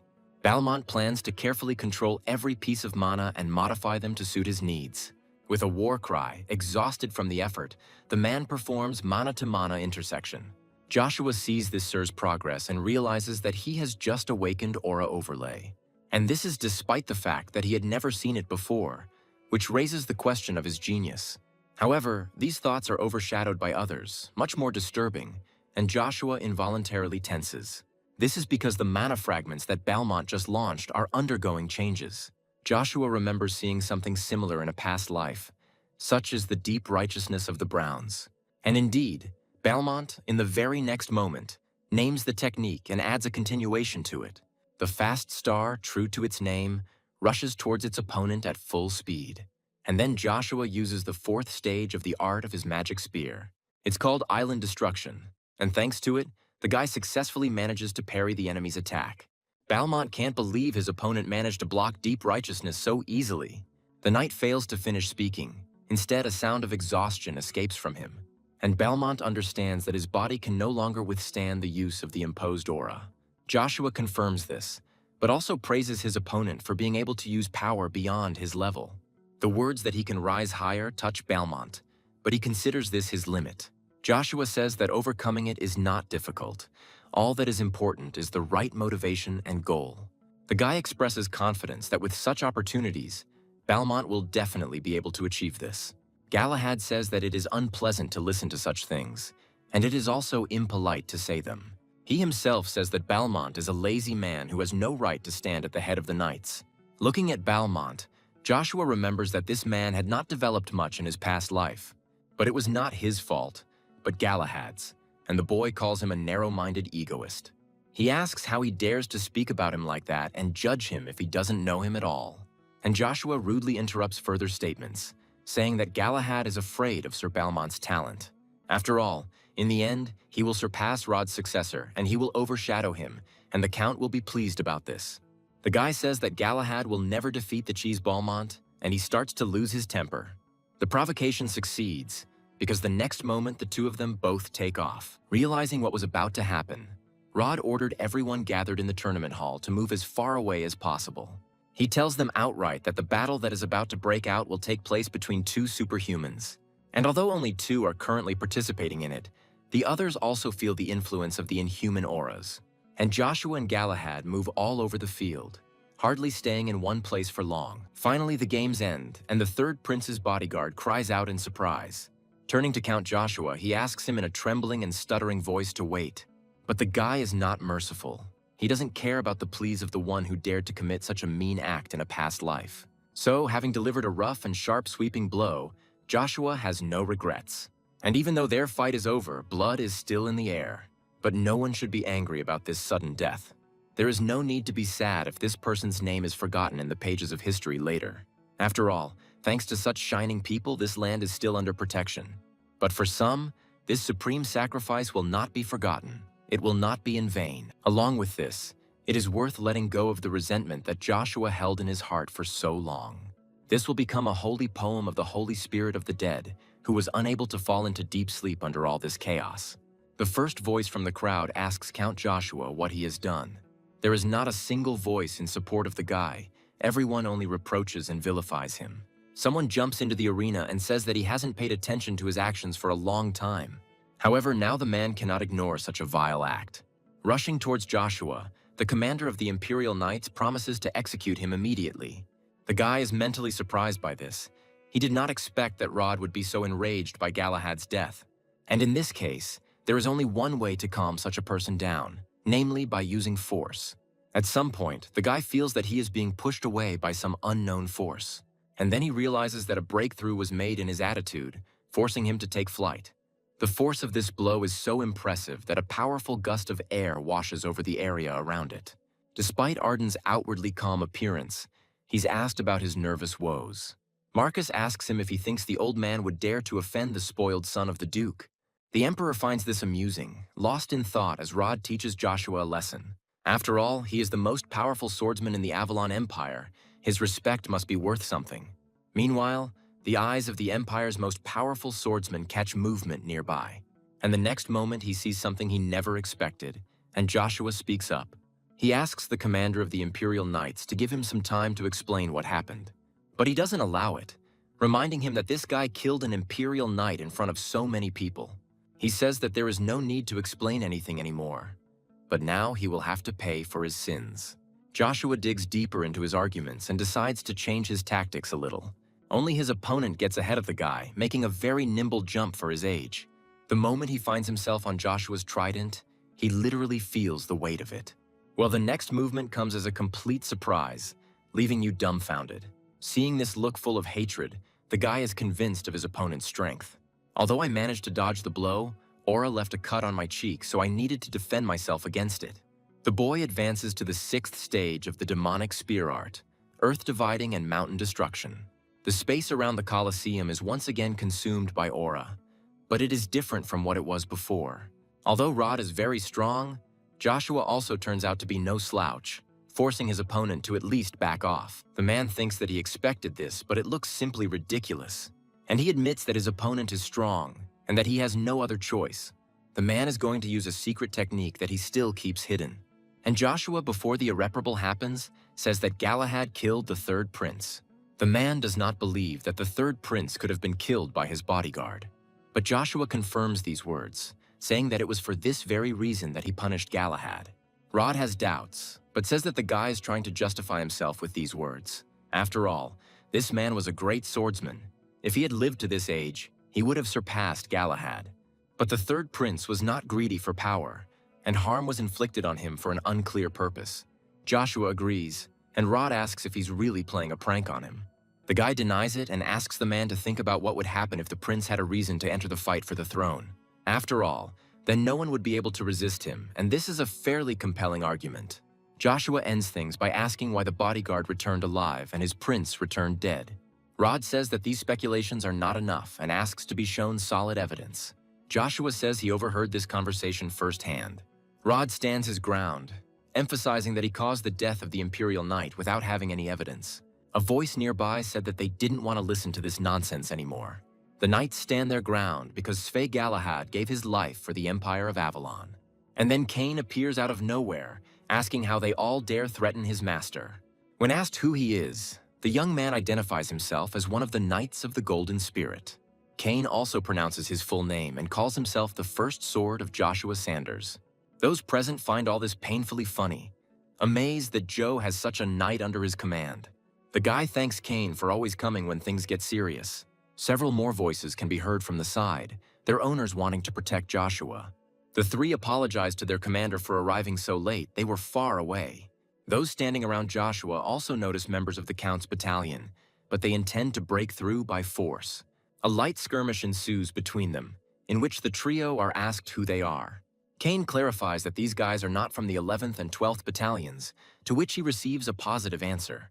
But at the same time, Joshua says that these guys became his Knights of Crevasse. Addressing each of the new arrivals by name, Rod gives them a warning. He promises to kill every one of them if they don't retreat soon. Joshua notices that the gentleman is missing something important, and he asks what it is. The guy replies that while they are wasting time here, Galahad's assistants will get rid of all the evidence. We had to act quickly, even though no one expected this knight to die today. Joshua advises searching all the places where this man lived, especially his family home. If this is not enough and necessary, even Galahad's body must be searched. Joshua allows him to disbelieve, but reminds him that this will cause the henchmen to destroy more evidence. The guy suddenly realizes that he can help him and asks if Rod is afraid of the truth. He understands what the Knight Commander might fear, that those he trusted would turn out to be traitors. After all, in the end, it will definitely turn out that one of the trusted persons killed the third prince, committing treason. Rod gives in, but gives his interlocutor an ultimatum, according to which he will be held responsible for the murder. The medics will search Galahad's body immediately, and if they find nothing, Joshua will pay for everything. A figure suddenly appears over the body of the deceased and mercilessly destroys all the medics. She tries to hide from prying eyes by creating a blinding explosion around herself. And yet, some manage to catch the silhouette in the hood, and a chase follows. The pursuers shout, telling him not to let him escape and to pursue him until they catch him. The chase is accompanied by similar words, not wanting to let the mysterious figure escape. Joshua knows this man, remembering that he was on Galahad's side even on the day of the Count's death. The guy is about to follow, but they tell him to stop, saying that suspicions against him have not been removed. But a commanding voice, addressing Captain Rod, orders him to release Count Sanders. Marcus asks if they shouldn't check who this unknown mysterious man is. Rod tries to object, but the Emperor reminds him that the father can be held accountable for the son's misdeeds. He believes that the lack of proper upbringing is the parent's fault and asks Arden about it. He answers vaguely, saying that everything will be as the Emperor wishes. Marcus allows Joshua to capture this mysterious man, agreeing to resolve the matter later. Thanking the Emperor for these words, the boy meets his father's gaze. They look at each other for just one brief moment, and then Joshua disappears. This comes as a surprise to Cain, and he instinctively shouts out his lord's name. And then, saying that he was leaving again without him, the young man asked him to wait. The crystal ball, which had previously been simply transparent and dark, is illuminated with light, marking the beginning of a connection. Greeting the prince, Evergrande asks if something has happened for him to be in such a hurry. Caesar confirms this and asks how long it will take to conquer the magic tower. The man replies that it may take some time, since the head of this organization has many followers. Caesar expresses understanding and promises that by their next meeting, Evergrande will be the tower's master. The prince says that Count Joshua killed Sir Galahad and is now getting to the bottom of it. The magician begins to get indignant, calling these events an unimaginable variable. He begins to talk about their assistant's connection with the Dark Monarch, one of the 9. Caesar thinks that Joshua has something because he can move around so freely without strangers. The prince asks Evergrande to return as soon as the issue with the magic tower is resolved. And he agrees, expressing understanding and asking Caesar to remain safe until then. Upon landing, the mysterious kidnapper settles down to catch his breath. Strange sounds are heard behind them, forcing them to turn around to check the source. When lightning lights up the sky, there is no doubt who created it. But the girl shifts her weight more comfortably to set off again. Delay could be costly, and abruptly breaking away from the spot, she again rushes on her way, continuing her journey to the cherished goal. Another flash is accompanied by a strange sound, and Joshua completes the technique. It is Cain, and he asks if his lord is going to go to that place. The knight thinks it's suspicious, a trap, and Joshua says he has to do something. The boy calmly rushes forward, causing Cain to cry out, and the knight goes after his master, asking him to wait. When he catches up with him, he talks about it and asks if the Count is torturing him too much. Cain boasts that he trained tirelessly, but he doesn't get to use a sword very often. The boy asks the knight why he spent so much time training with a sword. He replies that at first he did it in order to succeed as a knight, but not later. The thing is, Cain admired Joshua and wanted his sword to be like the Lord's sword. The boy says that this is not what he wants to hear and asks the knight to go his own way. Joshua says he was once as genuinely helpful as he is because he was confident in himself. Nothing scared him, but it turned out that the real scariness was where he had never even thought. Joshua recalls a scene from the past when the Kaiser awarded him the title of Archduke. The second prince then offered him his supposedly most sincere congratulations, naming him by his new title. Joshua then vowed to carry this honor and stay by his side for the rest of his days. The captain of the Order of the Imperial Knights also congratulated him, saying that he was proud of his great deeds. And then he expressed a desire to become Joshua's friend, if he didn't mind, of course. Sanders then reminded his interlocutor that they had known each other for more than 20 years. Hearing the friendly words, Galahad allowed Joshua to call him by his name from that moment on. And sometime later, Archduke Sanders was already cursing, addressing the Emperor by name. And from Galahad's look, it was not difficult to guess that he despised the mortally wounded man. And then the very thing happened. after which Joshua was given the opportunity to correct his mistakes. Now the guy says that living for others is not always fun. He advises Cain not to say that. He asks the young man to live his own life, but not to be someone's sword. Cain remains impenetrable even when his interlocutor says that otherwise he will regret it. But then he speaks up, saying that the day he chose to serve Joshua was significant for him. The knight does not mind that his lord does not understand his intentions. It is important to him that he knows of his sincerity. The knight doesn't have time to react, which forces Joshua to protect him. The guy asks Cain to get ready because the people in front of them are not ordinary men. They must not show even the slightest hint of weakness, or they will be killed in the blink of an eye. Joshua notes that there are about 100 people surrounding them and they are trying to buy time. The guy thinks that he expected such a strategy, so he can predict everything else. Joshua is ready to kill this man, even if the Dark Monarch hates him, because he will crush anyone who stands in his way while he carries out his revenge. Meanwhile, the spear flies towards its target at almost exactly the same speed as the thoughts of its owner. And the girl, who didn't expect this, notices the weapon at the very last moment. She barely manages to dodge to the side to escape the attack and stay alive. Joshua knows for sure that behind the mask he tore to shreds lies Galahad's lover, Evangeline. The boy calls on his creature for help, telling it to wake up and bring him the prey. He orders the one who has awakened from sleep to kill everyone who stands in his way. But the Death Knight is not enough for him, and the guy also summons the Dullahan. Soon they reveal themselves to the world in all their glory, standing as a wall behind their master. Evangeline's subordinates come to their senses, delegating responsibilities and reorganizing. However, Dullahan is not going to let them go so easily, saying that they cannot escape from him. The demonic energy turns out to be faster than Evangeline's henchmen rushing ahead of them. They are well aware that the undead are going to block their exit, and they are trying to be faster. But it was not to be, because the darkness collapsed, forcing the mercenaries to strain themselves. They begin to fear that they will not be able to escape anywhere, clearly feeling these changes in the almost physical atmosphere. This is because Dullahan uses a power called the 8th Demon Realm, the Endless Hell. The next moment, the headless figure that appears in front of the enemy begins to rapidly multiply. One of them, with a corresponding clang, draws a sword from its sheath and heads towards the enemy. Some people recognize the Headless Knights, are amazed by this, and call them by their true name. Joshua mentally notes that this is exactly the power of the ruler of the Dullahans. Cain surveys the army of his unexpected ally with cautious slowness, while the Count is amused. Turning to his lord, the knight asks if he really summoned these dead men himself. Joshua asks if Cain now understands why he told him to live his life. And he asks the boy what if his true goal is to summon the Demon King and turn everything around into a sea of blood. What will the knight do then? One of Evangeline's mercenaries gives the order to release the Dark Death formation. Several people take on this task and produce black dragon thorns. Their hands, touching the ground in unison, activate invisible runes and direct their power forward.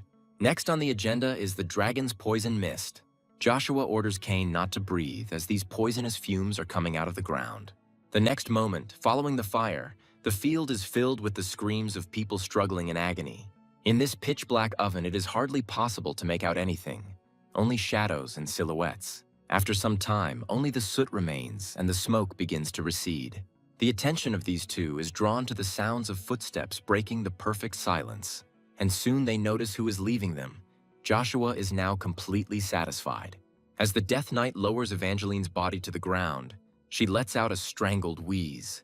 Looking up at the culprit of her man's death, she calls him a fucking monster. Joshua asks if she's the real monster here. The woman asks him, confused, what he means, while the lich begins to dissipate. Joshua asks her what she thinks it's like to die alone in the trees. And this despite the fact that you don't even know why fate was so cruel to you. Rugia tells him not to talk, but to kill this woman. His voice comes as a surprise to Joshua. Rugia says he was gone for so long because it takes time to regain his memory. The creature advises its master to concentrate on the revenge he has been waiting for so long. It advises piercing a woman's heart with a spear so that her soul will burn in agony forever. Seeing the doubt in Joshua's eyes, Rugia begins to egg him on, constantly repeating words about murder.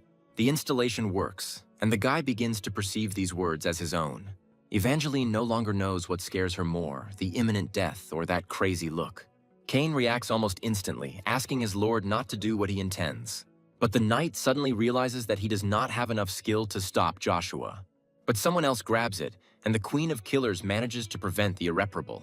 Joshua blurts out in a voice that is not his own, asking why she is interfering in his affairs. The girl does not show her fear of turning her back on such a ruthless man. But turning sharply, she greets Joshua and says that Evangeline has important information. She starts talking about how if the guy kills her, she won't get anything, but he interrupts her. Joshua says he doesn't care, and next time he will kill anyone who gets in his way. Throwing down his sword, Cain says that since he so desires it, he will have to do it. Joshua asks if this is the life the young man has chosen for himself. Cain confirms these words and, after a short pause, continues speaking. He expresses confusion about what is happening, but also confidence in what is good and what is not. Joshua suggests that the knight is no longer on his side, but he denies this. He says that he will always be by his lord's side, even if he turns into a demon king and loses his memories. And all this because Joshua Sanders was and will be his first and last master. It is also his duty to prevent him from making a mistake, so he asks the guy not to do it. The Queen of Killers says she thinks the same way, that this woman should not be killed. After all, she is the only person who knows where the third prince's body is hidden. In the palace of the second prince, it is said that the speaker already guessed about this. He admits to his interlocutor that he is interested in what he is up to. Caesar gives his older brother credit for being well aware of his plans. The Kaiser confirms these words and explains, saying that the younger one is here because he needs Circe. The second prince admits that he doesn't know what this is for, but mercifully allows his sister to be taken. Caesar expresses gratitude to his older brother, promising to certainly thank him for this. And then, from the other side of the castle, a thunderous voice is heard calling the fourth prince to account. Caesar recognizes this voice, and he, meanwhile, declares the blonde a traitor plotting against the empire. Joshua tells the third prince's killer to come out, saying that he will be judged by him and the great court of the sun. All this is happening right in front of the palace of the second prince, the Kaiser. Having been lost in restless thoughts for some time now, Lucia lets out a heavy sigh. Arden asks the woman why she is sighing, assuming it is because of Joshua. Lucia greets his lordship, and he begins to say that he does not know what rumors are circulating around her. But he asks the woman not to leave the estate without permission, because now is not the best time for this. Lucia tries to object, but the Duke interrupts her, telling her not to forget her status. The man thinks that he won't be able to keep an eye on this woman with Jacques watching everywhere. The man who burst in reports that they have problems, and Arden asks about the source. Armstrong conveys to his lord the information that the emperor has declared an urgent assembly. The reason for this was the great judgment of the sun, which will be held again 2 whole decades later. The Great Court of the Sun is the court held for members of the royal family. It was held only a few times throughout the history of the Avalon Empire. Apart from crimes more serious than treason, members of the royal family are not tried for other offenses. But even for more serious crimes, only the emperor can punish a member of his family. Therefore, residents are obliged to report any suspicion of treason to the imperial palace. And now this trinity appears before the emperor regarding an identical request. The hall is completely silent, broken only by the wave of the hands of the imperial knights commander's subordinates. The man's gaze is directed straight at Joshua, and he doesn't even try to hide his hostility towards him. The guy remarks that he is not a criminal, so why is Roll so hostile towards him? Marcus asks Joshua not to worry about the details and to get to the point without wasting time. The emperor clarifies the count's accusation and asks if he has any compelling evidence of this. Joshua confirms this, saying that he caught one of the men who were covering for Sir Galahad. Then the count turns to Evangeline, asking her to reveal the location of the body for the sake of her child. The woman shudders at the mention of her son's name, asking how her interlocutor knows about him. Thoughts automatically come into her head that she should at least protect Edvin. And then Evangeline confesses that the fourth prince hired them to kill his brother and make him undead. They raised his corpse in a secret room in the basement of his royal palace. If you go there, you can find the third prince in the form of a living dead man. Marcus considers this the worst crime, but he cannot believe that Caesar did such a thing. The emperor finds a search to be the only option to confirm or deny this. However, he notes that so far no one has noticed even the slightest bit of demonic energy inside. Marcus sees 2 options here, the first of which is slander, and the second is someone very skilled. The man suggests that they will have to call priests from the Holy Empire to his palace to investigate. Joshua suggests another way, asking the emperor not to worry about it, which is to use the imperial archives. Marcus asks how he can know something that the emperor himself does not know. The first prince desperately begs His Highness not to grant access to Count Sanders. Kisser believes that letting Joshua in would be tantamount to helping him, which would render the trial pointless. Therefore, the prince believes that the count must himself find the secret room where the undead were created. The knights agree that the trial must be fair, as evidence can be falsified. Besides, no one knows what kind of relationship this woman actually had with Sir Galahad. Marcus notices that everyone is in agreement except Joshua himself and asks what he is going to do. The boy wonders how close the first and fourth princes are, but it is clear that the circumstances are against him. Marcus urges him on, asking if he should really find him guilty of disrespecting the royal family. Joshua agrees to find the secret room in the basement on his own and asks for permission to do so. Rod tells the boy to stop using aura immediately, reminding him of who he is in front of. The man starts to talk about what will happen if Joshua doesn't stop, but stops. Cain cries out to his lord, who straightens up and begins to speak. Joshua admits that he also has good abilities in the field of using sacred power. He can find a secret room on his own without a priest, but if he refuses, the guy undertakes to stand up for himself. The family is indignant that this brat dares to raise a sword against his majesty. It is treason.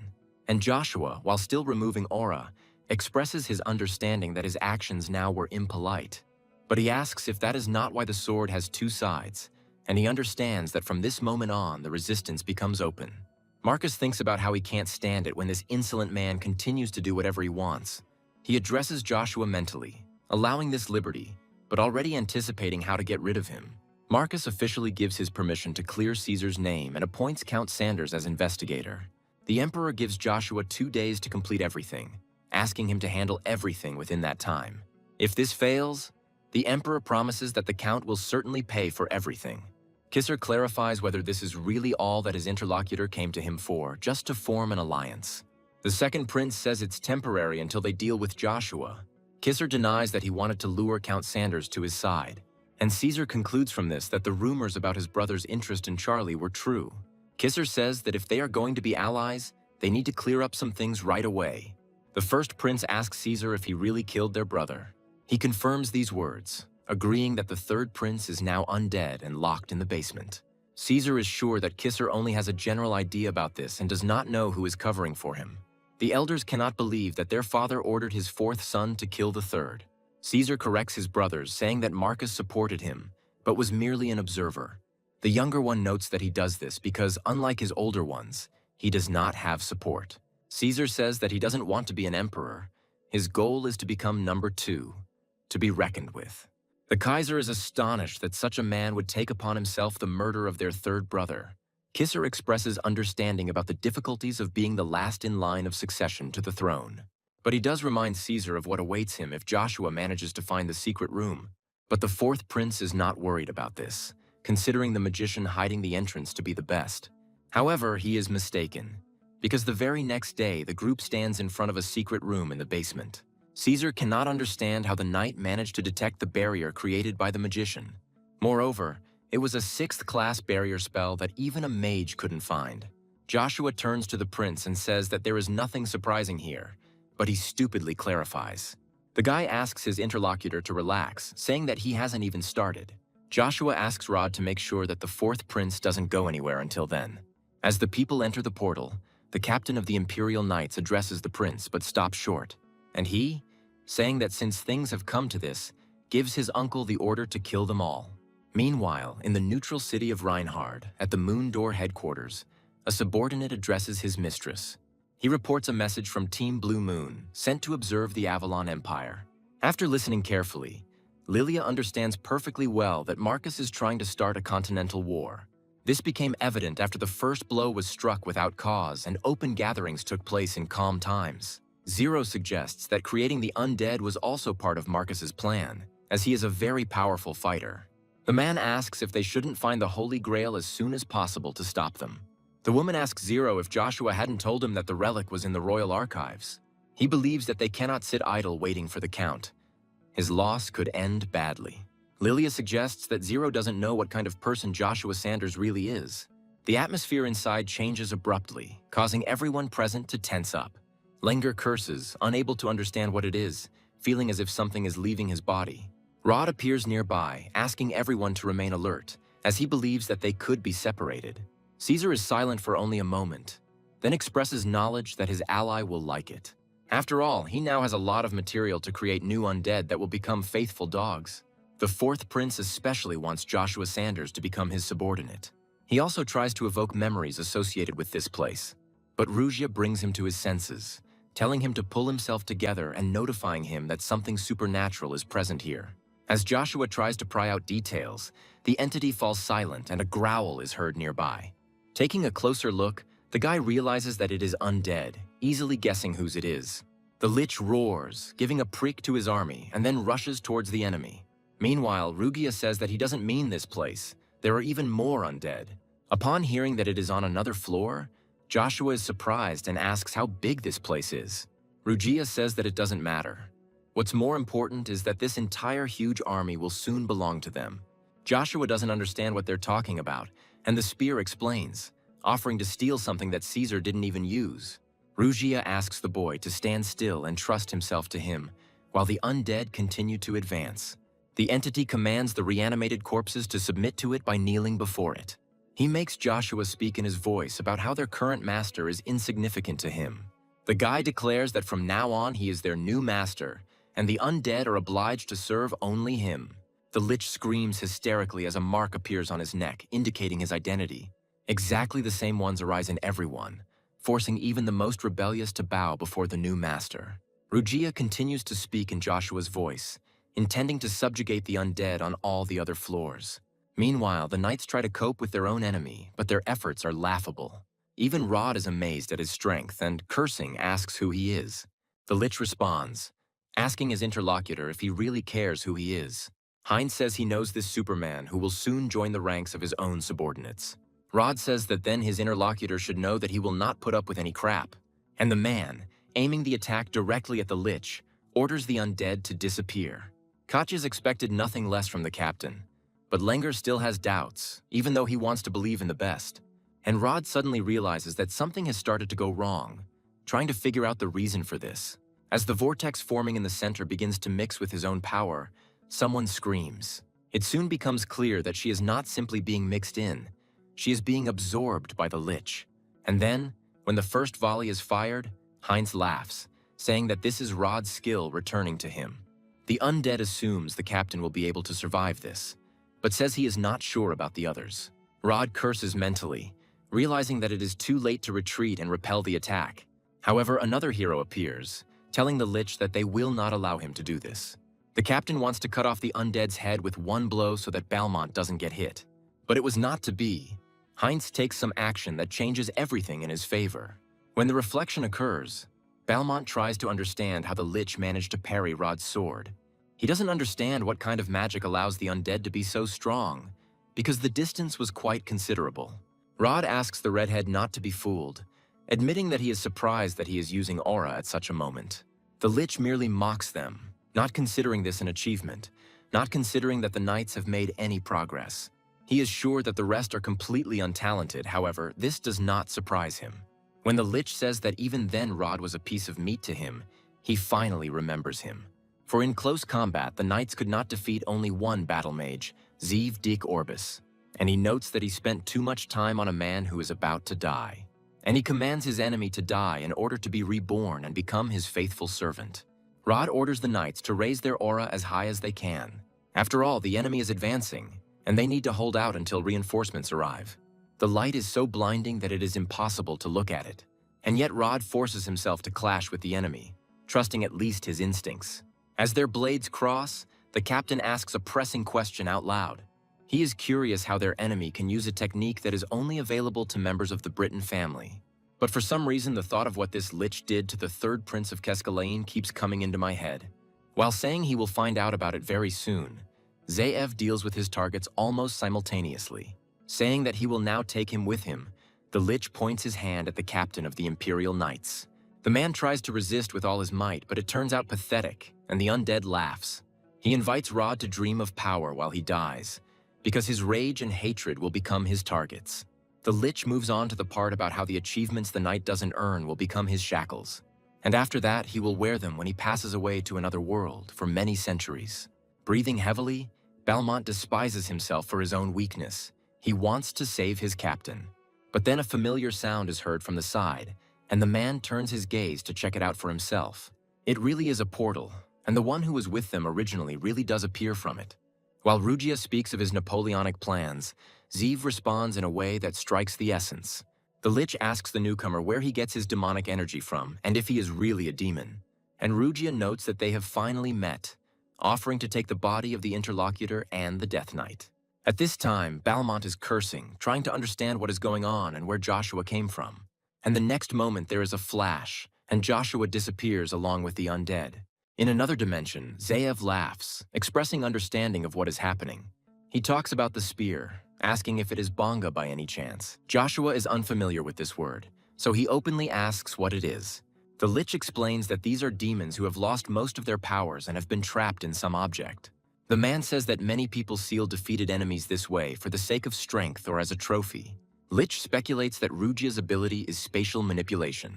Joshua disappoints him by saying that this dimension was not created by the spear, but by someone else. Zeev suggests doing what this guy wants, since this performance has dragged on for a long time. Death Knight Joshua asks his master for permission to deal with one of the enemies. The guy begins to speculate about who this man in the guise of a knight might be. He is inclined to believe that it is the third prince, since the knight uses the Britain family's technique. Zeev considers the Night King ungrateful, since it was he who brought him back to life. And then he says that he is going to show why he is considered the best battle mage on the continent. In this case, Joshua decides to show his opponent in return why he is called the Knight of the Spear. Meanwhile, the Black Knight with a war cry rushes at the one hidden under the visor. They cross blades with a characteristic ringing sound, clashing in a serious duel. Zeev, forming runes on the ends of his hands, performs the summoning technique. The next moment, the ghosts that burst out of them attack Joshua from two sides. However, by skillfully spinning his spear, the guy successfully manages to block the attacks of both. It may seem so from the outside and at first glance, but the Lich outplays everything. Depriving his opponent of the ability to do anything with his spear, Zeev steps forward. He asks Joshua to let him show him his special creation of black magic, the Dark Hole. The guy pulls his own stunt by saying he doesn't need to look to know what it is. He asks the Lich if he seriously thinks he can defeat him by sealing his spear. When faced with the undead in direct combat, Joshua says he doesn't even stand a chance. The melee mage laughs, sarcastically suggesting that everyone take a look at this upstart knight. He asks Joshua if he really thinks he can block his magic with his bare hands. And he announces his intention to crush his spirit and mana. But the guy has a diametrically opposite opinion on this matter. And Joshua turns to the 6th level of the art of the magical spear, the unarmed. Something happens that makes Zeev tense up and almost cry out in shock. The Lich mentally wonders what is happening and why the Dark Hole has changed direction. And while she sucks in not Joshua, but Zeev, the guy summons the destroying black sphere. The process becomes even more intense, and soon completely absorbs the Lich's scream. Looking at all this, Joshua mentally turns to his opponent because he was defeated by his own skill. The guy considers such eternal confinement in that dimension shameful for the best magician of the continent. Meanwhile, a Death Knight battle is taking place relatively nearby. Making a wide lunge, the Black Knight's opponent parries and throws aside his sword. And with lightning speed, he takes off from his place, rushing towards the enemy and not allowing him to react. The Black Knight only takes action when the blade enters him. He asks how it is that his opponent uses such obvious tricks. The Lich asks if he's really trying to give him an easy victory. When his opponent falls, the man asks him what's wrong with him. He wonders why the enemy doesn't want to show his real skills. And he weakly replies that he studied martial arts for his own pleasure. He was not interested in becoming emperor or in forming his own army. That's why the third prince left his family, but then his mother disappeared and he went looking for her. Rugia offers Joshua to lure the disappearing man to his side before it is too late. The creature asks the boy to wake up, saying that Keskalane became a Death Knight of his own free will. Rugia suggests that the prince not let him disappear if he really cares about him that much. After thinking for a moment, Joshua speaks up, saying that he will not promise to fulfill all his wishes. Because getting to the truth isn't as easy as beating someone up to solve problems. But if the prince makes a contract with him, Joshua will definitely be able to promise him one thing. He will do everything in his power to help him, so he asks about his own wish right now. Joshua thinks about how words have different power depending on who says them. And the third prince says that if it is really him, then he believes that the impossible will become possible. The Lich Prince agrees to a contract with Joshua and asks him to state his name. The guy does this without thinking and offers to move straight to the contract. And immediately, the first thing Joshua does is restore the third prince. When this process is complete, Kescaline pronounces the name of his contractor, tasting it. He likes it. The prince says that he finds it good. Calling herself, Kescaline vows to serve her master until the end of time. And then a loud voice is heard asking Joshua if he is really standing in their way. Zayev says he knows one thing for sure and asks why this guy is in the Middle Kingdom. Joshua tries to understand what this means, because he didn't even think that after being captured, the Lich would be able to speak. But Rugia corrects him, saying that it is not Zeal, but the one who made a contract with him and made him a Lich. And he explains that this creature is the 32nd among the best demons, and his name is Asmodeus. Despite this demon was once one of the 7 kings who wielded sinister powers. Long ago, his influence spread beyond the demonic realm all the way to the Middle Realm. It spread so much that it seemed to rule the entire world, but the demon's greed did not end there. He eventually sought out the divine realm to overthrow one of the 7 archangels, Raphael. Asmodeus considered himself the undisputed winner, so he did not take his opponent seriously. However, both of them were so strong that in that battle they inflicted mortal wounds on each other. Now, many years later, this demon has reappeared, somehow cheating death itself. And now Asmodeus says that he is interested, and Joshua asks him to show himself, not to do stupid things. The demon admits that it is quite difficult for him to do this now, but one day Joshua will be worthy to see it. But everything has its time. Instead, the demon offers his interlocutor another game. Since today is the significant day when they met, Asmodeus gives Zayev to Joshua. The demon says that he looks forward to their next meeting, calling the boy the demon god's weapon. Joshua is about to stop him, but suddenly he begins to sense a divine power behind him. Accumulating in one place into sheaves of sparks, it begins to break the barrier of endless hell. The Lich notices that she is destroying the power that keeps their bodies whole. Someone is forcibly removing the summoning. The culprit becomes known almost immediately, announcing that he has found the missing item. Arius states the fact that this thing is definitely effective. Joshua asks the Duke and Count why they are here and where Rod is with the rest of the troops. Gestalt asks not to worry about them, saying that doctors took them away, something else is more important now. The Duke believes that few would have thought that the royal archives could contain the Holy Grail. Gestalt reminds that the artifact usually reacts to demonic energy, which is strange. Joshua is amazed by the power of the Grail, now understanding perfectly why the Moon Door wants it. Arius says he doesn't know how he did it, but black magic and demonic energy are banned on the continent. The man shares that he would be happy to tell Joshua to humbly accept this aura. He is about to counter with some kind of argument, but the guy does not allow it. The man bursts out laughing, daring his opponent not to hold back. He challenges Joshua to a real fight this time, attacking quickly and precisely. Some hits still manage to get the guy. It's good that he has aura. Joshua is convinced that Arius's words were indeed true. He is more serious than before. This can be understood even by the look, which has lost its former playful sparkle. Although Count Arius tries to behave as before, his movements are now more precise and precise. He laughs, teasing Joshua, saying that he'll never get it by poking it with that thing. But Arius still says that he likes it. But the mockery and jokes are interrupted by the intervention of a third person. Gestalt says Joshua is putting them in an increasingly difficult position. He asks the guy to follow them, as this is the Emperor's order, and he is thinking about this man. The Duke cut his way into the stars with his sword, and now he is an even more difficult opponent than Baru. After all, even among the 9 themselves, this man is called the King of the Sword. Joshua is almost certain that Caesar got him involved in this mess, but he hasn't taken into account one important point. Joshua is not going to fall into the trap that the 4th prince has set for him. Arius screams piercingly after the guy, asking where he is running off to and asking him to come back. Meanwhile, on the other side, at the same time, in the Magic Tower, their own intrigues were taking place. The sound of drops breaking on the floor accompanies the ragged breathing. Tata notices that he doesn't feel any mana at all and asks Evergrande what he did. He says that in such an environment, without mana, a mage like him would simply poison himself by trying to use mana. Tata thinks about how Evergrande himself uses magic, and an idea comes to mind.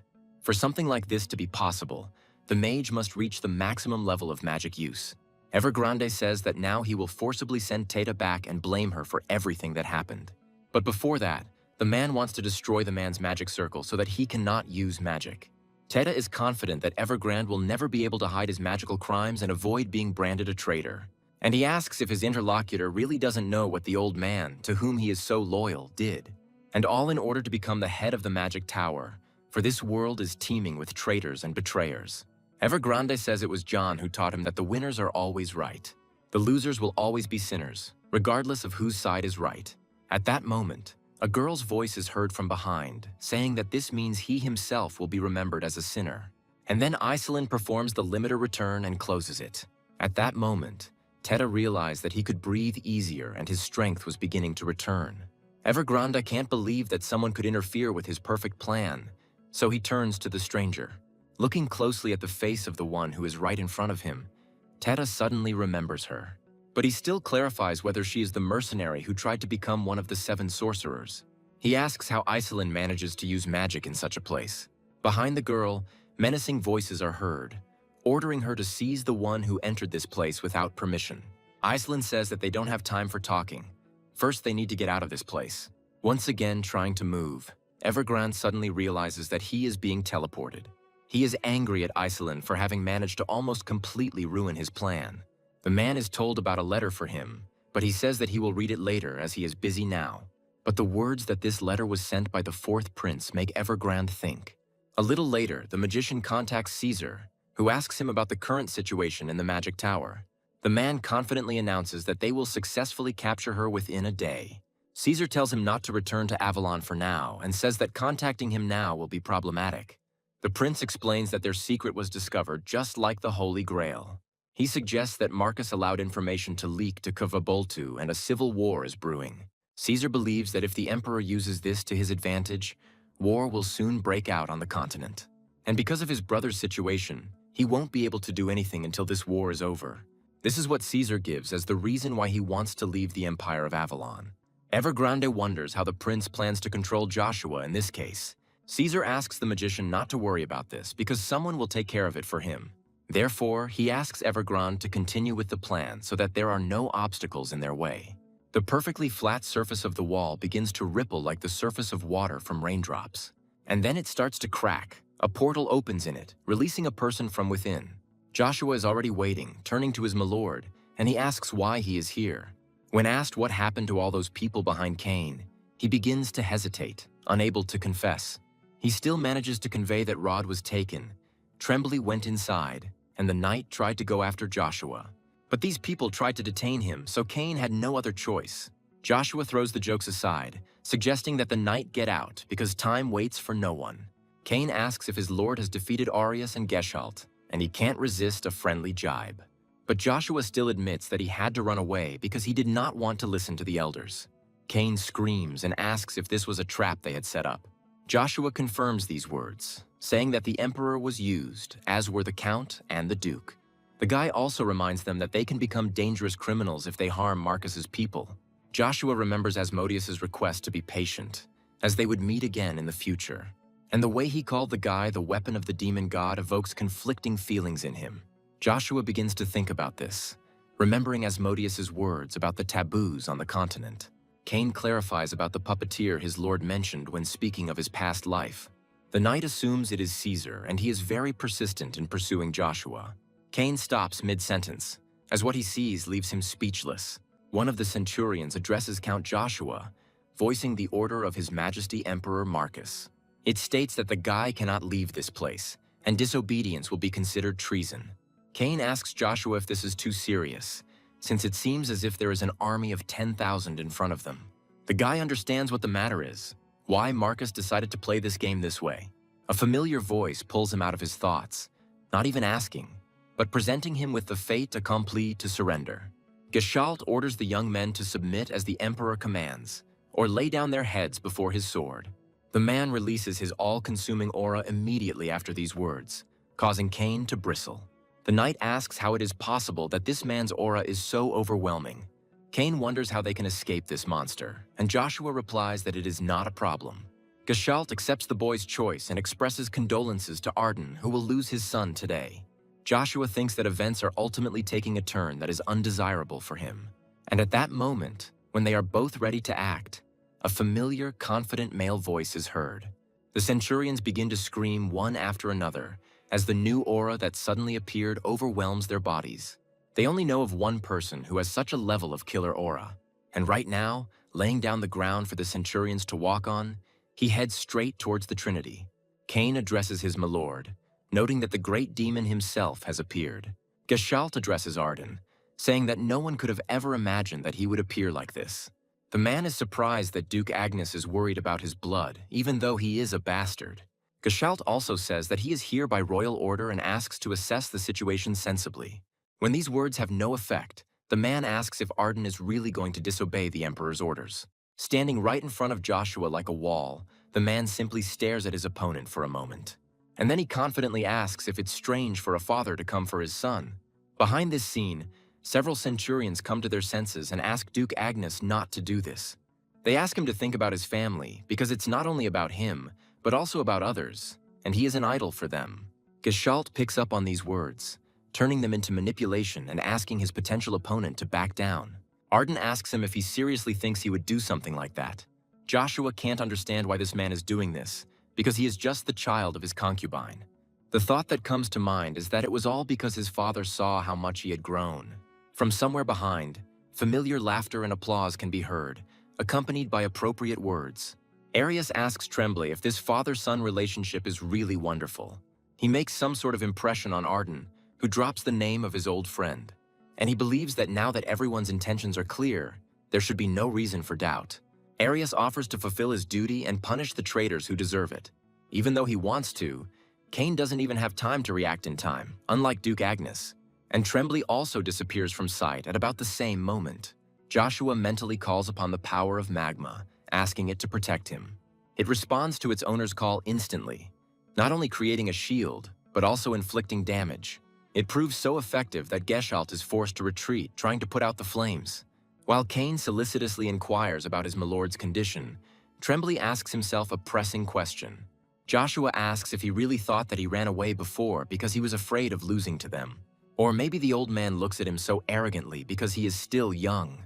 Joshua starts talking about what needs to be done before he starts thinking about dealing with Duke Agnes. And then he turns to his father officially and says that he no longer wishes either help or harm for the Duke's family. After all, this is exactly how he lived before and how he plans to live in the future. The guy turns to Cain, he responds, and Joshua tells him that they need to leave immediately. Tremblay starts his tirade again about how this is an order from the Emperor that must be obeyed. And he again says that if they refuse to obey him, they will lay down their heads before his sword. Despite his son's words, Arden still acts on his heart, causing surprise among those present. Gestalt tells him to get out of his way, and he replies that he is doing well enough as is. The Duke reminds his opponent that the Emperor's orders are above anyone else's in Avalon. And Arden believes that everyone should be equal before the law, which is why this place hasn't changed. Many centurions have already come to their senses, and on Tremblay's orders, they are going to stop Joshua Sanders. But Cain appears ahead of his master, clearing the way for the guy, telling him to get out of their way. When confronted by the royal knights, the young man notices some changes in them. A personal fight is the best confirmation that they have improved their skills. And yet, during all this time, he himself did not sit idle and also became stronger. Smiling, the young man asks his opponent what he thinks of his signature move. A new group of centurions appears and tells Joshua to quickly drop his weapons and surrender immediately. Cain states the fact that there are too many of them and they are distinguished by their skill, unlike the previous ones.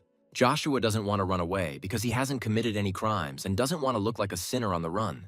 And then the guy decides to address his opponents with the voice of Aura, telling them to stop. He promises to defeat anyone who stands in his way, regardless of rank or status. Not even all the centurions have time to understand and feel how they begin to lose consciousness. And Arius, realizing that this is the power of Aura, praises the guy for having such a convenient skill.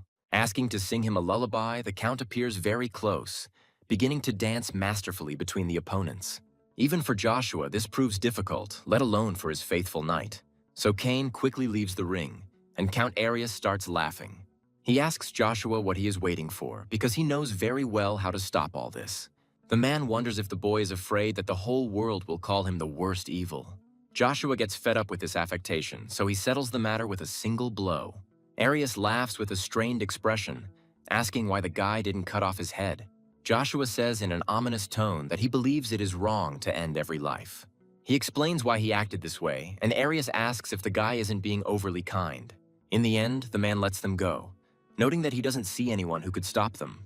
However, laughing, Arius asks the guy not to forget what he told him last time. Rod says he is incredibly ashamed to show himself to Prince Kisser like this. He expresses regret that these shameful events passed him by. Kisser asks his uncle not to judge himself so harshly, because no one could know about such things. He asks Rod not to feel too guilty and to focus on getting back into action. After all, the Empire of Avalon needs its heroes. It needs a captain of the Royal Knights. Kisser says that he needs to take his leave and asks his uncle not to overexert himself, at least for his sake. Balmont wishes the first prince a safe journey back, but he ignores him. And although the young man feels awkward, he continues to stand in the same position until Kisser moves away. And yet, the redhead can't help but wonder what will happen to Joshua Sanders after all this. Kisser says that this man will be stripped of his title because he disobeyed the crown's orders. And now Joshua is just a deserter with a price on his head. Leaving the room, the first prince asks Balmont to take good care of Captain Rod. When the door closes behind Kisser, the older man allows himself to breathe a sigh of relief. He asks Balmont if this doesn't amuse him, but the young man doesn't understand his interlocutor. The man says that he is talking about the fact that a guy who is not even 20 has raised the entire empire up in arms. Rod admits that he didn't believe that Joshua defeated Bagration, but recent events have confirmed everything. The man is absolutely sure that this guy will be the first to become a star before the age of 20. He can't help but grin when he talks about how Joshua is an inspiration to so many people. Rod believes that their empire is lucky to have so many young talents. But Balmont is worried about him.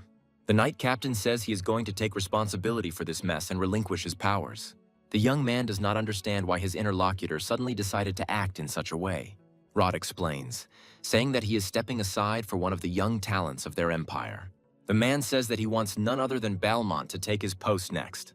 However, Rod says that he will not blame his interlocutor if he wants to refuse it, because he knows better than anyone else that the redhead is still not quite ready for this role. Balmont takes these words seriously, beginning to think hard about the captain's intentions. He tries to say something, but something stops him, his hands involuntarily clenching into fists. He remembers Joshua's words about motivation, because that's exactly what the guy meant back then. Having played this memory over in his head and compared it with his own thoughts, Balmont changes his view. With all the determination he can muster, the young knight says he will take it with dignity. Marcus's gaze is fixed precisely on the person standing in front of him. The Emperor looks at his interlocutor without blinking. Gestalt also does not take his eyes off this man, mentally reveling in his victory. But Duke Agnes, although chained, holds himself just as confidently, not showing his weakness to the enemy. Finally, Marcus speaks up, asking how Arden came to recognize these crumbs of paternal love in himself. And when he talks about the problems created by the man, he says that the Emperor has gone too far. Marcus repeats the Duke's words and asks how much he has chosen to ignore during all this time. But Arden is convinced of the opposite, that the Emperor chose to ignore the actions of the fourth prince. Gestalt interrupts the man, reminding him of who he is standing in front of and asking him to show respect. Arden switches to him, reminding him that Tremblay is no different from Marcus. After all, initially this man was not concerned with anything related to demonic energy and prohibited on the continent. Arden talks about using the undead to drag the Valbot Empire into conflict, about a secret union with a small empire to conquer its neighbors, and about the appearance of the Holy Grail at this time. Arden suggests that Marcus was already concerned about whether Joshua would prove to be a significant variable, which will stop Cromwell and begin the great judgment of the sun for good or for evil. And in the end, Marcus decided to remove it so that Avalon would shine forever, in the name of the Britons or in the name of his own egoism. The Emperor cannot bear it any longer, saying that Arden is crossing the line and rises from his seat. He asks if the man really thinks he can snarl at him and turn his back on the Empire. He asks if the Duke is really going to leave his family and his society. Arden doesn't respond to this, and Marcus continues, saying that he doesn't really think so. The man says that the Duke is incapable of bearing vindictiveness and suggests simplifying the situation. Marcus moves on to Joshua, asking if he doesn't perform even better during a crisis. The Emperor is ready to invite the guy to Avalon personally if he performs some feat, Arden responds. The man asks if Marcus ever thought that this child would one day grow up and point a sword against the Empire. These words puzzle Marcus, and for a while he falls deep into his thoughts. Meanwhile, the small crew travels not too quickly through one of the forests of Avalon. Ash calls her interlocutor a brute, reminding him of what he promised her some time ago. The elf continues her indignation, but stops, realizing that they are starting to stop. Leaving the carriage, she asks what is happening, but the driver runs away with frightened screams. The elf notices a man ahead, and he addresses her, albeit in a changed but familiar voice. Ash knows for sure that the one standing before her is Crevasse, the black dragon. But she doesn't understand how he did it. He also says that he does not consider this time to be a good time to relax. He asks Ash if she knows who Joshua is currently hunting, but the elf says she doesn't really. The dragon calls out Zeev's name, saying that it is he, the elf's bosom friend and at the same time a traitor. The elf cannot believe what she heard, asking again about Orbis's betrayal.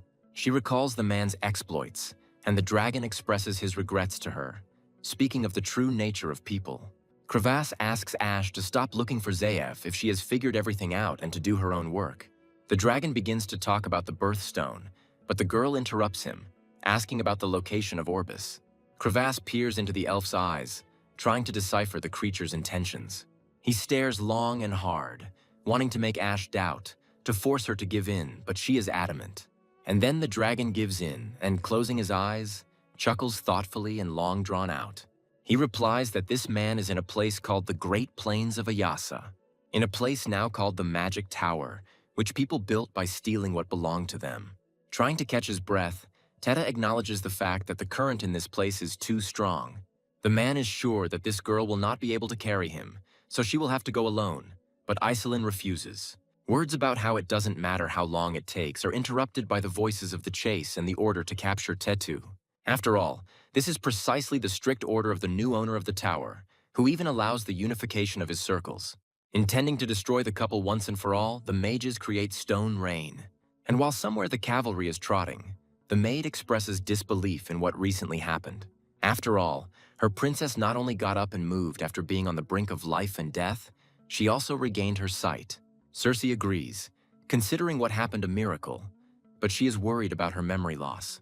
In response to Ellen's question, the girl answers by saying that she cannot remember anything after 10 years.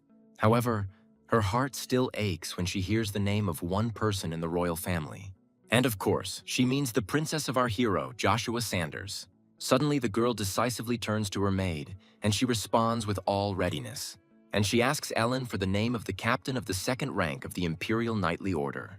In Arcadia, the capital of the Avalon Empire, a commanding voice tells everyone else to remain alert.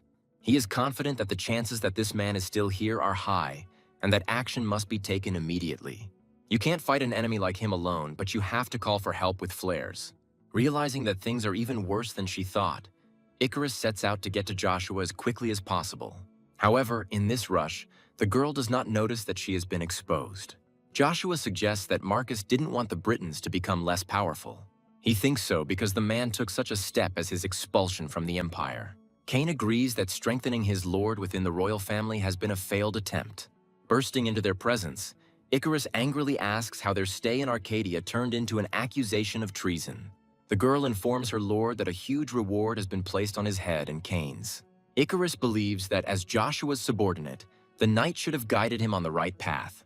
The girl asks about their future plans, and the guy says that first they need to get out of Arcadia. Cain says that they will then go to Reinhard, offering to be where they will be considered kings. Icarus only partially agrees with this. This country is the worst of the options, with the exception of Arcadia. To Cain's amazement, the girl says that when Marcus started all this, he definitely thought of Reinhard. For if Lord King Reinhard and Avalon become enemies, the Emperor will have a reason to invade. Joshua mentally agrees with the girl because this way the very image of this kingdom could be spoiled. Icarus, meanwhile, continues, saying that the political situation is not too good either. Armies are gathering at the borders of every country as if the war would start right now. Cain clarifies that the entire continent is preparing for war, and the girl is leaning towards this option. She's also worried about 2 other countries, and the knight asks which ones. The first of these Icarus names is the Principality of Wintro, Trance, and Joshua makes a guess about the second. When he suggests it is Terra, Cain asks why his lord would think of a kingdom of magic. Joshua chuckles, coming to the conclusion that fate remains the same even if timelines change. Cain does not understand what his master is talking about, so he asks him to explain. Joshua changes the subject. reminding them that they already all know where they're going. He expresses his determination to clear the first problem, the Great Plains of Ayas, out of the way. As soon as he says the name of the magic tower, the door slowly opens. The man who appeared on the threshold states the fact that he has found his target. Cain hisses in displeasure, concluding that they have already been discovered, and stands up to defend his count. But he asks the knight to put away his sword, to which the young man asks, puzzled, about the reason. Joshua says it's okay because the man is one of his few allies. And then he praises Katz's for having managed to reach them safe and sound. He expresses deep regret to his captain, admitting that the battalions wanted to follow him. However, they cannot leave Avalon and leave their families, so he asks for forgiveness for this. Joshua fails to completely hide his true emotions because he is genuinely surprised. The next moment he grins and turns to the real captain of the 12th Battalion. The guy says that there is nothing to apologize for because he understands everything perfectly. When Joshua asks Katkiss not to worry about it and to get up, he thanks him. Suddenly the blonde remembers that he has a message for the Count. The one they call the King of Assassins came to their squad and said that he was going to Reinhardt first. Joshua says he feels like he has gained a lot of support again and asks about the letter's recipient. But contrary to expectations, it was not the Queen of Assassins who sent him, but Princess Circe. Cain is touched by the fact that this girl sent a letter to her lover even in such difficult times. The continuation of romantic assumptions is interrupted by Icarus, who asks the knight to learn to use his head. She changes the subject, suggesting that her lord leave Avalon, as they have already been delayed too long. Joshua agrees with his strategist, saying that they will leave immediately. Although the boy expresses a little regret about his knights remaining here, he wishes them all the best.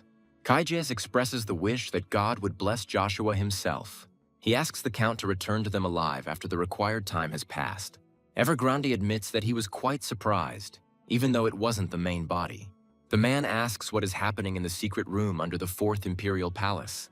The owner of the Asmodeus contract says he did not expect such a turn of events, and I couldn't even imagine that Joshua's spear was the weapon of a demonic god. Barubaru asks the magician not to be so surprised, because this is just the shell of a demonic god. He speaks of Crevasse, and Evergrande confirms that he is heading to the magic tower with the elf. These words puzzle the Lich, and he seriously wonders if this is the same elf. But one thing he knows for sure is that too many variables arise when an army is practically formed. Evergrande asks his interlocutor not to worry and begins to talk about the birthstone. He informs Baruber that they have found a clue at the site of Stormwind. The Lich expresses understanding and satisfaction and orders the mage to create a Lich to lead his army. Evergrande says there is something else he must tell Baruber, and he hurries. The mage begins to talk about the information they are spreading about Ashir Van Britten. The man clarifies that it is now being distributed among members of the royal family. Barubaru asks if Heimdallr hadn't foreseen this, which makes him curious. The Lich smirks as he says he wants to see the Emperor's expression in person when he finds out about this. Namely, that the princess, whom he thought was dead, is alive and kicking. And right now she is in the house of Duke Agnes, bearing the name of Joshua's mother. The crew, with the princess inside, moves on its way, unaware of the imminent future. Looking thoughtfully out the window, the girl mentally expresses deep dissatisfaction. She doesn't like the idea of living to be used by someone, to enter into a marriage of convenience that she doesn't want. As soon as she allows herself to think that she would prefer to die, something unexpected happens. One of the knights accompanying the carriage, who had just been alive, falls from his horse dead. The horse, freed from the rider's will, runs forward with a wild neigh, and the guards begin to sound the alarm. One of the knights orders the others to rush into the attack in order to protect their princess. The men don't even have time to get close to the unknown creature. It attacks them itself, and quite effectively. One of the centurions, soberly assessing the situation, rushes towards the princess, urging her to run. However, he doesn't even manage to finish speaking, and the princess screams in surprise. Her carriage is cut in two, and she tries to survive, giving in to the instinct of self-preservation. When the dust and debris settle a little, the girl rises up on her elbows to assess the situation. But you don't need to be particularly sighted to see this person. After all, such an overwhelming aura emanates from him that one can understand where he is by his sensations. Lucia's eyes snap open and she gasps, realizing a little too late that she had just been sleeping. The woman is amazed that despite its frequency, she still cannot get used to this nightmare. But what's even more incomprehensible is that Lucia has a clear feeling that this is not just an ordinary dream. When there is a knock on the door of her chambers, the woman mentally wonders who it could be. A sudden thought occurs to her, and Lucia rushes headlong to meet her night guest. Throwing open the door, she shouts out her son's name, belatedly realizing she has made a mistake. The woman asks Siphon how he ended up here, what brought him here at such a late hour. The man says that the whole thing is that Vanessa wanted him to visit Lucia. But Siphon asks if he named her correctly, or should he say Ashir, Princess of the Van Britons. Those present congratulate Evergrande on his coronation as the new master of the Magic Tower. They wish for the light of truth to shine brightly upon the new head of their magical organization. The magician says that he sincerely thanks everyone for their hospitality and expresses his intention to change the foundations. He announces that he intends to travel beyond the Ayas plains to transform the continent into a world of magicians. The man says he feels obligated to create a magical empire across the continent, and those present begin to praise him and again shower him with congratulations.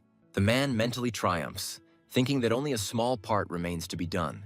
After all that was left for him to do was choose from among all these magicians a lich who would lead the army of the undead. Suddenly, Evergrande is called out, saying that Teta and the hired sorceress have been lost. Scorpius, occupying the Seven Mages' void chair, asks to be allowed to do this with Zephyros. Meanwhile, in the Great Plains, the trio are asked what brings them to this place, and they also ask to show at least one identification mark. Cain starts rummaging through his pockets, wondering where he put that thing. While the young man is doing this, the gatekeeper notices something that also alarms him. He says that if they are heading to the Magic Tower, knights are strictly forbidden to enter there. Cain says he hasn't heard of anything like that, but is told that the requirements were recently updated. The knight expresses dissatisfaction, to which the entire group is given the cold shoulder. And then Joshua comes forward, starting to voice what he claims is the true purpose of his visit. He says he is here to become a magician, but the man doesn't believe him. He argues that with such strong muscles, hardly anyone would want to become a magician. Joshua grins and suggests, in that case, proving everything with a visual example. He addresses Magma, demonstrating his incredible strength, and his interlocutor cries out in surprise. The man openly expresses his admiration, while the other asks the guy to stop to prevent a fire. Cain calls his master a fraud, but Icarus believes that he always had a talent for such things. Hearing that it is Fire Wall, the gatekeeper asks if it is a 4th-tier spell. His friend tries to appeal to the man's voice of reason by starting to talk about the Hall of Mana. He continues by giving a clear example and reminding that this Archduke has fire traits. Joshua asks if they still don't believe him and offers to show him another element. He makes up a name on the fly, calling it Lightning Wave, but the Count's plans are thwarted. Calling the mages to attention, they are informed that Tarpeion's hideout has been discovered. Hearing further words about mercenary mages, Joshua can't help but draw a parallel with Iselin. The gatekeepers approach the Count with an offer not only of entry into the tower, but also of a reward. But Joshua interrupts the men, saying that if they don't open the door for him, he'll break through it himself. And without listening any further to the gatekeeper's stupid questions, the guy orders them to get out of the way immediately. Icarus and Cain only have time to cry out in unison, calling out to their lord. And he, with an uncontrollable flash, breaks through the gates and rushes towards his goal. Meanwhile, on the Great Plains of Ayas, near the outskirts of the Tower of Trials, its own events are unfolding. Opposite the portal, several magical runes appear, indicating an imminent transfer. Appearing in one of these, Zephyros gives the order to kill the traitor Tarpeion and his assistants. He encourages his subordinates with the words that this will be done for the common good of the future kingdom. Following the order flawlessly, each of the mages soon finds themselves on the other side of the portal. One of them, noticing the anomaly before the others, stops abruptly and screams in fear. Soon the giants are noticed by everyone else, following the example of the first. But a commanding voice is heard from behind. Zephyros orders his subordinates not to stop, but to attack, because this tower is a training ground for magicians. He says that everything they will see here is an illusion, but his words refute it. Zephyros mentally suggests that Tarpeion can alter the ancient ruins of the tower at will, although he believes it is only a matter of time, and builds a wall of fire. And then, in this hellish flame, screams full of pain are heard from creatures struggling in agony. When a drop of dew falls from a nearby leaf and lands on Iselin, the girl gasps and winces. Reluctantly getting up, she begins to look around in an attempt to understand what this place is. Teta, sitting with his back to her, says that they are now on the 17th floor of the test tower. Iselin asks what happened and is told that they were followed for 4 days without a break. The girl is worried about the magician's eye, but he says that the real problem is the destroyed circle. The man says that Iselin should restore it, because he himself is unlikely to succeed. From Teta's words, the girl concludes that they are stuck here. She suggests holding out until reinforcements arrive. The man asks her not to worry, reassuring her with words that it is not so easy to get here. This tower was built using ancient circles and is now used by magicians for training. As we progress, the entities and traps of this place become more powerful. Therefore, they need to wait exactly until the magic tower gives up when climbing to higher floors. Iselin says she thought all the trials here were just illusions, and learns that Teta made them tangible. This is all because he was the caretaker of this place, and during his work he learned a lot of interesting things. However, the man admits that when all the circles are activated, he cannot control them. He is unable to finish speaking due to a powerful vibration, which Iselin believes is evidence of the actions of his pursuers. This comes as a surprise to Teta, and he suggests that they also not stay in one place for too long. The man suggests holding out until the army arrives, but Iselin says it's just one person. Teta is amazed by this, asking how one person could stand against the tower and their pursuers. And Iselin replies that it's all because Joshua is the best on the entire continent. Hearing a familiar name, Teta confuses him with a completely different person, believing that they are finished.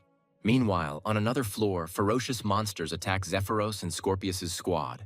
However, the very next moment it becomes clear that all their efforts are in vain. The surviving comrades expected nothing less from the mages who were part of the Seven, and they begin to praise these two, rejoicing that in this way they will be able to quickly catch up with the traitors. Scorpius suggests moving on, and Zephyros begins to talk about the insignificance of Theta. His words are drowned out by the sound of a deafening explosion, and they all try to understand what just happened. It soon becomes clear that the cause of everything was a spear knight from the Avalon Empire. Scorpius has an idea when he hears these words. Zephyros is sure that it can only be one person. Meanwhile, Joshua, appearing right in front of them, asks if they are the ones in charge here. He offers the mages to retreat now, and then he will allow them to leave this place alive. Zephyros tells the boy not to interfere in the tower's affairs, and yet a desire to avenge his fallen comrade burns within him. By directing his magical energy directly at Joshua, the man produces a fire cannon. But the guy has no trouble deflecting his opponent's projectile with his spear. When its owner sees that he has failed, he tries to understand how this could have happened. All his further attempts end in much the same way, and Scorpius is trying to figure out what their enemy's spear is, whether it is an enchanted artifact.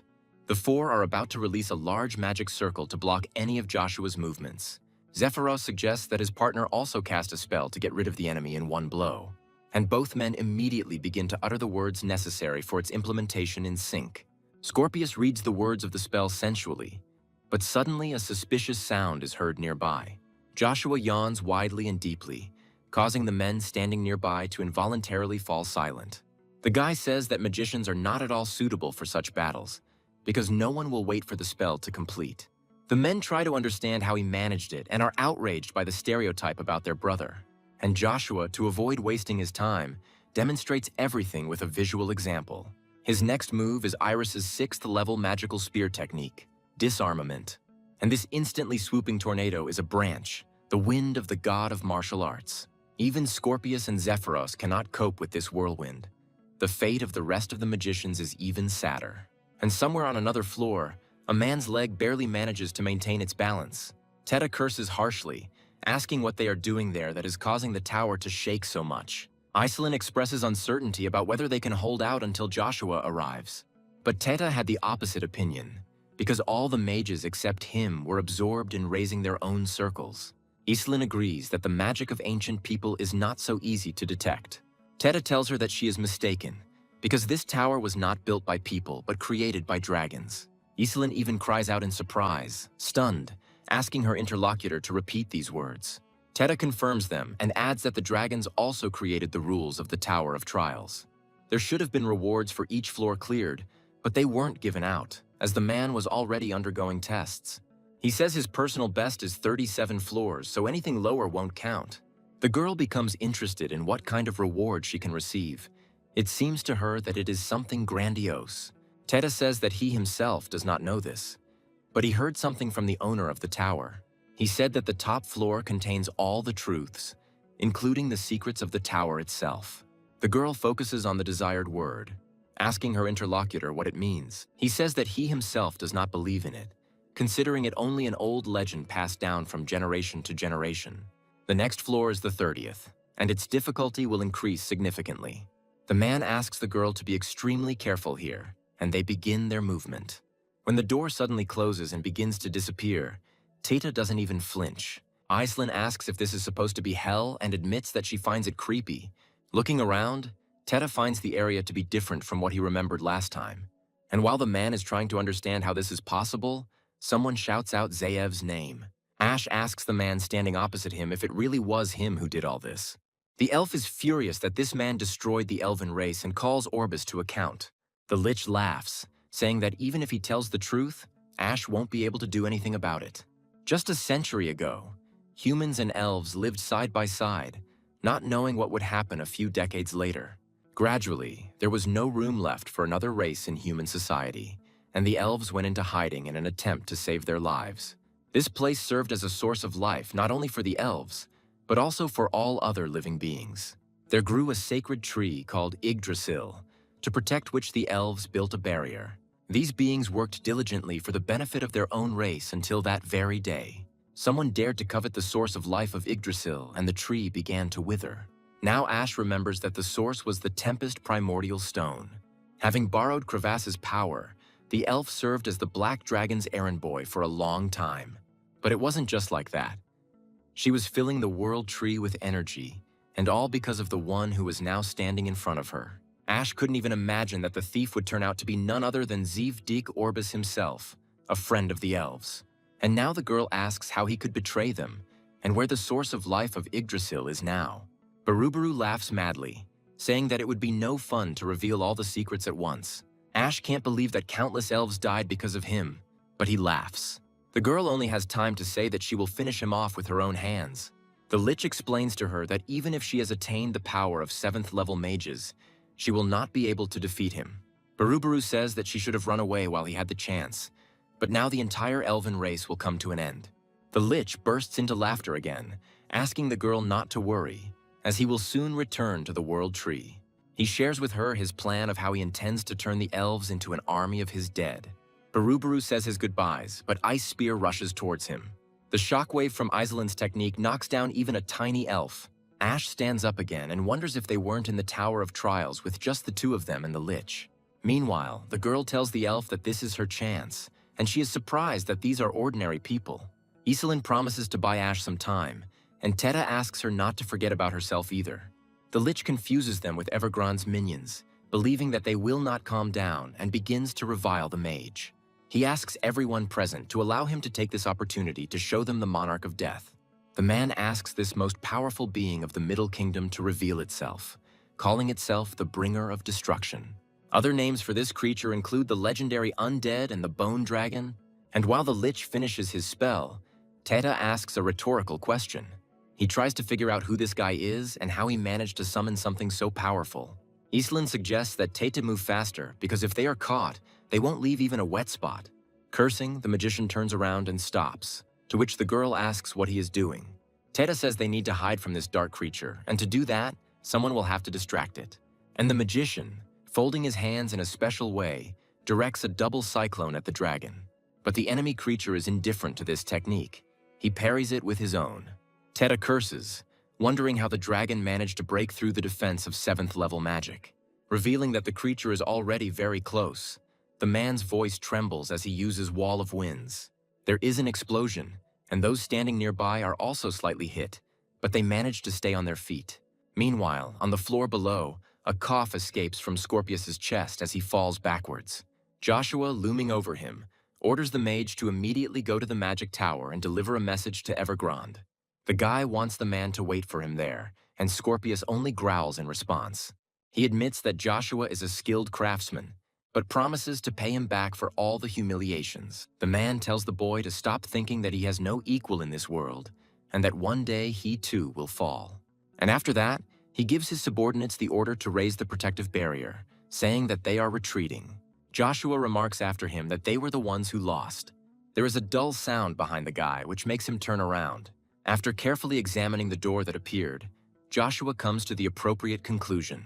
Assuming that this door leads to the next floor, the guy concludes that he will soon meet Iselin. Finding himself on the other side, Joshua is surprised.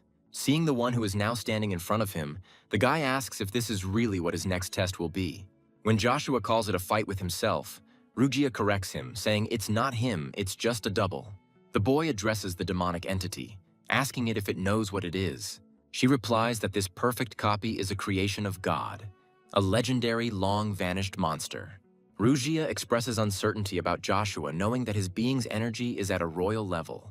The guy says that he finds fighting with a double exciting, and with the king, it's doubly so.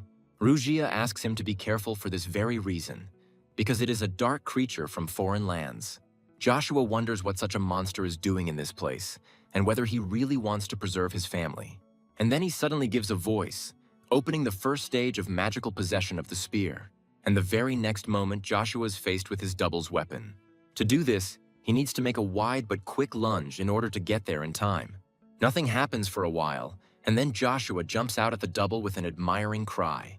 The guy finds this amazing, because this creature also copied the power of the magic spear. Rugia says that this is the reason why he is called a royal-level double. And 2,000 years ago, this guy swatted a dragon, which is even more surprising. Meanwhile, the double moves on to the second stage of mastering the magic spear. Rugia shares that this creature duplicates the opponent's abilities in their original form. Joshua wonders when it managed to copy them in the first place. Rugia assumes that it happened as soon as the guy moved to this floor. And Joshua can't believe that the doppelganger can even use Bronto Thunder Fury. And yet the guy believes that no matter how much the double imitates him, he will not defeat him. After all, this creature is just a pathetic fake. Joshua resorts to his divine voice, saying that the body gives birth to the earth. The reading of the mantra continues with the words that the soul gives birth to the sky. But the double does not listen to him, moving on to the sixth stage of mastering the magic spear. The double-trunked tree turns out to be stronger than all the previous ones, but it is not surprising at this stage. The double grins, feeling at this moment his superiority over the original. However, he again uses the divine voice, speaking about the tip of the first spear. The words that it points to paradise burst into the entity's head, disorienting it for a moment. And Joshua, not paying attention to this, is already preaching about the tip of the second spear. He himself moves on to the seventh stage of magical possession of the spear, creating the creation of the earth and paradise. Ash throws his arms up sharply and conjures a rain of stones. At the same time, Iselin also does not stand aside, creating an ice wall. Thus, with their combined efforts, they manage to push back the bone dragon at least a little. Teta attacks the monster from the other side, believing that they still have a chance to defeat it. He abruptly changes the spell to fire play, starting to launch his projectiles in a wide arc. But Barubaru attacks the man from the side, mockingly saying that he is too slow. Since Teta was focused on another opponent, he was unable to reflect the attack as he wanted. The dragon, meanwhile, lets out a piercing scream and places its paw on the ground, causing it to vibrate. The impact is so powerful that the cracks, having penetrated too deep, provoke a displacement of the soil layers. And yet Ash manages not to fall completely. She notes that the spell does not work. The elf suddenly squeals as she is thrown into the air, and a painfully familiar voice is heard nearby. Barubaru suggests that they have a new travel companion and now things won't be so boring. And he means nothing less than a journey to the afterlife. The hoop is pulled too tightly around the thin neck, blocking access to oxygen. But Iselin isn't going to let the baby get hurt by making an ice star supernova. At this moment, she finds herself directly above her opponent, directing her magic at him. Unprepared for this, Barubaru unwittingly succumbs to the girl's magic.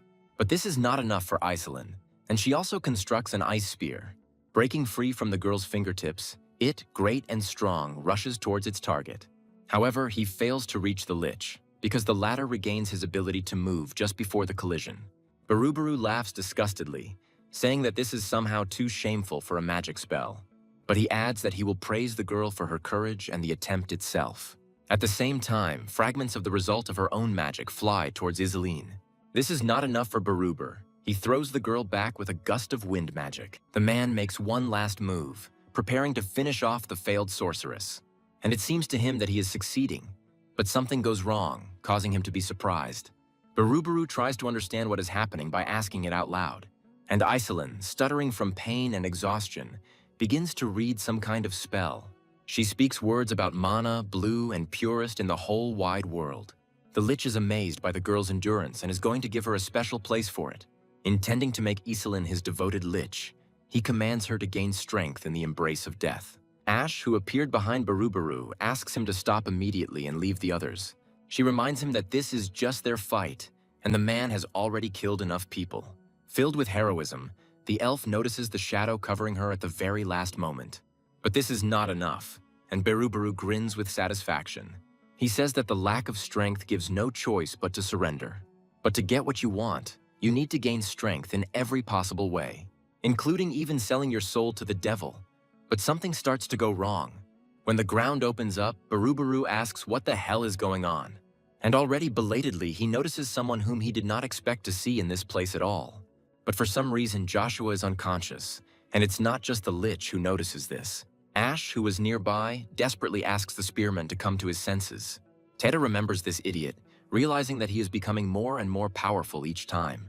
He wonders how many floors Joshua broke through with one punch, but right now there is something else that is more pressing. The dragon attacks its target, which flies back like a toy. Joshua slides for a long time, slamming and hitting the ground, separating the Lich and Iselin. Looking into the features of her familiar face, the sorceress suddenly screams. She groans and asks Joshua to come to his senses, but it is all in vain. Barubaru says he can't believe this man ended up here, fleeing from the Empire. He suggests that Joshua wanted to get the main prize of the trials, although this is no longer important. Lich says that greed did not do him any good, and he should have thought twice before climbing to the top floor. But his tirade is interrupted by a strange sound, and then a familiar voice asking who he is talking about.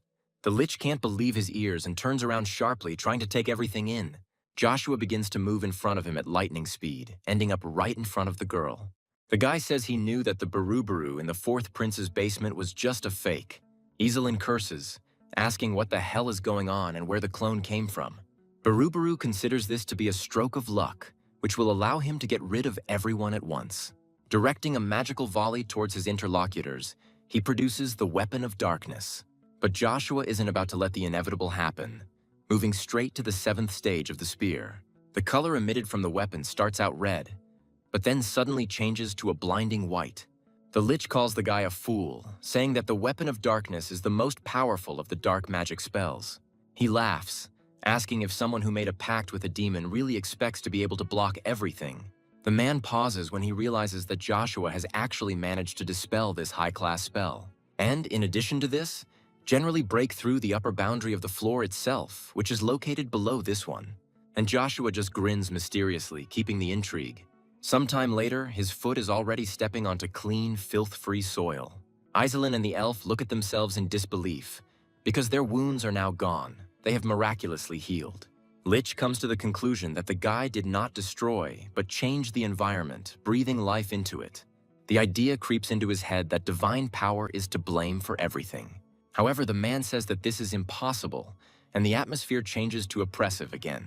Then, getting angry, he turns to the dark forces, saying that he is calling on them. And gathering an army of the dead, he says that he is imbuing them with his demonic energy. The Lich gives it all and commands the hordes of undead to fight with full force.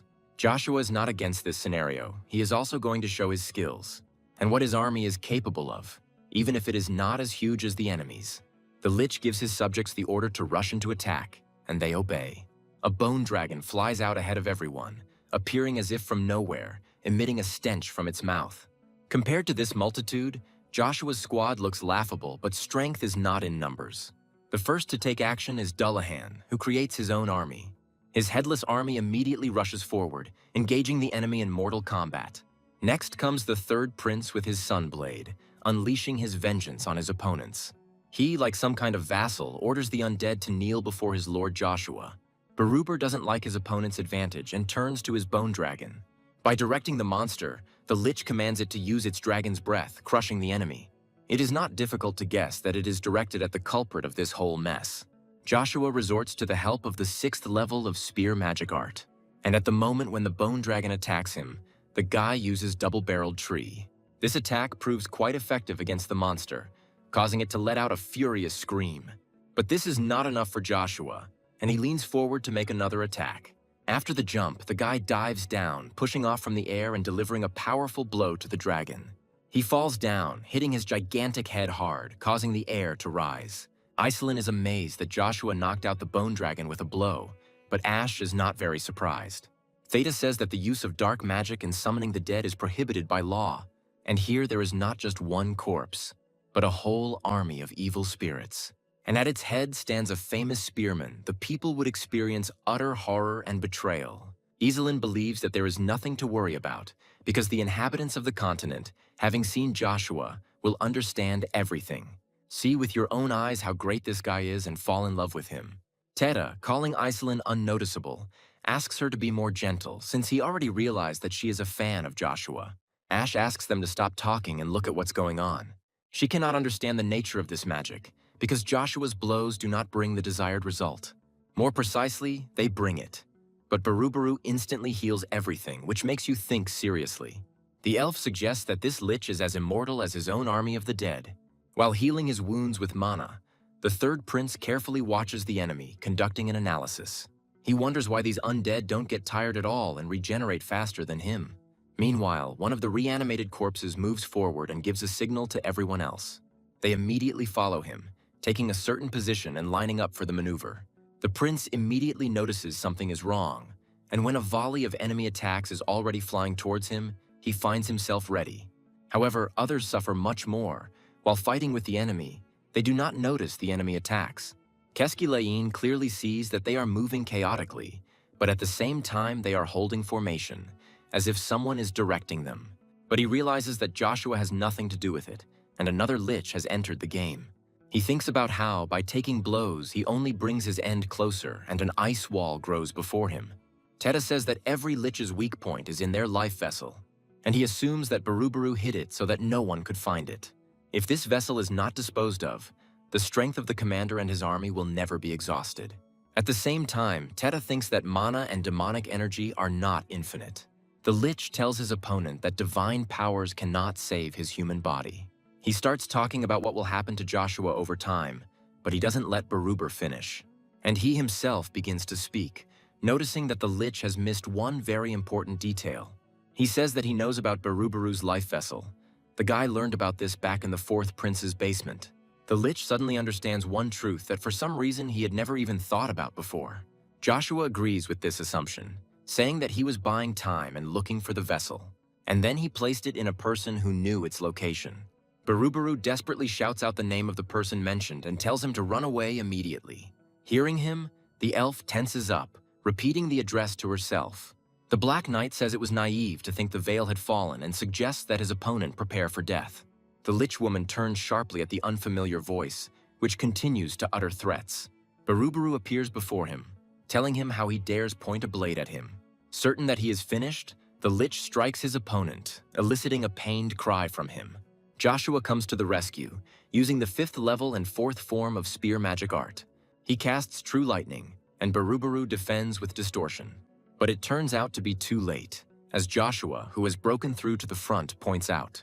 The Lich's life vessel is destroyed, and he screams out in fear and rage. This doesn't last long, because the next moment a wheeze comes out of the Lich's mouth and he falls. Joshua straightens up to his full height and turns to the crumbling body with words. He tells his defeated opponent that it is all over for him now. He cannot believe it, because he dreamed of the Empire falling at his hand.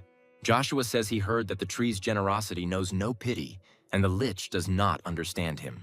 The guy explains, saying that people driven by selfishness are constantly destroying forests, and yet the trees do not stop bearing fruit, providing shelter and enriching the air with their oxygen. Joshua says he wants to convey to the Lich what he feels while he takes over Barubaru's army, and he calls the Lich a magnanimous tree that has grown all these fruits for him. Meanwhile, Ash asks through tears how Zeev dared to use this girl for his own purposes. After all, she was his only daughter, and he went and turned her into a Lich. The memory of my first meeting with this meek girl flashes before my eyes.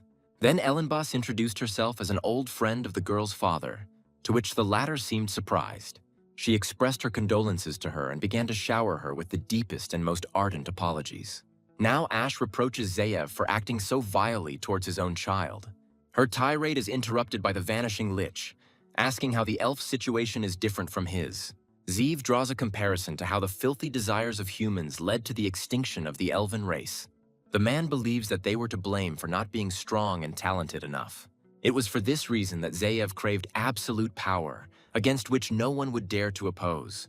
He talks about how he sought to create an army capable of destroying an entire empire. Now Ash understands why Zeev needed Yggdrasil's life force. Lich confirms this, adding that it was the perfect way to gain great power. So he concluded his contract, but since the risk remained, he had to make another sacrifice. The elf believes that this man was blinded by revenge, and he betrayed everyone and made his daughter suffer. She asks if Zeev really thinks this is the right thing to do, and he reminds Ash of what she once told him about her dream of creating a union of the elven race. The Lich asks if she is sure that elves and humans could coexist. Joshua answers for the girl, saying that he himself considers all this to be very possible. But Zeev doesn't think so until the very end, saying that people don't change and their own desires consume them. They destroy literally everything in their path, and therefore there are many who share the Lich's intentions. He starts to say something about some guy, but at these words he turns to dust. At that moment, Joshua is overcome by a feeling of anxiety, and his hopes of successful revenge are dashed. Teta admits that he is at his limit and can't take it anymore, but Iselin tries to support him, asking him not to give up and to pull himself together. The man snaps back, saying that it's easier said than done since the bone dragon has risen again. He starts talking about destroying the Lich's life vessel, but Joshua bursts into his consciousness.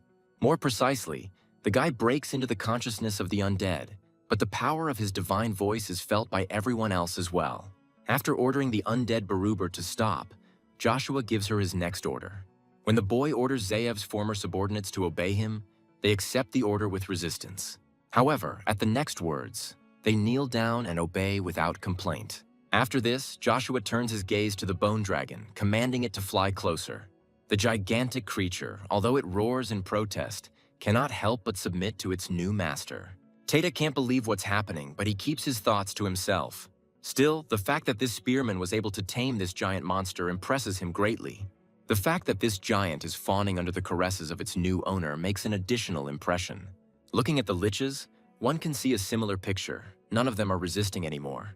And Joshua, as if playfully, picks up the flow of dark energy and begins to absorb it into himself. His dead army gradually begins to thin out, merging with the stream and entering the guy's body. And this continues until the undead disappear completely. Teta is mentally amazed that Joshua managed to absorb an entire army of undead. From somewhere, a creepy voice begins to be heard, which is amazed at how absurd Barubaru's death turned out to be. Iselin isn't quite sure what's going on, assuming someone left a magical message. However, Joshua disproves this theory by naming the one they hear Asmodeus. Teta remembers that the Lich calls his high-level contractor by this name. Meanwhile, Asmodeus says that despite the circumstances, he is glad to see Joshua again. He asks the guy to believe the sincerity of these words, embellishing his request with eloquent turns of phrase. Teta, having seen the demon, is convinced that it is indeed he, because he is described exactly like that. Asmodeus, meanwhile, begins to talk about what has happened since the demon lord disappeared. Then the 8 demon kings began their relentless struggle for his throne.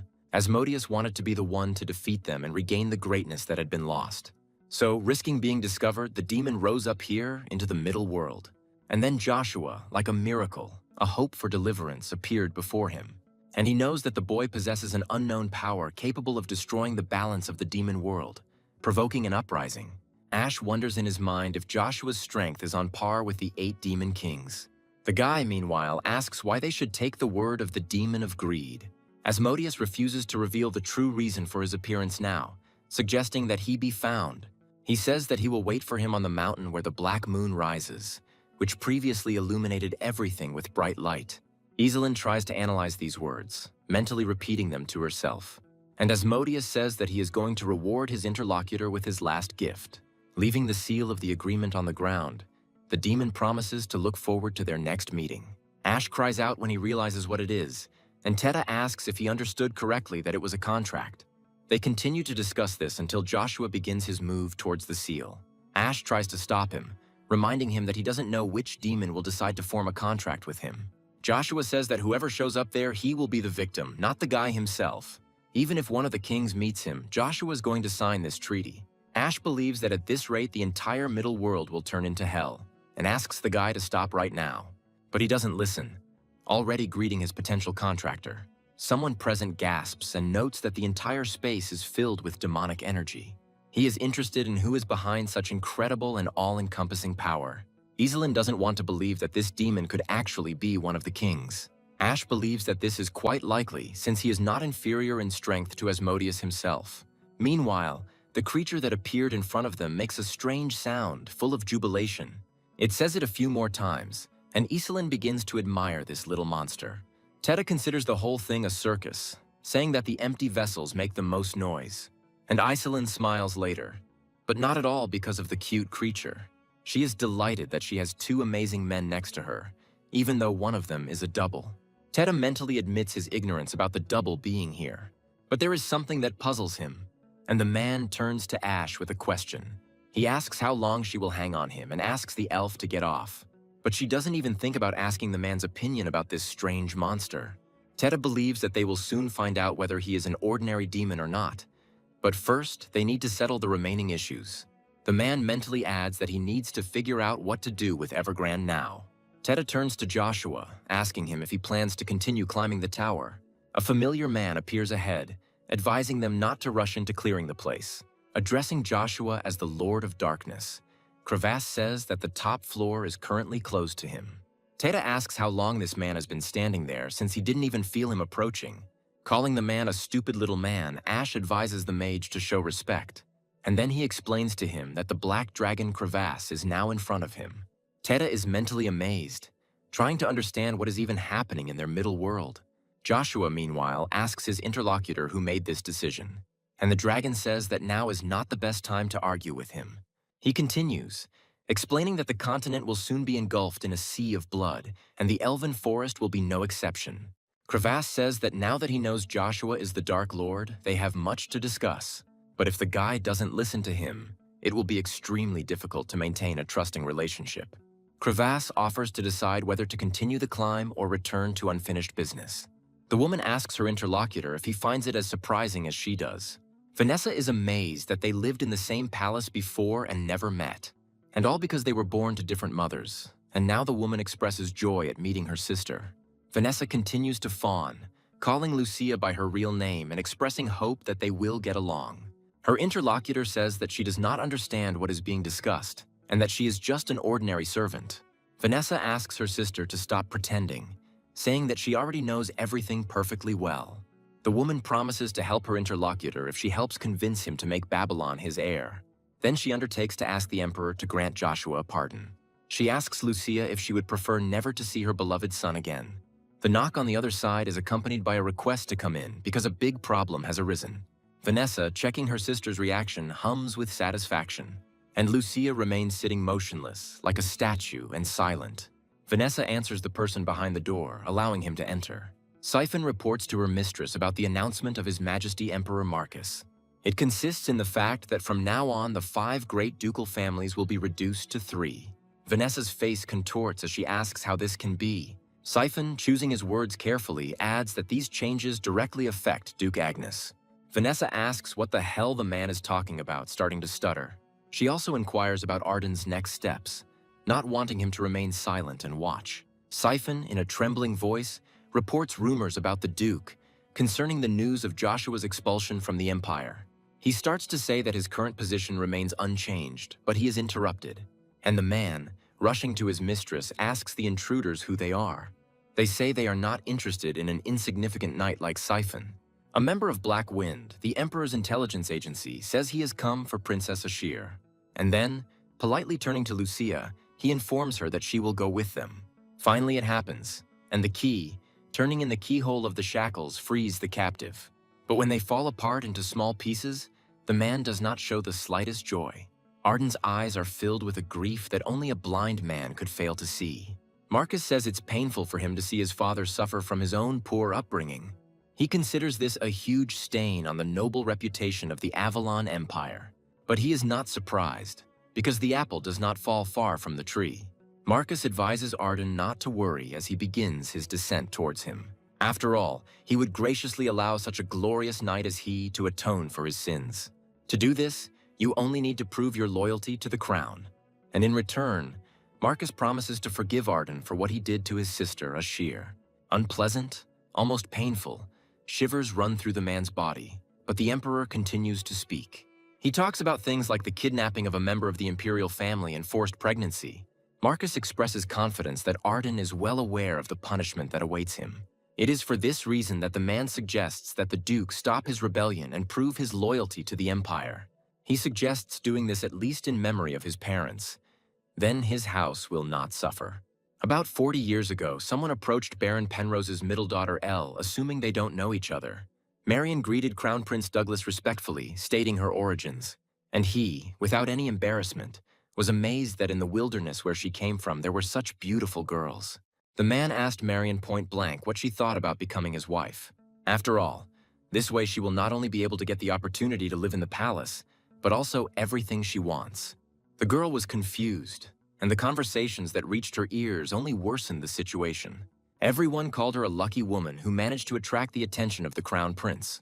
And at the same time, they discussed the number of his wives, of which there were already about 3. Marion was well aware that whatever answer she gave, it would not change his future. The situation was difficult because there were 2 options. Either she would be oppressed, or her entire family would suffer. But help came from where no one expected it in the person of Duke Agnes's eldest son, Tobin. After apologizing to His Highness, the young man said that this lady was already engaged to him. Douglas asked his interlocutor to repeat his words, assuming that he might have misheard. And he spoke, saying that he and Marion had grown up together, and that she understood him better than anyone else. Overwhelmed with gratitude, the girl was unable to utter anything other than the name of her savior. But Douglas didn't like this resourcefulness at all. Meanwhile, 1 month replaced another. The flowers withered and the leaves fell, welcoming spring again. Tobin praised his wife for what she had done and expressed his immense gratitude to her. He was incredibly happy that she gave birth to such a healthy boy. Marion joked that he would become a ladies' man because he was too much like his father. When her husband asked her if she had chosen a name for their baby, she named him Arden. And while the child was being capricious, she explained why she wanted to name him that way. 13 years later, at Avalon Academy, this little boy, now a teenager, crossed his sword in a duel. His opponent was Marius, Douglas's eldest son, and he said he had no intention of facing Arden in battle. He responded by calling this battle a great honor, respectfully responding to his prince. Saying that he would learn a lesson from this fight, Arden remembered his father's words. He asked his son to restrain his strength and suffer defeat when fighting the prince. The boy repeated these words to himself over and over again to prevent himself from crossing the line. Marius didn't like this, and he yelled at Arden, asking how he dared to be distracted. The Duke's son could not restrain himself, deciding to teach the arrogant prince a lesson, and he was taken aback. And then he asked how his opponent dared to play such tricks on him. Arden was angered by this and asked his opponent to repeat his words again. The prince called his opponent a low-born cur once again and began insulting his mother. Marius rushed at Arden and continued to abuse Marion, but at some point he stopped. And all because the pain took my breath away and my vision began to darken. Trying to breathe again was initially futile, and then a sob of pain escaped from his throat. Arden was seriously angered by the disrespect this brat showed towards his mother. He was going to teach him a lesson. Then they turned against the young master, rushing to the aid of the prince, asking the Duke's son to stop. However, it was too late, for he lowered his sword after striking. The prince escaped serious injury only because someone closer to the instructor intervened. It was Marcus, and he, by calling Arden funny, reminded him of the consequences of harming members of the imperial family. The boy was asked to fall on his knees and beg for forgiveness before it was too late. Marcus advised him to save his bravado for a more appropriate occasion. Later, Arden's father begged the emperor for forgiveness, telling him that he was immensely guilty. He asked him to allow him to take the punishment for his son's behavior on his own, but only so that His Majesty the Emperor would take pity on the foolish boy. Douglas asked if the man thought too highly of himself. After all, even though the prince's statements were offensive, Arden almost took his hand. Douglas reminded that any harm to the imperial family was tantamount to treason, and even paying for Tobin's own life will not be enough to atone for this sin. And yet, as if only remembering the Duke's position, Douglas agreed to show mercy. But the parent who will be punished for his son will not be Tobin, but Marion, and they will play the role of this woman's servant in the imperial palace. Marion was silent, not knowing how to fix the situation, and Arden spoke up. After apologizing to his father, the boy said that he would not allow his mother to be held responsible for his misdeeds. But the word the boy heard in response was useless. Tobin said there was nothing they could do about it because their family simply didn't have enough power. These words of his father were deeply imprinted in the mind of the restless teenager, and a plan arose in his head. Upon reaching adulthood, Arden received the title of Master, which many knights dream of. However, before she could wait for this moment and return to her son, his mother died. A subject approached the young gentleman and reported that Emperor Douglas's health had deteriorated. He predicted the approach of a civil war and the entry of princes into the struggle for the throne. That man was Armstrong, and he also made the argument that chaos could work to their advantage. Arden agreed that the time was right to carry out his revenge. He vowed to settle scores with the Britons, and the young man chose Princess Asher as his first victim. Afterwards, an investigation was conducted at the scene of the incident by specialists. They noticed the cuts made by an experienced fighter, even after the traces of the merciless flames. The ace of the Imperial Order expressed the need to find the princess no matter what the cost. And a little later she came to consciousness, screaming piercingly and starting to call for help. But when she looked around, the girl didn't even understand where she ended up. And Arden admitted that he did not immediately recognize her because of her hair color, which was not similar to the Britons. Ashir clarified what exactly he meant and asked where she was now. The girl tried to remember what had happened to her and was not happy about it. The cruel memories rushed into my mind, making my stomach jump into my throat and make me feel sick. And the merciless eyes of that killer caused such horror that the body began to tremble violently. The princess's body was gripped by all-encompassing fear. She fell into a stupor, and it began to dawn on her. Arden prepared himself for the worst, even intending to commit the irreparable if necessary. However, to his surprise, Ashir expressed confidence that he had saved her from that terrible monster. Arden didn't know what to think, but he desperately held back the shock that was bursting out. He later called in a doctor who concluded that the girl was suffering from the effects of a severe shock. The man concluded that the traumatic event was what led to Ashir's memory loss. Armstrong began to worry, but Arden didn't see the difference, believing that this girl had to pay for everything. The young man told his subordinate to continue his work, since nothing had changed for them. Armstrong agreed to this respectful order and went to the palace to perform his duties. In order to get back to this as quickly as possible, the man saddled the fastest horse. As he was galloping through the forest where the investigation was being conducted, these guys noticed him. At night, Ashir suffered because she did not remember anything, annoyed that she did not even remember her name. There was a muffled sound behind the door that did not bode well. When the door opened slowly and creakingly, the girl asked in fear who was there. The scout said that it took him a long time, but he was finally able to find his target. He said he was here to help, but Ashir didn't believe the stranger. An unpleasant fragment suddenly appeared in her memory, causing the girl's heart to pound in fear. Fear, as before in Arden's presence, gripped her entire body, leaving her frozen. And the girl screamed piercingly, stuttering that she didn't want to die just like everyone else. The stranger grabbed Ashir's face sharply, silencing her. He said that there was no point in waking everyone up and would ask them to do him a favor and disappear forever. Ashir saw the blade approaching at breakneck speed, but she could do nothing about it. For a moment, she didn't understand why the blade had suddenly frozen so dangerously close. And Arden, who stopped him, expressed doubt that this man had been hired by the first prince. Agnes was asked whether a public figure really intended to intervene in the conflict between the princes. The second one burst into the room with the words that the princess had been rejected, and now everyone wanted her dead. And whoever chose the side of the first prince stepped onto a dangerous, slippery path. With a clever move, Arden managed to kill 2 birds with 1 stone. One of the mercenaries was indeed killed, but the second did not give up hope of getting his opponent. The blows of this short skirmish sometimes went beyond the realm of fantasy, breaking out beyond the boundaries of the house. But Arden didn't care. He was only thinking about his own things, figuring out how many more mercenaries there might be. The young man suggested that all the princes had joined forces to eliminate their brother, but he knew very well that their desire to kill Ashir would not stop with his death. Arden knew perfectly well that he could not risk so much by leaving the princess by his side, but his stony resolve cracked when he heard a weakened and fearful voice. The girl begged her not to kill her, arguing that she wanted to live. Arden's hand trembled, and a memory of a promise he had made long ago came to him. Little Arden assured his mother that he would become a noble knight and protect the weak. Marion expressed joy at this, saying that she knew her son would make a fine knight. The words of his beloved woman continued to sound in the head of the now adult Arden, like an echo. And he still lowered his claymore, but without plunging it into the girl's body, because now he remembered. He remembered that he had dreamed of being a completely different knight, and he apologized to his late mother. Arden's assumptions turned out to be correct, because soon the first Prince Marius was killed. And this was done by the man who always supported him and was the last in line to the throne, Marcus. It was this incident that marked the beginning of his bloody reign, and the new emperor got rid of the rest. Having become the head of a great empire, this man forgot about the princess named Ashir Ben Britain.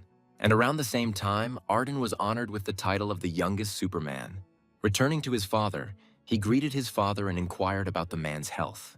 Tobin expressed joy at the meeting and expressed immense gratitude to his son. He began to talk about the reputation of his house and suddenly fell silent, causing Arden to cry out in concern. The doctor informed the heir that the master was holding on with all his might to see his son.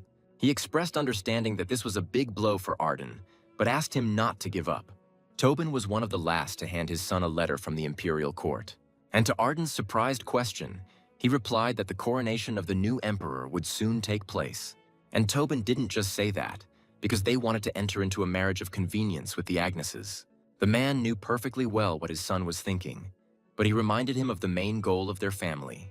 After all, despite the weakening of the royal family, the Agneses still did not have enough forces for direct confrontation. Knowing this, Arden worked tirelessly to increase his powers, but even these efforts were not enough. It was therefore presumptuous to think that the moment was ripe for revenge. Tobin said that now was the time to expand the Agnes's influence and ordered his son to gather reliable people.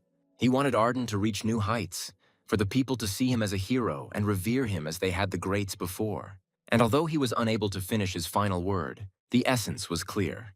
And while Arden mourned his father, Marcus was aware that the Duke was always looking for an opportunity to take revenge on him. If he wanted, he could wipe out the entire Agnes family from the face of the earth with unprecedented ease. However, over time, Arden, thanks to his exploits, became a role model among knights. Marcus could not get rid of the hero of all Avalon openly, because he risked incurring the hatred of the people. Therefore, he decided to act cautiously and seize the house of Duke Agnes through marriage. At that time, resisting the emperor was too much for Arden to bear, so he could only wait for the right moment. Time passed, and Vanessa gave birth to a son. But it was clear that his biological father was not the Duke. The woman's brother expressed confidence that this young man had a great future ahead of him. Vanessa thanked them for such kind words and said that she felt exactly the same way. Arden remained sullenly silent when his wife said that someday they would become even closer to the emperor. Taking advantage of his authority, Vanessa brought Marcus's supporters into her husband's house, thus depriving the Duke of allies. Ashir, who was now called Lucia, brought Arden tea at one of these receptions. As the maid began to fill his mug, the man asked why she was still there. After all, he told her that she could be free, and Lucia reacted quickly to these words. She said she couldn't leave the man who had saved her life twice. The girl said that she wanted to help him and was also grateful that Arden gave her a name. The man felt genuine warmth from the fact that Ashir liked it. And then, praising the aroma of this drink, he thanked Lucia for the delicious tea. Among all these dressed-up supporters of the emperor, only she was able to console Arden. And no one even guessed that this girl was descended from the Britons themselves. Lucia became Arden's support in the fight against the crown. But he was driven not by love, but by loneliness and anxiety. One day, Armstrong told the man that they had serious problems. Lucia was pregnant. The blonde tried to justify himself, saying that he didn't know how it happened. But Arden declared that the child was his. Armstrong couldn't believe his ears, so he asked his master to repeat his words again. Arden did this calmly and asked his subordinate to better say what he heard from Rebrick and Font. Blondin reported that they had given a positive response, but expressed concerns about the short-term nature of the collaboration. Arden asked Armstrong to stop and said that they just didn't trust each other yet. But he expressed confidence that one day this union would become the strongest in history. The man mentally addressed Lucia and his baby, asking them to be patient a little longer. He was going to avenge his mother and, in memory of his father, defend his own family name. In the present, Marcus asks Arden what his choice is, to pay or to submit. And the Duke, calling himself by his full name, agrees to obey the will of the Emperor of Avalon. Marcus tells him to prove the sincerity of his words by saying that he will give Arden 200,000 soldiers. To do this, you need to capture Reinhard and show your emperor the corresponding results. Arden doesn't think twice before agreeing and saying that he will lay this kingdom at Marcus's feet, and he thinks that this worthless person has completely lost all shame over the years. But this doesn't bother him at all. Marcus adds that at the same time, Duke Tremblay will lead his army to Terra. The emperor shares his plans for what the capture of these two kingdoms will give him. He says that he will thus direct all his forces to the Great Plains, the border between the two states. That is why, having conquered Reinhard, Arden must head there immediately. A little later, the man thinks that he was released only because Lucia is now a hostage, and if he fails to carry out the emperor's order, he will certainly put her in danger. Armstrong expresses his joy that the Duke is well and gives the latest news. Speaking about the siege of the Knightly Order, the man stops and expresses concern